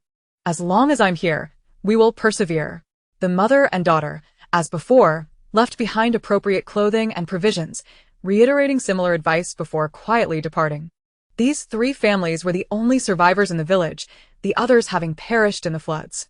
While they supported one another, resources were scarce, and they relied on the meager harvest from the land. Regrettably, with the onset of extreme cold, all crops had frozen, rendering even the dug-up produce inedible. With the arrival of the supplies, their immediate needs were met, and the families decided to venture to the official extreme cold base together. The 2 women and their dog resumed their journey in the pickup truck. Chapter 64. Return to the cave. Navigating the snowy terrain slowed their pace considerably. After more than 3 hours, they finally reached the foot of the mountain where they resided. The mother and daughter retrieved a snow sled, loaded some supplies, and harnessed Hazy, leaving one person in the vehicle to guard it while the other ascended the mountain. The entrance to the cave bore no footprints, indicating that no one had emerged in the past few days. Upon summoning the laborers inside, they were surprised to find that Yun Yichen and Tianjiong had ingeniously constructed a large sled during their absence. This development made transporting goods remarkably simple, and soon, everything was on its way up the mountain. However, the pickup truck's conspicuous presence prompted Beibei to wave them off, saying, "Hurry and focus on installing the generator. There's a manual inside. I'll find a place to conceal this truck, and we can retrieve it when needed." Yun Yichen and Tianjiong were engrossed in studying the installation of a generator, while Beibei drove the vehicle to a secluded spot and directly accessed her space. Uncertain if there were any wild rabbits in the mountains, she retrieved her crossbow and began to search for signs of the elusive creatures. To her delight, she soon spotted a gray rabbit darting across the snow, its speed astonishing. After several attempts, she finally managed to hit one. For the others, who had long been deprived of fresh meat, this was a moment of jubilation, as they would finally have the chance to indulge in a hearty meal. After meandering for over half an hour, Beibei's efforts bore fruit once more as she shot another rabbit, retrieving all her arrows. The mountain air was invigorating, yet, devoid of any cover, it felt colder than in the city. With 2 rabbits in tow, she made her way home, stepping carefully through the uneven terrain. Meanwhile, Yuni Chen and Tian Jiong were enthusiastically laying out photovoltaic panels, evidently having mastered the instruction manual, while Lin Shi energetically assisted by passing tools. Zhou Tingting participated throughout, considering that if the cave became uninhabitable, they would need to disassemble everything and take it with them. As the poet once said, all gatherings and separations have their time, and the whims of fate are beyond one's control. Should the three families indeed part ways, it would be prudent for her and Bao to be adept at installation as well. When Xiao Yiming spotted Li Beibei returning, his eyes widened in amazement as he fixated on the two rabbits in her hands. Sister Beibei, did you catch those rabbits? That's incredible. Before Li Beibei could respond, Lin Shi chimed in excitedly, nearly bouncing with joy. Wow. Beibei, you're amazing. Why didn't I think of catching rabbits? We must have Aunt Zhou prepare braised rabbit and spicy stir-fried rabbit pieces. I'll trade you some grains for it. After all, they felt it was only fair to contribute. Even though the couple was diligently learning to cook, their culinary skills still paled in comparison to Tian Jiong's. Xiao Yiming, eager to join in, exclaimed, Sister Beibei. Count me in. My cousin and I are having dinner at your place today, and you can't refuse. I'll have him bring a bag of rice. The little one understood that fresh meat was likely quite expensive. Yet he remained unaware that a bag of rice could be a month's, or even several months, worth of rations for a family. Zhou Tingting, overhearing their conversation, chuckled. All right, it's Monday, so I'll whip up a few extra dishes for everyone to enjoy. She then remarked on the unusually long fur of the wild rabbits. Upon inspection, they realized the rabbit's fur was indeed lighter in color than that of typical wild rabbits, being a soft, dense gray, albeit much leaner than domestic rabbits, perhaps a result of natural calamities. 3 hours later, the dual-purpose generator began supplying power capable of supporting several refrigerators, household lighting, and even a few air conditioners. While the gasoline generator was functional, it consumed fuel that would inevitably dwindle, making future acquisitions increasingly difficult. That evening, Zhou Tingting fulfilled everyone's wishes by preparing delectable dishes including braised wild rabbit, dry-fried rabbit, spicy rabbit heads, and crispy fried rabbit meat. The rabbit skins were set aside for later processing into gloves or socks. She also prepared scrambled eggs with chives, stir-fried potato strips, cold vermicelli salad, braised fish, spicy shredded chicken, and spicy duck necks. Utilizing the 11 precious mushroom bags obtained through zero-cost purchases, she made a rich duck and mushroom soup. Everyone contributed beverages and expired ultra-high-temperature sterilized milk from their supplies. The meal was a delightful and satisfying affair. After dining, Zhou Tingting signaled for her daughter to speak. This had been a prearranged plan. In times of uncertainty, Li Beibei would take charge, as her daughter was independent-minded and strong-willed. In this post-apocalyptic world, she felt content to follow her daughter's lead, prioritizing her opinions above all else. Even when her daughter's views seemed skewed, she only offered suggestions without hindering progress. Clearing her throat, Li Beibei produced 2 keys and announced, My mother and I visited the official cold resistance base, which is now officially accepting residents. After some discussion, we rented a 3-bedroom unit, number 98, for a lease of 3 months. If anyone needs to go out and can't return at night, they can stay there. Yuni Chen's eyes gleamed with interest, as he had been contemplating an outing in the coming days and found the prospect of having a place to stay quite appealing. I wonder how the rent is structured? He pondered aloud. Li Beibei provided some details and suggested, currently, there are still a few residents who have yet to move in, or are simply observing. My thought is, once the official policies are firmly established, those without residency qualifications might be barred from entry. If anyone plans to head to the city, it would be wise to take a look. If necessary, we could rent a place with 5 points and set up a bed there to secure a spot. That night, they decided to sleep at Unit 98. Yuni Chen nodded. I intended to explore as well. If possible, I would prefer to rent for a year right away. Tian Jiong agreed heartily. I concur. When the opportunity arises, we will undoubtedly venture out again, but if the cold becomes too severe and we can't go out, once Zhou Auntie's rental period ends in 3 months, we may not be able to secure such accommodations again. The mother and daughter exchanged glances, realizing they had overlooked this aspect, and felt a twinge of regret. Noticing Li Beibei's frown of remorse, Yuni Chen smiled reassuringly. There's no need to regret. I can cover the remaining month's rent and possibly secure an additional, more affordable place. Tian Ziong added, Aunt Zhou, it's truly a blessing that you were able to secure such a fine residence for us. The remaining expenses can be evenly divided between our two families. Otherwise, we would feel quite indebted. With Beibei's pickup truck available, both families had ample supplies to exchange for points, which seemed a minor consideration. Chen, let's go out together. I would like to explore and also rent a more affordable place, just in case we need to enter the base and lack qualifications. In truth, had it not been for the official regulation requiring personal identification for registration, they would have helped both families secure housing at that time. By the time they set out, all units in areas A1, A2, and A3 were fully occupied, leaving only A4 available, which was designated for civilians. However, many were unable to afford the 5-point fee. The following day, Chen and Tianjiong loaded the pickup truck with excess supplies and set off toward the city. She stood on the hillside, watching them depart with a sense of unease, uncertain of what might transpire during their absence. Chapter 65. Chen is pursued inside the cave. Warmth enveloped the 3 women and 1 child as they gathered to cook and eat together, each contributing their share. One provided the meat, another the labor, while the third offered expertise. Meanwhile, Heisey began to keep a watchful eye on the hens and ducks laying eggs, and when the owner ventured out, it took the opportunity to chase rabbits, successfully catching 2. Beibei decided to raise these 2 rabbits, and although space was limited in the cave, there was still room for 2 more rabbit cages. Moreover, she discovered that one of the rabbits appeared to be pregnant, a revelation that brought immense joy to the group. "Oh," Yiming exclaimed, "such adorable rabbits. Once they give birth, and their babies have babies, I can enjoy spicy rabbit heads and braised rabbit meat every day." She remarked, "Heisey is impressive. If it catches a few more, we could raise many rabbits and eventually sell the meat, ensuring we don't run out of supplies." Beibei added, "I wonder when I can start bringing living creatures into my space? Then we could have fresh meat." Zhou Tingting pondered, "I wonder how many babies it will have? If we overfeed them, the issue of food supplies will arise.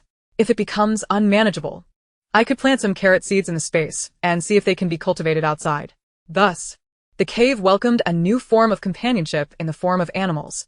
Despite the comfortable living conditions, everyone remained diligent in their training, for in this chaotic world, only by becoming stronger could they face the myriad crises ahead. The entrance outside has long been camouflaged with nearby stones, making it nearly undetectable unless one approaches closely. The snow has been quite considerate, falling at night and ceasing by morning, allowing time to clear the snow from in front of the door. 5 days have passed, yet Chen and Tianjiong have not returned, causing some concern among the others. She glances into the distance while shoveling snow each day. The view reveals undulating peaks blanketed in white, devoid of life. At this moment, the 2 men, who occupy the thoughts of many, are hiding in an abandoned building, each armed with a submachine gun. Tianjiong bears an unexpected gunshot wound on his waist. Chen, silent and swift, retrieves iodine from the first aid kit to disinfect the injury. "I need to extract the bullet. There's no anesthetic, so brace yourself." Tianjiong nods, gritting his teeth in silence. Nearby, a fire crackles, with a pot boiling water, a dagger for sterilization, and surgical needles and thread prepared by Beibei.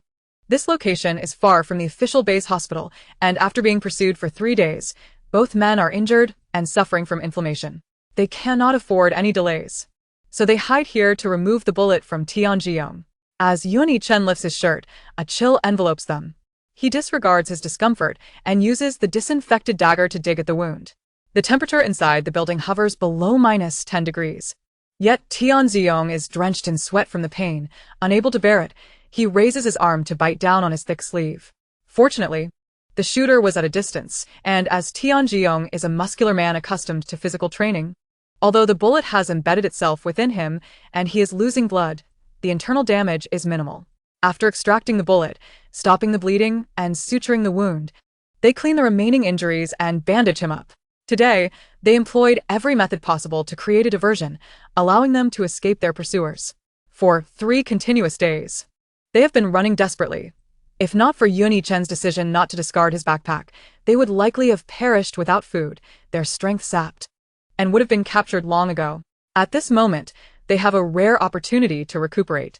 After drinking hot water and consuming compressed biscuits along with antibiotics, Tianjiong begins to regain his strength. "Chen, let me see your injury.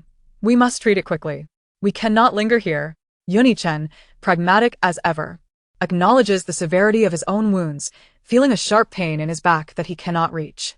The two brothers assist each other, applying medicine and securing bandages, and then applying the heat packs that Li Beibei had provided, covering their bodies anew. Yun Yichen retrieves 2 sets of extreme cold weather gear from his backpack. Tian Ziyong is astonished. Yun Yichen periodically produces various items from his bag, which, despite its size, seems to hold an extraordinary amount. However, he merely marvels in silence. After all, Yun Yichen is meticulous and organized, so it is not surprising that he has packed so much. Where shall we go next? Tian Ziyong trusts Yun Yichen's judgment completely, knowing that without his precise assessments during their escape, he would have surely lost his life. We will move in a straight line while they are still reacting, swiftly returning to the location of our hidden vehicle.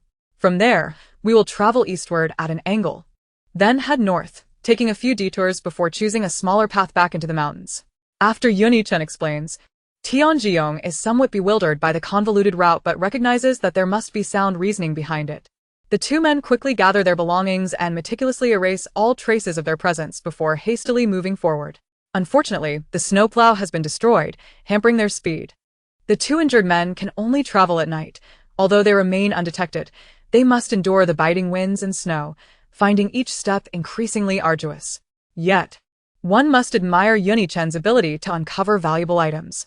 After merely half an hour, he instructs Tian Ziyong to hide among the ruins while he goes out. Half an hour later, he returns riding a Yamaha YZF-R1M motorcycle. Wow. Master, you're impressive. This bike costs over 200,000. And you managed to acquire it in such a short time. I'm in awe. Tian Ziyong exclaims, his thumb raised in admiration while wearing thick gloves. This motorcycle, equipped with a 998 cubic centimeters CP4 crossplane engine, produces a staggering 200 horsepower. Its body is crafted entirely from carbon fiber, featuring LED dual headlights, daytime running lights, and a uniquely designed seat.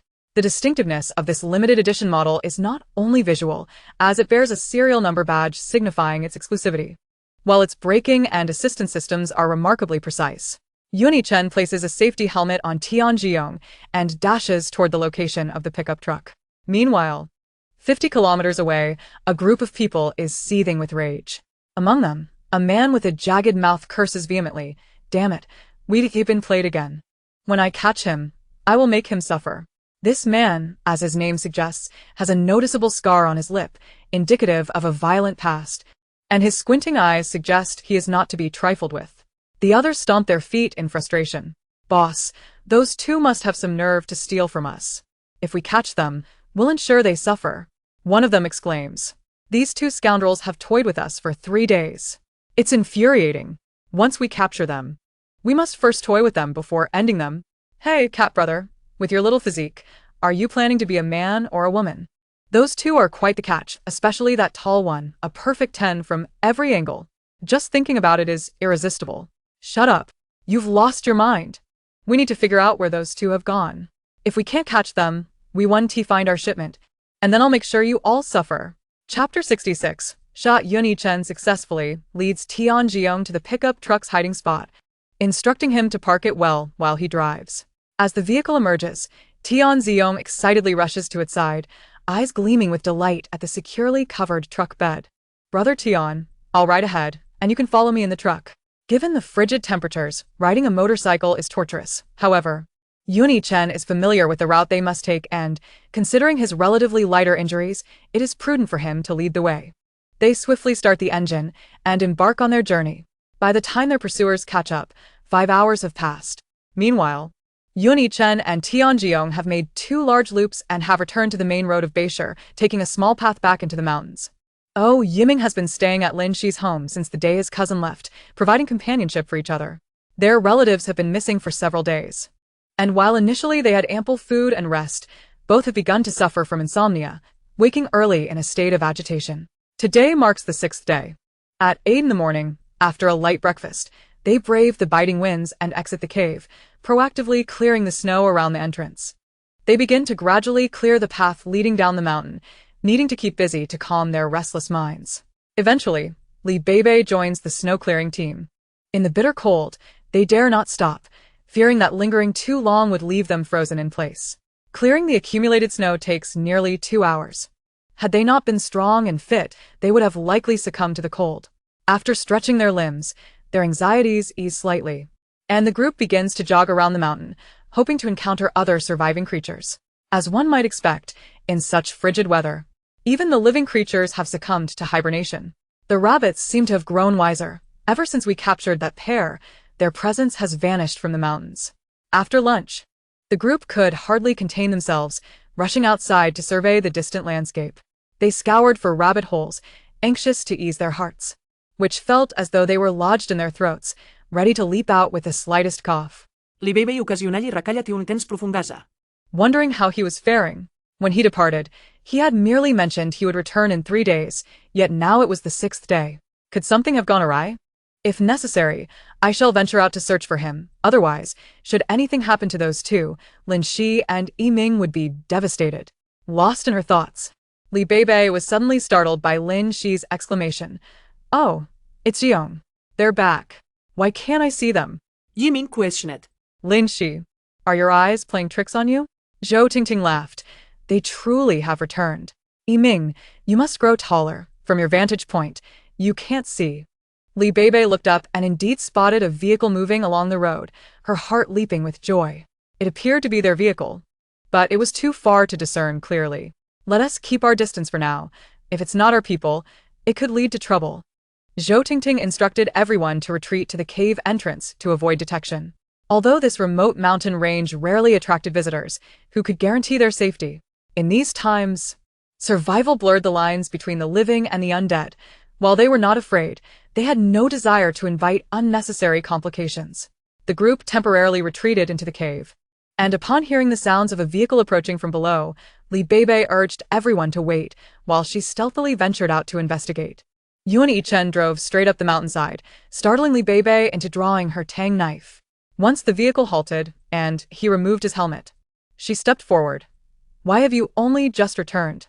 As soon as the words left her lips, she regretted them, sensing an oddity in her tone. Yuan Yichen, in good spirits, replied with a hint of amusement, ran into a bit of trouble. Li Beibei did not inquire further, listening as Yuan Yichen continued. I need you to retrieve the cargo gear and the snow sled. We have quite the haul, and we must move it swiftly. Soon, with the exception of Yi Ming, everyone sprang into action, descending the mountain to assist. When the cargo was revealed, gasps filled the air. My heavens, how could there be so much? Lin Shi exclaimed. Quickly, we must act before anyone notices. Zhou Tingting urged. Without hesitation, Li Beibei leaped into the truck bed, stacking the boxes high. Each bore labels indicating models of firearms and ammunition, entirely composed of weaponry. Excitement coursed through her veins, causing her legs to tremble. Yet her hands moved efficiently as she worked alongside Yuan Yichen, hefting heavy boxes down. At this moment, Tian Jiong, despite his abdominal injury, hoisted a wooden crate onto the cargo gear. The two women beside him noticed his awkward posture and rushed to assist, urging him aside. Go, rest over there. Once we've unloaded, you can help guard. Finally, they managed to transport the goods into the cave. Yuan Yichen even pushed the racing bike inside, creating a spacious area compared to the narrow entrance before. Li Beibei, looking for an excuse, parked the pickup truck in a spatial pocket.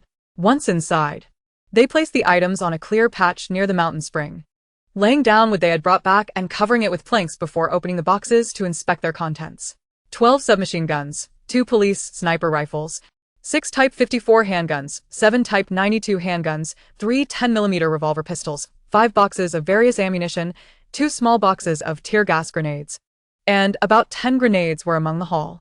Yuan Yichen spoke gravely. We discovered these while encountering a group of bandits. They surely had firearms. We managed to bring back the remainder. The group's faces paled, and Lin Shi looked anxiously at Tian Jiong. You didn't get shot, did you? Go home and lie down. Li Beibei turned her gaze to Yuan Yichen, noting his fatigue and pallor, her heart sinking. Could he have been injured too? This must not happen. Who would care for his younger cousin otherwise? Yuan Yichen seemed to read her thoughts, smirking. I'm fine, just a few minor injuries. However, he has a gunshot wound that needs redressing. With no time to spare, they quickly sealed the boxes and covered them with waterproof tarps before returning to their dwelling. After checking the two men's temperatures, They realized both were running fevers, having endured a long journey with inflamed wounds. And it was a miracle they had returned in one piece. Without hesitation, she attended to her husband's wounds, cleaning and dressing them before administering antibiotics. While Beibei took charge of Yunichen's care. When he revealed his injuries, she gasped, "Is this man made of iron?" He was shot in the shoulder and didn't he utter a word. Now, with the wound severely inflamed, they were fortunate the bullet had exited through the muscle. Otherwise, they would have had to extract it. Chapter 67. Dividing the weapons after tending to their wounds and locating antibiotics, Beibei brought warm water for Yunichen to swallow. Once everything was completed, she sat aside, having only grasped a fraction of their experiences. Regrettably, had she known they would encounter such peril, she would have insisted on accompanying them, despite her innate preference for solitude. Yunichen observed her with keen interest, her gaze fixed upon him, though she did not inquire. The curiosity in her eyes was unmistakable, and he found it amusing. With a gentle nudge of his nose, he remarked, "In fact, my excursion was primarily to secure this cache of weapons. During one of our relocations, I noticed a gang planning a robbery. One of them mentioned the police station, though I didn't think much of it at the time. After a few uneventful days, the memory of that gang resurfaced, prompting me to recall their vague mention of that location." Beibei's eyes widened. "So, you went based on that uncertainty? Impressive indeed. For a former Special Forces operative to locate their hideout and retrieve the goods in such a short time. But how did you get discovered?" Yunichen shrugged. Ultimately, everything had gone rather smoothly, save for his unnecessary actions that had drawn attention. Approaching the corner, he unzipped a climbing bag about 3 feet high, retrieving a tightly wrapped garment and bringing it to the table. Beibei watched with curiosity. It appeared he held it in high regard. As he unwrapped the fabric, it revealed a collection of scattered jade artifacts. "I found these. I remember you mentioning that if I came across any old jade, I should bring it back. In this post-apocalyptic world, these jades hold little value. Perhaps they could buy us a meal?" Yunichen spoke nonchalantly, observing as Beibei's eyes lit up at the sight of the jade, akin to a child spotting their favorite treat, an odd sensation indeed. Beibei's lips curled into an irrepressible smile. Although she had acquired numerous jade pieces, she had never encountered such ancient jade in any shop. She sensed the urgency from her spatial pocket, almost trembling, as the items before her seemed even more precious than those she had previously collected. She instinctively believed these treasures could elevate her spatial capabilities. "As family, you can bring these back for me. A single meal hardly suffices. I shall treat you both to 3. Grasping the corners of the garment, she hoisted the items and stepped toward the exit. "Come over for dinner tonight." Watching her leave, Yunichen smiled, his eyes crinkling. Indeed, a clever little fox. Beibei, unable to contain her excitement, returned home to find her mother cooking, beaming. "Mom, make extra. We have 2 patients, and dinner should be special." Regardless of Lin Shi's culinary skills, which left much to be desired, it was decided to serve a bowl of water for everyone to share. Zhou Tingting, filled with curiosity, glanced at her daughter, whose face radiated a spring-like glow, prompting her to ask, "Darling, are you seeing that young man Ichin? Just look at you. You resemble a woman in love." Beibei shot back, "Mom, what nonsense are you talking about? Men only affect my speed with a blade. Please don't try to matchmake me with him." Displaying her treasures with a smile, she exclaimed, "Look what I have acquired. The price of 3 meals, ha ha ha. Since we often dine together, we've struck gold." After contemplating, Beibei noted the collection of antique jade, hairpins, pendants, bangles, and exquisite necklaces, though fragile, requiring careful handling. "Mom, toss a few pieces into your small space, and let us see how spacious it is." Upgrading the space requires numerous attempts. Though she had collected much in the past, the antiques were limited. So, she decided to store them in her own space for now. Zhou Tingting wasted no time, immediately touching the jade necklace, which instantly vanished into the space. As the space upgrade required time, she busied herself in the kitchen preparing meals. Meanwhile, Beibei placed the remaining items into the space, while also organizing the stored supplies. Currently, the 5-story space had expanded significantly, with each level boasting 2 additional storage rooms. She arranged the shelves neatly and labeled them for easy access. Now, aside from the first floor, the other levels were brimming with supplies. On the rooftop there were an RV and an off-road vehicle alongside a pickup truck. The 5 levels were filled with various outdoor equipment and larger items. Oh, how I wish for a helicopter. In case of emergencies, if we cannot escape by land, we could flee into the skies. A yacht would also provide some degree of safety against potential floods. A small boat could easily succumb to a wave. Exiting the space, she made her way to the spring pool, which had grown larger and offered a higher water output than before. In the distance, mist lingered, but the fruit trees had begun to bear fruit, and the grains planted were thriving. The various vegetables sown days earlier were nearing maturity. Though some could not survive without sunlight, it was frustrating to see the bounty, yet be unable to enjoy it fully. One could only wonder what lay beyond the thick fog. As long as they remained cautious, the mother and daughter duo could survive for many lifetimes. She picked 2 vibrant cucumbers, washed them by the spring, and relished one. Then, she gathered 2 small, ripe tomatoes, washing one before breaking it open and savoring half, its tender flesh bursting with sweetness. After enjoying the delicious fruit, she shared the other half with her mother, placing the cucumber and remaining tomato aside. These treasures were meant for private enjoyment, hidden from others. In truth, Zhoutingting's space had already yielded a harvest of vegetables, but sharing them was not an option. She could only chop them into bits and cook them into porridge during communal meals to provide some vitamins. If all went as planned, after enduring the extreme cold, there would come a period of intense heat, and they might continue to hunker down in their cave. At that time, they could attempt to cultivate heat-resistant plants near the spring. Dinner was plentiful, but to accommodate the 2 ailing individuals, several dishes were prepared without chili, focusing on lighter flavors. Yet, everyone still felt satisfied. After the meal, Yuni Chen brought up the distribution of supplies. Typically, the mother and daughter would hesitate, but in this apocalyptic world, firearms and ammunition were vital for survival. The other 2 families believed that without the pickup truck, the mother and daughter could only carry a couple of handguns. As for the sniper rifles and submachine guns, they agreed that each would take one, and the ammunition would be divided. It was impossible to transport everything without the truck's assistance. Thus, it was decided that each family would receive 13 items. After some polite exchanges, the 2 families insisted on the split, resulting in the mother and daughter acquiring 4 submachine guns, 2 Type 54 pistols, 2 Type 92 pistols, 3 grenades, and 1 anti-riot pistol. In terms of ammunition, they received a total of 2,880 rounds for the submachine guns, dividing that into 960. The Type 54 pistol came with less than a full box, yielding 180 rounds, while the Type 92 pistols came with 100 rounds from 2 boxes. There were only 8 tear gas grenades. With weapons in hand, they felt considerably more secure. Grateful for the support and encouragement from readers, the author vowed to work diligently to craft a more engaging narrative. Chapter 68. Step by step, Tian Jiong held Lin Shi close, having narrowly escaped a perilous situation. During their initial meeting with Yuni Chen, he had whimsically chosen to join him. Unexpectedly, Yuni Chen had boldly driven the pickup truck, loading all their goods. If they had left just 2 minutes earlier, they would not have been detected. Just as they prepared to flee, Yuni Chen remembered he had left something behind. And that split second allowed their pursuers to catch up. They had been driving and hiding, but ultimately realized that their vehicle was too conspicuous, prompting them to find cover and disguise it, then make a run for it. Otherwise, even if they had exhausted the fuel, they would not have escaped from those desperate individuals. Ironically, fleeing on foot was more discreet, leading their pursuers in the opposite direction. Jiong. Do you think it can get any colder than the current minus 60 degrees outside? Lin Shi fretted. Although their supplies were ample, if the situation persisted, they could soon find themselves in dire straits. Tian Ziong gently stroked her silky short hair, reassuring her, "Don't worry. There will always be a way." Outside, death and despair reigned, yet they could still find warmth and sustenance in this harsh environment, and for that, they felt immensely grateful.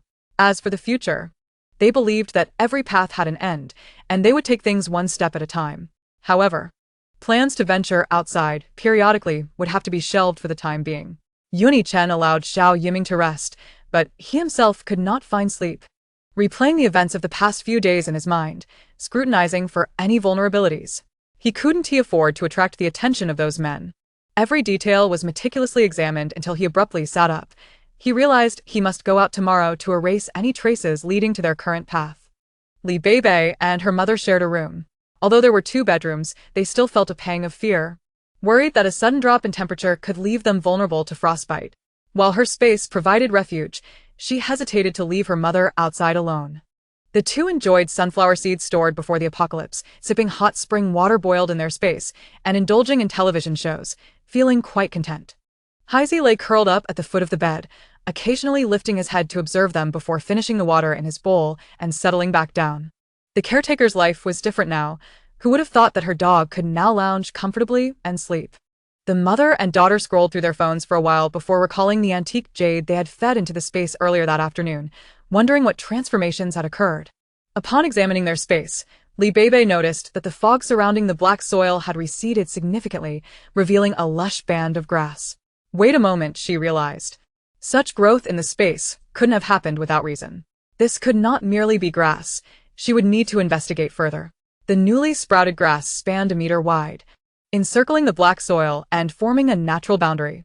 Upon closer inspection, she discerned that the types of grass varied, capturing images of each with her phone, identifying at least a dozen distinct varieties. As Zhou Tingting discovered, the black soil of her space had expanded outward by 1 meter, revealing a delicate green seedling swaying gently. Standing at a height of 50 centimeters, its leaves, merely 2 in number, were slender and slightly curled, presenting an oddly enchanting sight. When she probed with her consciousness, the leaves eagerly reached out in return, exuding an unmistakable joy. Measuring 30 centimeters, the leaves curved gracefully like fingers. And Zhou Tingting felt a profound resonance with this little sprout. After playfully engaging with the seedling for a while, she withdrew her consciousness from the space. Beibei showed the photos taken on her phone to her mother, who had a penchant for health literature and an interest in traditional Chinese medicine, hoping she might recognize some of the herbs. Zhou Tingting examined the images, her face aglow with delight.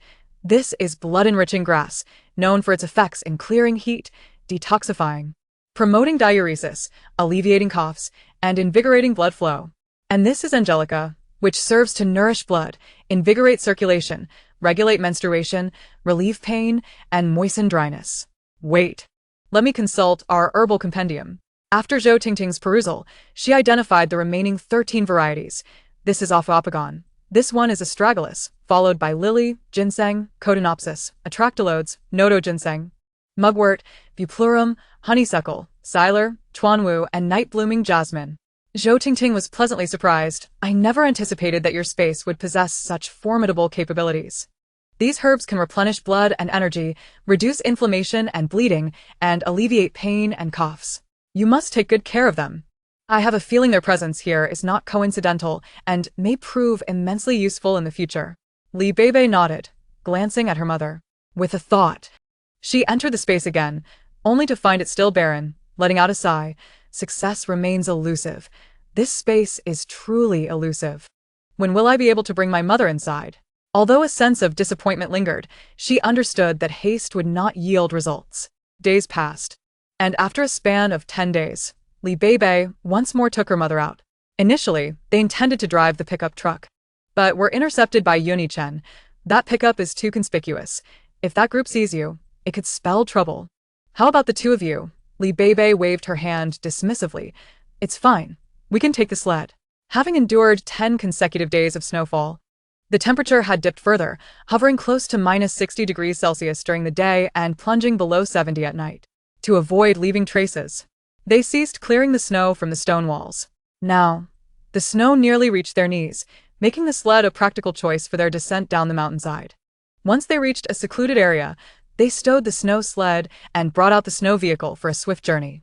This time, the route was devoid of human presence, indicating that such frigid conditions were unsuitable for human habitation. Upon nearing the university town, they found the trading platform had already closed.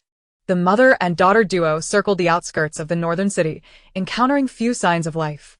The landscape was a white expanse, with only the snow-covered, dilapidated buildings breaking the monotony of color. They decided to head directly to the cold protection base. Upon arrival, they surveyed the area and, seeing no one around, stored the snow vehicle in the space. The perimeter of the base had already been cleared of snow and equipped with anti-slip mats to prevent slipping. Upon entry, official staff verified their identification, and only after thorough checks were they allowed inside. Non-government personnel were prohibited from carrying firearms, but fortunately, they had prepared in advance, storing their weapons in the space and filling their backpacks with daily necessities. If the trading platform had what they needed, they could exchange points for purchases. Inside the cold protection base, the air quality was less than ideal, thick with a noxious atmosphere, likely due to the influx of residents, resulting in a mingling of odors, a rather unfortunate circumstance. A glance at the trading platform revealed an abundance of daily necessities, yet food items were scarce and prices had escalated. A pound of rice cost 5 points, a pound of flour also 5 points, a compressed biscuit 2 points, a packet of instant noodles 5 points, a box of luncheon meat 20 points, and a 500g can of fruit also 20 points. The rice appeared dull, likely retrieved from the water. In contrast, items such as towels, toothbrushes, and soap were relatively cheaper, though few were inclined to purchase such luxuries when their basic needs were unmet. Isn't that our campus spell? Beibei. A sharp, mocking voice pierced through the air. Beibei turned to see a woman in her 20s, clad in a striking fuchsia down jacket, her eyes gleaming with derision. Beside her stood a shorter, portly man in a jacket emblazoned with foreign logos, reminiscent of a cartoonish character. Who are you? Beibei asked coldly. Our campus belle is indeed forgetful, but how could she remember us, mere shadows in her illustrious past? Beibei rolled her eyes at the absurdity, dismissing the encounter. The trading platform was divided into buying and selling zones, and she intended to scout the purchasing area for useful items. Look at Miss Li, truly an ethereal being, ignoring all around her. Even in such dire straits, she cannot shed her haughty demeanor, Zhang Qin remarked, her tone dripping with sarcasm. Seeing that Zhang Qin was targeting her daughter, Zhou Tingting felt a surge of indignation and pushed the intruder back. Zhang Qin, feeling humiliated, could not hide her embarrassment. While her current situation was indeed awkward, she was reluctant to admit defeat, having been abandoned and now facing calamity. How could a woman survive without depending on a man? Yet, confronted with her vulnerabilities, she could not remain silent and lashed out at Zhou Tingting. You wretched woman, mind your own business, or I'll make you regret it. Before she could raise her hand, the stout man seized her.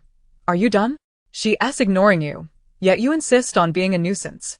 If you stir up more trouble, just get lost. Someone like you is easily replaced. Zhang Qin's face flushed crimson, tears brimming in her eyes as she feigned innocence. Li Xian, I didn't mean it. I was just frustrated seeing them. Frustrated? Frustrated because Miss Li once dated your Prince Charming? If you don't want to be with me, then go ahead and find your handsome prince. Beibei suddenly realized the familiarity of these two figures. One was Zhang Qin, the ex-girlfriend of Gao Shuai, while the other, Wei Lixian, was a classmate of his. Someone she had only seen once. Had it not been for Gao Shuai's mention of Zhang Qin's departure for wealth abroad after breaking up with him, she would not have recognized her. However, it seemed Zhang Qin's circumstances had not improved. It was rumored that the man she had linked herself with for financial gain had taken her abroad, yet here she was, reduced to this state. I see. It's Zhang Qin. I thought you went abroad. What happened? Did you get dumped and come back here as a stray? Zhang Qin was taken aback that Beibei knew her background. Her initially sorrowful expression twisted into one of anger. You're talking nonsense. Look at you now. Your life isn't much better, so why act superior? Ugh. Beibei laughed in disbelief. If you're going to be a disgrace, at least do it discreetly. Why flaunt your superiority in front of others? You're oblivious to your own shortcomings, emerging from the restroom without brushing your teeth. Others articulate elegantly while you spew filth. Are you lacking in brainpower or just left it at home? Zhang Qin was taken aback, struggling to respond to Beibei's sharp retort, her anger only deepening. Although Gao Shuai was not her ultimate choice, his striking looks had certainly captivated her. Now, seeing this mother-daughter duo, though clad in dull attire, their faces radiated vitality, indicative of a life well lived. Jealousy can easily lead one to lose control and forget oneself. Beibei, you are truly asking for it. Zhang Qin felt an overwhelming urge to lash out at Beibei's porcelain-white face, yet she refrained, intimidated by the ferocious demeanor of the older woman beside her. Beibei shot a glance at Wei Lixian and remarked, keep your dog in check. I don't speak the language of beasts and am somewhat afraid of being bitten. The icy glare in her eyes sent a chill through Wei Lixian. This woman was not to be trifled with. He thought to himself how wonderful it would be if such a beautiful face were to fall under his care. Little did he know, the palpable hostility emanating from the duo was indicative of their formidable nature. Attracting trouble was not advisable. Miss Li, please do not be upset. This foolish woman has been provoked, and is not in her right mind. I will take her away at once, Wei Lixian said with a sycophantic smile. then turned and slapped Zhang Qin across her contorted face. "Shut your mouth. You are constantly causing me trouble. Hurry and apologize to Miss Li." Zhang Qin felt humiliated for having restrained her insults, and now she was to endure a slap and be forced to apologize. Li Ge, Qiner has done nothing wrong. Why should she apologize to someone like her? A mere has-been. You needn't fear her. Wei Lixian's anger made his chubby face tremble, his narrowed eyes glaring ominously. Zhang Qin was filled with frustration, her teeth clenched. This pig had been tolerable towards her, but upon encountering Li Beibei, his demeanor shifted completely. Men were all the same. Easily swayed by beauty. Hatred filled her eyes, yet she felt compelled to acquiesce. Just as she was about to utter a few conciliatory words, Zhou Tingting interjected with a snort. "An insincere apology is unnecessary. Look at you, practically salivating with malice. There is no sincerity in you at all." Around them, many pointed and whispered, some mocking, others chastising. "Enough already. Why can't you simply accept the apology? Must you be so petty? You're just bullying her for uttering a few harsh words. It didn't cost you anything, so why demand an apology? Be quiet. I've seen it all from start to finish. It was this woman who buzzed around like a fly, stirring up trouble. If it weren't for the rules against violence, I would have knocked her teeth out." Another voice chimed in. "A few stern words should suffice. No need to be so petty. Frankly, these two women are no saints either. If they weren't troublesome, why would anyone bother with them?" Zhang Qin felt a swell of pride, realizing there were still those who sided with her. Tears glistening in her eyes, she feigned a pitiful expression. "Beibei, I'm sorry. I was wrong. I merely felt a sense of camaraderie as alumni. I got carried away and unintentionally offended you. Please forgive me." Li Beibei raised an eyebrow. Finding this green tea vixen insipid yet nauseating, "Oh, perhaps you should remain silent. I have no fondness for green tea. Let your chubby friend drink it instead. But heed my warning, I am averse to those with wide social circles. It's best you keep your distance." Laughter erupted from the onlookers, who found her articulate insults amusing. Zhang Qin, taken aback by the unexpected laughter at her expense, felt her face flush with humiliation. Wei Lixian, amused by Zhang Qin's foolishness, smiled at Li Beibei before departing the crowd. Realizing the situation was deteriorating, Zhang Qin quickly ducked out of the gathering, determined not to lose this rare opportunity with a generous benefactor. As the crowd dispersed, the staff anticipated a potential escalation but were left disappointed as the situation diffused without incident. Chapter 70. Dark deals. After surveying the area and finding nothing suitable, the two returned to room 98. The furnishings were virtually untouched, indicating that Yunyi Chen and his companions had not lingered. Closing the door and drawing the heavy curtain, the mother and daughter positioned a sofa in the corner, revealing a double bed from their supplies, along with a meat and vegetable dish and 4 meat buns. Having traveled far, they were famished. After satisfying their hunger and resting briefly, they stowed the bed and set out once more. The staff found it peculiar. This mother-daughter duo was remarkably bold. Now, whether rich or poor, anyone without a criminal record could enter the cold resistance base by fulfilling their points requirement. Presently, only those who were desperate and bloodied remained outside, as ordinary individuals would no longer venture out. Even if someone did, it was typically in groups or under the protection of bodyguards. Unfazed by the judgment of others, the duo had devised a plan since Yunyi Chen's group returned injured. With their newfound skills and weapons, they felt confident in their ability to protect themselves and thought to engage in a bit of dark dealings with the ruthless criminals outside. It wasn't greed that motivated them. While the cold resistance base in North City had significantly improved conditions compared to the previous life, it was still evident that they were responding to a crisis hastily. The 3-tier city could not sustain itself in terms of food supply. Fleeing elsewhere would only place them under the control of others. As two individuals with the ability to store supplies, they had to remain vigilant.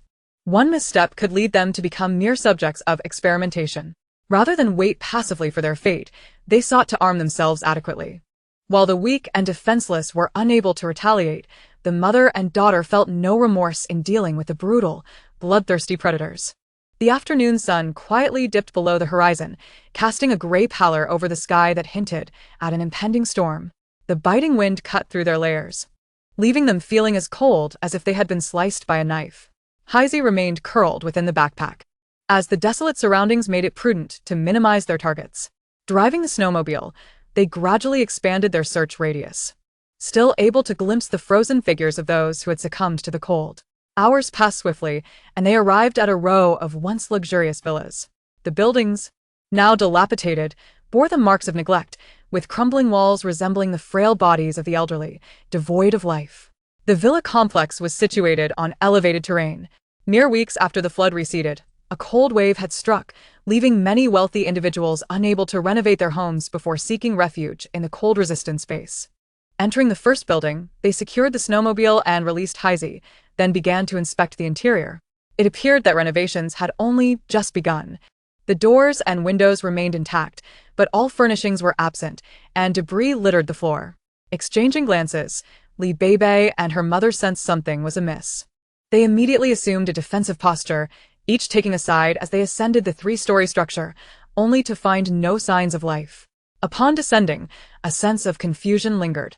Typically, wealthy homeowners would prepare all materials in advance to expedite renovations.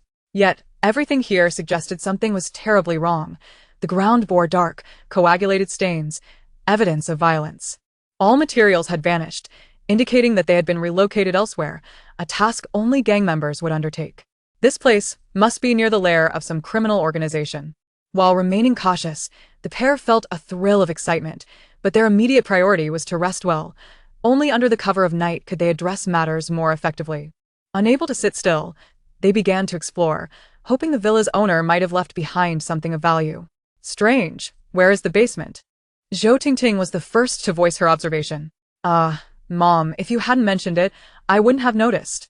Indeed, it was peculiar. Let us keep searching. Perhaps we haven't found the entrance yet. They continued to search the premises, but found nothing.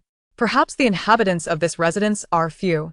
Believing that this three-story house suffices, after all, in a villa district, it is inconceivable to lack a basement. Zhou Tingting realized this, and a smile graced her face. Perhaps the true treasures lie hidden beneath. Beibei flashed a mischievous grin at her mother and began her search. Hard work bears fruit. An hour later, they finally discovered a clue. It was evident that much thought had gone into this. Behold, there was a hidden chamber. And the mechanism was so cleverly disguised that one might mistake it for a mere nail.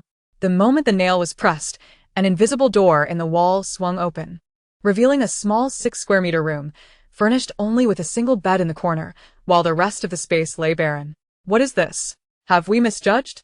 Zhou Tingting questioned her daughter. Heisey approached the bed, incessantly pawing at the wall. Beibei raised an eyebrow in contemplation and moved closer to inspect the bed. It was clear that no one had slept here, yet the bedding was neatly arranged, suggesting it was merely a decoration. Suddenly, she lifted one end of the bed, revealing a patch of wall whose color did not quite match the surrounding wallpaper. Upon tearing away that section of wallpaper, they uncovered yet another mechanism. Sharing a knowing smile, they pressed the mechanism, and the floorboards parted, unveiling a staircase below. Heisey dashed down first, barking softly for the others to follow. Hurry up, there's food down here. After descending 9 steps, they turned a corner, and after 3 turns, they halted at a platform facing a 2-meter-wide security door. The 2 women were momentarily dumbfounded. Who would install such a large security door in a basement? What valuable items lay within? The lock was designed to deter gentlemen but not scoundrels, no matter the noise. It would remain unheard outside. Having downloaded a tutorial on how to crack security doors, they discovered it was simpler than anticipated. With a cross screwdriver in hand, they meticulously followed the instructions to dismantle the lock, and soon, opening the door became a trivial task. However, they had underestimated the challenge. Despite their efforts, the lock remained stubbornly lodged in place. Driven by determination, Beibei retrieved a generator from the toolbox, plugged in an electric cutter, and unleashed her fury upon the door. Though initially inexperienced, after some practice, she grew adept, and with a resounding crash, the door fell. Upon entering the basement, the duo was greeted with an unexpected delight. Their journey had not been in vain. The first sight that met their eyes was an entrance adorned with artificial mountains and flowing water, accompanied by feng shui bamboo, which had already begun to yellow, reflecting a natural decay. In this frigid climate, the underground was as cold as an ice cellar, and the flowing water had long since frozen. How could any plant survive here? Turning past the entrance, they discovered a spacious storage room, a cloakroom, an esports room, a tea bar, a screening room, and several bedrooms, all complete with bathrooms. However, the rooms were filled with various pieces of furniture. indicating that the villa's owner had preemptively transferred all items from the above ground into the basement. The furniture was crafted from high-quality walnut, adorned with luxurious velvet curtains. And the sofas were modern and stylish, including a track sofa and a bulldog-shaped sofa. In a locked room, they found rows of steel frames, 2 of which were lined with gold bars. Good heavens, which wealthy individual has left all this for others? The other frames held beautifully packaged boxes. Upon opening one, they found a 20-centimeter tall jade guanyin. Another revealed various forms of bodhisattvas, alongside an array of gold and jade artifacts. Upon entering another room, the 2 women were left speechless. There stood a 50-centimeter tall Maitreya Buddha, 18 arhats, 1,000-hand guanyin, jade cabbages, and numerous exquisite pieces made of translucent jade. Various antiques, calligraphy, porcelain vases from different eras, and boxes of commemorative coins from various years filled the space. They even discovered a rusted sword taken from a Taoist temple, inscribed with characters they did not recognize. Anything placed here was undoubtedly of great value. With nearly 200 square meters filled with these treasures, the 2 women, having never encountered such wealth, were left in awe. No wonder they felt an overwhelming sense of excitement upon entering the basement. My goodness, we are about to strike it rich. I wonder how far these items will evolve once they enter our space. Then what are we waiting for? Mother, let us get to work. Without a moment to spare, mother and daughter began to collect everything they could touch, as if invigorated, driven by an insatiable hunger to gather. They stored all visible items into their space and moved further into a vast storage area. Upon opening the door, another surprise awaited them. This room was filled with stored grains and various dry goods, rice, flour, and oils packed tightly throughout the room. Covering over 40 square meters, everything was categorized and neatly arranged, with thousands of pounds of rice and flour and several thousand pounds of cooking oil, along with an assortment of dried mushrooms and seafood. Looking at the dates, it appeared these supplies had been stored before the natural disasters. Boxes of perfectly sealed cooked foods, sauced beef, roasted duck, roasted chicken, and spicy chicken feet were also present. It was curious. Had this family foreseen something and prepared by storing all these items? The room was remarkably well sealed, even after 2 months of heavy rain. No water had seeped in, a testament to the meticulous design. Grateful to the owners for providing such provisions, the mother and daughter duo silently expressed their appreciation and wasted no time in accepting everything with open arms. They stored all the harvestable items in their space, and both women were elated. Beibei tossed a bag of roasted chicken to Heizi. Heizi, this is your reward. Heizi caught it in midair, wagging his tail as he devoured the chicken. You're finally smart. Without me, you couldn't accomplish anything. After dinner, it was already past 8. Outside, darkness had fallen. Venturing out now would allow them to assess the situation. Remarkably, the sky had not snowed, and in the pitch-black night, it was perfect for stealthy endeavors. The trio advanced in their snow vehicle and, after half an hour, stumbled upon an intriguing scene. Beyond the villa complex, a solitary villa stood on the mountainside. Though not brilliantly illuminated, it was evident that someone resided within. To avoid drawing attention, the 2 women quietly parked their snow vehicle and proceeded on foot, moving toward a large rock near the villa's entrance.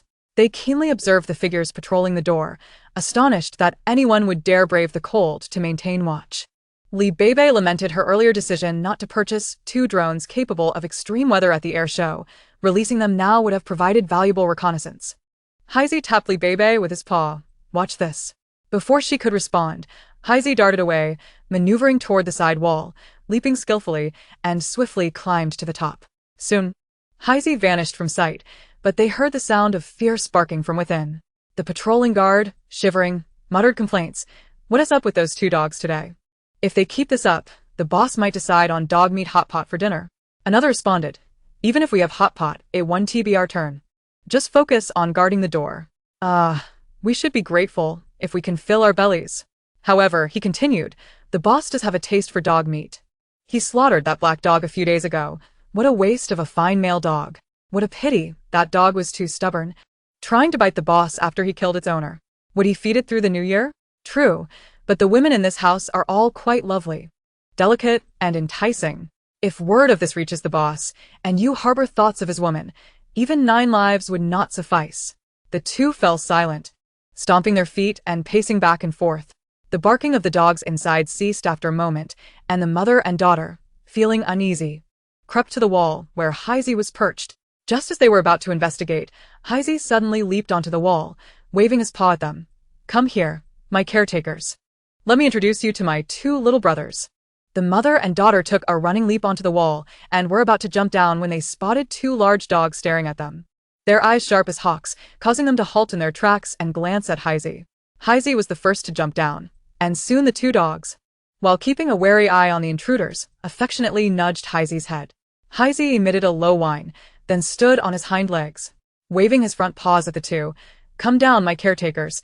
These are my little brothers, no need to be afraid." Observing Heizi's gestures, Beibei understood that the situation was under control, and she and Zhou Tingting jumped down from the wall. Uncertain of what Heizi had communicated to the dogs, the two watched as the dogs sprinted ahead, with Heizi following closely behind, casting a glance back at the two. "Caregivers, be quick and keep up." The three dogs dashed forward, with the two women trailing behind, sometimes crouching low to the ground, sometimes sprinting, nearly circling half the villa. In a corner behind the villa, the two dogs bit onto a drain cover, moving it aside and lowering their bodies to slip through the opening. Heizi followed suit, disappearing into the hole. The mother and daughter exchanged glances, their expressions darkening. Were these two dogs truly leading them to a place with no exit? As they hesitated, one of the dogs poked its head out, and Heizi nodded insistently. "Caregivers, stop dawdling. If you don't come in soon, we might get discovered." Beibei shot it a disdainful glare before promptly leaping into the hole, with Zhou Tingting right behind her, quickly replacing the cover to conceal their entrance. Inside. It was surprisingly clean, with a dozen steps leading downward to a narrow entrance about a meter high and 60 centimeters wide, forcing a crouched advance. However, after only 3 meters, the dogs halted, looking up. The space was too cramped. So Beibei signaled to Heizi to allow the two dogs to retreat while she took a look. Although the dogs were of considerable size, they were quite thin. And even so, it was somewhat cumbersome to pass by Beibei, who was dressed like a giant infant.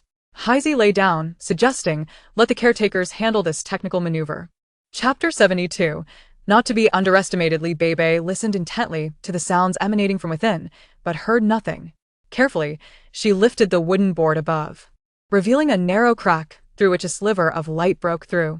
Unable to hear any movement, she continued to shift the board, and with a sudden leap, she emerged into what appeared to be a small secret chamber. Roughly 10 square meters in size, it was filled with supplies, clearly a place for temporary refuge. A light bulb hung from the ceiling, dim but sufficient for visibility. Zhou Tingting followed her up, observing closely, and pointed to a wall where an unusual painting hung.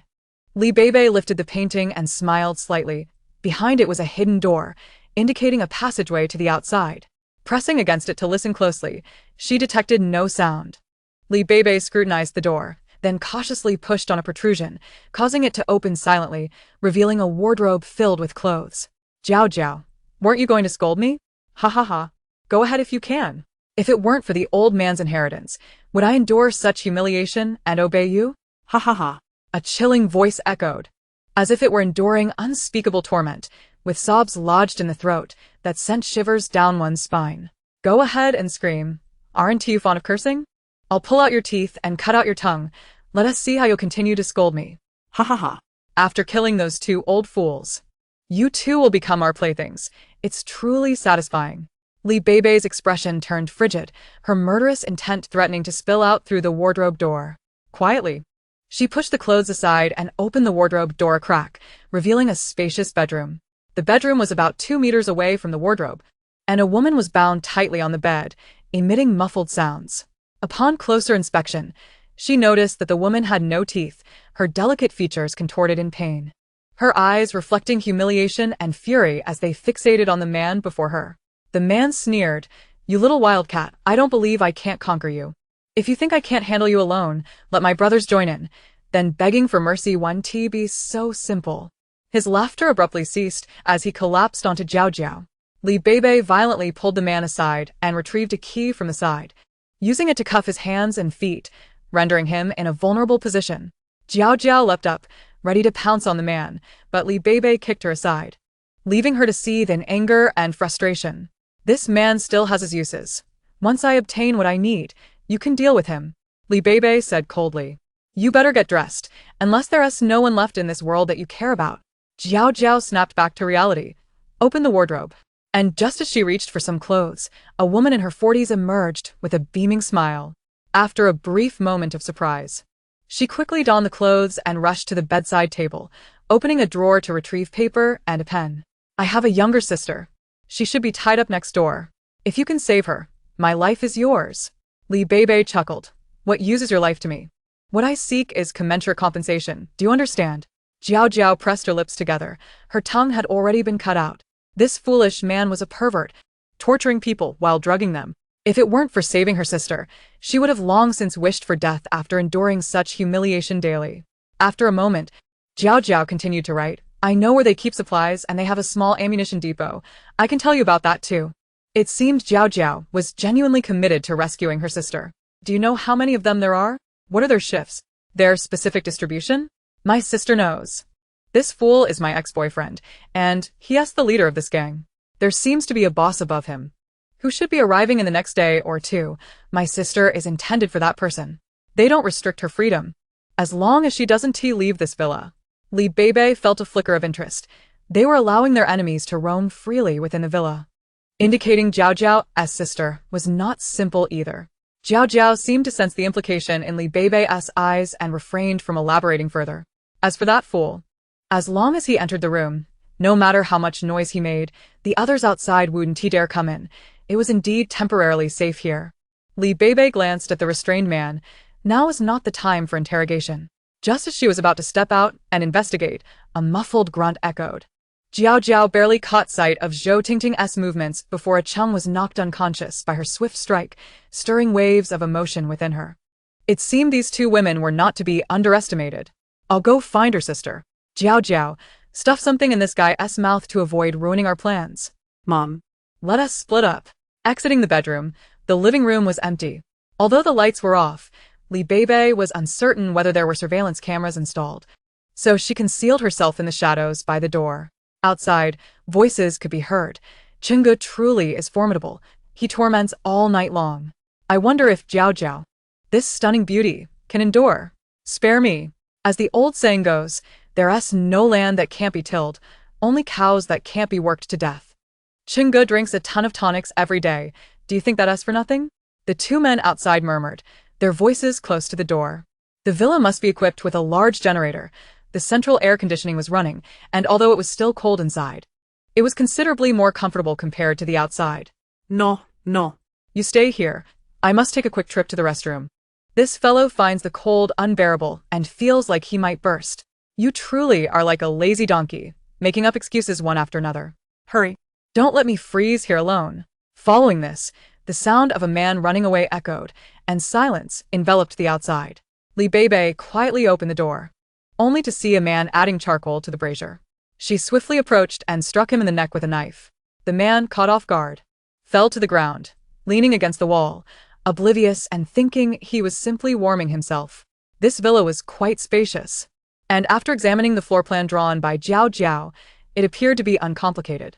Logically, most of the occupants should be residing in the basement, while Jiao Jiao was likely kept upstairs due to the man, a Chung, harboring selfish intentions, using her as a means for both venting his frustrations and indulging his desires. Without a clear understanding of the layout, Beibei was hesitant to take unnecessary risks. After all, Yuni Chen and the others had been pursued and injured even with firearms in hand. Any ill-gotten gains must be secured with utmost caution. Noticing no one at the adjacent door, it seemed the occupants were either in the basement or inside the house. To rescue Jiao Jiao's sister, she first needed to deal with those watching her. Chapter 73. Xiao Xiao. To ascertain the occupants of the entire villa complex, one could either interrogate a Chung or rescue Jiao Jiao's sister and gather information from her. Interrogating a Chung might raise alarms and attract unwanted attention, so it would be wiser to attempt rescuing Jiao Jiao's sister first. After a prolonged silence in the room, Beibei began to doubt whether anyone was inside at all. Soon, her suspicion was confirmed when a frail voice emerged. I ate a bit too much tonight and want to go out for a walk. Miss Xiao Xiao. It's dark outside and the temperature has dropped significantly. Given your health, it would be best to stay indoors, a man replied, his tone laced with irritation yet resignation. I insist on going out. If you try to stop me, I will report you.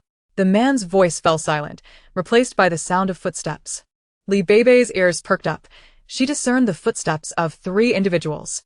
Fortune smiled upon her, as she realized she could resolve everything without even entering. She swiftly readied her crossbow, which held 10 arrows coated with a highly concentrated anesthetic that she had prepared during her idle moments in the mountains. Even a mere scratch would send the target collapsing into unconsciousness. The first to emerge was a towering figure, standing nearly 6 feet 3 inches tall. Clad only in a down jacket despite the sub-zero temperatures, indicating impressive physical prowess. Following closely was a petite girl, around 5 feet 1 inch tall, seemingly frail. Which astonished Li Beibei. She appeared to be just a child. Behind her trailed another individual, slightly taller at about 5 feet 7 inches. But Li Beibei sensed this person possessed the highest combat capability. As Xiao Xiao stepped out, she deftly maneuvered away from the 2 men, taking refuge to the side. Li Beibei, filled with joy, raised her crossbow and aimed at the 2, knowing they were well covered except for their eyes. She unleashed her arrows, targeting their eyes directly. Once all 10 arrows were released, she retracted her crossbow and brandished her Tang Dao, ready to strike. The 2 men seemed unprepared for a surprise attack. As the first arrow flew towards them, they realized something was amiss and hastily attempted to evade while reaching for their guns. However, Li Beibei's arrows seemed to predict their movements, narrowly missing them each time. With a Tang Dao in her right hand and a boning knife in her left, she approached the 2 men without hesitation. Meanwhile, Zhou Tingting, who had followed closely behind, seized a ponytail knife and charged at the burly man. The man suddenly faltered. His gun not yet fired, and Zhou Tingting swiftly cleaved through his neck, turning to support Li Beibei. The man, taken aback by the swift demise of his companion, was about to call out an alarm when a dagger pierced his mouth, his eyes widening in shock as he collapsed, still clutching his weapon. Why had he suddenly grown sluggish? The mother and daughter duo paid no mind to the bodies on the ground and turned to see Xiao Xiao standing calmly to the side, seemingly unaffected by the chaos. They escorted Xiao Xiao to Jiao Jiao's room, where they witnessed a comical scene. Jiao Jiao brandishing scissors, ready to lunge at a Chung, while a dog named Haizi tugged at her pants leg, trying to pull her back, and 2 other dogs anxiously wagged their tails in circles nearby. Upon seeing the mother and daughter enter, Jiao Jiao halted her advance, and Haizi released its grip, the 2 excited dogs bounding toward Xiao Xiao, joyfully circling her. Haizi looked innocently at them. Caregiver, this woman is no good. She was planning to harm that foul man while you were away. So, I had to keep an eye on her. Li Beibei patted Haizi's head, saying, Well done, Haizi. You'll receive a reward once this is over.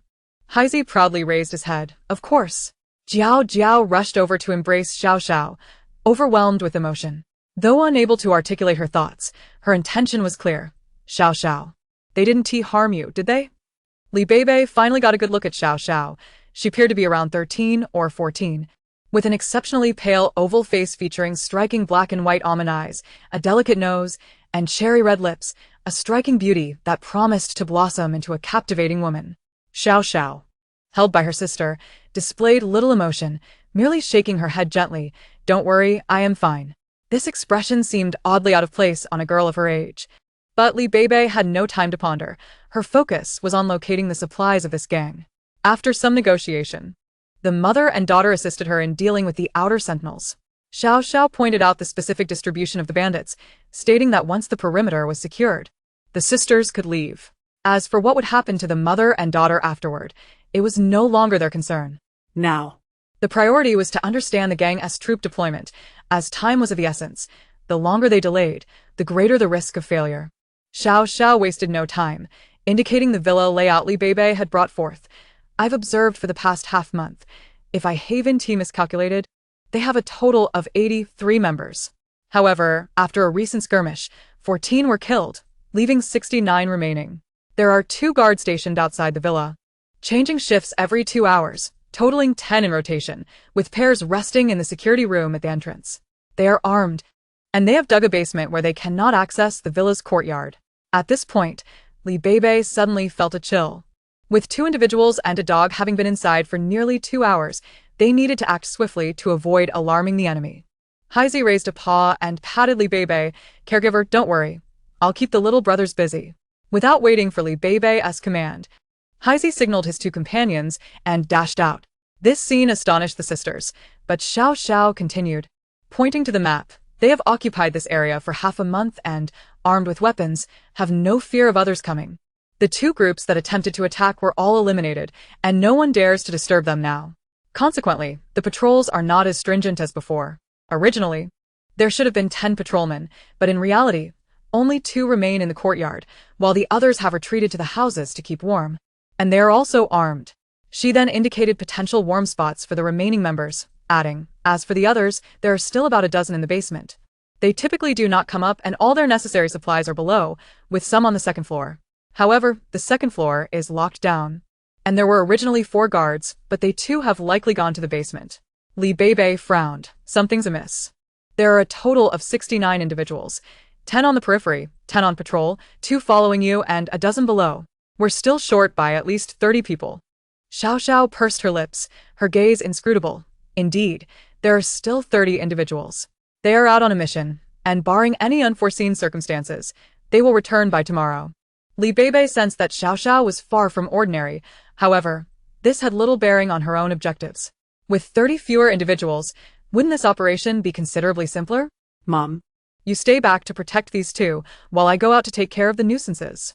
Zhou Tingting acquiesced, and Beibei swiftly eliminated the patrolling guards within the villa.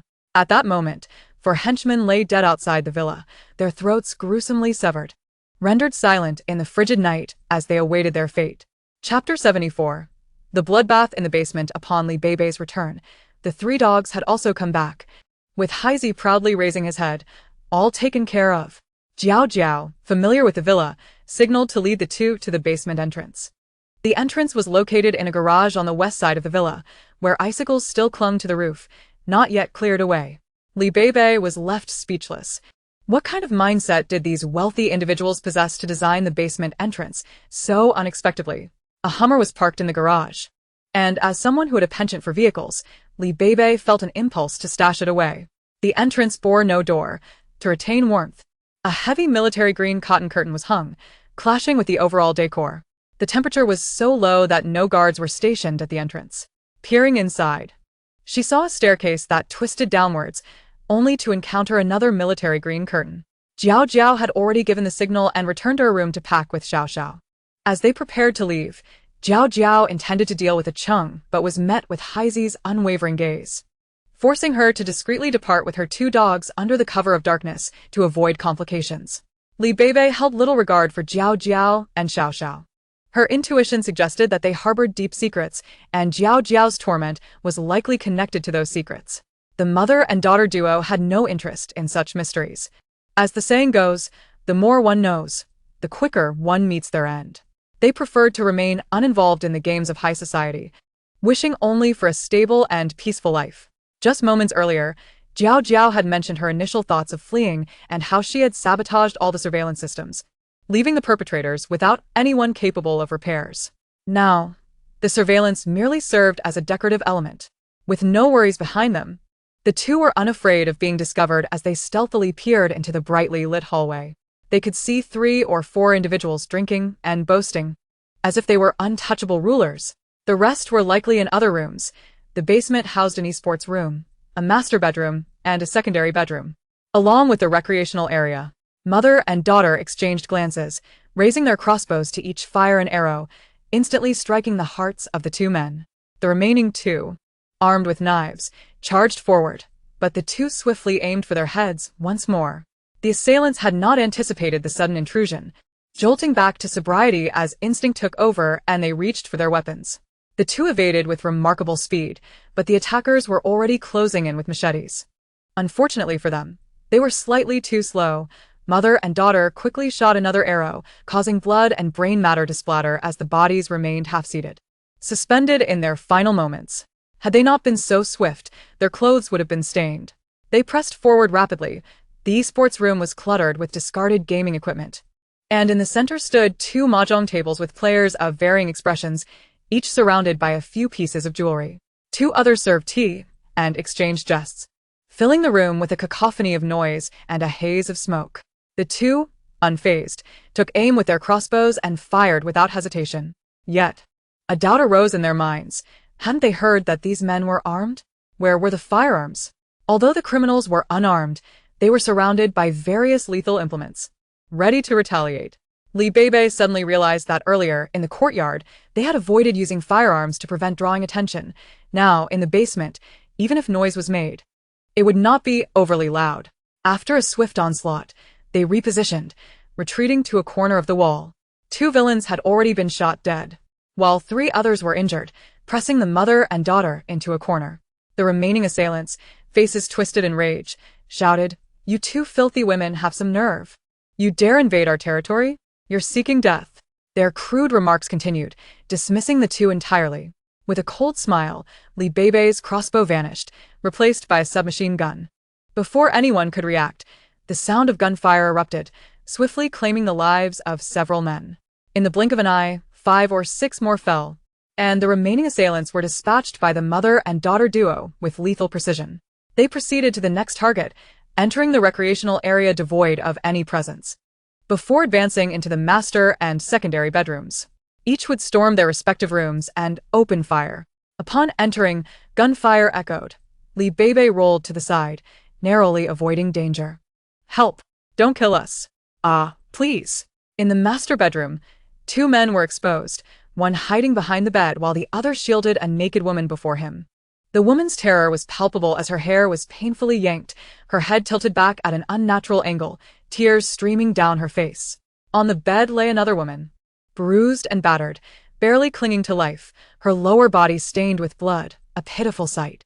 How despicable! Zhou Tingting's eyes blazed with fury. As a mother, witnessing such suffering inflicted upon a girl the same age as her daughter struck a chord deep within her. The 2 hid behind a single armchair, their angle making it difficult to shoot the 2 men without risking the woman's life. All present were armed, yet the hostages complicated matters. If possible, they could utilize their spatial abilities to drop heavy objects upon them, but anyone aware of their capabilities had already perished. The hostage before them instilled a moment of hesitation in Beibei. She was not a saint.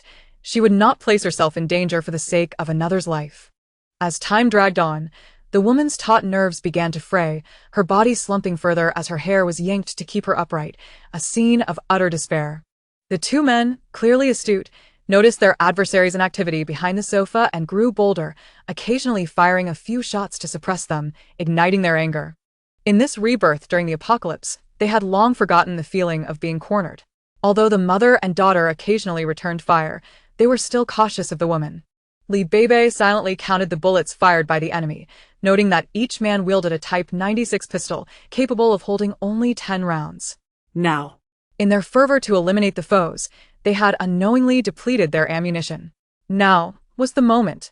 The mother and daughter sprang forth from behind the sofa, lunging at the 2 men hiding behind the bed. The men, startled, raised their hands to pull the triggers, their astonishment evident as they threw their empty guns at Beibei. As she lunged forward, her dagger was already poised to strike at the man's neck. In the confined space, he had no means of evasion, and as he grabbed a pillow from the bed to shield himself, its stuffing burst forth, scattering into the air. Chapter 75. The situation has escalated. Beibei deftly sidestepped the motionless woman lying on the bed. The moment she landed, she raised her foot and kicked towards the man's head.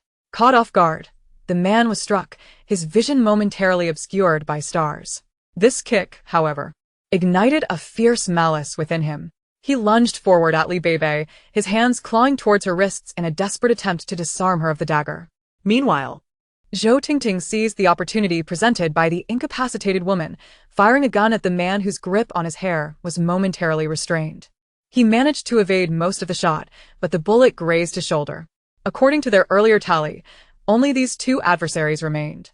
It was a pity to waste ammunition, despite having a fair amount, for such resources are precious and should be conserved whenever possible.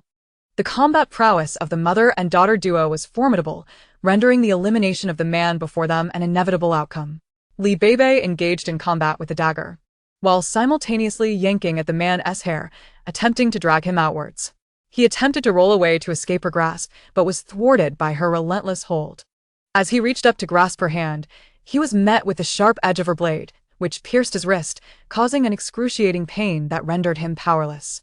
Beibei seized the moment to thrust the dagger towards his neck, and as blood gushed forth, he collapsed, half propped against the bed. Zhou Tingting, having concluded her own confrontation, thrust her fist into the man's injured shoulder, eliciting a cry of pain that caused him to release his grip on the woman's hair. She then delivered a powerful kick that sent him sprawling to the ground. He scrambled to his feet, attempting to flee, but Zhou Tingting's blade descended upon him from behind, striking him down. He fell into a pool of blood, struggling briefly before succumbing to silence. The mother and daughter harbored no mercy for these bandits. Earlier, while following Hazy around the outskirts of the villa district, they had stumbled upon a pit approximately 1 meter wide and 2 meters deep, filled with the naked, dismembered corpses of several women, an unmistakable testament to the atrocities committed by these beasts. Zhou Tingting approached to confirm the woman was indeed lifeless before rising to her feet. "What shall we do with her?" she inquired. The woman remained sprawled on the ground, prompting Li Beibei to drape a down comforter over her. "We saved you, but we owe you no further obligation. Your fate is now in your own hands." As for the other man, he had long since succumbed to the cold grip of death, drawing his last breath. The two women dared not linger, swiftly scouring every corner of the first floor to collect all usable items. This was merely a fraction of their supplies. The remainder must lie on the second floor. They hastened to the second floor, unlocking every door that yielded to their master key, while those that resisted were forcefully breached with an axe. Indeed, the abundance of supplies here was striking. Provisions for food, clothing, and other necessities were plentiful, alongside several boxes of pharmaceuticals, including ample antibiotics. Most notably, in a concealed corner, lay an array of ammunition. Over 20 boxes and a dozen bulletproof vests were hastily stowed away. After thoroughly raiding the first floor and reclaiming all firearms from patrolling bandits, they finally dragged Ah Cheng out. Hazy had thoughtfully covered Ah Cheng's lower body with a bedsheet, remarking, "A sight too ghastly. We must preserve the aesthetic for our caretaker." Li Beibei wasted no time. With a swift motion, she severed one of Ah Cheng's ears, awakening him from his stupor in sheer terror. The pain jolted him into consciousness, shattering his mental defenses. "Two brave souls, let us negotiate. What do you desire?" "I shall not conceal any truth from you." Li Beibei responded with a chilling smile, brandishing her knife once more, causing another ear to sever and fall. Ah Cheng gritted his teeth, realizing her ruthlessness. She posed no questions and simply enacted her will. "My ears are scarcely enough for a side dish. I shall inquire. And should your answers fail to satisfy, your head will lose its pieces one by one." Li Beibei's voice was laced with a foreboding chill, leaving Ah Cheng in a state of dread. "What is your leader's name, and why has he chosen to establish his base here?" Ah Cheng's heart raced with apprehension. Had this woman gleaned something from Xiao Xiao? As he hesitated, he heard 3, 2, 1. Before the last syllable left her lips, Li Beibei raised her bloodied knife once more. In a panic, he exclaimed, "Wei Haoming. His name is Wei Haoming, and he is after Xiao Xiao. I do not know the specifics of what he seeks from her." Sweat drenched Ah Cheng's brow as terror consumed him. He narrowly escaped losing his nose. "Wei Haoming? Where is he from? And who are Xiao Xiao and her sister?" "He's from the capital, said to be a distant relative of those in power. Jiao Jiao and Xiao Xiao are also from the capital. They returned to their hometown before the calamity struck," he stammered. "If you have anything else to disclose, do so plainly." "I have a short temper."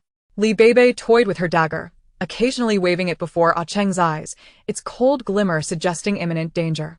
I will tell you, if you release me. Otherwise, even if you kill me, I shall remain silent." "Agreed." Ah Cheng was taken aback by her swift compliance. He gathered his thoughts before continuing. "Jiao Jiao disappeared without a trace, ignoring my calls and messages. Eventually, my leader found me and forced me to contact her, threatening my family with dire consequences if I did not comply. One day, I managed to reach Jiao Jiao, and my leader tracked her down through her location. That's how we ended up in Beishur. So, Wu Jiao Jiao and Wu Xiao Xiao came here with their families to take refuge? And Wu Xiao Xiao possesses something Wei Haoming desires?" Zhou Tingting concluded, glancing at her daughter with a sense of foreboding. Li Beibei winked reassuringly at her, continuing, "From what you've said, it appears that Wu Xiao Xiao's possession is of considerable importance, entangling many interests." Ah Cheng nodded vigorously, insisting, "I have shared all I know. Once, I overheard Wei Haoming inquiring about Wu Xiao Xiao in his room. I was terrified and slipped away, pretending I knew nothing. You must not let this information leak, otherwise, we are all doomed." Li Beibei nodded with a smile, and sensing an opportunity, Ah Cheng raised his arms, pleading, "Please, Release my handcuffs. I have shared everything I could, and you cannot be untrustworthy. Before he could finish his plea, his eyes widened in horror as a blade pierced through his heart. My daughter stated not to kill you. But I never claimed the same. Chapter 76. Sustained only by hatred, darling. We must depart swiftly. The situation has become dire and could drag us down. Zhou Tingting, gripping her knife, appeared grave. Indeed. The mother and daughter wasted no time, gathering hazy to leave. Suddenly, recalling Lu Lin in the basement, they hurried back down. Lu Lin had regained full consciousness, struggling to dress herself and gather some usable items, but she trembled and could hardly walk. Where are you planning to go? Beibei inquired. I was abducted in Lin City. My family was slaughtered by them. I long to return, yet my legs feel as if they have turned to lead. Lu Lin struggled to stand, her eyes rimmed with red, resolutely refusing to let tears spill forth. In these times, tears are the most futile of expressions. To survive, one must draw strength from hatred. Beibei wished to remain indifferent, yet she found it impossible to harm an innocent life. The individuals she had slain were all desperate criminals or those who posed a lethal threat to her. However, should this woman fail to escape, she would become a captive. And once discovered by Wei Haoming, it would only be a matter of time before he traced the two of them here, bringing calamity upon herself. We will first get you out. Your fate lies in your own hands. Upon hearing Beibei's words, a glimmer of hope ignited in Lu Lin's eyes. The two armed themselves thoroughly, then hurriedly assisted Lu Lin as they rushed to exit. They had already found the keys to a Humvee, which would save them considerable effort. Just as they were about to drive out of the villa's gate, an unexpected disturbance occurred. A gunshot rang out, and a bullet struck the windshield. Had it not been for the armored modifications of the Humvee, Beibei would have surely been hit. Get down and brace yourselves. Blackie, lie low. Beibei commanda. Simultaneously pressing the accelerator to surge forward. The gunfire erupted outside, and Beibei sensed the dire situation. Wei Haoming must have returned with his men ahead of schedule. To confront 30 armed individuals was not a wise course of action for just 2 people and a dog. Mom, get your gun. We cannot evade this fight. Zhou Tingting pulled out a submachine gun and unleashed a barrage at the source of the gunfire, the screams of the injured ringing in her ears. The vehicle finally burst through the villa. Navigating the winding road, just as they thought they had escaped, 2 cars suddenly blocked their path ahead. Damn it! I thought it would be easier to get out. They were lying in wait here. Mom, tear gas. They are forcing us out to kill us. The moment we step out, we become targets. Zhou Tingting drew another gun and fired several rounds into the outside chaos, soon hearing more commotion. Goodness, are these people insane? They are using that stuff. Damn it, I can't see. My eyes are burning. Coughing violently, Beibei quickly retreated, recalling the blueprints drawn by Jiao Jiao. There was a hidden escape route outside the villa, known only to the owner. It was likely that Jiao Jiao and her companion had fled through this very path. The main road up the mountain had only one route, which is why Wei Haoming confidently set up obstructions in the middle. These individuals must have just returned and, upon discovering the bodies outside the villa, dared not advance, leading to this predicament. Had the enemy not been hidden and she not exposed. With so many weapons at her disposal, Beibei would not have hesitated to fight back. Moreover, robbing was trivial. Should she kill Wei Haoming, it would undoubtedly draw the attention of the powerful forces above. Retreating to the concealed entrance of the small path, Zhou Tingting supported Lu Lin and led Blackie out of the vehicle. Utilizing the car as cover, they swiftly slipped into the entrance. Beibei reversed the car 100 meters, returning to their original position to survey the surroundings, confirming no one was present. She secured the Humvee and vanished into the entrance. The entrance was hidden within a landscaped area, devoid of trees for concealment, covered in underbrush. With the entrance disguised as a patch of grass, easily overlooked, Beibei slipped inside, restoring the cover, switched on a flashlight, and began to run forward swiftly. This escape tunnel appeared to have been hastily constructed. It was quite rough, standing a meter high, with wooden supports every 2 meters to prevent collapse. The ceiling had only 3 beams, and the ground was frozen and hard, suggesting machinery was used for this endeavor. Otherwise, it would have been impossible to break through the frozen soil with just a pickaxe. Soon, she caught up with the 2 ahead. Lu Lin was gasping for breath yet persisted. Suddenly, Beibei had an idea. She returned to the entrance and placed a grenade, attaching the fuse to the cover while placing another nearby. Should anyone lift it, an explosion would surely ensue, burying everything in the blast.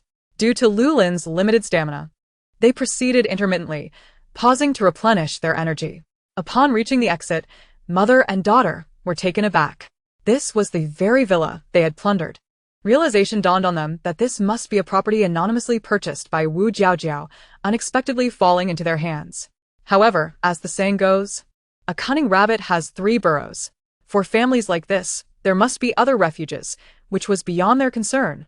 Are you heading to the official base or returning home? Lulin pondered. I have no home anymore. I will go to the official base. Do you have an ID or anything to prove your identity? I rummaged through the bags they took back and found some IDs. A few should suffice. The official base's District C was not far, but to be cautious. Lulin knew she must travel a bit further. To avoid drawing attention, Beibei circled through the first floor of the villa, retrieving a heavy-duty Harley snowmobile and wheeling it out. Lulin was astonished. She had not anticipated the thorough preparation of these two. Without further ado, she handed over a backpack. Inside are some food and drinks. I trust you have gathered some supplies as well. You'll need provisions to exchange for points at the base. And how you live once inside is entirely up to you. Beibei's voice was cold, yet Lulin felt warmth in her heart.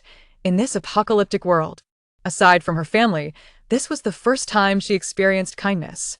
She merely nodded, silently clutching the backpack to her chest, mimicking their actions as they mounted the snowmobile. Blackie remained hoisted in Beibei's large backpack.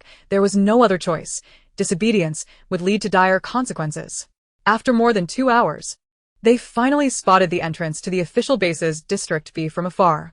You can disembark here. From this point forward, it is all on you. Lulin cast a deep glance at the 2 women, wishing to engrave their faces in her memory. It was these 2 who had granted her a second chance at life. She alighted, still cradling the backpack, deeply bowing to the 2 of them, and resolutely walked toward the official base's District B. Chapter 77. Homecoming. Upon returning to District A, it was already 10 in the morning. After a night of travel, both were utterly exhausted. Arriving at number 98, they retrieved steamed buns and 2 steaming dishes from their storage, also preparing a separate portion of roasted chicken for Blackie, eating quickly before collapsing into bed. When they awoke, it was already 4 in the afternoon. The base's announcement echoed, according to the latest weather forecast. A severe storm is expected in the next 48 hours, with temperatures continuing to drop. All survivors should refrain from going outside unless absolutely necessary. The mother and daughter exchanged glances. If they did not return swiftly, they feared the temperature would plummet again, making it impossible to return to the mountains. They quickly changed clothes, stowing away anything that should not be present in their storage, shouldering Blackie once more, and prepared to venture out again. At the entrance, the staff checking registrations appeared quite astonished and kindly warned, "Ladies, you must not have heard the announcement. A blizzard is expected in the next 48 hours, with temperatures set to drop by several degrees. If there is no urgent need, it is best not to go outside." Zhou Tingting, her voice hoarse, expressed her gratitude. "Thank you for the reminder. We wish to search for our family and will not stray far." Seeing their determination, the staff refrained from further protest and allowed the 2 to leave. Not far behind them, a pair of resentful eyes were fixed intently on their retreating figures. Humph. Searching for family? I reckon they are desperate and going out to sell their bodies. After all, in these times, there are all kinds of tastes, including those who enjoy mother-daughter pairs. Zhang Qin leaned against Gate 3, dressed in scant clothing, her collar open to reveal her fair, rounded neckline, exuding a seductive charm. Yet her face bore a twisted expression, betraying her discomfort. In the next moment, something was suddenly shoved into her mouth, causing her to widen her eyes in shock. If you continue to be filthy and bite indiscriminately, it won't simply be a matter of eating dog feces. Beibei's eyes glinted with murderous intent, making it clear that if Zhang Qin uttered another word, she would truly kill her. Zhang Qin was momentarily taken aback, frozen in place, genuinely frightened. While others could not see it, she could clearly see the glimmer of a blade in Beibei's hand. Once the mother and daughter exited the base, Zhang Qin regained her composure, spitting out the filth in her mouth, her eyes rolling in anger. "Beibei, just you wait. I will make you pay." Those standing nearby distanced themselves in disdain, muttering about her misfortune. "Serves you right. You should have thought twice before biting indiscriminately. Who do you think you are to venture out so recklessly?" This time you might have merely eaten dog feces, but next time you could end up dead. Those who resorted to selling themselves to survive were numerous in the cold base, and it wasn't just women. Even handsome men engaged in such trades. The apocalypse had led to a degradation of human morality, with the most basic ethics and values eroded. Survivors at the bottom were doing everything they could to survive. And the authorities merely turned a blind eye to the issue of selling oneself, as long as they maintained a facade of peace without fighting or killing. At that moment, Beibei and her mother had already traveled far from the official base, taking their snowmobile and speeding away. The sky was ominously overcast, and the biting wind howled around them. Although it wasn't snowing yet, they needed to return before the impending blizzard. Otherwise, they risked being stranded on the road.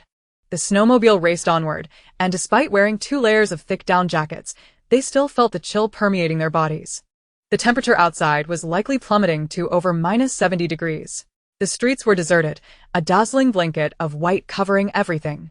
Had they not been wearing goggles, they might have fallen victim to snow blindness. Having ventured out multiple times, the mother and daughter were well acquainted with the road conditions and chose the quickest route, racing forward at breakneck speed. A journey that typically took 2 hours was compressed to 1.5 hours, and they finally arrived at the foot of the mountain just as darkness fell. This time, they did not return the snowmobile. In such extreme cold, the snowmobile was the most useful mode of transportation. They sped up the mountainside, maneuvering around the camouflage wall, and quickly opened the concealed door. The racing car was no longer in its original spot, likely moved elsewhere, making it convenient to park the snowmobile here. They passed through several doors and finally arrived home, where the other family was sitting on small stools chatting, their faces lighting up with joy upon their return. Heisey finally emerged from his backpack. "It's good to be home. I was suffocating." Oh, Yiming rushed forward and ruffled Heisey's hair. "Heisey, you're finally back. My brother was just about to go look for you." Beibei was taken aback, noticing that Yuni-chen still wore an icy expression. But his voice was much softer. "The weather forecast predicts a heavy blizzard in the next 2 days. And so?" Yuni-chen only spoke briefly. He truly was something else. Did he think that saying more would be fatal? Lin Shi, ever the talkative one, quickly explained the situation. "You all left not long ago." And Yuni-chen was packing his things. He found a radio and repaired it so we could hear the broadcasts from the official base. "This morning, the announcement warned of a heavy blizzard within 24 hours, and we were all worried about you. Yuni-chen said that if you didn't return soon, he would go look for you." Sheng Tingting, with a beaming smile, thanked everyone for their concern. Upon learning that they hadn't eaten, she invited everyone to enjoy a hot pot together. This time, her backpack was filled with various ingredients, although she couldn't bring back fresh vegetables. She had preserved some dried ones. Naturally, before entering, they had also brought a large bag of supplies to avoid raising suspicion after their outing. The hot pot was steaming, dispelling the cold in the cave, and everyone brought out their cherished bottles of wine to toast and sing. After a satisfying meal, the mother and daughter presented gifts to everyone. In this day and age, nothing was more enticing than fruits and vegetables. 2 bags filled with assorted dried vegetables and fruits were shared among the group. Lin Shi excitedly embraced the mother and daughter, planting a kiss on each of their cheeks. "I love you both. The vegetables we've been growing in the cave are barely alive, and what you brought back is exactly what we've been dreaming of." Beibei gifted Wu Yiming a box of alpen lollipops. "This is a reward for feeding Xiao Hui and the others." Xiao Hui was one of the 2 wild rabbits they had caught, and since entering the cave, taking care of the chickens, ducks, and rabbits had become Yiming's responsibility. Yuni-chen cast a deep glance at Beibei. "Come to my place later. I need to discuss something with you." Chapter 78. Which Wu family? Sitting in Yuni-chen's living room, Beibei felt an inexplicable tension. What a strange feeling. After a trip out, returning with a sense of unease, Yuni-chen poured her a cup of hot tea and settled into a handcrafted wooden chair. "I saw the packaging you brought back. You wouldn't happen to be involved with the Wu family, would you?" Beibei's heart sank. Oh no. She had forgotten to change the exterior packaging, only thinking to use a temporary bag for her items, completely overlooking the marked insignia. She feigned innocence. "Wu family? Which Wu family?" The 4 great families of the capital, Wei, Wu, Yun, and Zhao, had the Wu family particularly ostracized for many of their beliefs being at odds with the current leaders. Many direct descendants of the Wu family had distanced themselves from the capital, relocating to far-off places, with their ancestral home being in Beishur. The ancestral home of the Wu family from the capital was indeed in Beishur, and many direct descendants had met with untimely deaths, leading to the disintegration of their collateral branches. The distinctive insignia on the packaging was unique to the direct lineage of the Wu family. Beibei. I am not trying to meddle, but I merely hope you do not attract trouble to yourself.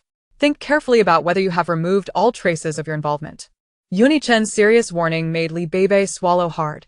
She understood the gravity of the situation but hadn't anticipated it would be this severe. Don't worry, it's fine. Even if there is an issue, we won't involve you. Beibei's retort silença Yuni Chen. Although the three families currently resided together, it did not imply they were intimately close. They were merely travelers who had supported each other through a segment of life. Not yet to the point of complete trust and mutual protection. In this apocalyptic world, families turned against each other, couples became enemies, and friends betrayed one another. Who could truly entrust their hearts to fellow travelers met on the road? While Yun Yichen understood, he still felt an inexplicable irritation, though his expression remained neutral. Beibei sensed the low pressure emanating from him, causing her to feel a touch of embarrassment. She quickly softened her tone. Thank you for your reminder. We have always been cautious during our outings, and now that we are back, we shouldn't need to go out again. So, you can rest easy. The low pressure surrounding Yun Yichen seemed to dissipate somewhat as he nodded and fell silent. Beibei giritte tertit. His long legs were indeed something to admire, but not to engage in conversation. After an awkward few minutes, Beibei found an excuse to leave Yun's house. Exhaling a sigh of relief.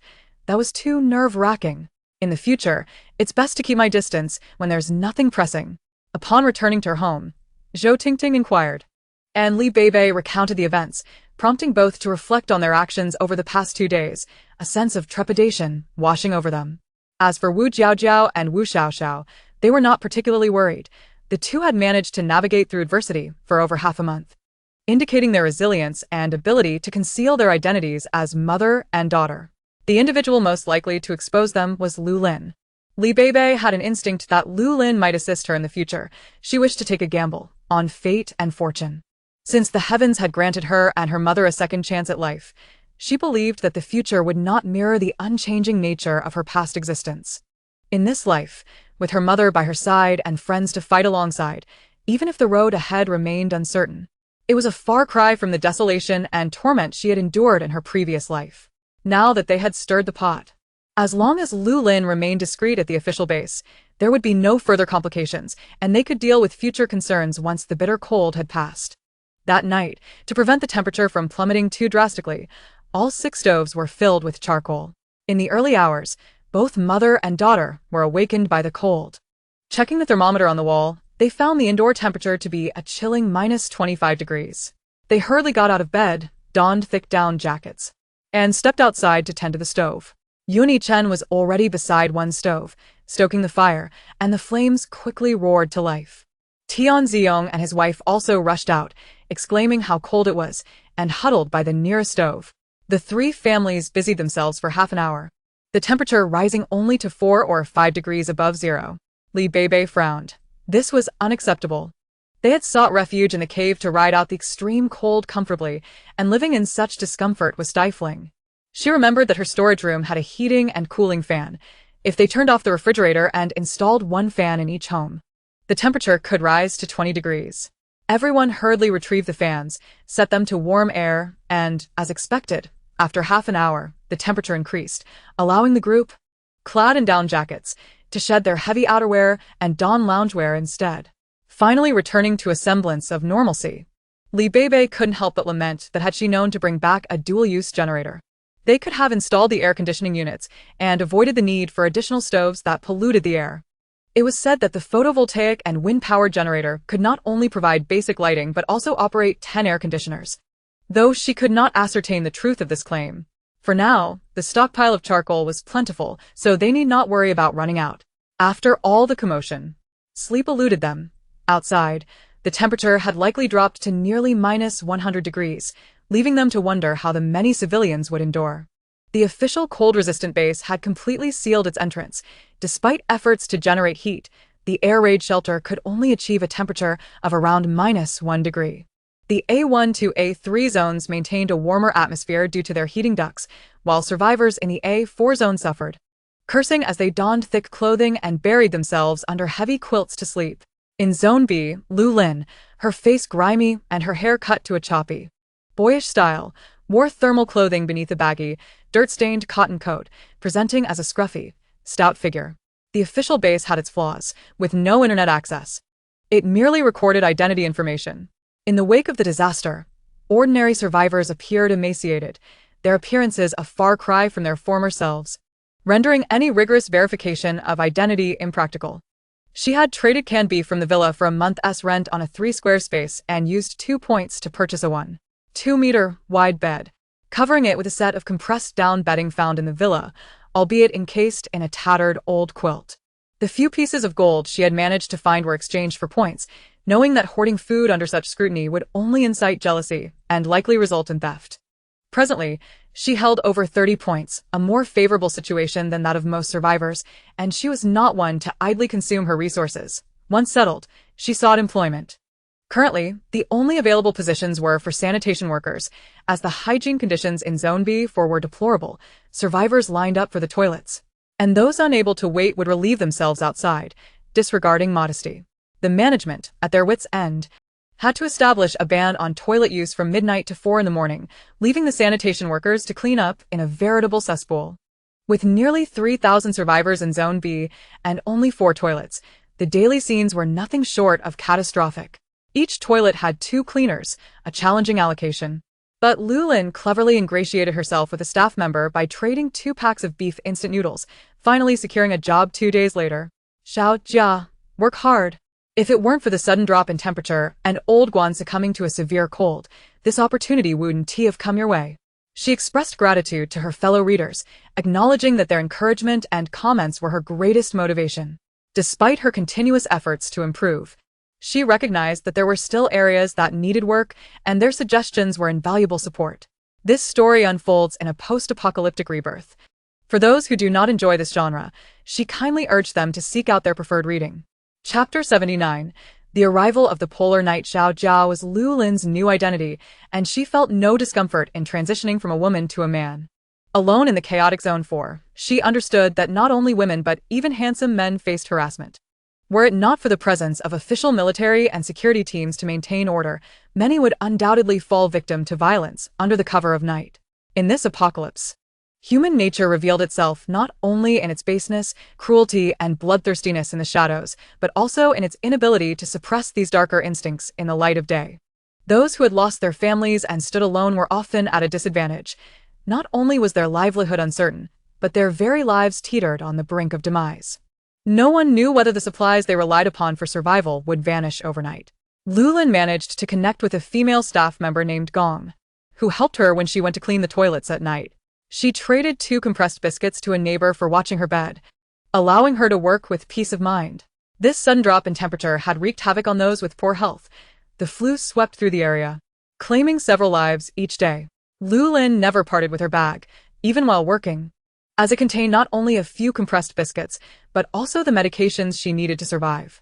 In the B zone, the sound of coughing echoed incessantly. And after half a month in B zone, Lu Lin finally secured a place in B3. Although she spent 15 points in one go, she felt a sense of relief. Cleaning the toilets was an unpleasant task, but the points earned were substantial. She received an official ration of 1 compressed biscuit and a bottle of water daily, along with a monthly salary of 30 points. She planned to offer a little something to the staff member named Gong once the points were distributed, charmingly coaxing them into treating her as a cherished ally. The entire official base faced a dire shortage of medicine. Many suffered without treatment, leading to further casualties among the survivors. The security team, helpless, directed the disposal of bodies while employing primitive methods for disinfection, with no alternatives at hand. The ground became eerily silent. Many oblivious survivors turned to ice sculptures overnight, their fates horrific. Meanwhile, survivors shivered in the dugouts they had created, as the ground temperature plummeted to -70 degrees during the day and over -80 at night, rendering it uninhabitable. This relentless blizzard persisted for over a week, and Yuni-chen, dressed like a penguin, along with others, prepared to clear the snow once it ceased. Had they not been cautious and ensured the door opened inward, they would have faced the daunting task of removing the door panel before clearing the snow. The snow had completely blocked the entrance, but fortunately, The water storage tanks had been brought in, allowing them to clear some of the snow for storage in the tanks from the third platform. A narrow passage was first excavated, allowing just enough space for a single person to walk through. Once the path was cleared, the full grandeur of the mountain came into view. To one's astonishment, the landscape stretched out in a vast expanse of white. Had it not been for the protective goggles, one might have been blinded by the glare. A sense of foreboding gripped Beibei as she sensed something amiss. The sky appeared unusually ominous. The connection between earth and heavens felt disturbingly strange. The dazzling white snow gave the illusion of dawn, yet upon gazing upwards, one was met with a terrifyingly dark sky, an unsettling resemblance to midnight despite it being 10 in the morning. Silence enveloped the group, the earlier excitement of freedom replaced by a palpable unease. A blizzard had accumulated 3 meters of snow, elevating the mountain peaks significantly. They managed to clear a few smoke vents, but dared not linger, hastily retreating to the cave.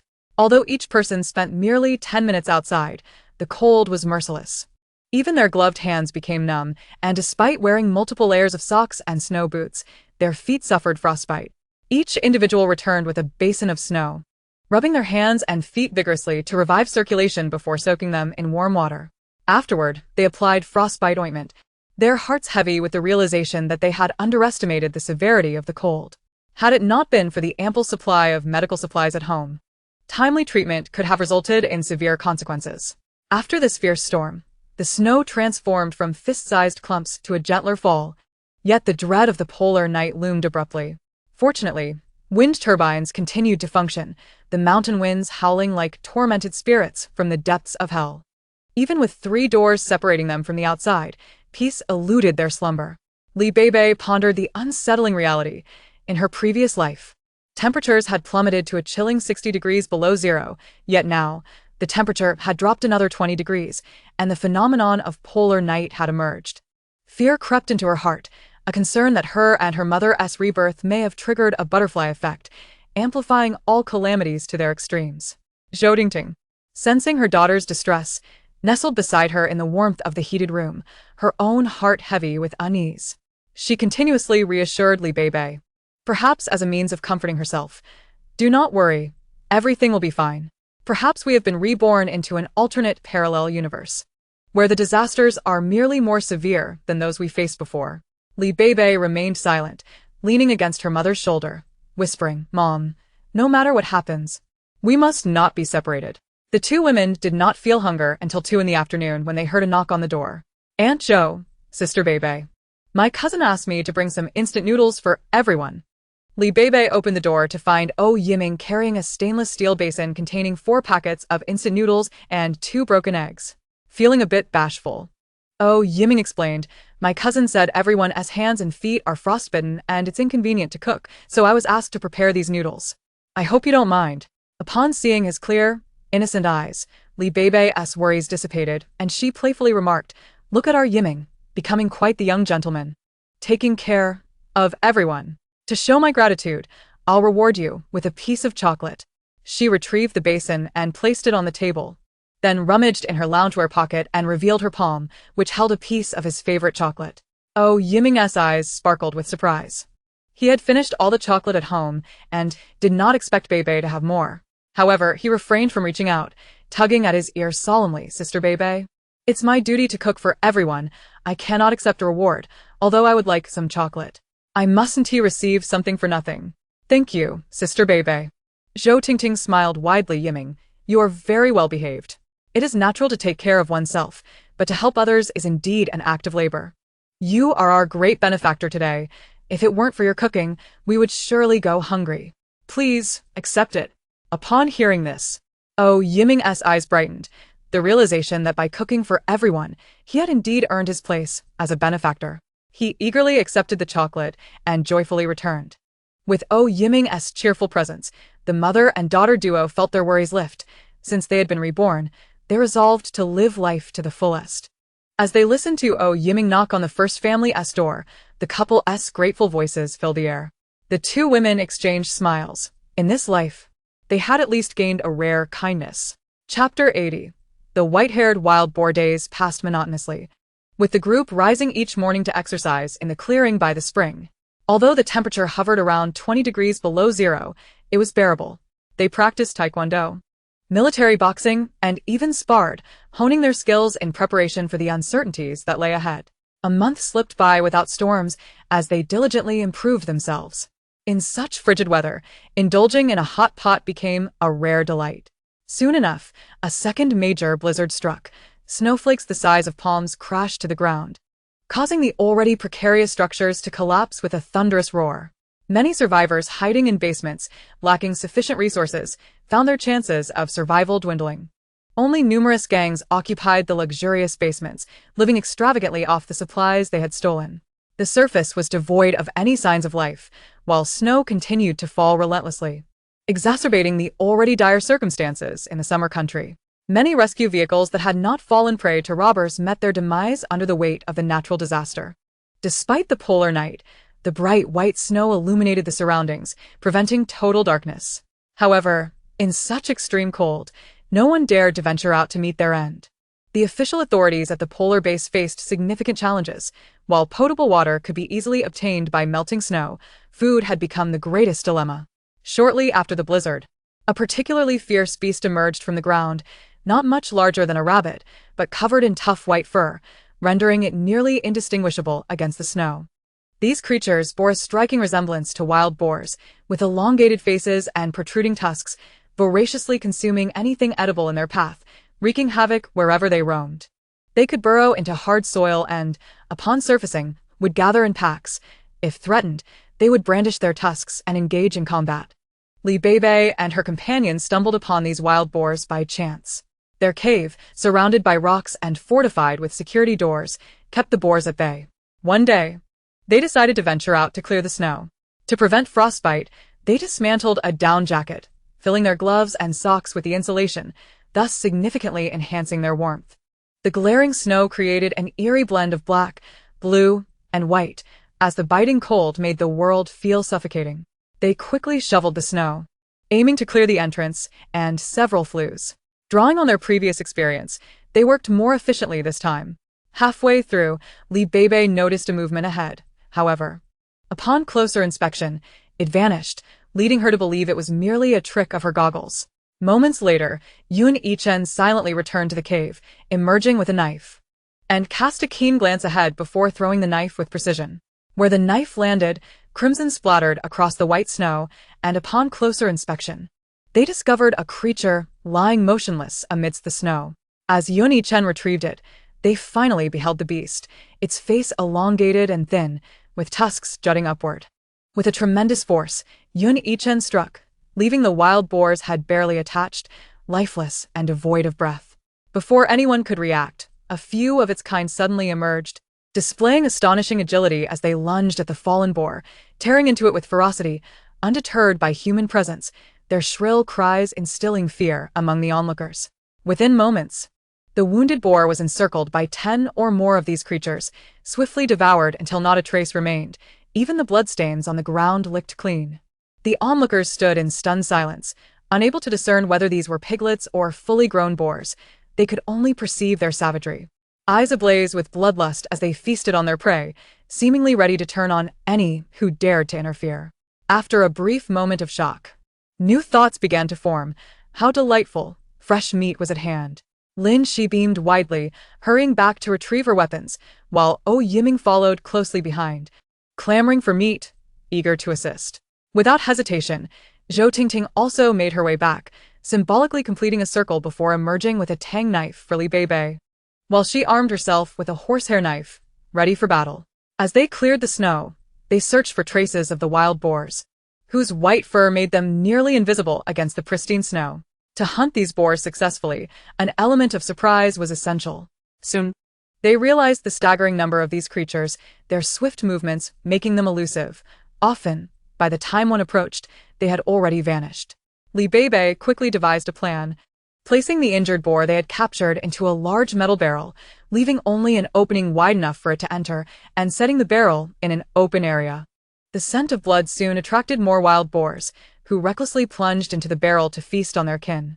An astonishing scene unfolded as the cries of the trapped boar echoed from within the barrel, drawing even more wild boars, who disregarded their safety and dove in, until Yuni-chen spotted one attempting to escape and swiftly sealed the lid, capturing it. Oh Yiming took possession of the boar and hurried back to the cave, followed closely by Yuni-chen and Tianjiong, who carried the barrel. The three women, unwilling to lag behind, quickly followed suit. Upon returning to the cave, their first task was to open the barrel and capture each boar that emerged, binding their limbs securely. "Goodness," Lin she exclaimed, marveling at the tough hide of the wild boar, cautioning that they must be careful while skinning it to avoid injury. Suddenly, Li Beibei lauga. Realizing that perhaps fate had not completely turned against humanity. "Look at this. Just when we feared the cold would claim us, we've found a means to keep warm. Brother Yun, Brother Tian, when you skin it, be careful not to tear the hide. I'll check some resources on how to tan the skin. If we capture more boars, we'll have both meat and warm clothing." The task of slaughtering and skinning the boars naturally fell to the two men, while the women heated the snow collected in the buckets over the iron stove.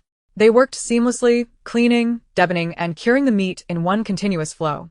Though the quantity of meat was modest, they soon captured 50 to 60 wild boars, filling the cave with the tantalizing aroma of cooked meat that left everyone salivating. The responsibility of tanning the hides was entrusted to Li Beibei, who, living up to expectations, demonstrated the process before everyone. This was no simple task. Applying oils, roasting, kneading, washing, and drying were all laborious steps that took hours. The initial product was still somewhat stiff, necessitating a second round of treatment. Li Beibei discovered an efficient method, immersing the fur in a solution of coarse salt and formic acid for about 2 hours to enhance its softness and elasticity. Afterward, she spun the fur in a machine, followed by loosening the fibers for about 30 minutes. To prevent the hide from hardening, she flipped it over, adding oil and kneading for half an hour before incorporating flour for a smooth finish, then dry cleaning to remove any residual oil and flour. Chapter 81. Tanning the fur to ensure a sufficient supply of hides, they tirelessly hunted wild boars. The creatures appeared in abundance, swiftly resolving the issue of acquiring skins. The meat, however, was overwhelmingly pungent, and without Zhou Tingting's special marinade, it would have been nearly inedible for the privileged group. Even boiling the wild boar meat required setting up an additional stove beside the hot springs to mitigate the foul odor. Meanwhile, the domestic animals, including dogs, chickens, ducks, and rabbits, relished the innards of the snow-dwelling wild boars, leading Li Beibei to suspect that, in this apocalyptic world, even animals had mutated, altering the food chain. The official base was suffering from snow-blocked roads, leaving the leaders distressed as they lost hair in clumps. As the snow continued to fall and settle, the roads became compacted and treacherous to clear. The workers at the base found their rations reduced from a block of compressed biscuits to half, while survivors residing in the bunkers faced inflated prices for food, necessitating double the usual cost, which bred discontent and led to sporadic uprisings quelled by armed soldiers, resulting in the deaths of several instigators. If this continued, a major riot seemed inevitable. At that critical juncture, 2 survivors, tasked with clearing snow, returned to the base supporting an injured comrade, their faces pale with fright. "We don't know what lurked beneath the snow." Xiao Zhang accidentally dug into something, and suddenly a swarm of white creatures pounced, reducing the injured one to nothing but a clump of fur. In a panic, Xiao Zhang swung his shovel. But those creatures were relentless, biting his leg. Another added, those things had blood-red eyes and exposed fangs. Not only were the fangs menacing, but their mouths were filled with long, sharp teeth, truly terrifying. Injured Xiao Zhang wore a look of despair and fear. "Quick, give me some medicine. Who knows if those beasts carry bacteria? If I get infected, how will my parents survive without me?" The base leader, now alert, ordered the injured man to be taken back for treatment, his focus solely on the creatures. No matter what, they are meat, sustenance. Soon, an announcement was made at the base. Any survivor who could capture a wild boar would earn 2 points per boar. The news ignited excitement among the survivors. Capturing just 2 boars could cover a month's rent. Quickly, survivors signed up for the hunting expedition. However, due to inexperience and inadequate preparation, many perished from frostbite or exposure.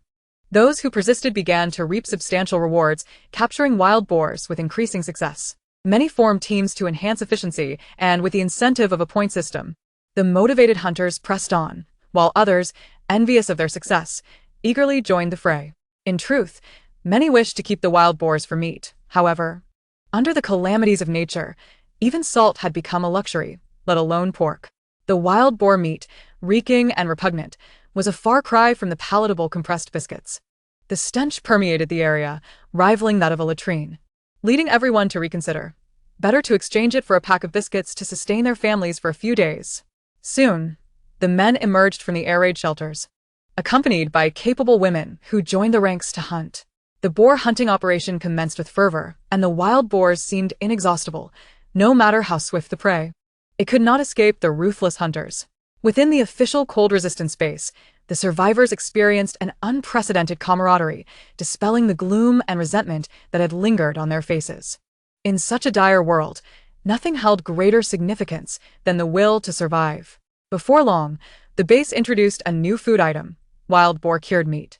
A piece weighing 4 taels could be obtained for 1 point, and during this period, many found their pockets swelling as they ventured out to capture wild boars, eagerly anticipating the official cured meat. Soon, someone exchanged 1 point for 4 taels to sample, and indeed, the taste was quite pleasant, although the gamey flavor lingered. In these times, being able to enjoy such meat was a considerable blessing. As one person purchased it, others followed suit, and the wild boar cured meat became the latest means of improvement. Quickly, the officials began recruiting employees to process the hides. 5 hides could be exchanged for 2 points, and women eagerly signed up, thinking that if they could not capture wild boars, they could at least prepare the skins. Half a month later, when the affluent of District 1 donned their pristine fur coats, everyone realized that the garments made from the processed hides had been sold to the wealthy. Resourceful women sought to process the wild boars their men brought home, but alas, the results were discolored pelts and rough, coarse hides, leading to a beating from their husbands.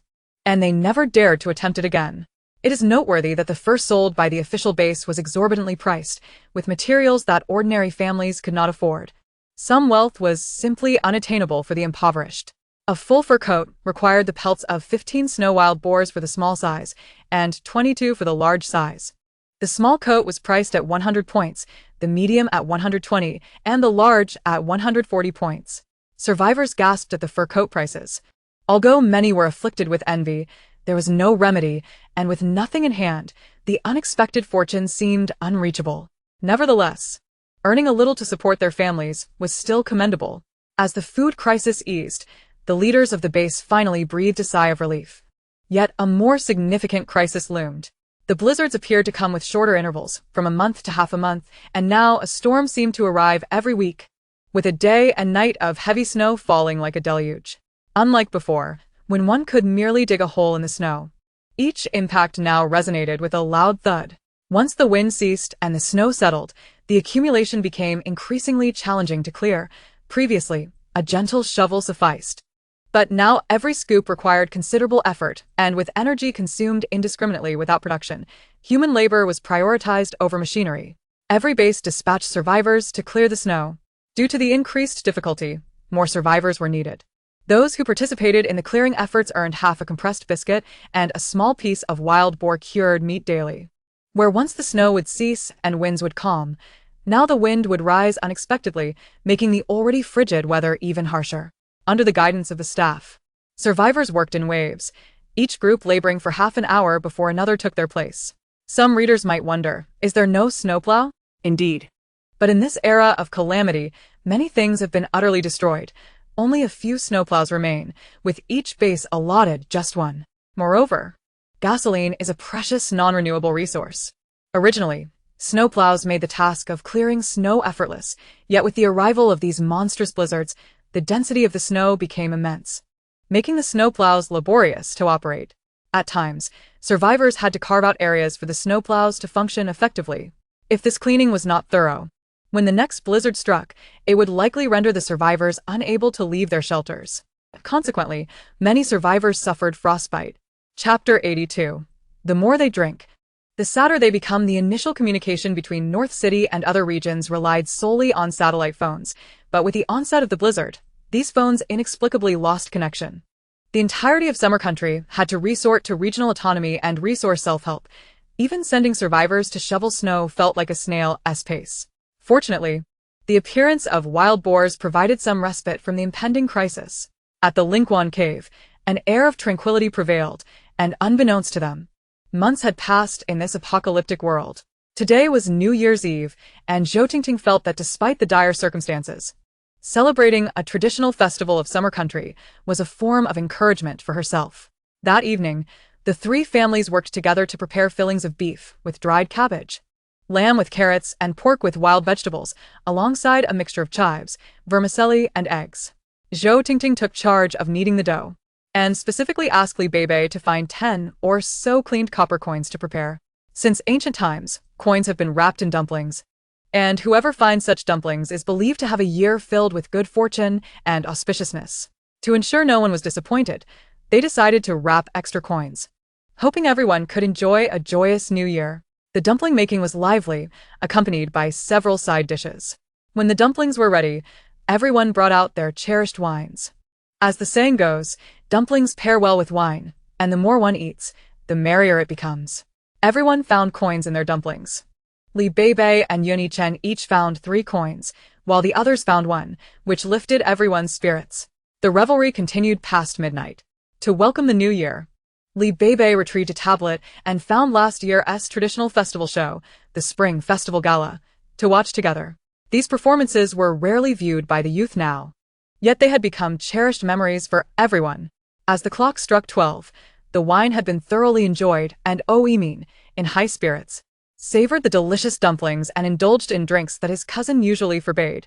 He joked and entertained, becoming the life of the gathering. After the clock struck 12, Yimin could no longer hold back and retreated to his room to sleep. The remaining 5, watching the gala, sat quietly as their smiles gradually faded, and a hint of drunkenness clouded their eyes with a sense of loss. In merely a few months, the apocalypse had shattered the world, revealing humanity's fragility as they struggled on the brink of death.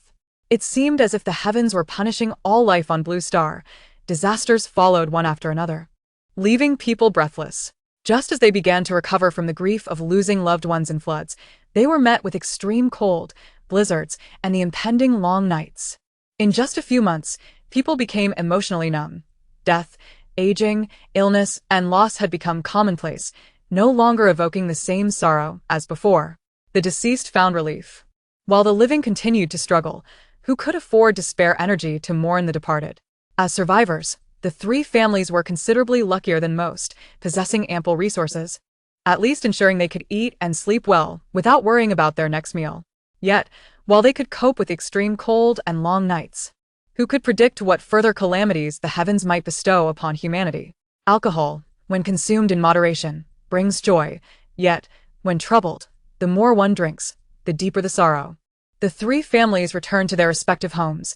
Li Beibei leaned against her mother, her heart heavy with worry. The calamities of this era were severe. The mother and daughter duo had to devote considerable time daily to harvest the food in their space, bringing various vegetables and fruits indoors, then continuing to plant without a moment's respite. They constantly felt uneasy, hoping for smooth weather on Blue Star, yearning for life to return to normalcy. They diligently accumulated resources in their space, sensing that the heavens would not relent and that Blue Star would face various disasters in the future. Who could tell what calamity might strike next? For now, their task was to prepare for everything and strive to survive with the resources at hand. At this moment, chaos erupted in Area D of the official cold weather base in the northern city. A group of survivors rushed in before the authorities could close the entrance, aiming to seize control of Area D. A fierce gunfight ensued between the rioters and the soldiers along with the security personnel. In the ensuing struggle, several rioters were killed, while the remainder fled in panic. The security personnel suffered casualties, with 7 or 8 injured or dead, while 2 soldiers were killed and 3 wounded. Tragically, 2 innocent survivors also lost their lives, and 2 more were injured during the turmoil. This incident prompted the head of Area D to take swift action, initiating a selection process for high-quality talent among the survivors, with a preference for veterans. Not only did Area D take these measures, but the heads of Areas A, B, and C also learned of the situation and began recruiting reserve security personnel from their respective areas. Although the benefits were not as substantial as those for regular soldiers or security personnel, there was still a daily supply of food and a system of point rewards. The selection process was rigorous. Each applicant had to possess excellent physical fitness, sound moral values, a clean record devoid of significant blemishes and non-relative references. While this could not guarantee absolute integrity, it effectively excluded a majority of morally flawed survivors. From that point onward, the newly recruited security personnel were referred to as base militia. These base militia were organized into small teams, each led by one soldier and 2 security personnel, working in 3 shifts. Each shift comprised 4 teams, with 10 members per team, patrolling various areas for security. The safety measures at the northern city's official base were significantly enhanced, and strict vigilance was enforced against any further incursions by survivors attempting to enter the base. Area D, being suburban, primarily attracted local farmers and some wealthy individuals vacationing in the countryside. Following the gunfight, survivors began to organize themselves. They resolved not to venture out to hunt wild boars unless they could muster at least 20 to 30 individuals. The authorities also instituted a new regulation allowing survivors of the cold weather base to carry a personal weapon for self-defense when venturing outside. Officials were continuously investigating how the rioters managed to infiltrate the area, noting that aside from the main thoroughfare cleared by the official base, no other paths showed signs of survivor activity. Eventually, several days later, the official base issued a report revealing that the rioters had been hiding in an underground chamber dugout in a nearby village. Overcome by the biting cold, they sought to exploit the situation in Area D, attempting to assert themselves as local thugs. Remarkably, they had taken an unexpected route, carving a path through the snow that led directly to the base. The personnel at the official base cleared obstacles only along the designated route for future supply transport, leaving other areas still blanketed in pristine snow. Once the passage was discovered, a team of soldiers led by experienced veteran militia was dispatched, armed and ready to confront the criminals in their lair, effectively apprehending them all. In the aftermath, the 4 bases united to organize joint patrols around their perimeters, establishing floodlights to prevent further attacks. Life within the base returned to normalcy, and everything seemed to be progressing positively. Chapter 83. Cold weather potatoes life continued in a routine manner. And in the blink of an eye, several months had passed. The mountains lay encased in ice and snow, presenting a stark landscape of black and white. Beibei discreetly mixed spring water from her space into the water buckets of several families. Over these months, the health of the survivors had noticeably improved, as had that of their chickens, ducks, and rabbits, which appeared particularly astute.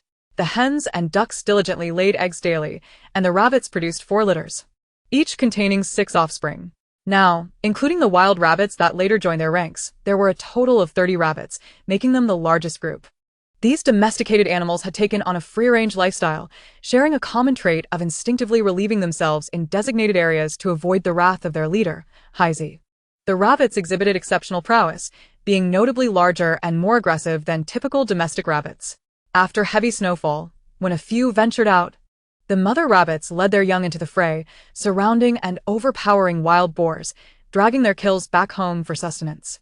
Occasionally, these rabbits would encounter their wild counterparts, bringing them back to join their family in the den. Meanwhile, the chickens and ducks learned to dig through the snow in search of food, returning home content after feasting. The eggs laid by the hens and ducks were significantly larger than before, and after each laying, they would clamor for attention, boasting about their eggs. "I laid another egg. Mine is bigger. My egg is more nutritious. Mine is the tastiest." A group of rabbits watched disdainfully at the squabbling fowl, remarking how trivial their egg-laying was compared to their own achievements in hunting numerous wild boars, providing pelts for blankets, capes, gloves, and socks. Heizi, who had once been a mere shadow of his former self, now weighed over 100 pounds, his coat a vibrant tapestry of colors. Whenever he stood among his subordinates, they would shrink back in trepidation. With the bounty of wild boar pelts, the 3 families would occasionally visit the cold weather base to exchange supplies and stay at Residence 98 for a couple of days to stay informed about developments at the official base. Since the onset of the polar night, communication with the outside world had been severed, and even satellite phones had ceased to function, leading to complete autonomy. The recruitment of base militia had significantly improved the living conditions for the survivors, who still faced hardships but could manage to survive, with a glimmer of hope for the future. The base's research team had developed new strains of cold-resistant corn, potatoes, and leeks, which thrived under harsh conditions, yielding high volumes in just 2 months after treatment with special solutions. Although these crops did not match previous yields, corn produced approximately 1,000 pounds per acre. Potatoes yielded around 2,000 pounds, and leeks could be harvested every 2 weeks, alleviating the pressure of a colorless diet. The northern city, once home to 3 million people, now housed only 400,000 survivors in the official base, with most ordinary survivors still struggling to meet their basic needs. to expand production. The base designated over 1,000 acres of farmland in the suburbs, enlisting survivors to dig through the 2-meter-deep snow to create numerous natural planting shelters. The wild boars were also being domesticated, preparing for large-scale breeding. It was evident that the base's leadership had received wise counsel, as these wild boars would become a vital source of nutrition for the survivors. Finally, when Beibei could no longer tolerate the continuous births of rabbits from the couple, she took a male and female pair along with their newly born offspring, capturing the rest to bring to the official base. The staff there treated the mother and daughter with exceptional courtesy, their demeanor as warm as a spring breeze. It was noteworthy that since the apocalypse began, aside from wild boars, they had not seen any other animals. With a little time for the rabbits to reproduce, the community could enjoy delicacies like braised rabbit heads and spicy rabbit legs. The mother and daughter, however, did not seek points in return. Instead, they perused the base's resource platform, exchanging for cold-resistant potato and corn seeds. Although they possessed some in their space, extracting them openly was not an option. Planting some in the open land would allow them to indulge in the harvest, and if the taste proved unsatisfactory, they could always sell at the base. Within the base, the demand for food continued to escalate, compelling the upper echelons to recruit more survivors and further clear land for an additional 3,000 acres dedicated to planting potatoes and corn. Although leeks were desirable, only a few could afford them, making them suitable for only a few acres. The agricultural base and livestock industry have suddenly provided employment for several hundred individuals, granting them the status of official workers, ensuring they will not face starvation, and allowing them to supplement their families with their own points. Beibei and her mother acquired seeds and stayed at the base for 3 days before preparing to return home. Little did they know, they had caught the attention of others. Upon leaving the official base, they felt a sense of relief, without the presence of their companion, Heizi. To avoid drawing attention, they glided along on their sleds, aiming to reach a deserted area before switching to snowmobiles. After traveling a short distance, Zhou Tingting suddenly exclaimed, "Darling, we have a tail behind us." Beibei's gaze sharpened. Who could be so foolish as to set their sights on them?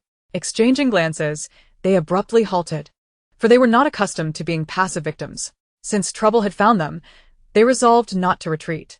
The pursuers, also on sleds, were elated to see their quarry stop. These 2 women were remarkably swift. Despite receiving the news and hastily following, they had fallen significantly behind. As they grumbled among themselves, one man mocked a certain informant for not alerting them sooner, leading to their arduous chase. To their surprise, the women simply halted. A leader among them laughed heartily, proclaiming, "That little vixen was right. This mother and daughter pair is intoxicating to behold. Once we capture them, we shall enjoy them thoroughly." Their crude banter was laced with a dangerous bravado, unaware that the 2 women possessed the strength to venture into this icy expanse. "Pray tell, which little harlot sent you after us?" Beibei's icy voice pierced the air, prompting laughter from the group. A slender man among them retorted, "What of it? Can you return home now? To be frank, Zhang Qin has held a grudge against you for some time. This time, you cannot escape."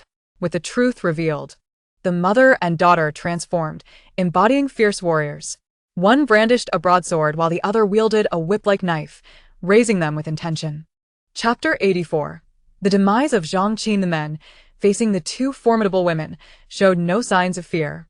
One even reached for Beibei, but she swiftly retreated, her blade slicing through the air, followed by a man's anguished cry. "Ah, my arm. You wretched woman. I will kill you." One of the men lay incapacitated in the snow, while the dimly lit, icy terrain reflected the elongated shadows of the mother and daughter, resembling monstrous figures. The men had not anticipated that their mission would result in injury rather than capture. Fear quickly morphed into aggression as they drew daggers. "You foul creatures. It seems you prefer punishment to civility. Let us subdue these 2, and then enjoy a bit of fun." The men charged forward, seasoned killers brandishing their blades against the 2 women. With their backs against each other, the mother and daughter fought valiantly, slicing, thrusting, and leaping with grace. The air was thick with tension as they danced through the fight, each movement claiming a piece of their assailants, who soon found themselves struggling to defend against the onslaught. "Quickly, finish those 2. Otherwise, Brother Liu will be slain." A woman's shrill voice echoed from afar. Beibei, amid the fray, couldn't help but smirk. Their main target had come to them. Before reinforcements could arrive, the mother and daughter quickened their pace, dispatching foes with lethal efficiency. Those two wretched harlots dare to kill my brother. If I, Lu Heir, do not slay you today, I shall write my name backward. A towering figure brandished a cleaver, followed by several others, shouting and brandishing an array of weapons. The mother and daughter felt an adrenaline surge. Such a gathering was rare for practice. Their eyes sparkled with a primal hunger as they charged into the fray. The clash of blades resonated through the air, mingled with the curses of men and the sharp taunts of a woman. Beibei, Lu's men merely wish to play, not to take your life. How dare you kill them? My brothers will not let this go unpunished. Beibei, you vile woman, you heartless wretch, hurry and die. Better to perish than be violated and discarded like refuse in the snow. Zhang Qin's incessant tirade was relentless, her words cutting deeper than any blade. Yet, she faced two women with a resolve forged by rebirth, their indifference allowed only for the suffering of others. Zhou Tingting, unable to tolerate insults directed at her beloved daughter, had shed the ties of familial obligation. With a fierce determination, she resolved that if one wronged her, they would meet their end. While Beibei remained focused on the battle, Zhou Tingting deftly disarmed an opponent, leaping forward to confront Zhang Qin. Your tongue is quite a nuisance. What do you intend to do? Help. Oh no. Zhang Qin's eyes widened in terror as she realized the old woman's intentions. With a swift motion, Zhou Tingting seized the scarf around her neck, slicing through her lips and tossing the severed piece aside, leaving a crimson arc in its wake. That old woman is a demon. Zhang Qin gasped in agony, paralyzed by fear and unable to scream, her blood freezing in the frigid air. She attempted to flee back to the base, but found her legs weak and unresponsive, quickly succumbing to the cold. Three men pursuing Zhou Tingting witnessed the gruesome scene, realizing the woman wielded her knife with deadly precision. Though they had initially approached with bravado, they now recognized they faced formidable opponents who toyed with their ineptitude. Zhou Tingting, now free from distractions, charged at the three men, her interest in prolonging the fight diminished. Let us end this swiftly and return home. Beibei agreed, intensifying her attacks. The pressure on the men escalated as they realized their lives hung in the balance. Within half an hour, the snow was stained with the bodies of over 10 men, their expressions frozen in terror, their clothing shredded, congealed with blood into grotesque ice formations. How repulsive! Truly disgusting! To see such shamelessness, driven by jealousy and malice. Zhou Tingting exhaled, a sense of relief washing over her. Noticing her daughter's beaming smile, she wondered if her appearance was amiss. Beibei's smile radiated even brighter. Her mother, in this moment, reminded her of the days before the apocalypse, light-hearted, carefree, and a bond that felt more like that of close friends than simply mother and daughter. Upon glimpsing the lifeless body of Zhang Qin in the distance, Beibei's gaze turned icy. As time in this apocalyptic world dragged on, the human psyche warped further. Just moments ago, two individuals who seemed as close as sisters exchanged pleasantries, yet in the blink of an eye, one could just as easily plunge a knife into the other's back. Aside from her self-serving mother, Beibei vowed never to expose her back to anyone else. The mother and daughter duo, devoid of time for lamentation, recognized that in such weather, the patrols from the base would not venture far. Even if they stumbled upon the corpses, they would likely dismiss them as casualties of gang violence. However, the risk of drawing attention to themselves was too great. It was wiser to leave swiftly. They collected the sleds and tools used in the crime, retrieved their snowmobile, and sped toward Lingquan Mountain. Not long after they departed, a squad of patrolling militia arrived. Upon witnessing the scattered bodies, they were unperturbed. Clearly, it was a gang confrontation, a mere case of being eliminated. As for the corpses, they would not waste their efforts retrieving them. In recent times, any dead body left outside would vanish without a trace after a while. Such a blood-soaked scene was not one they would linger in. Who knew what monstrosities might emerge? Just days prior, someone had ventured outside and was met with screams. By the time they arrived, only drag marks remained, alongside a plethora of animal tracks that sent shivers down their spines. Chapter 85. Battling monsters in the snow. Beibei piloted the snowmobile at breakneck speed, her mind focused, yet plagued by the unsettling sensation of being watched. An unseen gaze sending chills down her spine. Despite her body being warmed by self-heating patches, an insidious apprehension took root within her. Mom, please check behind us. Is anything following us? Zhou Tingting felt a tightening at the back of her head, akin to being targeted by a firearm. And her daughter's reminder only confirmed her fears. She abruptly turned back, but the snow beneath them revealed nothing but an eerie blue hue, devoid of any trace. Trusting their instincts, they abruptly reversed course, racing back the way they came. As the snowmobiles sped ahead, the headlights illuminated a shocking sight. A colossal, snow-white creature stood upright in the snow, towering nearly 4 meters high, a bizarre amalgamation of bear and wolf. Its crimson eyes, the size of copper bells, glared down at the two diminutive humans, its elongated mouth agape, revealing a maw filled with sharp fangs. With robust limbs and a massive frame, the creature regarded them with a mocking gaze, as if its pursuit was merely a game with two toys. Beibei's heart raced. Although they were 20 meters apart, she could tell that the creature's hide was thick and tough. Defeating such a behemoth would indeed be a formidable challenge. Attempting to escape it would be futile, as even the snowmobile's top speed could not shake it off.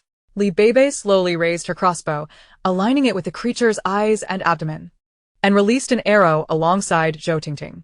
But upon striking the creature, the arrows fell uselessly to the ground, revealing the beast's tough skin, impervious to their attacks. With a guttural roar, the creature sneered at them, slapping its upper limbs against its chest with a sound reminiscent of stone colliding with a mountainside. Before it could launch an offensive, the mother and daughter charged from either side. One leaped to strike its arm, while the other aimed for its paw. Muminjlate. They were flung back, rolling across the snow before regaining their footing. Though they had braced themselves for impact, they were still taken aback. The creature's hide was akin to a fortress, thick and resilient, comparable to bulletproof armor. Their blades not only failed to wound it, but nearly rebounded upon themselves. The creature emitted a series of mocking howls, as if taunting the two for their audacity, yet it refrained from attacking, merely dancing in derision, as if to say, "Continue your little performance. I shall deal with you afterward." Beibei sensed an underlying message in the creature's demeanor. Its malevolence was palpable. Drawing her submachine gun, she unleashed a barrage of bullets upon the beast. Astonishingly, the bullets seemed to pose no threat, falling harmlessly to the ground upon contact with its formidable hide. Their nerves tingled. If bullets couldn't penetrate, they found themselves in dire straits. However, thanks to their daily use of spatial spring water to enhance their physiques and rigorous training, their combat prowess had vastly improved since their initial days at Elon Courtyard. Though the creature appeared troublesome, the outcome of their confrontation remained uncertain. With agility and determination, Beibei deftly leaped, landing successive blows to the creature's head, shoulders, and wrists.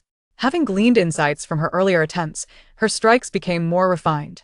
Each cut was angled to slice through its fur, and while she still failed to make a significant impact, she managed to evade being thrown back, bolstering her confidence.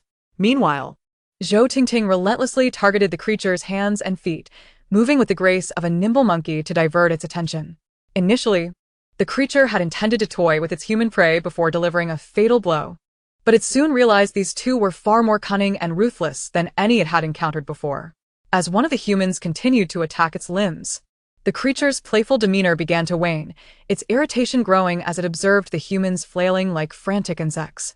In a fit of rage, it raised its massive paw, launching a series of strikes toward the assailants. Beibei diligently probed for the creature's vulnerabilities, while Zhou Tingting, utilizing her swift reflexes, darted in and out to strike. The creature, furious, demonstrated immense strength and speed in its attacks, yet its size hindered its agility against the nimble humans.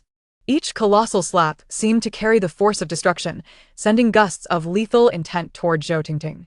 She skillfully avoided the blows, retaliating with swift cuts that, while not particularly damaging, were laden with provocation. To the creature, Beibei, who continued her relentless attacks on its upper body, seemed merely a foolish jester. As its attention primarily focused on Zhou Tingting, the once deep snow had been flattened by their skirmish, transforming the area into a battleground of their own making.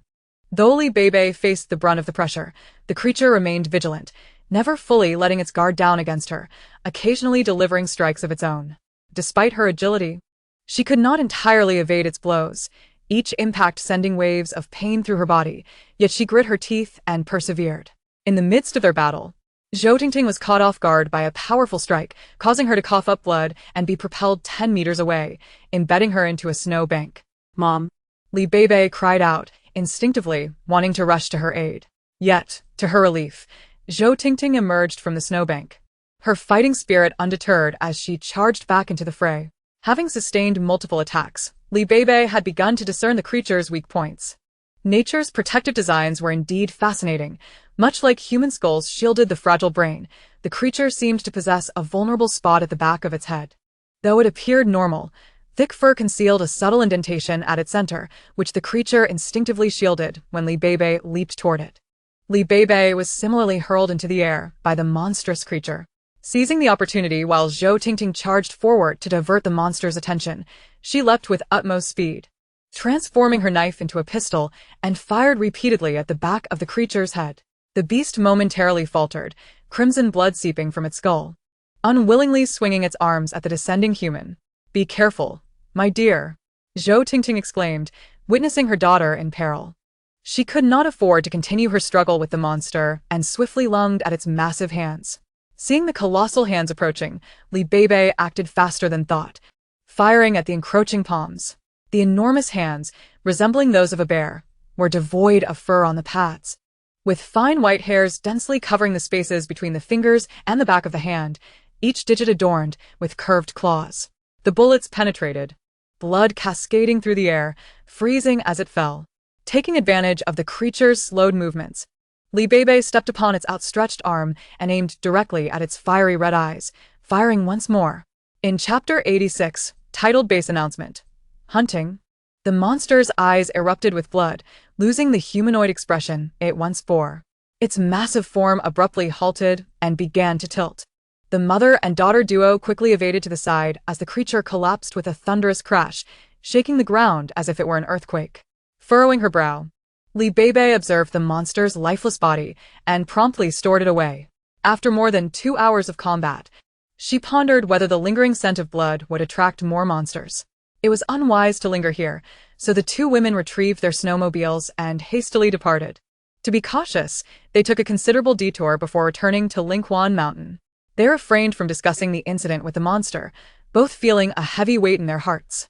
In this lifetime, so many things exceeded their comprehension. They shared the cold-resistant corn and potato seeds with everyone. "I have procured corn and potato seeds for us. Let's see if we can cultivate some food." These innovative seeds require no sunlight, merely the presence of light to promote growth. As for the taste of the harvested food, no one could say. According to the official base personnel, the seeds require no special treatment. They should be sown in well-tilled soil, yielding 400-500 plants per acre. To ensure germination, 3 seeds should be planted per hole. They had bought enough cold-resistant corn seeds to plant 1.5 acres, while 120 kilograms of potatoes could cover 1 acre, and Li Beibei purchased only enough for half an acre. The potatoes would first be sprouted, then cut into small pieces, ensuring each piece contained 1 to 2 healthy buds, rolled in wood ash, and planted according to the soil's fertility. Fortunately, although the land was not overly fertile, it was far from barren and met the standards for cultivation. They planted the corn first and, 5 days later, successfully sprouted the potatoes using the officials' recommended methods. After a series of operations, once the potatoes were planted, life returned to normal.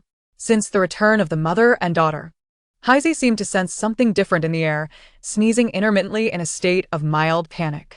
It wasn't until they bathed and changed their clothes that he finally settled down. Time flew by, and 2 months passed in the blink of an eye. The potatoes matured first, yielding around 800 pounds from half an acre. This was considerably less than the officials' claim of 2,000 pounds per acre. And the potatoes were small and rough-skinned, resembling the bark of an old tree. To celebrate the harvest, Zhou Tingting prepared a feast of stewed potato and snow wild boar ribs. The somewhat coarse potato chunks absorbed the flavor of the rib broth. They were not as soft as expected but possessed a certain chewiness, making them quite palatable. Out of curiosity, they roasted a dozen potatoes on the stove. Once cooked, they peeled off the thick skin and took a bite, only to frown in displeasure. It seemed the group had grown accustomed to a more refined lifestyle. With their food reserves sufficient to last 3 years, they found it truly difficult to swallow such fibrous fare. Adhering to the principle of minimizing waste, the few small potatoes were eventually shared among several people. The remaining potatoes were transformed into potato flour, a different culinary approach that was well received by everyone. What had once been regarded with disdain by the residents of Linquan Mountain had now become a vital sustenance for the ordinary survivors of the cold-resistant base. For reasons unknown, the wild boars outside had grown increasingly scarce. A dozen individuals could only manage to capture 2 or 3 after a long day of effort, the effort hardly matching the reward. Moreover, with the official base establishing its own agricultural and livestock sectors, many individuals shifted their survival strategies, seeking employment as laborers within the official base to earn their daily bread. Despite the ongoing scarcity of essential supplies for the survivors, the second batch of drought-resistant corn and cold-resistant potato harvests temporarily alleviated their survival crisis. Meanwhile, several high-ranking leaders at the official base wore troubled expressions as they reviewed the reports, deeply frustrated. Since the discovery of beast attacks on humans 2 months prior, militia forces had been deployed to increase patrols, yet casualties continued to occur sporadically. Those fortunate enough to return from injuries reported that the beasts were incredibly swift, attacking in dimly lit environments where they could not discern the nature of their assailants. Such news was suppressed to avoid causing panic among the populace. But this was only a temporary measure. The gaping wounds suffered by the injured soldiers and militia members were horrific. Even in thick clothing, a single claw could tear through, the second claw stripping flesh from bone, with some injuries so severe that bones were exposed. I propose we allocate some of our forces specifically to hunt these beasts. An elder spoke up first. I believe it is time for the survivors within the base to contribute. As the saying goes, people die for wealth. Birds die for food. If we offer sufficient incentives, many survivors will eagerly volunteer to hunt the beasts. A middle-aged man in his 40s chimed in confidently, his eyes filled with disdain. This proposal garnered overwhelming support. I find Xiao and suggestion quite reasonable. While our base bears the responsibility of protection, we cannot merely shield them. We must also provide opportunities for these survivors to grow. If we encounter even more unpredictable dangers in the future, what will we do? Indeed, our base is currently overburdened. Although we have potatoes and corn, managing such a large food deficit is quite challenging. If discontented survivors unite against us, our local forces are limited. And should we divert them elsewhere, we would have no room for retreat should problems arise. Those capable of causing trouble are often quite adept. Instead of letting them stir discord within, we might as well offer bait to allow them to showcase their value. In truth, some individuals harbored ulterior motives. With so many survivors consuming vast resources, reducing their numbers would alleviate their own burdens. Soon, the base's leadership reached a decision and posted an announcement throughout the official cold-resistant base of North City. In light of recent beast sightings and the meat shortage, any individual who captures a beast, regardless of whether it is dead or alive, will be rewarded with 100 points and 200 pounds of beast meat. Furthermore, They solemnly reminded all hunters that it is best to form groups of at least 10, fully equipped, to minimize the risk of injury from beasts. Upon the announcement's release, the survivors were abuzz with excitement, many of them feeling stirred to action. Although hunting posed significant dangers, the allure of points and beast meat motivated many. While the base could cultivate food and raise livestock for the average person, it was merely a drop in the ocean. Only 1 in 10 could secure employment. The survivors who previously failed to capture wild boars quickly organized themselves. Before long, the official records reflected groups of hunters forming, with numbers ranging from a dozen to several dozen. Everyone is not a fool. The exorbitant price set by the official base reflects the ferocity of the beasts. In the struggle for survival, one must risk their life. Chapter 87. Capturing the monsters. A confrontation between man and beast has commenced. Help! run. In a remote area of North City, screams echoed as the bodies of a beast-catching team, consisting of over a dozen individuals, were scattered and devoured by the beast. Blood splattering across the snowy ground. The 2 surviving members, racing on a sled, could not outrun the beast. Before they could even scream, one was bitten in half, while the other was struck into the snow by the beast's massive tail. This creature measured 6 meters in length, with a 1-meter diameter torso, covered in hard scales, resembling an enormous python with the head of a lion. When it opened its mouth, its fearsome fangs suggested it could swallow a person whole, an utterly terrifying sight. This visage shattered all preconceived notions. In just one encounter, the formation of the dozen-strong team was obliterated by the lion-headed serpent. The lion's head moved with astonishing speed, targeting individuals with precision, some being swallowed whole, while others had their heads bitten off, their bodies still racing on the sled. There were those who, paralyzed by fear, could not flee, only to be knocked unconscious by the crushing force of the serpent's tail.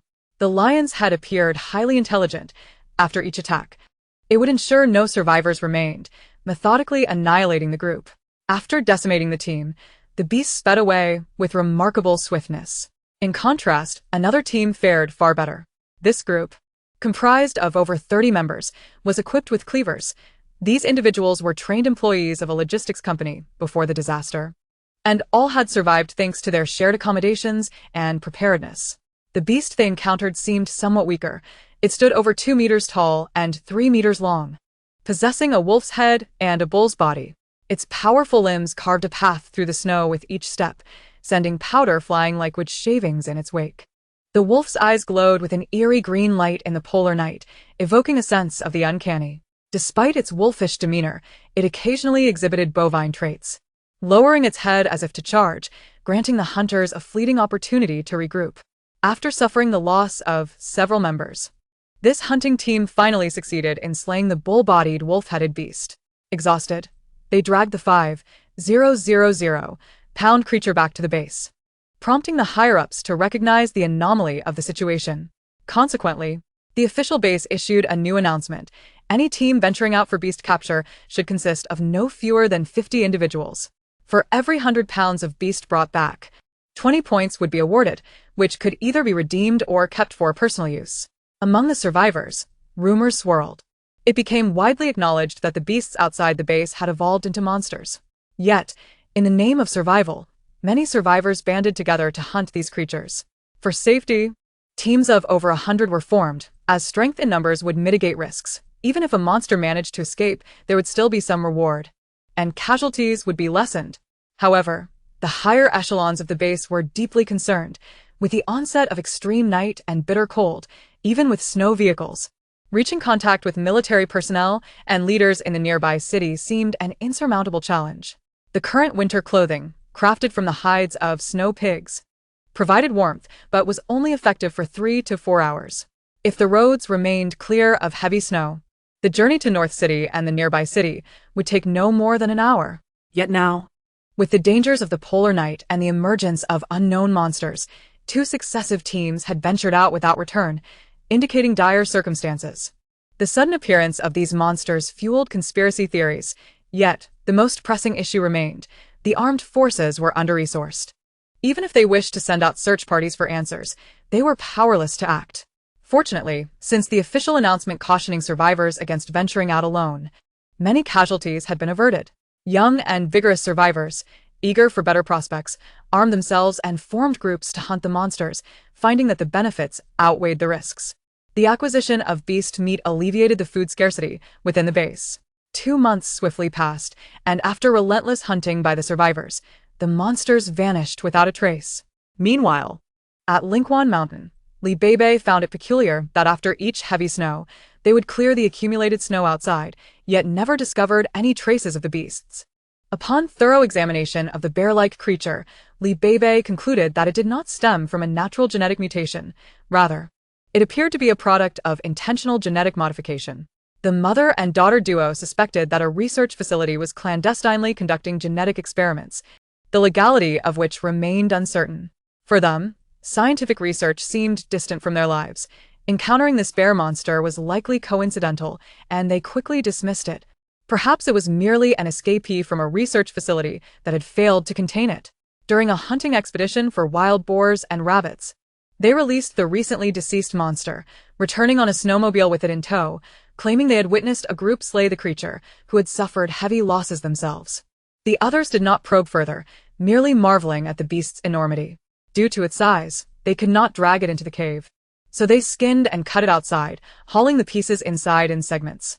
Waiting Ting prepared a pot of meat, discovering it to be tender and delicious. The creature's hide served as a natural mattress, thick and resilient enough to provide bedding for 3 families. The men chopped the remaining meat into chunks, preserving nearly 1,000 pounds, while the rest was sent back to the base for future planning. Life began to stabilize, with corn harvesting yielding 1,200 pounds from an acre and a half, tasting almost as good as before the apocalypse. They continued planting corn, although lacking milling tools.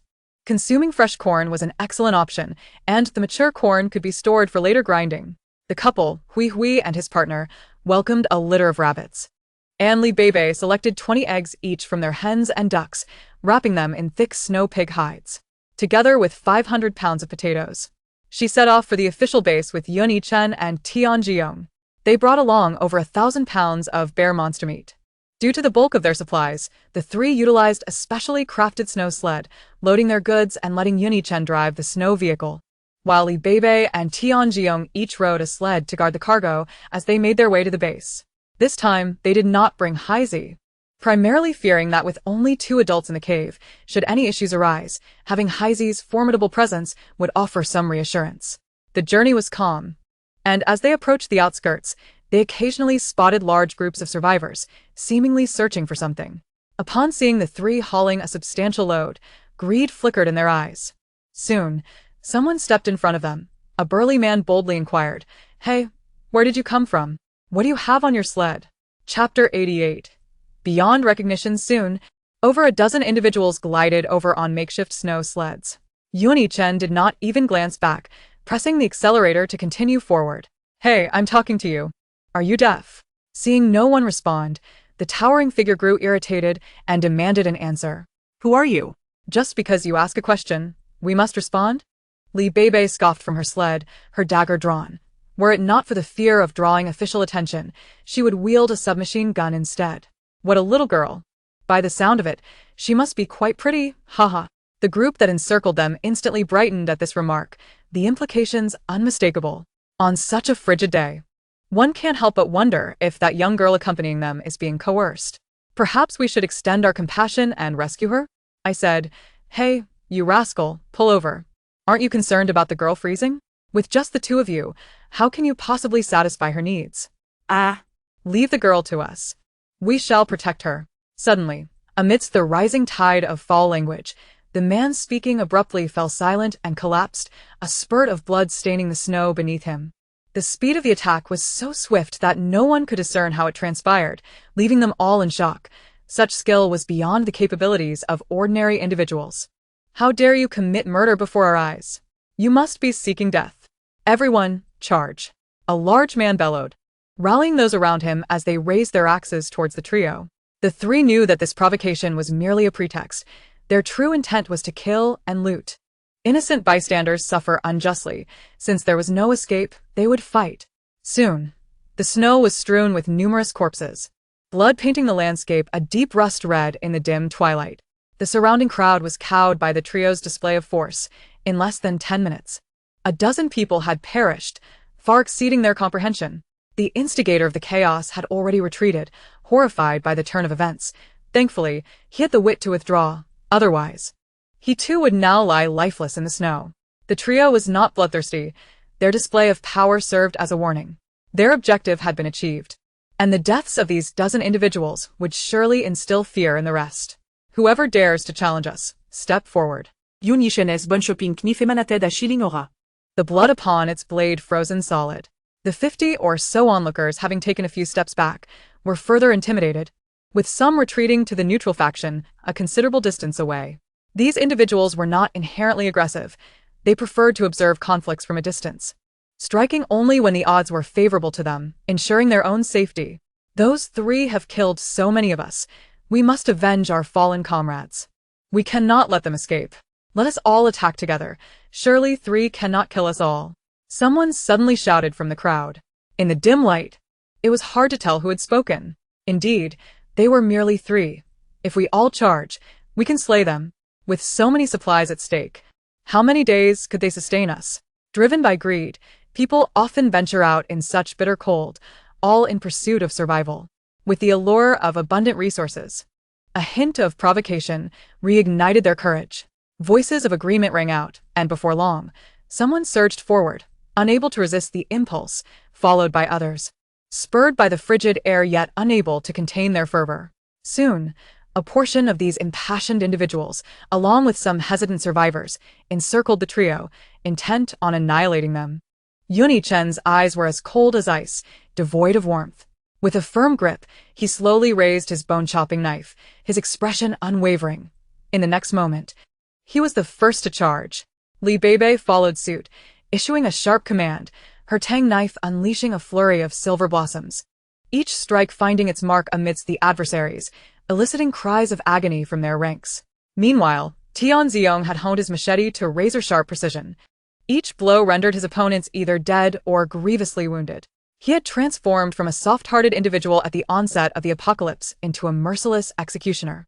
In the face of the enemy, it was a matter of survival. Either they perished or he did.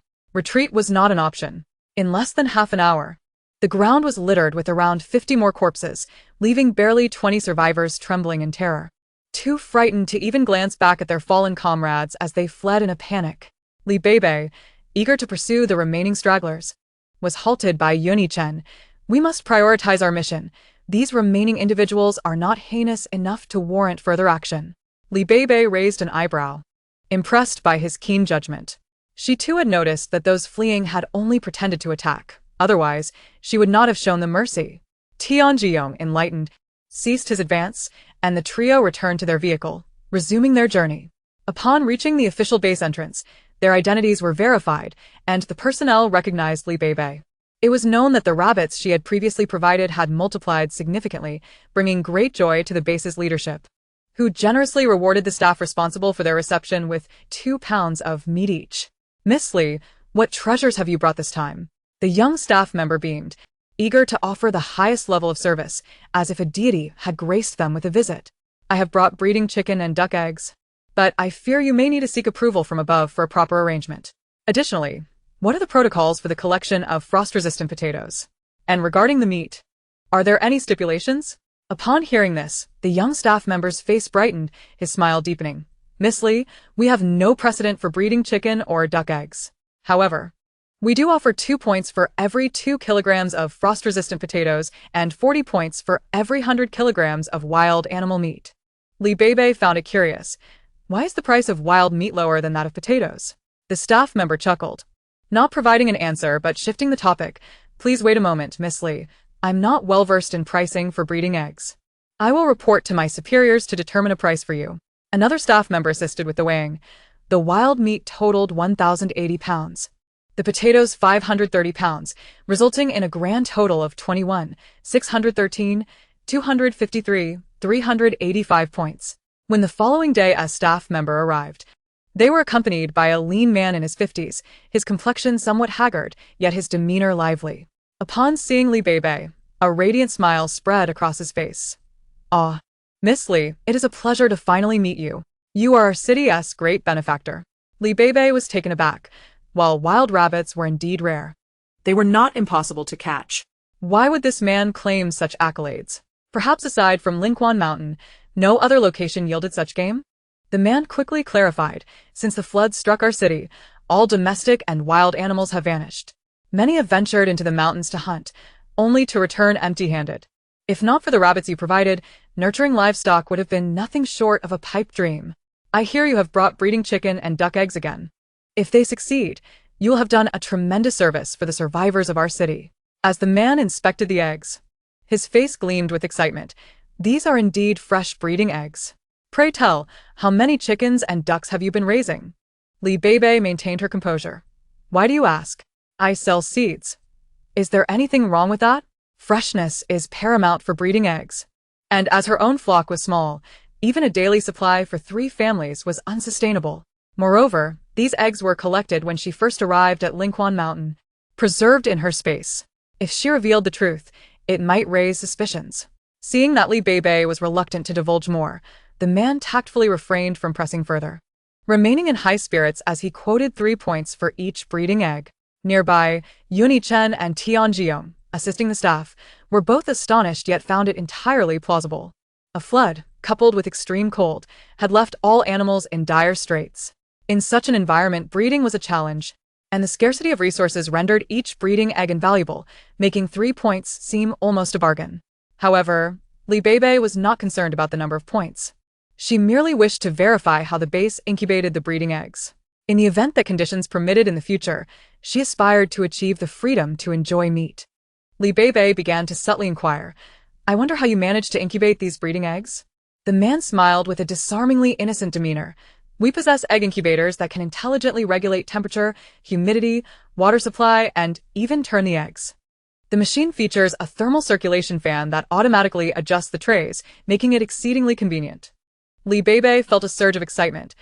I wonder how many of these incubators you have? Could you spare a few for me? The man appeared troubled, hesitating for a moment before resolutely stating, considering your contribution of breeding eggs, I can allocate one incubator to you, but we don't have many. However, the price of the incubator is quite steep. If you wish to acquire one, the friendship price would still be at least 50 points. Before he could finish, not one to dawdle, she believed that while she may not be selfless or a savior of the masses, she was still willing to contribute to the advancement of humanity. The man, observing her seemingly naive expression, harbored thoughts of his own. Although the incubators were rare, they were not impossible to manufacture. In the pre-apocalyptic world, similar items could be found for a mere 200 to 300 yuan on online platforms. Now, however, breeding eggs represented humanity's hope, and the disparity in this transaction was glaringly apparent. Everyone could see the blatant inequality in this exchange, yet she sought to ensure that the higher-ups at the base remembered her favorably. The man felt a stirring in his heart. With the extinction of many animal species, it was evident that the three individuals before him possessed considerable capability. Engaging in such an unequal transaction, he did not wish to make things overly conspicuous. Wanting to extend her a favor from the base, I will have someone retrieve the incubator. It comes with a manual, so if you wish to use it, you can follow the instructions to get it started. During this visit, Beibei had another objective, one proposed by Chen. He believed that despite the current polar night, there was no certainty that a polar day would not emerge in the future, nor could one predict various natural disasters. It would be prudent to search the official platform for chemical protective suits against acid rain, to prepare for unforeseen circumstances. Unfortunately, although there was an official medical station here, the number of protective suits was limited, and the few available would never be sold. For the three of them, accruing points held little value. It would be more advantageous to exchange them for supplies, as no one could foresee how long such disaster-laden years would last. All three had graduated from university and possessed some knowledge of astronomy and geography, recognizing the dire state of affairs, with the climate behaving erratically and disasters occurring frequently. They feared that various extreme calamities would arise, unpredictable in nature. Preparing in advance was the wisest course of action. If they could not obtain the protective suits, they would continue searching for other items to exchange. Ever since the gunfight in the villa area, Beibei had made a concerted effort to avoid contact with higher-ups. Since Wei Haoming belonged to one of the 4 prominent families in the capital, it was likely that such weather had already infiltrated the base. Although she had not faced him directly, she remained anxious about revealing any traces that might arouse suspicion. She resolved that after this visit, she would take refuge in the mountains. After all, the resources in her space were increasing, and as long as no unforeseen events occurred, she would be well provided for even in 10 lifetimes. However, the prerequisite was to avoid being targeted by powerful forces. As a powerless commoner, confronting a formidable authority would be akin to a mere mote attempting to shake a great tree, a path that would surely lead to self-destruction. To survive in this apocalypse, one must endure as best as possible, and only when the situation became unbearable should they devise new plans. The three meticulously scoured the official resource platform and indeed found something valuable. They discovered a novel type of solar-powered warming tent. This tent could withstand extreme cold and convert even the faintest light into warmth, ensuring that its interior remained cozy even during polar nights. Chen's eyes lit up. This item was immensely practical, serving well against the potential extreme heat of a polar day or the current chill of a polar night. Tianjiong nodded in agreement. Beibei immediately negotiated the exchange with the person in charge, who, recalling their previous transaction involving breeding eggs, readily acquiesced. However, this tent was a new invention, made from highly refined materials and came in 3 sizes, 6 square meters, 10 square meters, and 16 square meters, priced at 200 points, 500 points, and 1,000 points, respectively. The incubator would be attributed to Beibei since the chickens and ducks were hers, without question. The points acquired from the beast meat and potatoes belonged to everyone and needed to be divided equally, with each person receiving 113 points. Beibei calculated her total points, which were just sufficient to purchase a 6 square meter solar warming tent. Chen had an additional 100 points, and together with his 113 points, he could also acquire a 6 square meter tent. Tianjiong had 50 points, and along with his 113 points, After receiving the 3 surplus points from Li Beibei and the 13 surplus points from Yunichen, he still lacked 21 points. Tian Ziong scratched his head and reluctantly retrieved 10 buckets of beef instant noodles from his backpack. Although they were nearing their expiration date, the cold weather would surely prevent spoilage. Instant noodles had become a genuine luxury in these times of scarcity. Only the powerful could indulge in their taste. The 3 swiftly obtained the desired tent, having no other immediate needs. After resting for a few hours back at number 98, they exited the base. Now, the distinction between day and night had become irrelevant. The timing of their departure was of no consequence. With the exchanged items in tow, they began their return journey. This time, they carried fewer items. Yunichen drove while Li Beibei sat in the back, dragging a sled on which Tian Jiong sat, loaded with the 3 packaged tents. Along the way, they encountered a group of suspicious individuals. The leader eyed their sled with ill intent. Li Beibei felt a tightening in her chest, instinctively becoming vigilant. Yunichen shielded her behind him, whispering, "Be careful." Tian Jiong gripped his weapon tightly. The atmosphere grew tense. Both sides stood in opposition, as if conflict was imminent at any moment. Chapter 90. The polar night is coming to an end. Hey, friends, where are you heading? The man spoke ominously. His voice was as grating as a knife scraping glass, sharp and hoarse, exceedingly unpleasant. Yunichen's back stiffened. This voice sounded familiar. Be cautious, they likely have firearms. Li Beibei understood immediately, thankful that they had all coincidentally donned bulletproof vests before leaving the mountain. Tian Jiong quietly readied his submachine gun, while Yunichen and Li Beibei simultaneously drew their weapons and began firing. The men opposite had not anticipated that the 3 would open fire without uttering a single word, causing them to tumble to the ground, shouting, "Quick, shoot them!" Yunichen sped away in the snow vehicle, while the other 2 began to confront the group. In an instant, gunfire erupted, illuminating the darkness with sparks, accompanied by the rapid sound of gunfire, as the 3 slipped away into the night. The man's leg was struck by a bullet, and he gritted his teeth in frustration. Damn it, what bad luck. We really encountered reckless ones, shooting without a word. This time he had brought over a dozen men, and after a volley of gunfire, 4 or 5 of them had fallen. He could only imagine how his leader would reprimand him upon their return.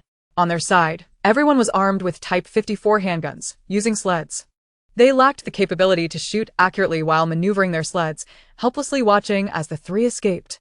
Yunichen altered their route, steering the snow vehicle in the opposite direction for a while before circling back to Lingquan Mountain. This time, the 3 acted almost in perfect unison, all having thought to wear bulletproof vests, all having remembered to bring weapons, and all having planned to hide their submachine guns outside the base. The primary reason for their convergence was that all 3 had encountered gun battles and were acutely aware of the possibility of facing the same assailants that had once threatened them. An hour later, while the trio raced along the road, the injured man, accompanied by his subordinates, returned to Base D. Their master resided in the most luxurious 3-bedroom suite in District D1, where, despite its modest size, all essential amenities were present. A powerful heater filled the room with a warm breeze, providing an immediate sense of comfort upon entering. 7 or 8 individuals knelt on the ground in fear, scarcely daring to breathe. The man seated in the living room was in a furious rage, hurling a steaming cup of tea at the injured man's head. The cup shattered upon impact, and a large bump formed on the man's head, blood streaming down. He did not dare to raise his arm to wipe it away. "How did I come to take you in?" he shouted. "What assurances did you give? What use are you, worthless fools? Get out and find out who those 3 are." The man, filled with resentment, thought to himself, "I once believed I had allied with a powerful figure, only to discover he is a lunatic, treating us as mere cannon fodder." Though his heart simmered with indignation, he dared not show it. This man was a devil, capable of inflicting unimaginable pain if angered. The devilish master had a penchant for torment, and while he thought his own crew was ruthless enough, the young master of the Jing district proved to be far more inventive, capable of inducing nightmares for an entire month with his methods. Trembling, the man and his subordinates exited the room, their anger boiling beneath the surface. Those 3 were clearly seasoned killers, and if they were transporting goods, they were likely involved in further robberies. Where could they find clues? The original mission had been to locate Wu Jiaojiao and Wu Xiaoxiao. But after months of searching in the bitter cold, it seemed an impossible task. Now, with a new mission at hand, he was at a loss. Two of the three were their enemies who had robbed them. Upon returning to Lingquan Mountain, the group began to retrace their steps, each harboring their own guilty secrets. Although they had encountered the assailants midway, if these individuals set their sights on them, they would be difficult to evade. There was a fear of unseen forces supporting the attackers. If they truly sought to uncover their identities, it would only be a matter of time before they succeeded. Since the heist in the Villa district, Beibei had remained vigilant, fearful of revealing her identity. She sensed a connection between these individuals and Wei Haoming. If a thorough investigation ensued, it might lead back to her and her mother. She sighed, resolving that they could never again venture to the official base. If they were discovered, it would spell disaster. With this determination, the families settled into their lives in the cave. They planted another crop of corn and potatoes, utilizing all available space outside their doors for suitable vegetables. Though deprived of sunlight, some varieties that thrived in mere light still flourished, adequately meeting the family's dietary needs. 2 months passed swiftly, and Hui and her partner diligently sought to expand their family. However, as soon as the offspring grew, they transformed into braised rabbit meat, spicy rabbit heads, and flavorful rabbit legs. Surprisingly, the couple remained unfazed, continuing their pursuits. Meanwhile, their chickens and ducks had grown significantly larger and more temperamental, often squabbling until Blackie, the dominant one, intervened to restore order. A year had elapsed since the floods, and everyone had celebrated a birthday. Yiming had grown a year older. Surrounded by affection, his face radiating innocence and his eyes sparkling with purity, evoking an overwhelming sense of endearment. On this particular day, Blackie dashed out of the cave, barking excitedly, and tugged at Beibei's pant leg. "Hurry, something is up. Come with me." Beibei donned a thick winter coat and a fur-lined jacket before stepping out of the cave. The cold air greeted her, yet nothing seemed amiss at first glance. Beibei initially thought Blackie wanted to play, but the dog's agitated leaps and circles revealed an urgency. "Are you a pig?" Beibei suddenly sensed something was off. Typically, Blackie's expressions were undetectable. A realization struck her as she looked towards the distance. My goodness, the world seems so much brighter. Indeed. Where once the landscape was shrouded in darkness, it now appeared in shades of gray and white. The sky had shifted from dark blue to a pale gray. An unmistakable sign of change. Come out and see. The sky seems to be brightening. Could the polar night be ending? Chapter 91. A riot unfolds. Beibei reflected on the months of brutal polar nights that had birthed countless violent incidents. However, as the polar night faded, the looming dread of intense heat would soon emerge, threatening the already suffering survivors with renewed calamity. Lin Shi, hearing Beibei's exclamation, grabbed Zhou Tingting and rushed outside. Shocked, they gasped in unison, "My heavens, is the polar night truly ending? Can we finally see the sun?" The three men emerged as well. Yet their expressions bore no joy. Although Wei Haoming was only 7, he spoke with surprising maturity. "Beibei, do you think the polar night will end? Will it bring about the polar day?" Beibei paused, gazing at Wei Haoming's earnest demeanor, finding him utterly adorable. Despite harboring her own anxieties, she couldn't help but pat the boy's fluffy head, reassuring him, "Don't worry.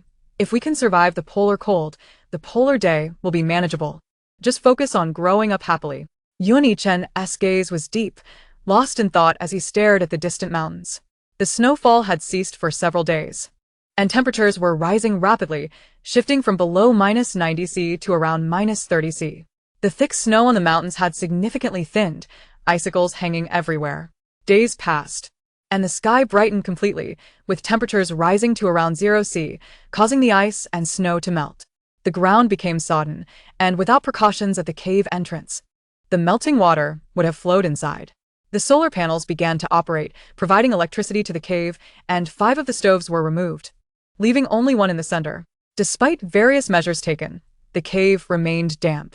The heater was put to use, but that was insufficient. Each family dug out their moisture-absorbing agents from previous purchases, placing them wherever necessary. After another 5 days, following dinner, they ventured outside to assess the situation, only to find their brows furrowed in concern.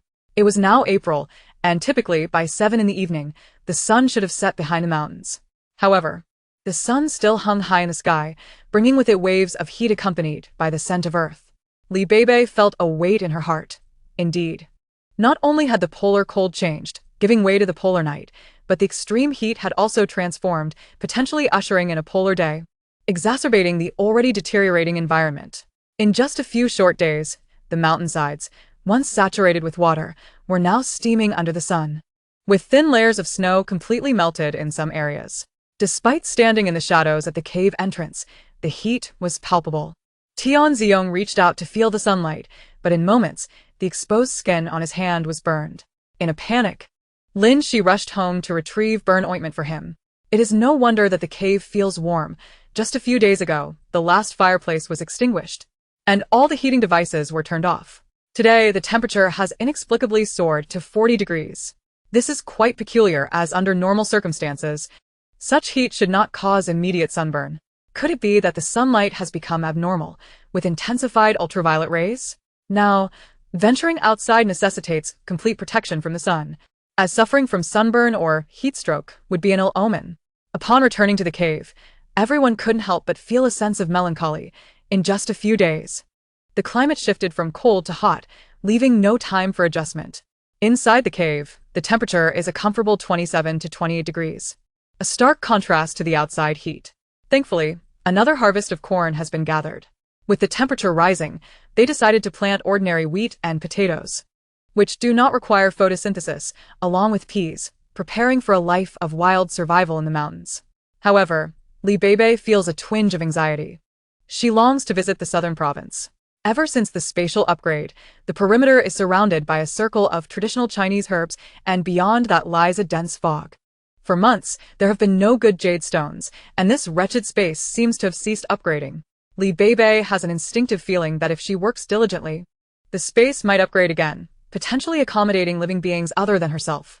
If danger were to arise, her mother could take refuge in the space, ensuring their safety. Yet, in just half a month, the perpetual daylight has evaporated much of the previously 2-meter-deep snow, a terrifying sight, making it evident that now is not an opportune time for distant travels. The temperature in the cave remains suitable, prompting Beibei to take out the latest cooling patches designed for extreme heat. Meanwhile, chaos reigns in the underground base of North City. Initially, as the snow melted, the runoff filled low-lying areas, leading to severe disasters at the cold-resistant base. Despite numerous precautionary measures, the ventilation pipes constructed earlier became outlets for the raging sewage, flooding the air raid shelter. Caught off guard, survivors were forced to evacuate back to the surface. On the ground, the melting snow water evaporated and converged into rivers, threatening to inundate low-rise buildings. Within just 3 days, the frozen ice began to thaw, causing the corpses trapped within to rot and emit a foul stench, enveloping the entire North City in a noxious aroma. The higher-ups in North City promptly issued an announcement, calling upon all survivors to clear the streets of sludge. Each participating survivor would receive 2 liters of water and a pack of compressed biscuits daily, or alternatively, 2 liters of water and 200 grams of pork. Naturally, survivors eager to survive rushed to sign up. However, at that moment, the official base's plantations and livestock farms were attacked by rioters, incurring significant losses. To be precise, a group of thugs incited survivors to storm the plantations and farms, resulting in the majority of crops being harvested and all livestock being seized. When the officials finally obtained the list of the rioters and dispatched local forces to apprehend them, much of the food had already been squandered, and all livestock had become a feast on the table. The attack originated from a segment of survivors who struggled daily for survival, yet remained perpetually hungry. Their families, consisting of wives and children, often fell victim to heat stroke, leading to tragic separations. Witnessing those well-dressed individuals disdainfully dismissing the impoverished and hurling insults at the lower-tier survivors only intensified their discontent. Eventually, this resentment was exploited by a nefarious gang, continuously stirring conflict. Consequently, the pent-up frustration erupted, leading to a decision to retaliate against society, first targeting areas A1 and A2. Initiating a wave of destruction before being incited to attack the plantations and farms. The workers on site, who attempted to resist, suffered injuries and fatalities, shocking the upper echelons of the base. These rioters had been discreet, blending in among the survivors, making it difficult for reconnaissance personnel to detect them. The magnitude of destruction incited great fury among the North City officials, who ordered severe punishments and immediate executions for the insurgents. Regrettably, the damage had already been done. The food intended for supplying the street cleaning survivors faced a drastic shortage, leaving them with only 1 liter of water and a pack of biscuits after a full day's work, furthering their dissatisfaction. Despite this, they persevered until 3 days later, when even the distribution of biscuits fell short, leading to another uprising. At this moment, in a modestly furnished reception room within a large building on the surface, a gathering of upper-level leaders from all official bases in North City convened, with a young man in his 30s presiding. What I need from everyone now is unified effort to restore security in North City. We must show no leniency toward those who form clandestine factions. Any signs of such behavior must be met with swift and severe punishment to set an example, declared the young man, known as Wei Haoming. An older gentleman seated diagonally across shot a glance at a man in his 40s, who interjected, Wei, isn't that a bit excessive? Many survivors in our base were received by villages or community offices. We cannot generalize. Isn't that more about community than factionalism? Wei Haoming cast a cold glance at him, yet his expression remained congenial. Is Deputy Mayor Zhang suggesting we turn a blind eye? It is evident that the recent riots have been organized by units based on villages or community offices. If we are to quell these disturbances, do you have any insightful suggestions? The man referred to as Deputy Mayor Zhang momentarily faltered. When the survivors were initially received, for ease of management, they were generally grouped together, either by village, community office, or as residents of the same building. Naturally, during resettlement, they were placed together, which facilitated management but also sowed seeds of potential unrest. Seeing Zhang falter, Mayor Liu chuckled softly and spoke calmly, Wei, now that survivors have been relocated to the surface, all habitable high-rise buildings are overcrowded. Our armed personnel are severely understaffed, making it quite challenging to reorganize. Wei Haoming retorted with a sneer, challenges do not equate to inaction. At this juncture, you should be focused on finding ways to resettle survivors to prevent unnecessary casualties, rather than engaging in petty power struggles. The expressions of everyone present shifted dramatically, reflecting their inner turmoil. While each held their own agendas, they were all prominent figures. Once the facade of civility was pierced, none would emerge unscathed. Soon after, someone chimed in, what Wei said is indeed correct, but how do we go about reorganizing the surrounding survivors? This requires thorough discussion. Within 2 days, the official base issued a notification mandating that all survivors must bring identification or documents proving their identity to register at the base, after which they would return home and await further instructions. At this moment, Lu Lin, along with 2 other women who, like her, were without family, resided on the 12th floor of Wuzhou Garden.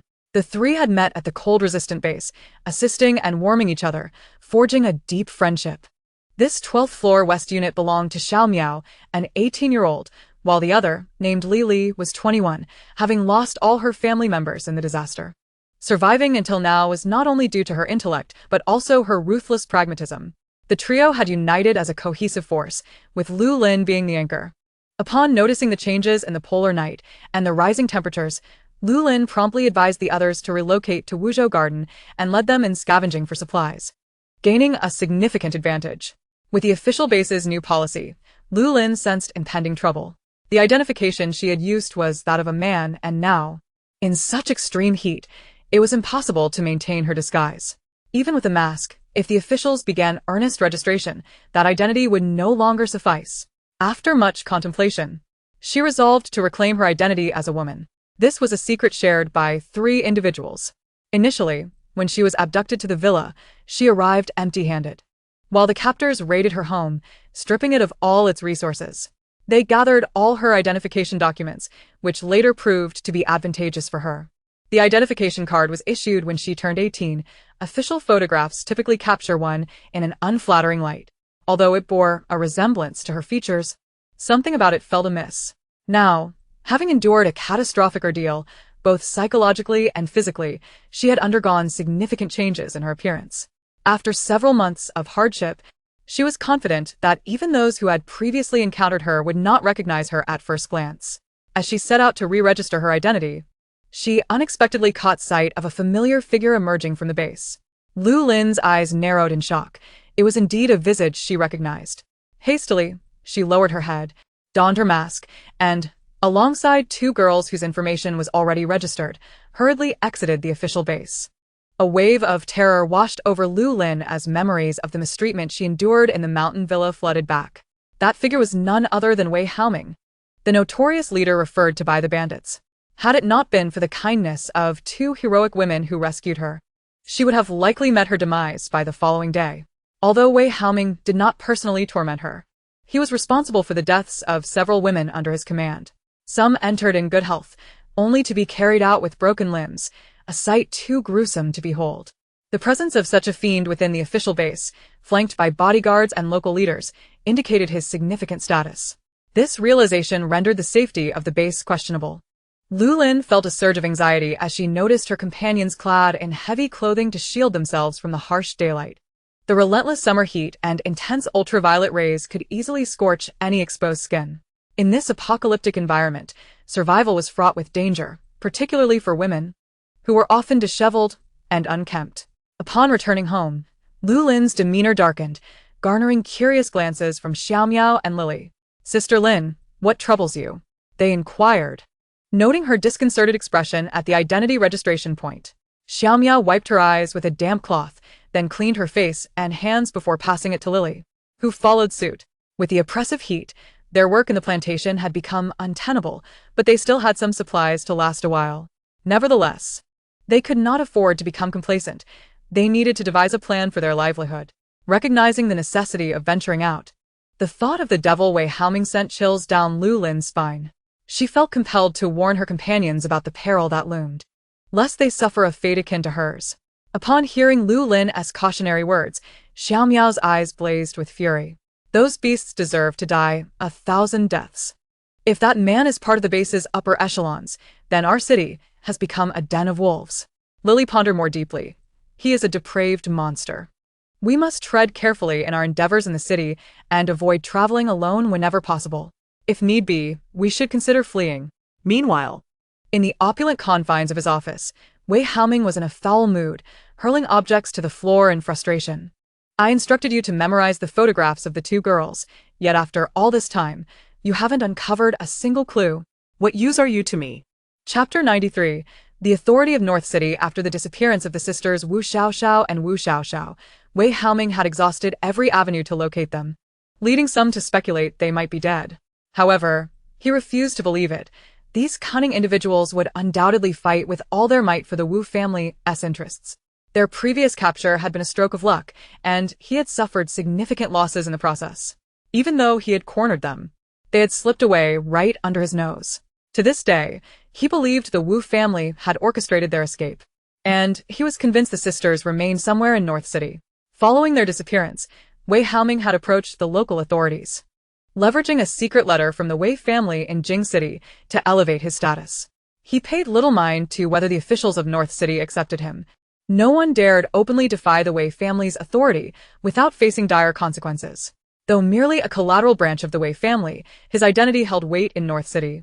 Situated far from Jing City, he was amused at how people began referring to him as Young Master Wei, a title he accepted with a smile. However, once in the spotlight, certain activities could no longer be conducted overtly, which had left him feeling stifled. Recently, when his subordinates managed to capture a pair of twins, he succumbed to temptation and ended one of their lives in a moment of weakness.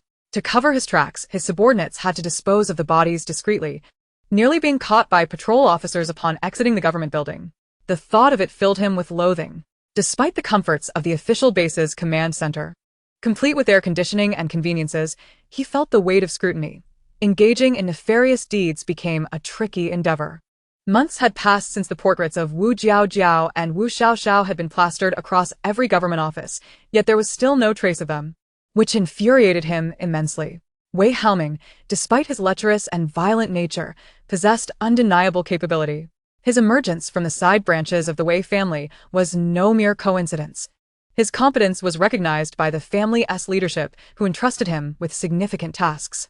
Having been out for half a year without fulfilling his mission, he feared that he might soon become a mere figurehead. The ragtag group he had recruited was filled with ruthless individuals, albeit lacking in skill. Desperate, he cast a wide net, hoping to uncover the sisters' whereabouts. As for the strange creatures that had appeared during the polar night, he sensed a connection to higher authorities. But before he could follow the lead, they vanished as if into thin air. As the bitter cold receded, he anticipated that the orders from above would soon be conveyed. If he failed to locate the sisters before then, he feared he would be utterly abandoned. The very thought of it made Wei Haoming anxious. Once one tasted the sweetness of power, who would willingly revert to being a nameless scion of the Wei family? Thus, he mandated a renewed identity registration in North City as a means of screening the populace, though he knew the odds were slim. Yet, what if, against all expectations, he stumbled upon a clue? Scatter your people outwards from North City to investigate every lead. Spare no detail. I refuse to believe these two can simply vanish. Relieved, the subordinate named Huazue promptly complied and exited. Wei Haoming glanced at his trusted confidant from Jing City, a frown etched on his face. Old ghost, where do you suppose Wu Xiaoxiao has gone? Such a young girl could not possibly erase all traces of her existence, even with Wu Jiao's capabilities. The man known as Old Ghost had a chiseled face, squinting eyes, and prominent ears. Young master, fear not. They fled at the onset of the cold. Had it not been for the frigid temperatures hindering our operations, we would have found them long ago. Now, while the heat is oppressive, at least the cover of night has lifted, and our men will eventually track them down. Let us hope so. Meanwhile, the high-ranking officials of North City were clandestinely gathered in the home of an elder. Mayor Liu, this young Master Wei is becoming increasingly audacious, brazenly abducting young women and even resorting to murder. Had it not been for eyewitnesses who would believe that the scion of Jing City's elite could commit such barbarity. indeed. Mayor Liu, ever since Wei Xiao arrived at our base, numerous affairs have become intertwined with him. If he continues to operate in this manner, our northern city may face dire consequences. Those who have ascended to prominent positions here are all astute individuals. Yet, the majority genuinely consider the welfare of the survivors in northern city. In their respective roles, they diligently strive to secure a livelihood for the populace. However, since Wei Xiao's sudden emergence, many astonishing events have transpired, compelling us to endure, while those who have voiced dissent have met with various unfortunate incidents. This time, in pursuit of the two women from the Wu family in the capital, Wei Xiao has mobilized considerable manpower and resources, severely disrupting the operations of government departments, which has caused considerable distress among us. Mayor Liu, with a composed demeanor, exhibited the decisiveness characteristic of a leader. Is there a more effective plan that you all have in mind today? Mayor Liu. One wonders if we will be implicated should anything happen to Wei Xiao. Minister of Armament Wu Jing narrowed his eyes, filled with a palpable sense of menace. Vice Mayor Zhang hurriedly interjected, Minister Wu, we must ensure Wei Xiao's safety. He cannot afford any mishaps, lest those above suspect us of harboring dissent against our leader. Wu Jing fell silent, churning with frustration, yet recognizing that Vice Mayor Zhang was merely offering a reminder. No one knows whether Wei Xiao has embedded informants among these individuals, or if this visit is a deliberate arrangement by him to identify adversaries. Indeed, regardless of circumstances, Wei Xiao's safety is paramount. Since the higher-ups have appointed him, we shall proceed according to directives. Mayor Liu, with a genial wave of his hand, declared, Enough, enough. Our northern city is in dire need of rejuvenation. Everyone has much to attend to. Let us return to our duties, focus on our respective tasks, and refrain from dwelling on unnecessary matters. You are all dismissed. Thus, a gathering that had scarcely begun came to an abrupt end. Observing the departing figures, Mayor Liu fell into a deep contemplation. The current predicament of Northern City weighed heavily on him, and he could not help but feel remorse. Had he only advised his subordinates to be more meticulous, such significant oversights could have been averted. The initial uprising of the survivors occurred shortly after Wei Xiao's arrival. Although the officials of Northern City received him courteously, they did not permit him to interfere in governance. However, the uprising erupted soon thereafter, exacerbated by insufficient military strength. And it was Wei Xiao who, accompanied by his personnel, proactively offered assistance, capturing several ringleaders of the riot and garnering considerable support. It was during this time that Wei Xiao insidiously infiltrated various departments, swiftly gaining dominance, and even producing confidential communications entrusted to him. In his helplessness, Mayor Liu ultimately acquiesced to Wei Xiao's ascendance as the de facto authority in our city. Alas, it seems Northern City is destined for ruin.